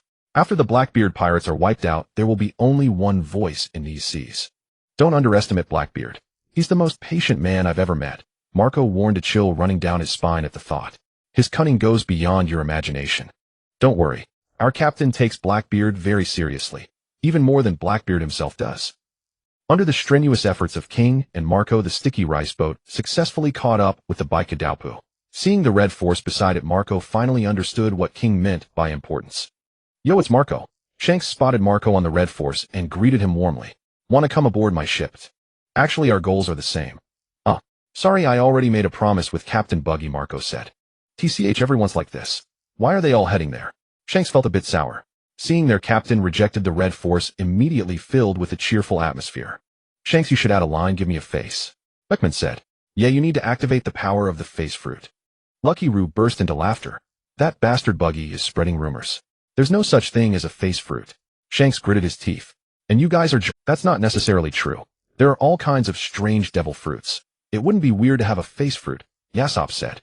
I boarded your ship in a daze back then. Was I hit by your power? When have you ever seen a devil fruit user who can swim? Shanks retorted. If the face fruit awakens, it should be able to affect the environment. Maybe even the sea would have to give you face, Beckman mused. Give me a face. Can we stop talking about this from now on? Shanks said helplessly. He really wanted to kill the rumor monger, but unfortunately he couldn't. Loud laughter echoed from the red force. After boarding the Baikadaupu, Marco immediately saw Ivankov's large head, and then noticed the Revolutionary Army leader Dragon beside. King was right. Buggy indeed valued Blackbeard. This lineup was sufficient to attack Marine headquarters. On the deck hung the wanted posters of the Blackbeard pirates covered densely with marks. The cleanest was Akiji's wanted poster with a question mark on it. On the poster of the second ship Captain Shiryu was drawn a black sword. On the poster of the sixth ship Captain Katarina were dense marks, hearts, food, big head, dolls, little dinosaurs, candles, iron rods, a crossed-out unicycle, and a beast's claw print. What's this all about? King remembered there were no such things before they left. It must be another stunt by the captain. They're selecting their opponents. Too many people, not enough opponents to go around, Buggy said. But this isn't final. We haven't added the officers from the Red Hair Pirates yet. This is simply awesome. Marco let out a long sigh, unable to conceal his excitement. These guys had almost all stained their hands with the blood of the Whitebeard Pirates members. Marco wished they would die immediately. Jozu selected the first ship Captain Jesus Burgess and left a diamond mark. I know this guy. He may be the first captain, but he's nothing but a waste. I can handle him alone. Jozu selected the first ship Captain Jesus Burgess and left a diamond mark. I know this guy. He may be the first captain, but he's nothing but a waste. I can handle him alone. Jozu said. Instantly several gazes turned to him. Even if he's a waste, you can't hog all the spoils. Have you considered others' feelings? Just as Vista was about to leave his mark on Shiria's poster, he noticed Mihawk standing with arms crossed beside the poster, his sharp eagle-like eyes fixed on him. Isn't hogging not allowed? Vista muttered inwardly. But since he was on someone else's ship, he decided to hold back. He looked around and found that the wanted poster of the 7th ship Captain San Juan Wolf had few marks. Only a mushroom mark. This guy was enormous. A giant 180 meters tall, 3 times taller than Little Oars Jr. Who would have the confidence to face him alone? Just as Vista was about to add his mark, Buggy stopped him. Leave that guy to me. I love enemies with such huge builds. Vista hadn't expected the mushroom to be Buggy's mark. Then who will take on Blackbeard? Of course I will. San Juan Wolf can be taken care of with a snap. It won't take much time. Buggy said confidently. Such a huge wooden-like enemy was too rare. He could rack up a lot of damage. There's nothing a single Reito-Boy can't solve. If it can't, you just need more firepower. Actually, I could too. Give me some time, and I can grow to that height, Smoothie said weakly. She had initially selected San Juan Wolf as her opponent, but the captain forcefully took him away, saying there weren't enough crew members for her to absorb power. Even when she offered to squeeze and absorb the power of ordinary Blackbeard pirates members, the captain refused, citing time constraints. Just find a place to slack off. The captain's words stung Smoothie's heart. One day she would make the captain look at her with respect. Vista had no choice but to randomly pick Lafitte and add his mark behind it. Katakuri had his eyes on the Blackbeard pirate's sniper Van Augur. He felt he could even defeat him without taking any damage. This time the power dynamic is reversed. He'll show you what cruelty means. The evil King Pizarro. That's a pretentious epithet. I wonder how strong he is. King ignored the ivory on the wanted poster and chose Pizarro, Big Brother King. Jack was about to say something, but after being glared at by King, he quickly changed his tune. I think Vasco shot his... Sorry, Lucky Roo, let's swap opponents. Hope this guy is strong. Marco looked at the dense marks on the wanted posters and knew that these guys were basically sentenced to death. This was even without the red hair pirates' involvement. Had Buggy's crew's power expanded to such an extent? In truth, it wouldn't affect the overall situation whether they came or not, but Buggy still gave him a chance to avenge. Marco's heart was filled with gratitude. Katakuri suddenly felt a sense of being watched. He looked around and indeed spotted a small boat in the distance. Is that a marine ship? At this distance, the people on the boat should be able to see them. I know. Don't mind them. They're marine death soldiers. Buggy said. Buggy knew that his actions had stirred up the marines, so they kept sending scouts. Knowing that this place held 2 Yonko crews, those who dared to come check were marines with a resolve to die. Even from an enemy standpoint, these people deserved respect. Besides, the marines were just wasting their efforts. Once the live stream started, the whole world would see. Time was running out for Blackbeard. In the new world at Marine headquarters, the entire base was shrouded in a grim atmosphere with all officers assembled and awaiting orders. Inside the Fleet Admiral's office, the table was cluttered with Den Mushi. From time to time, one would report news from distant seas. C-08 reporting. Marco, former commander of the Whitebeard Pirates 1st Division, along with 9 officers, including Jozu and Vista, have boarded the Big Top. Also, they have likely spotted me, but made no move. Arrogant bastards, aren't they? Akainu slammed his fist on the desk, causing it to shudder violently, and startling the Den Mushi perched upon it. Their eyes unconsciously turned to a single direction. There a Den Mushi with an indifferent expression stared ahead, unperturbed. For some reason, the other Den Mushi sensed an aura of strength emanating from it. When would the Den Mushi race rise to prominence? Not so fast, Sakazuki. I don't think they're necessarily coming for us, said Tsuru. Their course seems off. Whether they're coming for us or not, I hate this feeling of waiting helplessly, Akainu growled. When did the Marines sink to such a level? The Marines' strength hasn't changed. It's even grown stronger. But the pirates have changed. The 4 emperors used to be neutral or even hostile toward each other. Now that Buggy has become an emperor, the dynamic has shifted. Tsuru spoke while studying the sea chart. If the 4 emperors had united during the Paramount War, the Marines would have been at a disadvantage. Kizaru imagined the sight of Whitebeard, Red Hair Kaido, and Charlotte Linlin attacking Marineford together. How terrifying that would be. The Marines are still understaffed. If the original plan had been realized with 12 admirals stationed, we could have crushed these pirates, said Akainu, recalling a top-secret proposal. That would bring a knife to our backs. The world government would never allow the Marines to become that powerful, Tsuru remarked, glancing at Aramaki meaningfully. When power goes unchecked in some eyes, the Marines are no different from pirates. Ever since Akainu became Fleet Admiral, Tsuru had sensed ominous signs. In the eyes of the Celestial Dragons, the Marines were first and foremost their attack dogs, and only secondarily a force for justice. But Akainu lacked Sengoku's tact, constantly speaking of justice, which made him unpopular with the 5 elders. Alright, I think I understand what the Buggy Pirates are up. Tsuru drew a line on the sea chart. Their target is Tado Land. Marco, Katakuri Dragon. They all share a common enemy, the Blackbeard Pirates. Buggy must have used that to form a pirate alliance, said Tsuru. Well reasoned. I agree with Vice Admiral Tsuru's analysis. It seems I can breathe a little easier, said Kizuru. Just then a Den Mushi on the table crackled. Fleet Admiral Sakazuki, the news coups across the world are acting strangely. They're forcibly inserting a live broadcast signal via Den Mushi. A live broadcast. Akainu was momentarily stunned. Is Buggy addicted to live streaming? Tsuru sighed. This makes 3 times now. Only a pirate alliance that had just shaken the Marines could make Morgan's work so feverishly. But you can't deny that Buggy's rise began with the live broadcast of the Paramount War. Before that, he was just a small-time pirate with a bounty of a few million, said Kizuru. It wasn't a rise from then. It was when he revealed his ambition. If we hadn't accidentally discovered that he was a former crewmate of GOLD, Roger, he might still be plotting some world-shaking scheme in the shadows, said Akainu. Could there be some misunderstanding?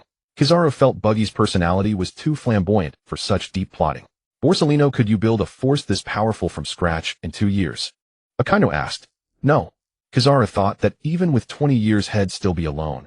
Such a thing sounded far too troublesome. So Buggy must have planned this long ago. If we hadn't given him the title of Emperor, he would have quietly developed his buggy delivery service into the world's largest mercenary company, making him even harder to... Akainu was about to continue his theory of Buggy as a threat when the Den Den Mushi urged him. Fleet Admiral Sakazuki, should we arrest those news coups? Not yet. Black Horse, can you patch their signal through? Akainu asked. Of course, but shouldn't we do something about the news coups? You can't stop them. Even if they can't broadcast, Liv Morgans will send the newspapers worldwide tomorrow. In that case, we might as well see what Buggy and his crew are up to, said Akainu. Very well, I'll handle it right away, said Black Horse. Soon a projection appeared in the Fleet Admiral's office. Inside, an albatross was shouting excitedly. Please be patient, everyone. The world-shaking news is about to begin. This is a first-hand report from the scene.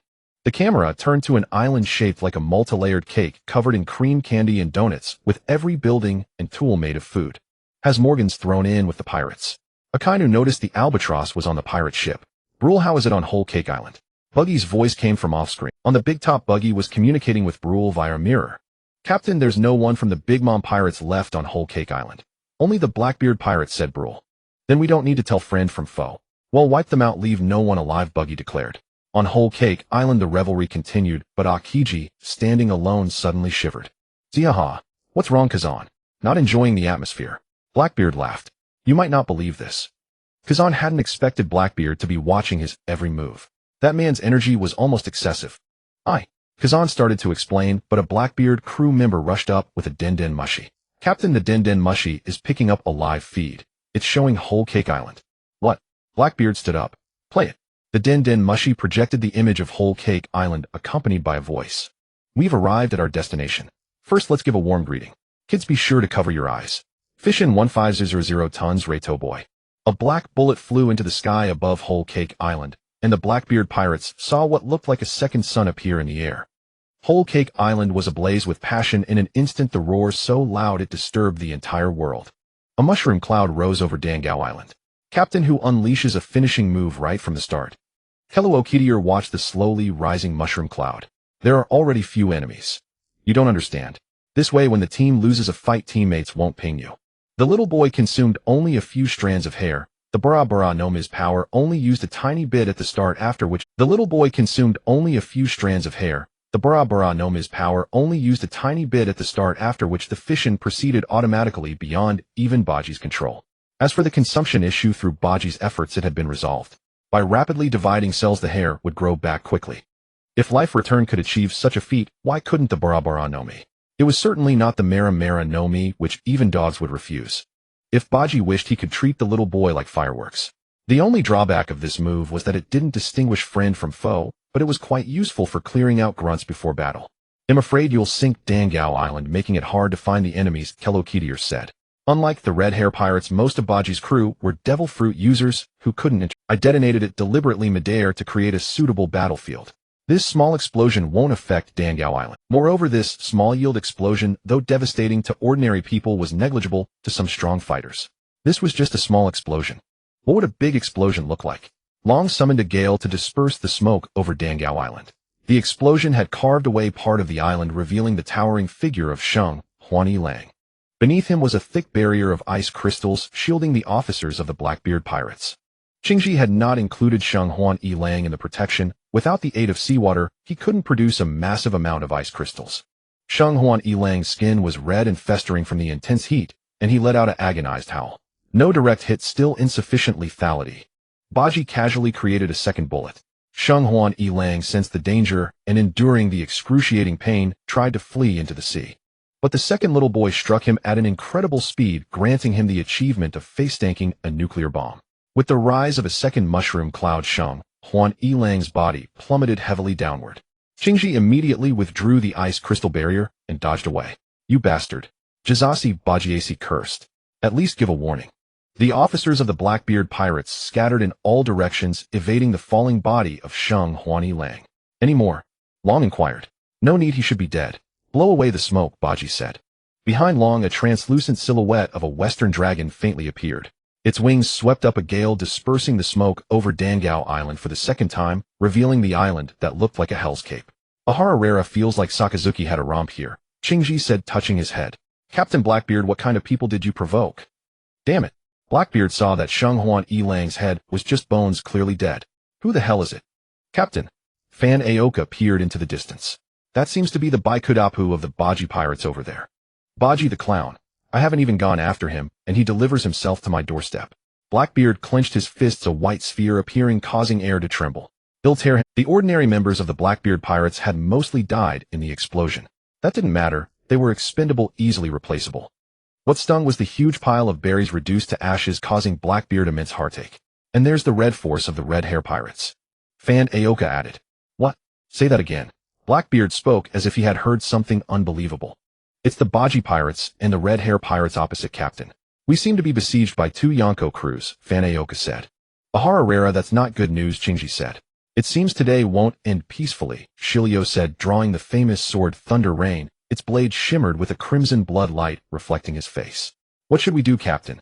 Should we retreat? Asked the evil King Pizarro. Although he was confident in the Blackbeard Pirates' strength, facing 2 Yonko crews was daunting. Let's see. If we encounter that kind of attack on the ship, there's a risk of falling into the sea, Blackbeard said. But it was just Buggy the Clown and Red Hair Shanks. He had the strongest Yami-Yami no Mi and Gura Gura no Mi. He wouldn't necessarily lose. Prepare for battle. If we annihilate them here, we'll become the strongest pirate crew. Blackbeard rallied his crew. Wahaha. They'll crush them with my fists. Jizasi Bajiasi, as Blackbeard's most loyal sycophant, was the first to answer the call. Shinji watched silently, witnessing an unexpected turn that disrupted his plans. In the broadcast, Morgans was acting as host. Did you see that? An unbelievable power. Dangao Island has been leveled. But this is just the appetizer. Next comes the most thrilling part. The unprecedented battle of the Yonko. Finally it started. I've been waiting for so long, Rayleigh said, watching the broadcast in the Shaki's rip-off bar on Shabandi Archipelago. You mean Little Buggy and Little Shanks have teamed up? Shaki asked. Right? Originally 3 of the Yonko were from the Rocks Pirates. Now it's our turn for the Roger Pirates, Rayleigh laughed. Even though they came from the same pirate crew, only Lin and Kaido were close. Whitebeard was never on the same page with them. He was closer to the Roger Pirates, Shaki recalled. The downfall of the Rocks Pirates was partly because the subordinates were too powerful beyond even Rock's control, Shaki said. With Rock's personality, he didn't want to restrain them either. He'd rather have his subordinates stir up chaos. Rayleigh, who had experienced the God Valley battle, knew the madman's temperament well. Regardless, a pirate crew as absurdly strong as the Rocks Pirates shouldn't appear again. Shaki trailed off, stunned. On the live screen, Morgans was introducing enthusiastically. Now what you see is the new Yonko Buggy and his. Morgans rubbed his eyes, unable to count the number of Buggy Pirates officers. And his massive number of officers. Even through the screen, Shaki could feel the pressure. What a monstrous pirate crew. In the Marine headquarters, Chi Quan watched the scene with a grim expression.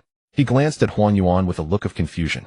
I thought you would shout in fear, but unexpectedly you are unusually calm this time. Those were just jokes. This time it's real, Huan Yuan said.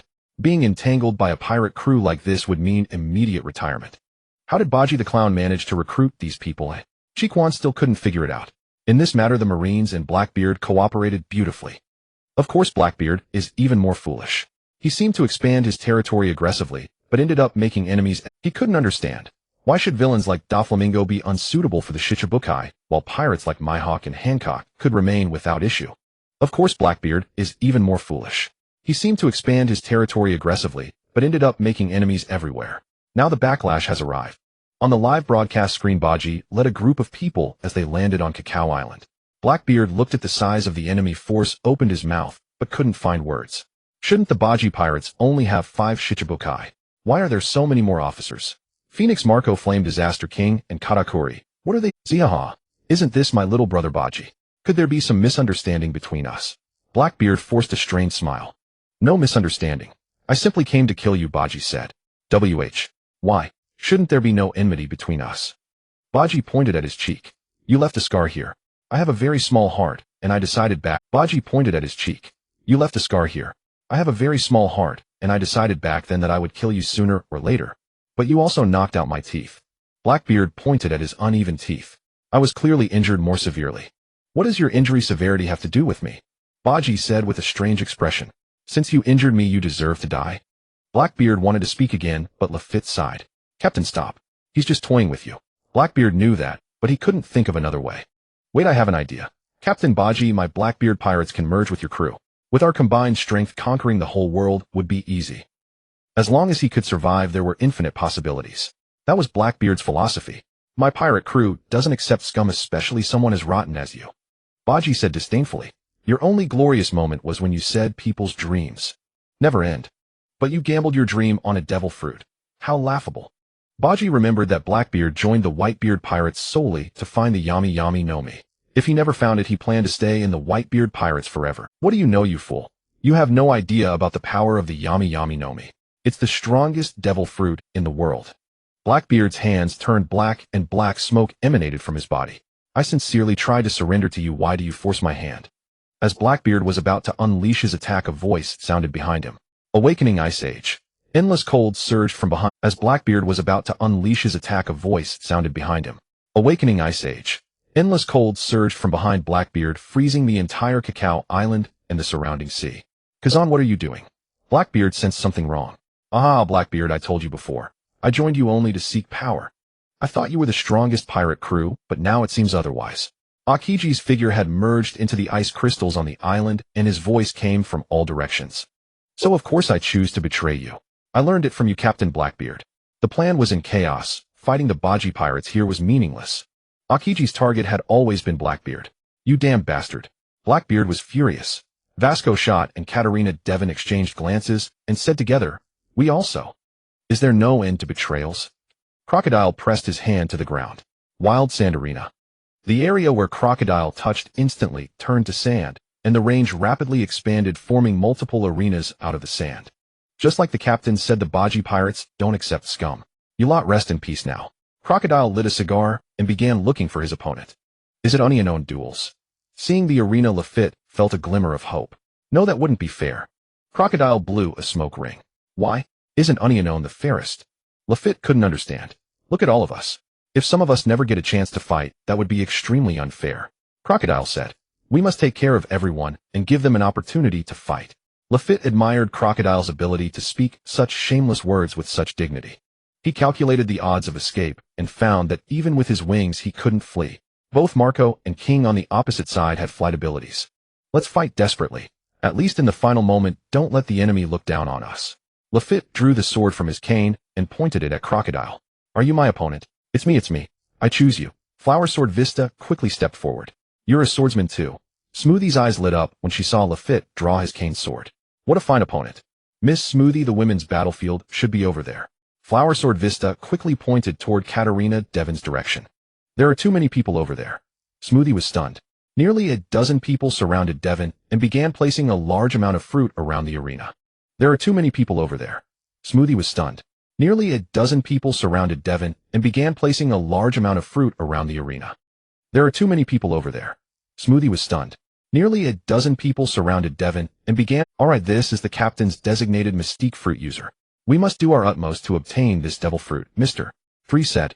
I am an animal-type mythical Zoan Inu no Mi model 9-tailed fox user, not a mystique fruit user. Katarina Devon was shocked that the enemy didn't even know what her devil fruit was. It doesn't matter what it is. The captain said we can't let you go. Let's go. You scoundrels.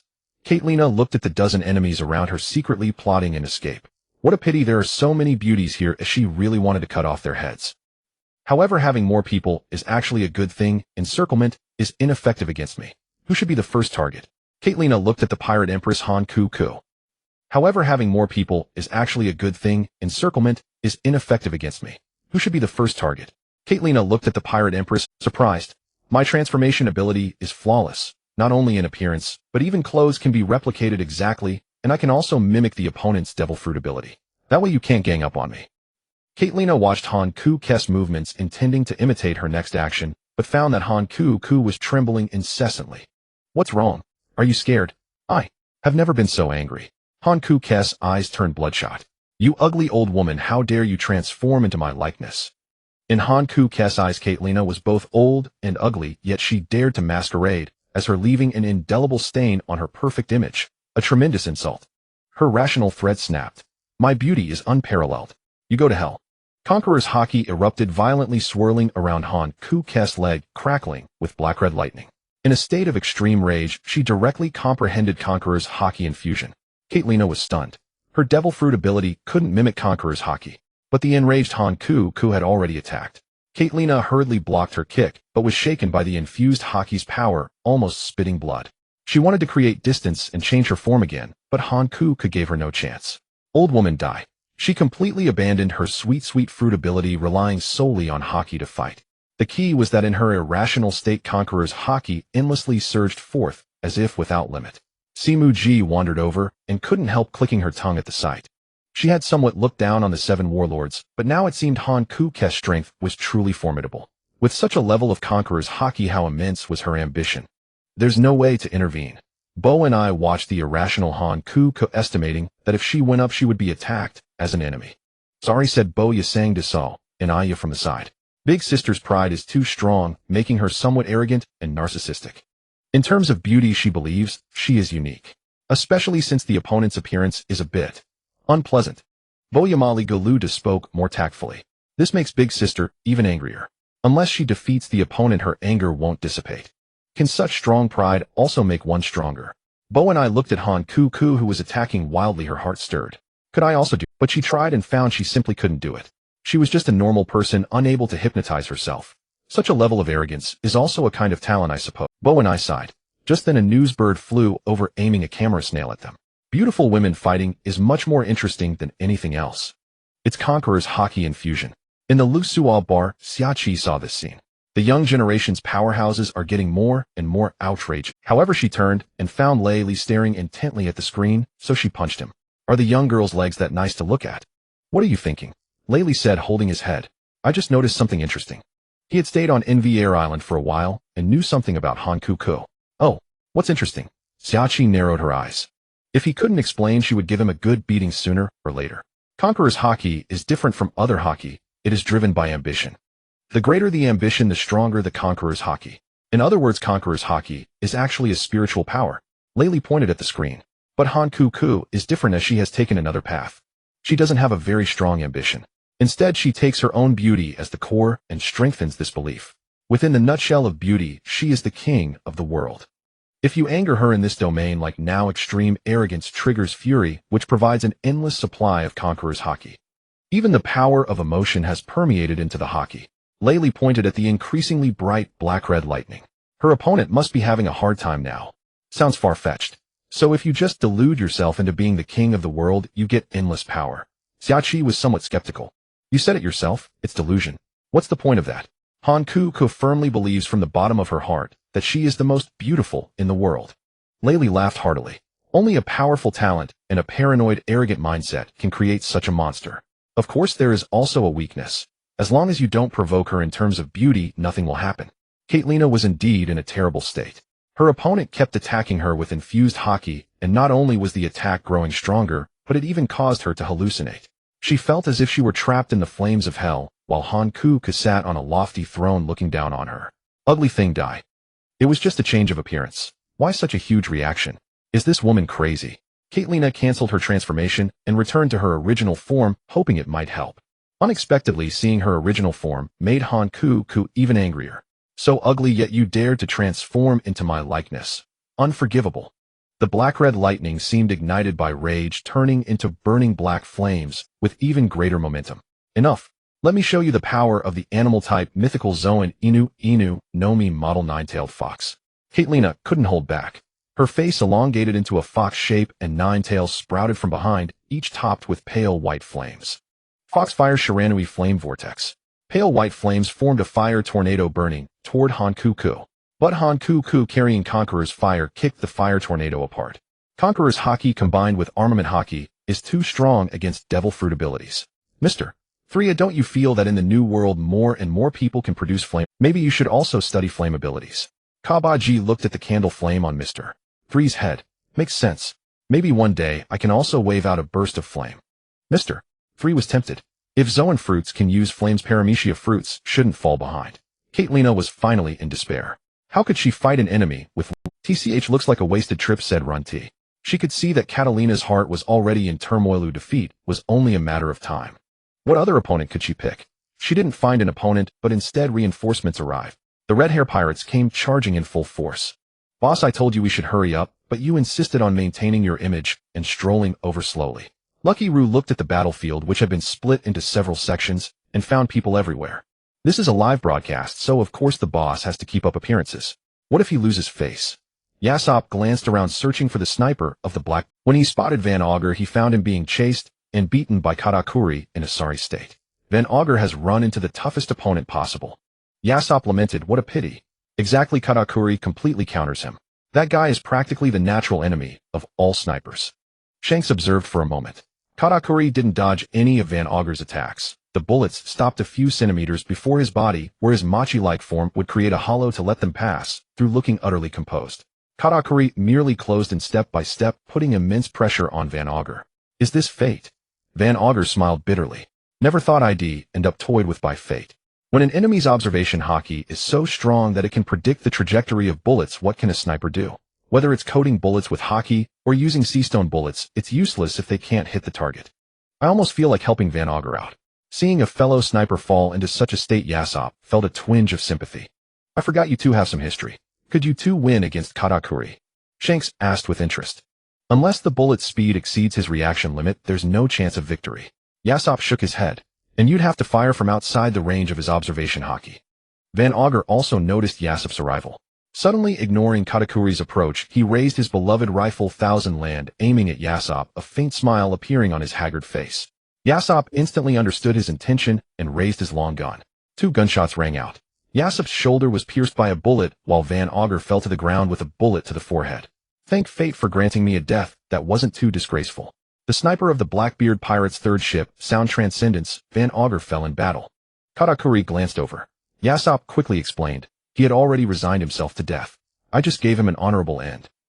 Katakuri said nothing, silently walking away. I wanted to let Yasopp witness a top-tier sniper duel, but that's out of the question now. Yasopp paid no attention to the wound on his shoulder, instead lamenting the missed chance to show off his skills in front of his son. Looks like a sniper has limits. How about learning to cook with me, Yasopp? Switch to being a chef. It's not too late. Yasopp paid no attention to the wound on his shoulder, instead lamenting the missed chance to show off his skills in front of his son. Looks like a sniper has limits. How about learning to cook? Yasopp remarked. As expected of the Charlotte family's greatest masterpiece. A bounty of 1057000 berry seems a bit low. Shanks said, give him a few more years, and he could grow to the level of an emperor. The guy with the same hair color as you has a 3 billion bounty. The world government is ridiculous. Beckman felt that kid was probably no match for Katakuri. How is it that such talents all end up in Buggy's crew? Shanks felt a pang of envy. They'll go check things out over there. You guys entertain yourselves. Go on, Blackbeard, show him a thing or two, or else hell let his ego run wild. Where to though? Lucky Roo scanned around and spotted Jack. Farewell, I'm off to find my old buddy Jack. This fatso at least treat my wound. Yasopp tore a strip of cloth to wrap around the injury. But Yasopp and the others are so slow. By the time they get here, will this fight already be over? Yasopp gazed into the distance. Out on the sea, the Thousand Sunny was cutting through the waves. Inside the cabin, the Den Mushi that Law had brought out was broadcasting the battle on Whole Cake Island live. I wonder if we'll make it in time. At that moment, Yasopp was the most eager. A war between emperor crews. This was a resume item worth writing grandly in a diary. How could he miss it? Besides, in all his years at sea, when had Yasopp ever fought such a luxurious battle? Just looking at the allies, he knew they were sure to win. All he had to do was fire a few shots from his slingshot and had become a participant in an emperor war. They'll go to the engine room and urge Frankie on. Yasopp thought the Thousand Sunny could go even faster. For once, Yasopp is so eager. Sawtooth guy, what's with the lack of spirit? Luffy asked. Because of that damn Buggy. When he first learned that Buggy had started a global broadcast, kid was actually thrilled. A rare opportunity like this, to show off his strength to the world and earn the title of emperor. 2 joys overlapped. And these 2 joys should have brought even more happiness. What I should have gotten was a blissful time like a dream. But why did it turn out like this? Why did that clown Buggy call so many people? Damn it, the Emperor War turned out to be 3 against 1. Have they no shame? Even if I get there, what can I do? The Emperor crew officers are all beating each other up like common grunts. Unless I can blow Blackbeard away with 1 shot, no one will notice me. Clown Buggy, you have destroyed my dream. Thinking he was the protagonist only to become one of the many supporting characters, and one ranking after the dozens. That's probably how Kid Ono feels. Law said with a hint of mockery. I need some air. Kid got up and left the cabin, no longer wanting to watch the broadcast. If you want to be the protagonist, you can challenge someone else. Luffy didn't finish before Law covered his mouth. Don't provoke him. Law was a bit exasperated. Luffy was really dense about some things. How did Kid lose his arm? Did he really think red-haired Shanks and Clown Buggy were easygoing? Just look at the sorry state of the Blackbeard pirates. If he goes around challenging recklessly the next time we see him, he'll be a mechanical kid. That might actually be kind of cool. Alright, I was planning to go all out. My Gear 5th would definitely surprise Shanks. Luffy was a bit disappointed too. But Blackbeard should be able to hold out a while longer, right? Maybe we'll make it in time. Definitely. The Blackbeard pirates still have a few capable fighters. Law said, but with so many people watching them fight, I hope they have strong enough mental fortitude. Imperial Guardian Fire Dragon King. A colossal fire dragon descended from the heavens, its maw lunging toward the tyrant King Pizarro. Super heavy desert diamond blade. The black sandstorm transformed into a razor-sharp weapon slicing toward Pizarro's waist. After a brief assessment, the Tyrant King chose to intercept the Imperial Guardian Fire Dragon King. He adjusted the mechanical gauntlet on his arm, coating it with armament hockey as steam burst forth. Sky-shattering rumble. Are you underestimating me? Crocodile's face darkened as the enemy ignored his attack. The black sand blade carved a deep gash into Pizarro's side. Erosion cycle.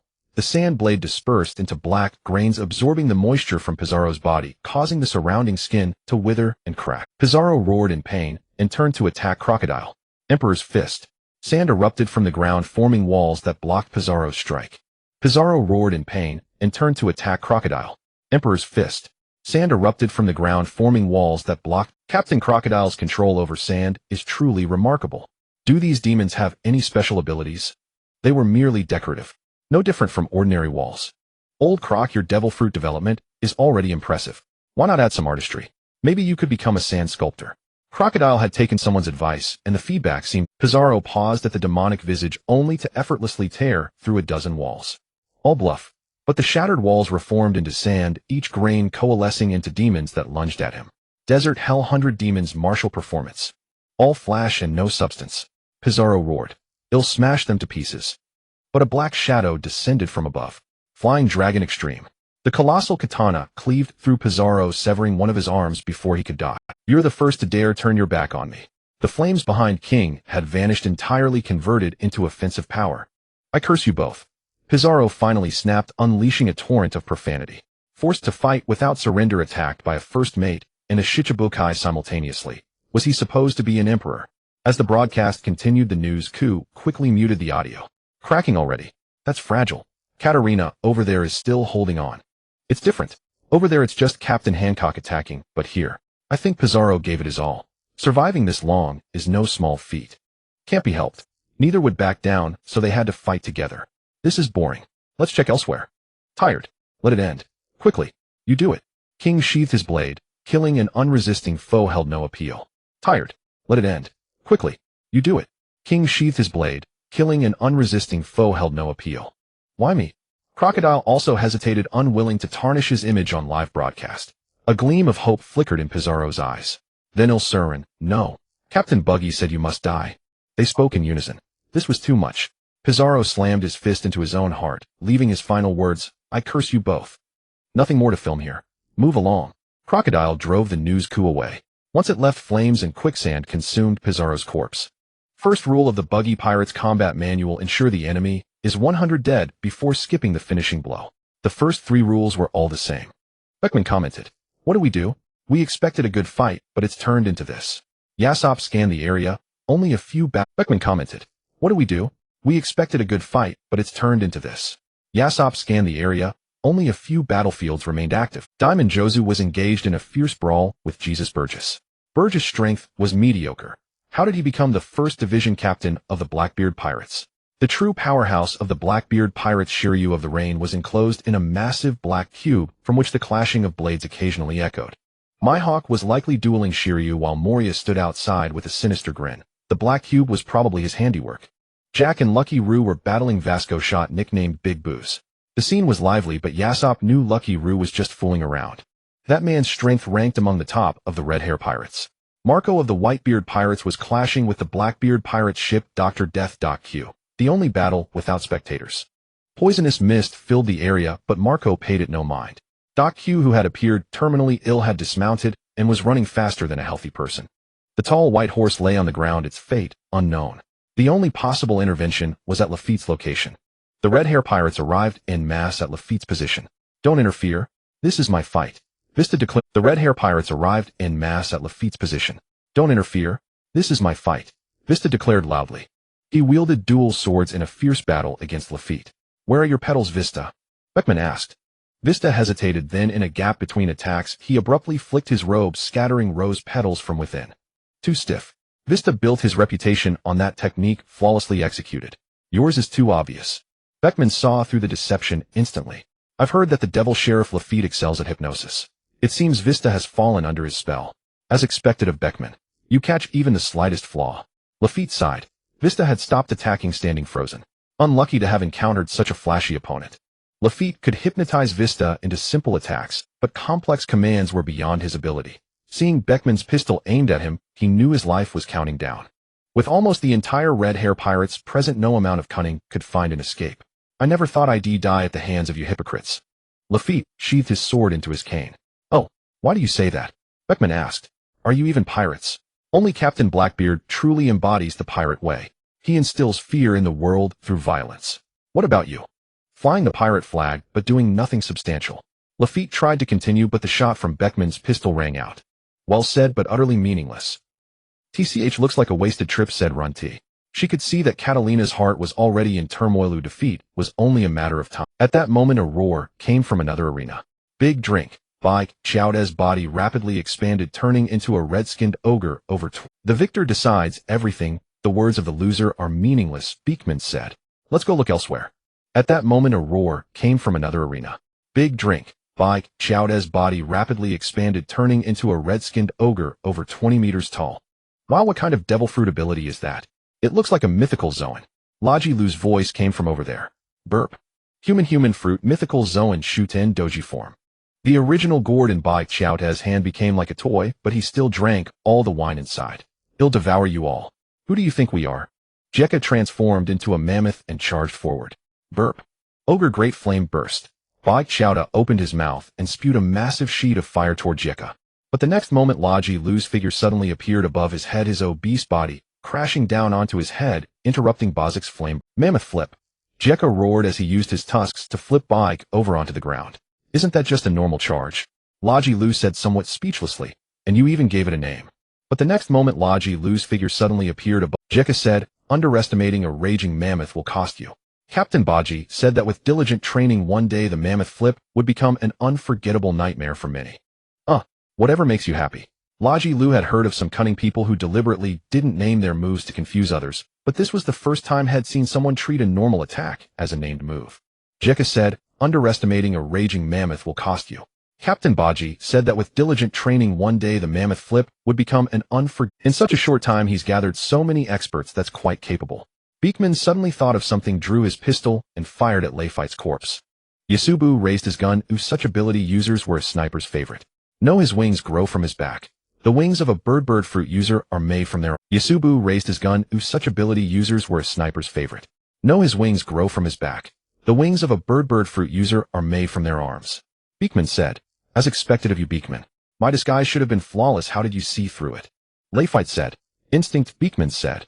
Aside from Jazasi Baksisi, who seemed truly useless, the other members of the Blackbeard Pirates were not that simple. Leifite had been shot down just now, but thinking back, it was too easy.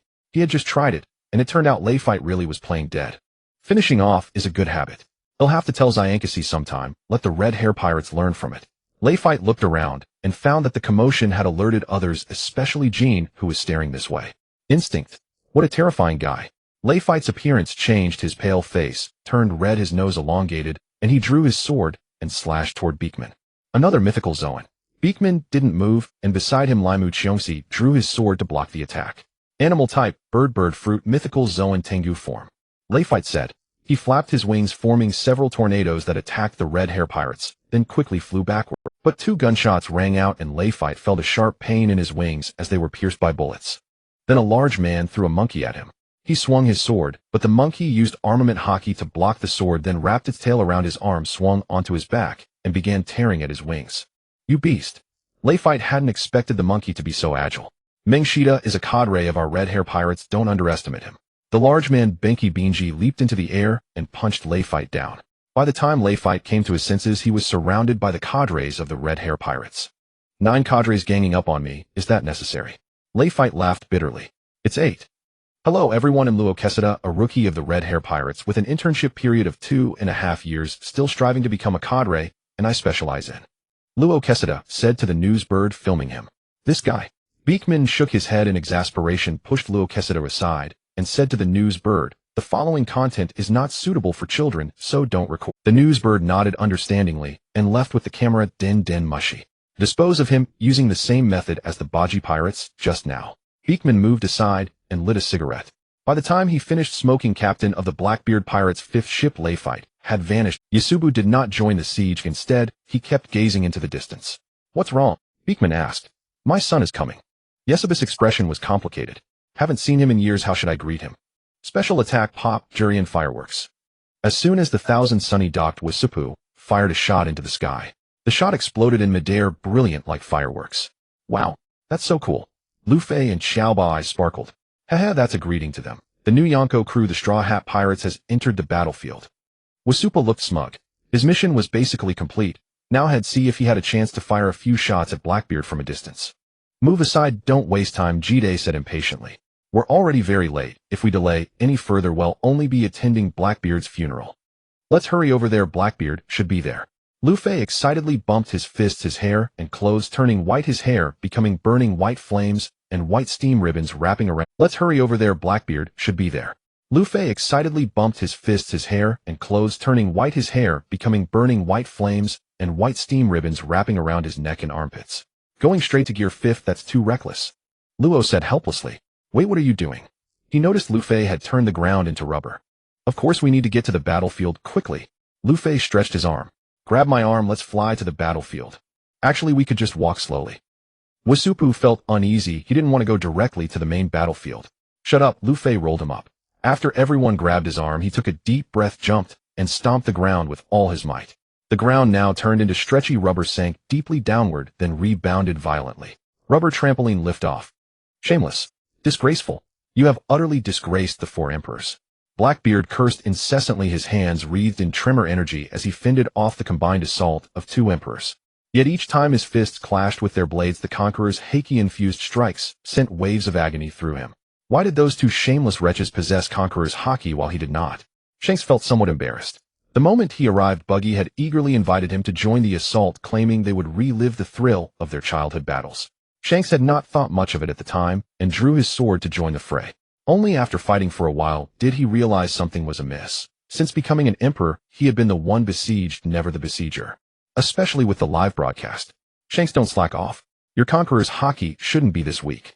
Give it your all. Buggy keenly noticed that Shanks was not putting forth his full strength. Got it. Shanks numbly increased his power. But why am I now the one at the front? When he had first arrived, Buggy was trading blows evenly with Blackbeard. I'm a devil fruit user. If he grabs me, he'll lose my power. That would be troublesome, Buggy said. Blackbeard's body was shrouded in dark water, constantly absorbing the destructive force of Conqueror's haki. Aren't you going to spread rumors that I'm the face fruit user now? Shanks showed no fear of the Yami-Yami Nomi's power and charged directly at Blackbeard. Maybe the Yami-Yami Nomi will give you face too. Buggy circled behind Blackbeard, flicking several strands of hair. Critical blast. The hair exploded upon approaching Blackbeard's body, but did little damage. Black smoke enveloped Blackbeard as the blast energy was entirely absorbed. Blackbeard's face twitched, then he burst into wild laughter. Zehaha. Such attacks are useless against me. My dark absorption can take in any damage. Is that so? Buggy did not relent, firing off more critical blasts. I don't believe it. This absorption ability must have a limit. The Yami-Yami Nomi is a Logia-type Devil Fruit. It can absorb infinite damage. Blackbeard took a sharp breath, then suddenly launched a ferocious assault on Shanks, his tremor-wreathed fists hammering. Hey, I came to help you, and you're just goofing off. Shanks saw Buggy still making futile attacks. Why not just slash him directly? How is this goofing off? Blackbeard, after absorbing all that damage, how do you feel? How do you feel, huh? Buggy laughed maniacally, firing even more critical blasts. If you want to devour damage, go ahead. Let me see your limit. Blackbeard's expression shifted drastically. Suddenly, he stopped his dark absorption and a massive explosion erupted, catching even Shanks off guard. Hey, what are you doing? Shanks emerged from the blast covered in dust and slightly injured. He was about to lose his temper when he noticed something was wrong. Inside the crater formed by the explosion, Blackbeard writhed on the ground drenched in blood. Buggy, you bastard. It hurts so much. What happened? Shanks realized that Blackbeard had stopped his damage absorption ability. The Yami-Yami no Mi is different from other Logia fruits. It can absorb damage, but the user cannot become intangible and feels several times more pain than normal when hit. The Yami-Yami no Mi is different from other Logia fruits. It can absorb damage, but the user cannot become intangible and feels several times more pain than normal when hit. Pain upon him. With that, Buggy unleashed several more critical blasts. Dark hole. Blackbeard, enduring the agony, raised a hand to create a black hole absorbing the explosions. As long as he actively used his ability, he would not take damage. But now besieged by two, he could not concentrate enough to use it. Go Shanks. Keep him from using that technique, and he'll slowly torture him to death, Buggy said. You know the secret of the Yami-Yami no Mi. Blackbeard panted heavily. Have you been putting on an act all along? He could still feel the piercing pain. That bastard had deliberately feigned ignorance, making him endure the agony for nothing. You may look pathetic rolling on the ground, but you were quite the show when you took the damage Heaton. Buggy said. Your so-called strongest devil fruit has equally obvious weaknesses. Now that you've recovered, let's continue. Damn it. Blackbeard poured all his power into the Gura no Mi, attempting to destroy Whole Cake Island. There was no chance of winning if he kept fighting. Better to throw the environment into chaos and find a chance to escape. The entire island trembled, the ground splitting apart, but a wave of cold swept in, and ice crystals rapidly replaced the cracked earth. Kazan. Blackbeard roared in fury. You're still here. As a traitor, I want rest easy until I see your death. Akiji did not appear, only his voice came through. Captain Blackbeard, even if you destroy the entire island, I can freeze the surrounding sea. You want, or perhaps you'll try fleeing through the sky. Dragon appeared alongside Ivankov. It would be my pleasure to send you off. Blackbeard glanced around, suddenly recalling Whitebeard during the Paramount War. That man had been in a similar predicament, surrounded by enemies on all sides. But Whitebeard had the confidence to challenge the world.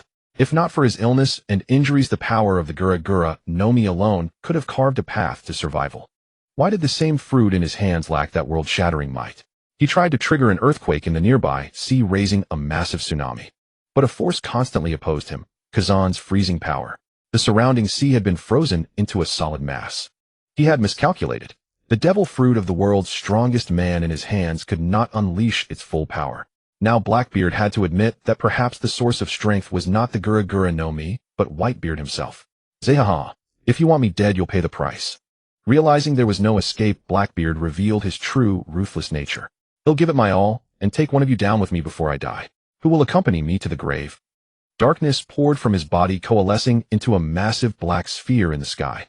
His fierce gaze swept across the surroundings. Which of you is willing to descend to hell with me, eh? If he could intimidate them, they would hesitate to go all out, easing his pressure.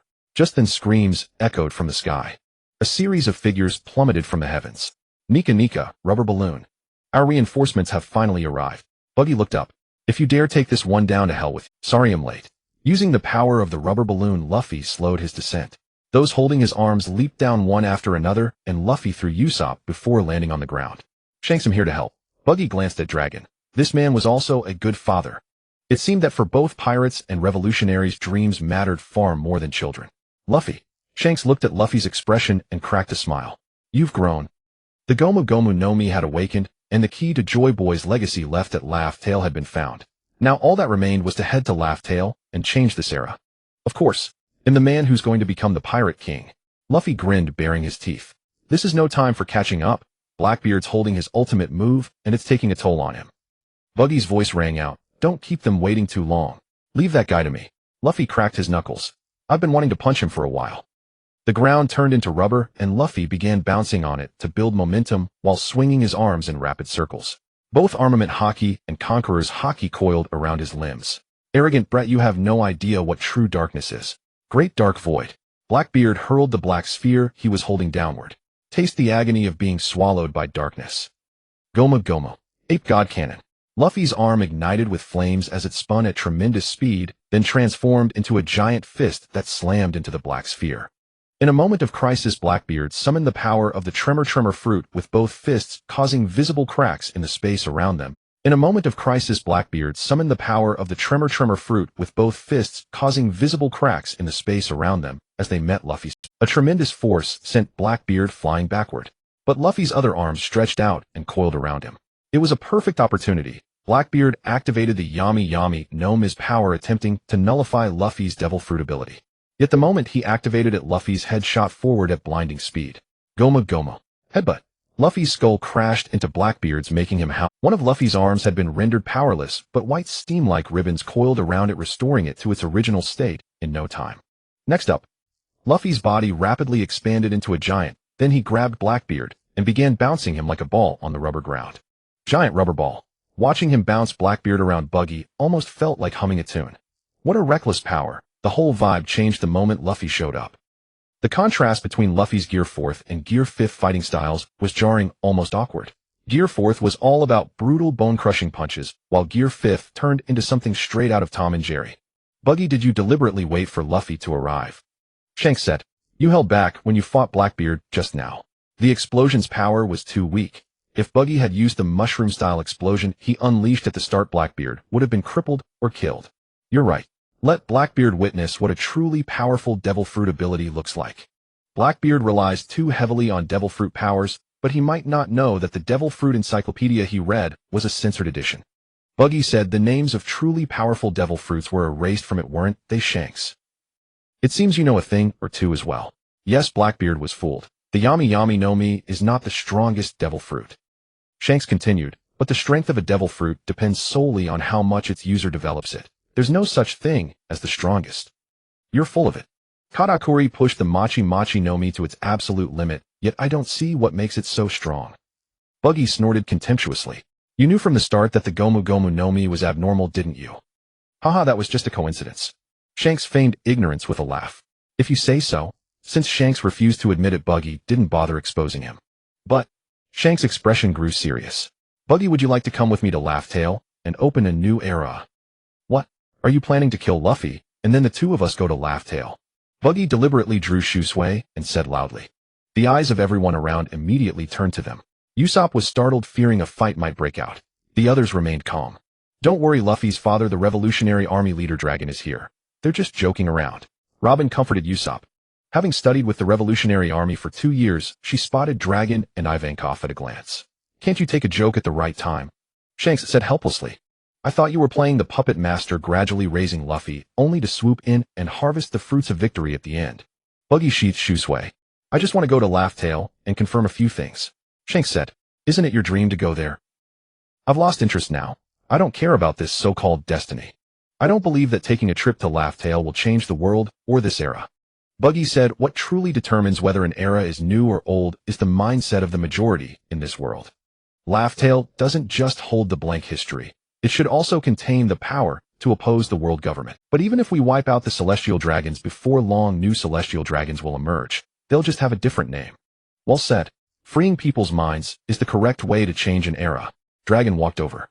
Captain Buggy, you seem more suited to be a revolutionary. I'm not that selfless, and I disagree with many of the Revolutionary Army's ideas and methods. Buggy replied. In a world where power disparity is so vast, the Revolutionary Army's theories simply don't work. They want to overthrow the Celestial Dragons, but they have no idea how to govern the country afterward. They preach freedom and equality, but a giant and an ordinary human can never coexist as equals. The power gap is too enormous. Only under the coercion of violence can different races achieve equality. Hey, Luffy is fighting, and you're all standing around chatting. If you're not going to help, well, step in. Kid said irritably. Kid, with your strength, you'd only be a hindrance. Shanks' expression turned cold. Blackbeard may be struggling now, but defeating you would still cost him little effort. Don't go causing trouble. By then, Blackbeard had freed himself from being bounced like a ball and was furiously lashing out at Luffy. Don't underestimate me, red-haired Shanks. Kid's mechanical arm reshaped into an electromagnetic cannon. I'm not the same as before. Magnetism exploded as Kid aimed the cannon at Shanks. Hey, calm down. Law tried to dissuade him, but electric sparks were already flashing on the cannon. Shanks' eyes turned dangerous and Conqueror's haki converged. Kid, are you trying to die? Kid was shaken by the overwhelming Conqueror's haki, and the next moment Shanks vanished. Griffin cleaved both of Kid's arms off. Consider this a small lesson for Luffy's sake. Shanks kicked Kid away, sending him tumbling right to Buggy's feet. Lawside quickly picked up the severed arms from the ground and ran with Killer toward Kid to reattach them. Your development of the magnet fruit is really lacking. Buggy glanced down at Kid and suddenly grew interested. Your development of the magnet fruit is really lacking. Buggy glanced down at Kid and suddenly grew interested. Boy, do you want to get stronger. I have a method that's practically tailor-made for you. You can't even train without losing an arm. Have you ever heard of the path of the second son? What is the second son path? Kid asked warily the man before him, seeming even more malicious than Shanks. Simply put, it's a method of rapid cultivation that enhances the power of the magnet fruit through a period of tempering. Buggy released some magnetic field rotation energy, shocking Kid. How can you also control magnetism? What is magnetism exclusive to the magnet fruit? The flame fruit isn't so possessive. Using the magnetic field rotation, Buggy attracted a mechanical part from the ground, and countless electric arcs formed an electromagnetic acceleration channel. Using the magnetic field rotation, Buggy attracted a mechanical part from the ground, and countless electric arcs formed an electromagnetic acceleration channel at incredible speed. Seeing this, Blackbeard ignored Luffy's attack and quickly used Dark Hole, attempting to absorb the projectile. But the mechanical part struck Luffy directly. Unable to penetrate his rubber body, it carried Luffy flying hundreds of meters away. Silence fell over the Buggy immediately dispelled the magnetic field rotation. That hurts, Buggy. What are you doing? Luffy complained, having taken more pain from that shot than from his entire fight with Blackbeard. His rubber body was immune to Blackbeard's shockwave attacks, only vulnerable to armament hockey. Cough. Just a slip of the hand. Don't mind the details, you continue. After watching Luffy resume his fight with Blackbeard, Buggy whispered to Kid, "TCH, the electromagnetic cannon is a weapon for girls in miniskirts. Real men should plant mushrooms. You just missed, didn't you?" Kid couldn't tolerate Buggy belittling his ultimate move. What woman would use an electromagnetic cannon? I said it was a slip of the hand. Do you want to lose your legs too? Buggy's eyes turned fierce. Kid wisely shut his mouth. By then Law had reattached his severed arm. After hesitating, Kid couldn't help but ask that. Can the second son path really enhance power? Buggy's ability to use the electromagnetic cannon meant he had deep understanding of magnetism. Of course, it's been verified by many. Buggy said. How exactly do I do it? Kid expected Buggy to impose conditions, but Buggy straightforwardly revealed the cultivation. First, find 4 top-tier magnetic field warriors. Call them the JITA 4. Ivankov is here, see if he can help. Top-tier magnetic field warriors. Kid suddenly felt a sense of dread. Then in a dark room, let the JITA 4 subject you to endless humiliation. You must not resist but endure with a will of steel. After this ultimate degradation, even if your body is broken and your little kid is shattered, your will must remain as unyielding as steel. At that moment, you need someone you deeply care about to witness this. Do you have a sweetheart? Buggy sized up Kid. Judging by your looks, probably not. Then let Killer see you in your devastated state to shatter the last line of your spirit. When your spirit is reborn from destruction after undergoing a hellish baptism, you will become a qualified madman. No, a qualified powerhouse. Are you messing with me? How could such an absurd cultivation method exist? Just hearing the process disgusted Kid. Believe it or not, I'm telling the truth. Buggy said. Indeed, many magnetic field warriors had increased their power through the second son path, becoming at least 10 times stronger. The magnet fruit's power was also magnetic field energy, so it should be universal. Little Kid shattered. The cost is too great. Killer muttered to himself. Isn't there a doctor here? Buggy pointed at Law. Let him fix Kid afterward. No way. I'm not fixing that thing, Law said disdainfully. And I won't let you touch it. Kid retorted. How about a mechanical drill then? Drills are also a man's romance, Buggy suggested. No, I'm not cultivating this damned second son path. Kid absorbed the scattered parts back into his arm. Suit yourself. I'm just giving advice. You've seen the gap between you and Shanks, haven't you? The 4 emperors are beyond your reach. Buggy continued. In the future, the gap between you and Luffy will only widen, and you might even fall behind Law. I may not be as strong as Luffy now, but I'll catch up. Kid was defiant. Is that so? Buggy pointed at the battlefield. Are you sure you can contend with the Nika fruit? After a prolonged battle, Luffy's body was covered with wounds. But as Luffy's heart beat, a drum-like sound reverberated across the entire Whole Cake Island. The liberation drum. His wounds gradually vanished, and he was once again full of energy. This is so much fun. Let's continue, Blackbeard. Luffy revealed a peculiar grin. Are you some kind of monster? Blackbeard's face showed fear at Luffy's expression. That face occasionally broke into that eerie smile, and even when injured, he kept shouting how fun it was. Did he have infinite stamina? Kid wondered how Kaido had managed to fight him. Seeing Luffy's recovery ability, Kid felt inferior. Fine.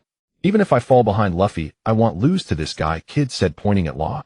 Law's op fruit is worth 5 billion more than his bounty. Its potential for development is naturally high, Buggy said. Within the range of ROM, Law was nearly omnipotent. Buggy believed this was also a devil fruit with a hidden name. Kid wanted to argue, but he recalled how Law's bizarre techniques had played a crucial role in their battle against Charlotte Lin. Actually, your magnet fruit has high potential too, but it would take someone like Vegapunk to fully unlock it. In your hands it's just an electromagnetic cannon and a magnetic golem. Magnetism in the hands of a master could produce wonders. In the hands of a dunce, it was just a giant magnet. Still, I'm not cultivating that second sun path. I'd never be able to show my face again. Killer, let's go.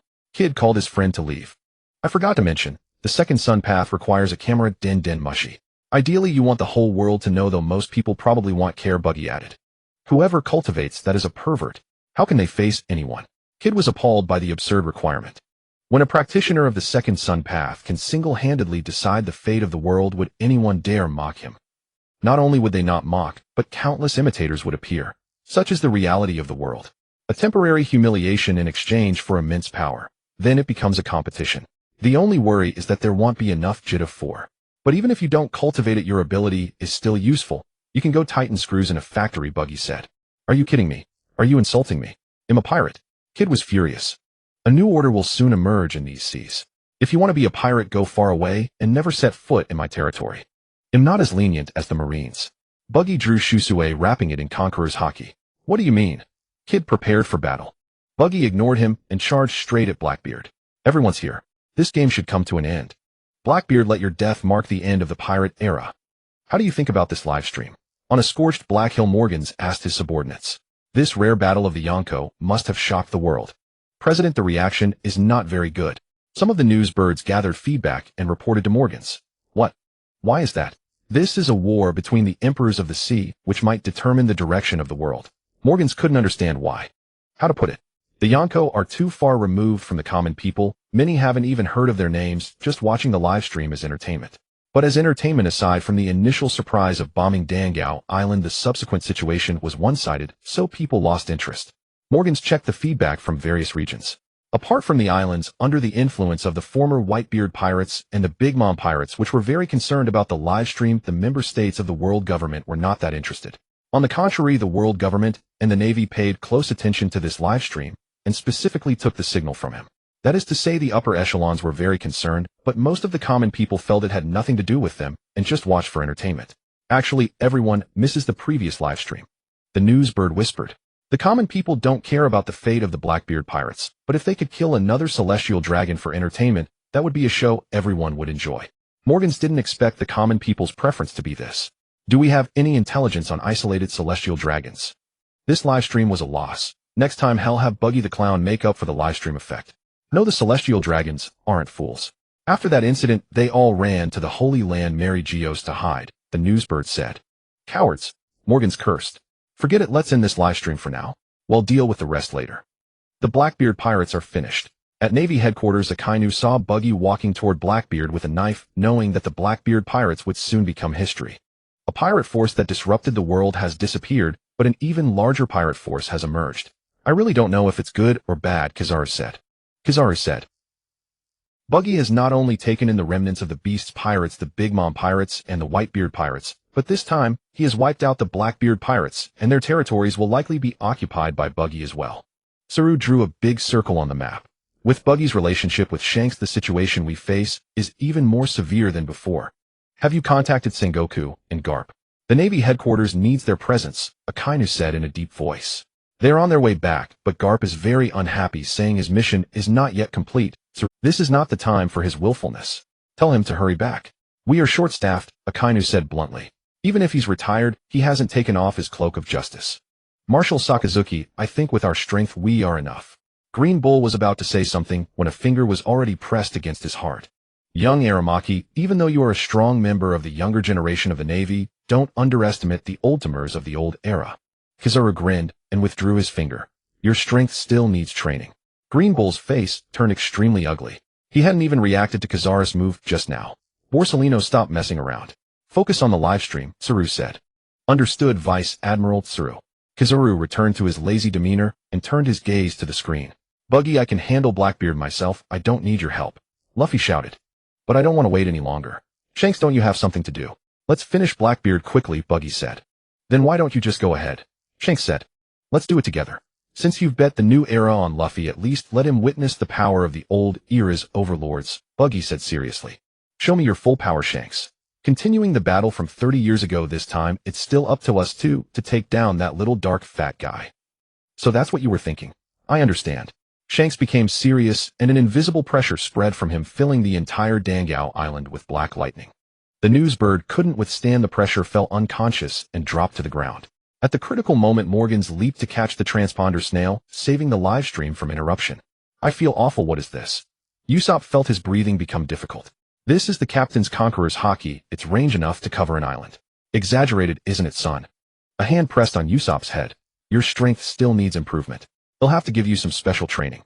Stimulated by Red Hair's Conqueror's Haki, Hancock's aura surged, and a series of kicks broke through Katarina's defense. Even if I can't conquer the world in terms of beauty, this body is always number one. Die, ugly woman. Hancock's final kick shattered Katarina's chest. It's rare for the captain to get serious. I can't miss this good show. Lucky Roo looked at the battered Vasco shot. Jack, can you still charge? It's mammoth stir-fry. Jack said seriously. Of course I can. Watch my horns and tusks charge. The ancient mammoth charged at Vasco again. Changed the name again. Lucky Roo covered his hands and feet with armament Haki. I'm going to start cooking too. Seeing Vasco blocking Jack's tusks with his hands, Lucky Roo instantly flashed in front of Vasco's huge head and kicked his chin. Meat hook. Vasco's massive body was kicked flying. Lucky Roo's obese body moved quickly, creating 5 afterimages. Dismantle. A series of bone-cracking sounds rang out. By the time Vasco fell to the ground, he was completely lifeless. Done. Lucky Roo took out a piece of meat with bone, took a bite. Let's go, Jack, let's go watch the fun. In Moria's shadow barrier, Mihawk and Shiryu were fighting in a lightless environment. Afraid of my clear fruit, so you deliberately created this environment. Shiryu said. No, Moria is afraid you'll run away, so he deliberately set up the barrier, Mihawk said calmly. Whether you're invisible or not, it makes no difference to me. Ha, how arrogant. But Shiryu knew Mihawk was telling the truth. The world's greatest swordsman, indeed worthy of the name. He lit a cigar, and a red dot appeared in the lightless space, but Shiryu didn't care. After I die, find a new owner for my Thunder Rain. Shiryu said. A bloodthirsty cursed sword. I do know who would be suitable to be its owner, Mihawk said. But he might not look highly upon this sword. Thunder Rain is very fierce, capable of eroding a person's mind. Don't blame me for not warning you. Shiryu took a long drag of his cigar. It wouldn't dare, Mihawk asserted. Alright, this is the final move. Shiryu took a stance. Maybe the final victor will be me. Thunder Run, Blood Rain. The two figures charged simultaneously. As the sound of blades tearing through flesh rang out, one figure fell to the ground. I've been waiting for someone who can defeat me, but that person is not you. Mihawk picked up the Thunder Rain from the ground and said, You can open the barrier now, Moria. The shadow barrier opened. Mihawk looked toward the direction of the final battle. Shanks, how long has it been since you were this serious? Luffy, you have grown a lot. But step back for now. You new sprouts of this era will have a grander stage. Shanks drew Griffin and pointed it at Blackbeard. Huh. Though reluctant, Luffy stepped back. Speaking of which, I've never seen Shanks fight seriously. The Lord of the Coast doesn't count. Damn it, Straw Hat is a new sprout, so am I an old sprout. Kid muttered curses. Stop asking for death. If you lose another arm, I won't bother with you. Law watched Kid constantly teeter on the brink of suicide and didn't want to waste time reattaching his arms. Shanks turned to Buggy. Buggy, it's your turn now. Let me see your spirit. Don't let me outshine you. He had once thought Buggy lacked Conqueror's Haki, but now it seemed Buggy had been hiding it. How could I lose to a guy like you, Shanks? Accepting fate is nothing compared to grabbing the throat of the goddess of fate and fucking her over. Can't a remnant of the old era create a new era? Shanks, feel my ambition, my wild ambition. Buggy's Conqueror's Haki instantly surged, raged, and intensified. Buggy's aura at this moment was stronger than ever. The two streams of Conqueror's Haki intertwined, causing the entire whole cake island to tremble. The sky split open. Black lightning struck down intermittently. Beckman reached out to feel it. Even with his physique, he could sense a slight numbness. Good thing the rookies are on the ship, or they wouldn't be able to stand it. These two are monsters. But Shanks, Buggy is right. With your strength, you can join forces to open a new era. Is Laugh Tale really that important? You bastard. Shanks hadn't expected Buggy's Conqueror's Haki to reach this level. Don't underestimate the world government. The enemy is stronger than you think. So what? My strength won't stop here. If the enemy isn't strong enough, what fun is there in this world? I will only become stronger than them, and then he'll crush them all one by one. Under the influence of his conviction, the power of magnetic field rotation merged into his Conqueror's Haki, and the black lightning on Whole Cake Island multiplied tenfold. I can't hold on much longer. Usopp felt like he was about to faint. Wake up. A series of slaps landed on Usopp's face. Hold on. Facing the pressure of a strong opponent will benefit you in the future, Usopp said. No. Usopp mumbled indistinctly. Are you sure you're Usopp's biological father? Nami had already released Zeus to block the black lightning that could fall at any moment. But after experiencing it, Zeus ran into Nami's arms. This isn't food. It's tingling. Zoro saw the black sword Shusui in Buggy's hands emit an excited low hum and felt a twinge of jealousy. Green-haired idiot, why does your hair look even more vibrant? Sanji exclaimed from the side. Shut up, you idiot. Zoro cursed. Is this the true power of an emperor? Then what is Charlotte Limlin? Kid felt his arm start to ache again. Ha ha ha. Such boundless ambition, such wild frenzy. Such a demonic god. What in the world can stop it? Damn it, what in the world can stop? Crocodile laughed heartily. Whitebeard, if only you had had such ambition back then. Why? Why do you two shameless bastards possess Conqueror's haki? Blackbeard's face was full of madness.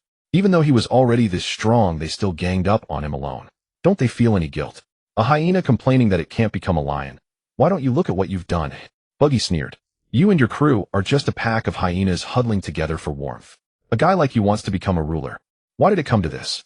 Blackbeard still couldn't accept it. I tried so hard. Because your effort is just a joke. Even without eating a devil fruit, Blackbeard's strength was considerable, and he was a veteran of the Whitebeard Pirates. If he hadn't hidden his power, he could even have competed for the position of vice captain of the Whitebeard Pirates. Marco's personality wouldn't have competed with him. Even if he wanted the Yami-Yami no Mi, if he had honestly discussed it with his friend, Thatch, he might not have failed to obtain. Thatch was a cook. What would he do with the Yami-Yami no Mi? Dispose of kitchen garbage. Whitebeard was getting old. Sooner or later, he would pass the Whitebeard Pirates to someone else. Would Whitebeard choose the young and reckless Ace over the powerful Blackbeard? Blackbeard could have become the ruler of the seas openly and honestly, but he gave it up because of his own selfishness. With a dark heart, Blackbeard believed everyone was like him, so he did all sorts of unscrupulous things for the Yami-Yami no Mi. Whitebeard said your weakness is that you ultimately died from recklessness and arrogance.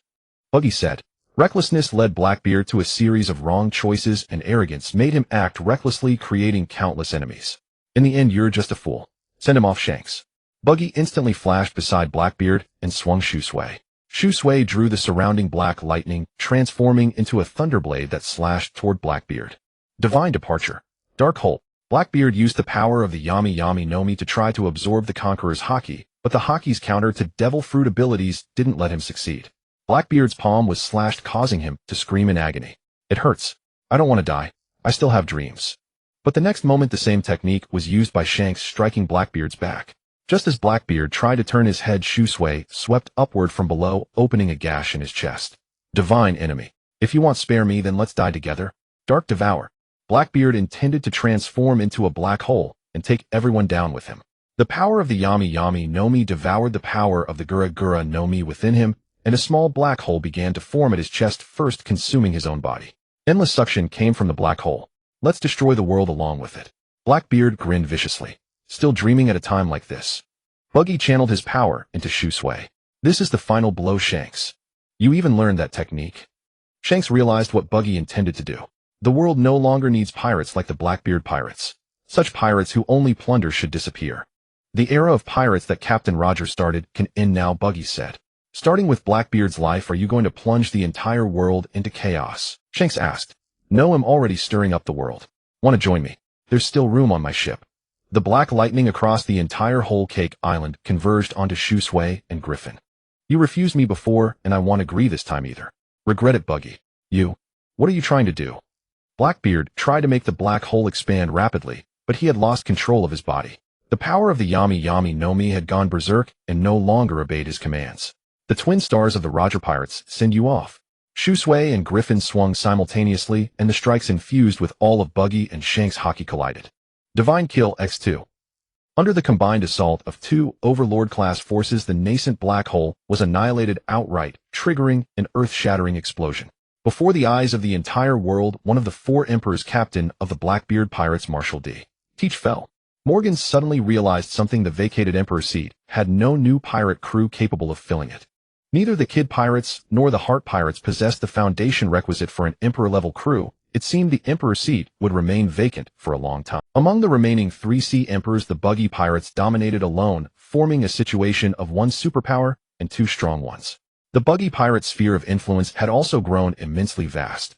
Among the remaining three sea emperors, the Buggy Pirates dominated alone, forming a situation of one superpower and two strong ones.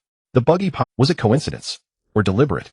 Morgans was pondering these matters when he noticed Buggy waving at him. What is it, Captain Buggy? Morgans flew over with a den mushy camera. I have something I wish to declare to the world concerning the new order on the seas," said Buggy. Morgan's eyes lit up immediately. Something big was coming. "Are you going to give another speech?" Morgan's asked expectantly. "Speeches are no longer necessary. This is a command issued by the ruler of these waters," Buggy declared slowly. "First, the territories of the Whitebeard Pirates, the Whole Cake Island of the Big Mom Pirates, and the Wano country shall all be placed under my direct rule. These places no longer need to pay tribute for protection. They only need to pay a tithe, 1/10 of their annual income as tax." No sooner had these words been spoken than a wave of heated discussion swept across the world. Is it really only 1/10? Since it was announced before the whole world, it must be true. How enviable. Due to the exorbitant heavenly tribute, the tax rates of world government member nations started at 30%, some places even exceeded 50%. Second within my domain, regardless of how things were before, from now on, regardless of race or status, whether high or low, all people shall have equal rights. Abolish slavery. All slaves trafficked from my territory must be returned to me within 10 days. Inside a room of the Holy Land, Mary Geo's threads danced wildly, shredding the various decorations to pieces. Inside a room of the Holy Land, Mary Geo's threads danced wildly, shredding the various decorations to pieces. Where do you get such confidence? Buggy the Clown. Doflamingo cursed. If you have the nerve, come to the Holy Land, Mary Geos. He had just spent a large sum to buy a huge batch of slaves from Blackbeard. Although the money came from the world government, those slaves were intended for another purpose, part of his plan. The plan to set a trap to lure Buggy and his crew had been disrupted, and Buggy had instead wiped out the Blackbeard pirates. He had reported this plan only to the 5 elders and obtained their approval. No one else knew what the plan was. Yet Buggy had killed Blackbeard, who was supposed to betray him ahead of time. A preposterous thought suddenly struck Doflamingo. Could there be a traitor among the 5 elders? Doflamingo, the 5 elders summon you. A CP0 agent found Doflamingo. They watched the live stream too. So impatient are they. Doflamingo strode with an arrogant gait, following the CP0 agent to the 5 elders. Doflamingo released the slaves traded from Whole Cake, said one of the 5 elders. Impossible. I paid a fortune for them. Doflamingo hadn't expected the 5 elders to say such a thing. Now is not the time for a conflict with the Buggy Pirates, said the 5 elders. The Blackbeard Pirates are no more. Your plan will not succeed. Without Blackbeard, there's still the Navy. Just have the Navy move out. Doflamingo said. Then go discuss it with Akainu yourself, said the 5 elder who held a sword. If he agrees to proceed with the plan as usual. Doflamingo knew Akainu would never agree. Then what about deploying the Holy Knights? So you're all intimidated by Buggy the Clown, Doflamingo said. And you want to return the purchased slaves, eh? What about the Celestial Dragon's national treasure? So you're all intimidated by Buggy the Clown, Doflamingo said. And you want to return the purchased slaves, eh? What about the Celestial Dragon's national treasure? Isn't now the time to activate it? Doflamingo pointed at the livestream. 3 Emperor-level pirate crews gathered together. What a perfect opportunity. Your father told you about the national treasure? That is a secret known only to the head of each family. 5 pairs of eyes instantly locked onto Doflamingo. I don't know much. Shouldn't we be discussing the Buggy problem? Doflamingo asked. That matter is no longer important. Just a dispute over a few slaves. But you, Doflamingo. I recall that Trafalgar Law was once your subordinate. He is a user of the op fruit. Are you certain you don't know much? The 5 elders turned their attention to Doflamingo while on the screen Buggy continued issuing orders. Third, any pirate crew within my territory that is not engaged in plunder, I give you 3 days to leave. Those who have plundered, pray you never cross my path, for death will be your only destination. Buggy's third command instantly shook the world. At the Shacky's ripoff bar, Rayleigh was watching the livestream along with several pirates. What does Buggy mean by that? Does he think he's the Navy? A pirate captain slammed the table hard. Shacky shot him a glare and silently noted his face in her mental book. Whatever he thinks he is, his territory is really off limits from now on, said another pirate. What else can we do besides plunder? Perform tricks. So we can only operate in Navy territory. Something feels off. Buggy has betrayed us pirates. Who's going to teach him a lesson? The Blackbeard pirates couldn't hold out for a single day. Who would dare? So we just let him flaunt his arrogance. This is infuriating. At the ripoff bar, pirates were debating the impact of Buggy's orders. And such scenes were unfolding everywhere in the world. Over the years, the world had suffered enough from pirate incursions. Now a pirate who had ascended to high status had turned against his own kind. What does little Buggy intend to do? Shacky asked Rayleigh. Is he no longer a pirate? I don't know. Let's wait and see what he turns that sea into. Finally, a reward of 100 million berries for information on Edward Weevil's whereabouts. Those who know can contact the Buggy Pirates. Morgans asked expectantly, anything else? At least say something that the public would love, like destroying the Time Longren. Buggy said no more. They'll find you next time I go live. I might not be able to do it next time. Our Dianhuachong suffered heavy losses. Morgans looked at the camera Dianhuachong in his arms and said, these Dianhuachongs that can record and broadcast live are high-end goods. Now that our relationship with the Shiji Fu has soured, we can't buy them even if, Buggy said, regarding this we can cooperate. Maybe I can provide you with a batch of Dianhuachong, but it will take some time. Buggy said, really? Thank you for supporting journalism. Morgan said happily. It costs money. What are you thinking, dreaming of something for nothing? Buggy didn't expect Morgans to want to freeload, but our funds are also very tight. Morgan said, you monopolize the entire world's news industry, and you tell me you have no money. Buggy was genuinely shocked. Doing news is very expensive, Morgans explained. Do you see that reindeer over there? What's wrong with Xiaoba? For a long time his bounty was only 50 Bailey worth less than his own wanted poster. But due to the seriousness of news we have no choice but to print them. Morgan said, this situation is common. Plus newspaper sales are not very good, so selling newspapers doesn't actually make much money. So the reason for not making money was Xiaoba. Why don't you raise the price? Buggy asked. In this monopoly business the pricing power was completely in Morgan. Then many people wouldn't be able to afford the newspaper. A newspaper costs as much as a reindeer. The price is already high. Any higher would go against my original intention of doing news. Morgan said. Buggy looked at him with newfound respect.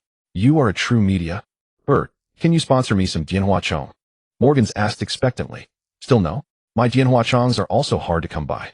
Why don't you improve the newspaper and print some content that people enjoy to boost sales? Buggy gave Morgans a suggestion. Content that people enjoy. Are you going to kill a Tianlongren again? The sales of that issue were surprisingly good. Not that kind. Besides, I can't find any Tianlongren now. I'm talking about the kind of newspaper that men enjoy reading, you know. The entertainment industry in the Heisei world was polarized. The rich lived in debauchery and had various pastimes. The poor commoners had almost no spiritual nourishment. This kind of newspaper should sell well. All that kind. Morgan showed a knowing expression. We have it. What? Why don't I know about it?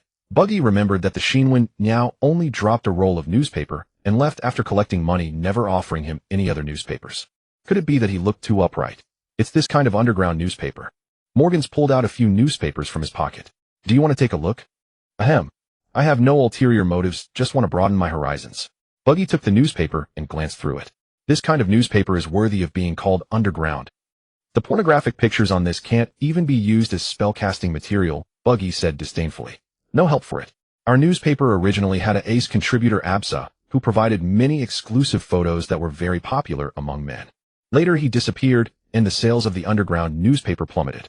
Morgan said regretfully. We haven't been able to find him. This one is probably never to be found, speaking of which it's all Haiho's fault. Keep it up. When you go bankrupt one day, come to me. I still need talents like you. Buggy patted Morgans on the shoulder. Morgan's value lay in the Shinwen Niao spread across the world. Actually, Buggy thought they could do some courier business on the side. Making money is not shameful. Is that comfort or sarcasm? Morgans used a wing to brush Buggy's hand away. Although this live broadcast wasn't very popular with the audience, I know this is a big news that can change the world. Thank you for informing me. Buggy patted Morgans on the shoulder. Morgan's value lay in the Shinwen Niao spread across the world. Actually, Buggy thought they could do some courier business on the side. Making money is, as a token of gratitude, I'll give you my treasure. Remember to inform me next time there's news. Morgans rummaged in his pocket. As a token of gratitude, I'll give you my treasure. Remember to inform me next. Morgans took out a photo and an exquisite invitation from his pocket and solemnly handed them to Buggy. Here. In the photo, a girl with red and white hair was singing loudly, and below, it was her signature Yuta. This is... Buggy was at a loss for words. The world's songstress Yuta. Surprise. Morgan said. This is her autograph photo and concert invitation. I managed to get it with great difficulty. Surprise my ass. Isn't this just a mini-colored Nami? What use do I have for her photo? The concert starts on August 6th. Then you can go and enjoy the most wonderful music in the world. Morgans looked reluctant. Remember to inform me next time there's big news. Then he left Dangao Island without looking back. Hey Buggy, since Haihozi has been dealt with, we should be leaving too. Hongfa Zyankasi came up to say goodbye to Buggy and suddenly spotted the photo in Buggy's hand. You old pervert bastard. Jellyfin was drawn from its sheath, directly splitting Buggy into two halves. I just received this thing too. Besides, who would go listen to a little girl sing? If there was a girl group performance, it would be worth watching. Buggy had just assembled his body when another sword light cut him open, but he found that Zyankasi directly dropped Jellyfin and grabbed the photo. Men. Buggy split his hand, picked up Jellyfin, but he found that Zyankasi directly dropped Jellyfin and grabbed the photo. Men. Buggy split his hand, picked up Jellyfin, and inserted it into the scabbard on Zyankas's body. Is this what you're busy with? Buggy asked. Zyankasi hesitated for a moment, then nodded. Yes, I received news that Yuta wants to do something bad. It's the Heisei version of the Yujian plan, creating a world where everyone is happy, full of Chinibu power. If it didn't require Yuta to sacrifice herself, it would be a good idea. Most commoners in the Heisei world live unsatisfied lives. If they could find happiness in an illusory world, there would likely be a lot of people volunteering to join. Unfortunately, she doesn't know that everyone's definition of happiness is different. She is destined not to make everyone happy. For example, Buggy would want a virtual world full of anime waifus. If Yuta could do that. Damn it. It's actually a bit tempting. Seeing Zyankasi put the photo into his bosom, Buggy waved the invitation in his hand. Do you want this? No need. I'm not going to listen to music, but to stop something. No matter how strong the enemy was, he was fearless, but he did not know how to face his own daughter. If you need help, just say so, Buggy said. Just focus on your own affairs. By the way, when you clean up the pirate crews, also clean up my territory. Zyankasi suddenly thought of something. If you run into the Badawa Club pirate crew, teach Bartolomeo a lesson for me. I don't have time to find him. How to teach him? Remove an arm. That would basically cripple Bartolomeo's devil fruit ability. Or remove a leg so he won't run around chasing. When Zyankasi learned that Bartolomeo was also a fanatical fan of Wuta, he truly felt murderous intent. Having such an obsessive fan is not good for Wuta, as he might be causing trouble everywhere and bringing negative influence to Wuta. If Bartolomeo did not have the identity of the Straw Hat Grand Fleet, Zyankasi would have killed him directly. We're leaving Luffy continue to search for Lafutalu, maybe we'll meet there. Zyankasi loudly bid farewell to Luffy in the distance. Do you also want to become the Pirate King, Zyankasi? Luffy was stunned, then grinned. Then we'll be rivals. I'm also interested in what's on Lafutalu. Be careful, don't end up losing to us. Zyankasi called to Beekman beside him. Let's go. There are all our dreams on Lafutalu. Even if the opponent is Zyankasi, I won't give in. Luffy waved his hand excitedly. Then he'll defeat you. Good ambition, keep it up. Beekman gave Luffy a thumbs up and followed Zyankasi away. Wasupu, I don't have time to teach you this time. He'll make it up next time. Yasubu gave Wasupu a hug. When I left you were still a child, now you've grown into a man. No need to teach me. Wujuapi's cheek was swollen and his speech was a bit slurred. He would rather not accept such teaching. Is this how pirates raise children? Dave beside him was surprised. They don't care about them since childhood. In comparison, Kaiduo taught her quite a few things. Most pirates don't have children, but Wujuapi's situation is rare. Dave beside him was surprised. They don't care about them since childhood. In comparison, Kaiduo taught her quite a few things. Most pirates don't have. Mengshida made a few gestures in front of Chaoba, squeaked a few times, then jumped onto Benki Benzi's back. Chaoba, what is it saying? Bullock asked curiously. He said we are all executives of the Four Emperors crew, and we should spar sometime, when we have time. Chaoba said sheepishly. I didn't expect him now an executive of the Four Emperors crew. I wonder if the people back home, especially Dulier Inyang, know. Then you should have shown your face in the live broadcast. Maybe the people back home could see you, Falanki said. It's too late now. Why didn't I think of that? Chaoba was instantly regretful. Luffy, the Blackbeard pirate crew, has been dealt with. Are we going to waste time here? Sualong asked. He didn't want to stay here a moment longer.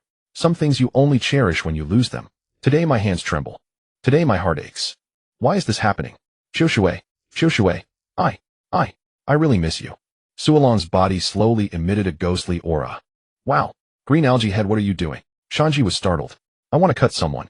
Sualong said coldly. You're acting like your wife was stolen. But speaking of wife. Shanji was puzzled. Why does this feel so familiar? It's as if I once had one. Also, he kept feeling someone was secretly watching him, but couldn't find who. That. Maybe it's your illusion. Haha, how could you have a wife? Name said. Then Miss Name, would you consider me a? Shanji immediately forgot about the wife issue. Go to hell, Josie, teach him a lesson. Name ordered. In a mirror, a scene of Shanji being electrocuted black was playing. Aren't you going to return his memories to him, Bulin? Bulei also knew about Bulin extracting Shanzi's memories. No, he has his dreams to fulfill. Bulin shook her head. I can't be part of it. So complicated. Too bad I've never been in love. Bulei didn't understand why two people who clearly had feelings for each other had to end up like this. At this moment, Luffy also noticed Sualong's strange condition and was about to ask what happened when a black-robed person appeared beside him. Uncle, is there something you... Luffy asked in confusion. He is the leader of the Revolutionary Army, Long Luobin said. Also your father. Oh. Really? This is the first time I've met my father. Luffy looked at Long's appearance, so ugly. Brat. Long punched Luffy on the head. Is this how you talk to your father? Your temper is just like Grandpa's, Luffy said, holding his head. Who hit someone on first meeting? They discovered an even more outrageous father-son pair. Is the outside world all about letting children grow up freely on their own? Compared to them, could Kaiduo be considered a competent father? It's the second time. If he hadn't saved you in Loaga Town, your pretend play journey would have ended before it started, Buggy said as he walked over. It's the second time. If he hadn't saved you in Loaga Town, your pretend play journey would have ended before it started, Buggy said. Long found he didn't know how to communicate with Luffy. There was no imagined scene. Luffy was very calm. They'll be going too. The Revolutionary Army still has many matters to handle, Long said. Luffy, your grandfather always wanted you to become a Marine, but I know with your personality, you wouldn't last there. I'm not a good father, but at least I can let you do what you want.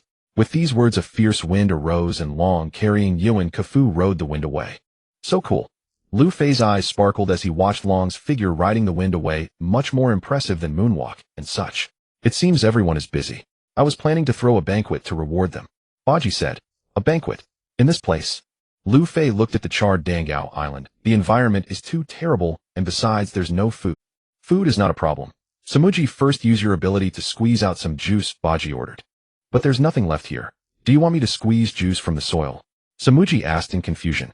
Just try it. This was not ordinary soil, but Dangao Island made of food. Samuji tried to squeeze some dark brown liquid from the soil of Dangao Island. She tasted it. Sweet with a slightly prickly feeling when drinking. A strange taste, but it's good. Buggy took a little and tasted it. It tasted like cola, but with a better texture than any cola he had ever drunk, and it felt like an explosion in the mouth. Could this be the legendary nuclear cola? With that thought, Buggy tapped on a place covered with ice crystals. Kazan, come out and help me chill the drink. Ice crystals on the ground rose up to form a human-shaped ice sculpture, which then transformed into Akiji. Akiji waved his hand to create a set of ice crystal glasses for holding the nuclear cola squeezed out by Smoothie. How did you know I hadn't left? Buggy picked up a glass of cola and downed it in one gulp. Unchilled cola really has no soul. You haven't answered my question. Akiji said. Where else can you go? Back to the Marines. You can't stand a kindness way of doing things, can you? Actually, Buggy was just asking casually since Akiji had nowhere to go for now. I left the Marines to become stronger. It has nothing to do with other matters. In truth, the reason Akiji left the Marines was not only to kill Blackbeard, but also more importantly, because he disagreed with the kindness philosophy. As moderates in the Marines, Akiji, Fujitora, Smoker, and others had a style of conduct vastly different from the hardliners like a canoe. Akiji brought out his previous excuse only to find Buggy staring at him with a puzzled expression. Do you take me for a fool? Even Blackbeard didn't believe that story. Is my acting really that bad? Akiji didn't think Blackbeard had noticed anything unusual. If not for Buggy and his crew suddenly wiping out the Blackbeard pirates, he would still be undercover. It's not enough to just put on a cold face to blend into a villainous group. You lack the aura that Blackbeard and his crew have. Cunning, cruelty, and disregard for life. That was the impression the Blackbeard pirates gave. As for Akiji, he seemed out of place beside them like an ice sculpture, leaving only coldness. Anyway, you have nowhere to go? Want to join us? Buggy asked. Akiji's ability had other uses besides being a refrigerator. What exactly do you want to do? Conquer the world. Akiji asked. He had heard Buggy's speech earlier. Being a pirate, yet wanting to exterminate pirates. That was a betrayal of his own class. Conquering the world is too low a difficulty. I want to change the world and make it more interesting, Buggy said. If he wanted to conquer the world, he could just blast his way through. Give him some time, and he could craft a few Zarbombas, use the Mirror Fruit to transport them to Holy Land Mary Geos, and send Mary Geos sky high. But afterward he would only reap a devastated world, and rebuilding would take even more time. What is this interesting world you speak of, eh? Akiji asked. Wait a moment, let me first set up a fixed venue, then we'll talk in detail. We'll be waiting here for a while. Buggy said. Many people on Whole Cake Island have been sold as slaves. Buggy planned to wait here for them to be released, and also see if any stubborn fools dared not to let them go. By now all the people on Whole Cake Island had gathered together. It wasn't good to keep standing in the bare wilderness. Old Shah, it's up to you. Don't call so many people next time. This battle wasn't even a warm-up. Crocodile had come with great anticipation, but in the end, he only got half of Yizheng Wang, leaving him somewhat displeased. He pressed his hand to the ground with a cold face. For a fixed location, he'll need to put in some effort. A massive stream of quicksand appeared, engulfing everyone in shadow. Then the quicksand slowly transformed into a magnificent hall and began to solidify. Candle Wax Museum. Mr. 3 saw that the hall was a bit dim. He flung out large streams of wax, which turned into various wax statues and artworks. Candles burned at the top, illuminating the hall brightly. Wow, this is so cool. Luffy, Chopper, and Usopp exclaimed in unison. The atmosphere is still lacking a bit. Kazan, make some ice crystal decorations. Buggy noticed the lighting was still monotonous. Are we that close? We were enemies just a while ago. Akiji was speechless. It was the first time he had seen devil fruits used. How can he achieve such fine manipulation? Crocodile lit a cigar on a candle statue. Ice thorn spear. Hundreds of ice spears stabbed into various parts of the hall, and then ice flowers bloomed on the spears. The candlelight refracted through the ice crystals, casting a rainbow of colors, making the hall look like a dream world. You're still far behind in the application of Logia-type fruits, Sand Crocodile, Akiji said. How can melting ice compare to architecture that has existed for... Crocodile sneered. Alright, you can go rest, Buggy said to Luffy and the others. Katakuri, prepare some food for them. Hey Iron Lump, don't be ungrateful, Smoothie glared at Frankie. This is juice, not fuel. Give him some, but you... Hey Iron Lump, don't be ungrateful, Smoothie glared at Frankie. This is juice, not fuel. Give him some, but you'd better experiment on a small scale first. Buggy didn't know if this nuclear cola would explode when used as fuel. After all, it was produced by the juice fruit, it might have other properties. One of the three sweet commanders reduced to a juice squeezer. Smoothie was full of resentment, but thinking of how Buggy killed Blackbeard, she decided to endure it. Frankie excitedly carried 2 barrels of nuclear cola back to experiment. Akiji was still pondering the previous question. What do you want to turn the world into, eh? Luffy, who had originally wanted to go eat and drink, also became interested. Yeah, what is an interesting world? First, do you think the current world is normal, eh? Buggy asked. It's perfectly normal. Luffy said, I think the current world is pretty interesting. Buggy ignored him and continued, the development of this world is too distorted. On one hand, military biorobots, lasers, tanks, and such have appeared. On the other hand, civilian things are very backward. Some people have never even left their own island in their entire lives, not knowing what the outside world is like. Actually, it wasn't that distorted. Earth was similar. Some countries had already explored space, while others were still living primitive tribal lives. Buggy was fortunate to come from a country that had explored space, so he could hardly tolerate this backwardness of the pirate world. Even with power, he missed the internet, video games, and all kinds of wonders. But the backward pirate world wouldn't provide these things, so Buggy had to do it himself. Because of the celestial dragon's selfish desires, the world has become fragmented. I want to reunite this world. Human wisdom should not be wasted on survival and war. Instead, it should make the world more interesting. So Kazan, do you want to come and help me, eh? Ah la la la, this is unifying the entire world. You really dare to think big. Akiji never expected to hear such words from a pirate. If this had been anyone else's idea, Akiji would have dismissed it with a sneer. But Buggy was different, because he truly possessed such power. The hall was packed with high-ranking officers of force capable of shaking the world. Truth be told, Buggy's vision bore some resemblance to the revolutionary armies. Both sought to overthrow the celestial dragon's rule and reshape the world order. Yet Akiji held little hope for the revolutionary army, for their strength was far too lacking. Had it not been for the Yonko diverting most of the Marines' attention, the revolutionary army would never have been able to grow. Once the Marines had their hands free, they could wipe out the revolutionary army entirely. Buggy was different. He had too many capable subordinates, coupled with his tangled web of connections, Shanks, Luffy, and even the revolutionary army. There might even be support from former members of the Roger Pirates. For a moment, Akiji felt a flicker of temptation. As a former Marine admiral, he had witnessed far too much darkness. Just as Buggy said, the world had become this way largely because of the celestial dragons. As long as they paid the full amount of heavenly tribute, the world government didn't care who ruled the country or how the common people lived. The Marines struggled desperately to maintain order and justice, but they could only put out fires everywhere, never addressing the root cause. The high-ranking Marines were not unaware of this problem, but they simply could not conceive a solution, or rather they dared not think of one. Opposing the world government would only plunge the world into endless war. But if Buggy truly could eradicate the celestial dragons, perhaps the world would take a different path. Yet it would also be a bloody road. Akiji could hardly imagine how many would die in the process of unifying the world. You want to spare humanity from wasting its intellect on survival and conflict, yet you first must ignite a war that engulfs the entire world. Akiji said, is it worth it? It's a necessary cost. Otherwise would those vested interests willingly hand over their power? Buggy replied, if we have enough strength, we could negotiate with them. Akiji had just voiced his opinion when Buggy cut him off with a cold sneer. That's why you moderates never achieve anything. Your minds are full of compromise, kind yet foolish. If you became fleet admiral, you'd only make the Marines worse. Between Akiji and Akainu, Buggy admired Akainu more. Akainu understood that achieving justice required necessary sacrifice, and he was willing to lead by example. Between Akiji and Akainu, Buggy admired Akainu more. Akainu understood that achieving justice required necessary sacrifice, and he was willing to lead by example. It's not pirates, it's the celestial dragons. There are many pirates, sure. I could kill so many that they'd fear going to sea. But then, would the world change? Buggy asked. No, it wouldn't. Aokiji knew the celestial dragon's nature. Without pirates, they would only cut the marine's budget, saving money for their own hedonism. But Aokiji still couldn't make up his mind. This was different from joining the Blackbeard pirates. He had joined them only to betray them. If he joined Buggy's crew, it would be because he truly wanted to change the world together. But could Buggy's words really be realized?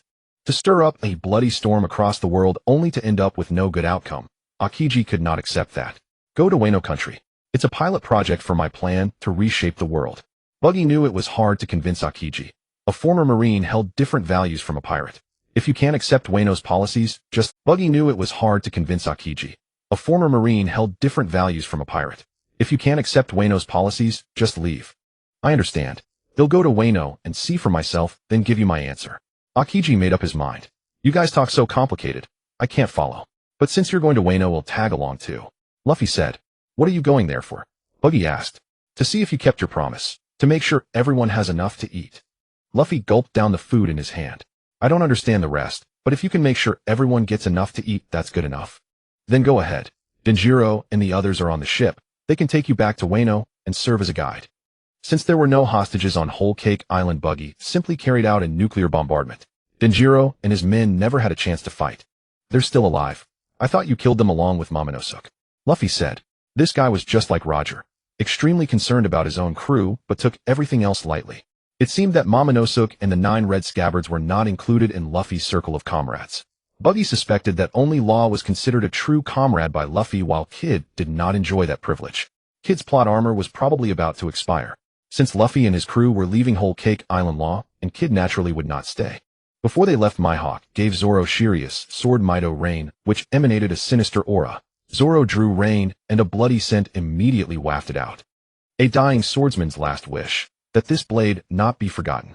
Mihawk offered a rare explanation. A cursed sword. Unlike the gentle Enma, Rain was a sinister cursed sword. Zoro was not bothered by the eerie aura. His will was strong enough to tame it. Yet he still missed Enma. Rain's blade was longer as Zoro tried holding it in his mouth, and found it awkward. 3-sword style is so strange. Buggy watched the scene. Does that sword in his mouth actually serve any purpose in battle? Perhaps it's a swordsman's conviction. Though Mihawk also had doubts about the 3-sword style, it was normal for a swordsman to have quirks. Good thing Kunao wasn't a dual wielder, or Zoro would have ended up with 4-sword style. Buggy remarked. That wouldn't be easy, unless his sphincter muscles were exceptionally developed. Of course, the world of the strong was hard to fathom. The bald guy next door could pull off a serious fart, and Magnetic Field Masters had the ultimate bladder, sword, an absurd killing move. Maybe Zoro could train his sphincter for a 4-sword style. Could you say less? The mere thought of that image made Mihawk cringe. TCH, if it worked, it would be a style that delivers both physical and psychological damage. Mihawk wanted to end the discussion. If only Slashes worked on Buggy. Alright, we should get to business. 3 days from now, we'll start clearing the pirates within our territory. Buggy announced. Before that, I need someone to go to the Dark Drum Kingdom and kidnap King Wapol.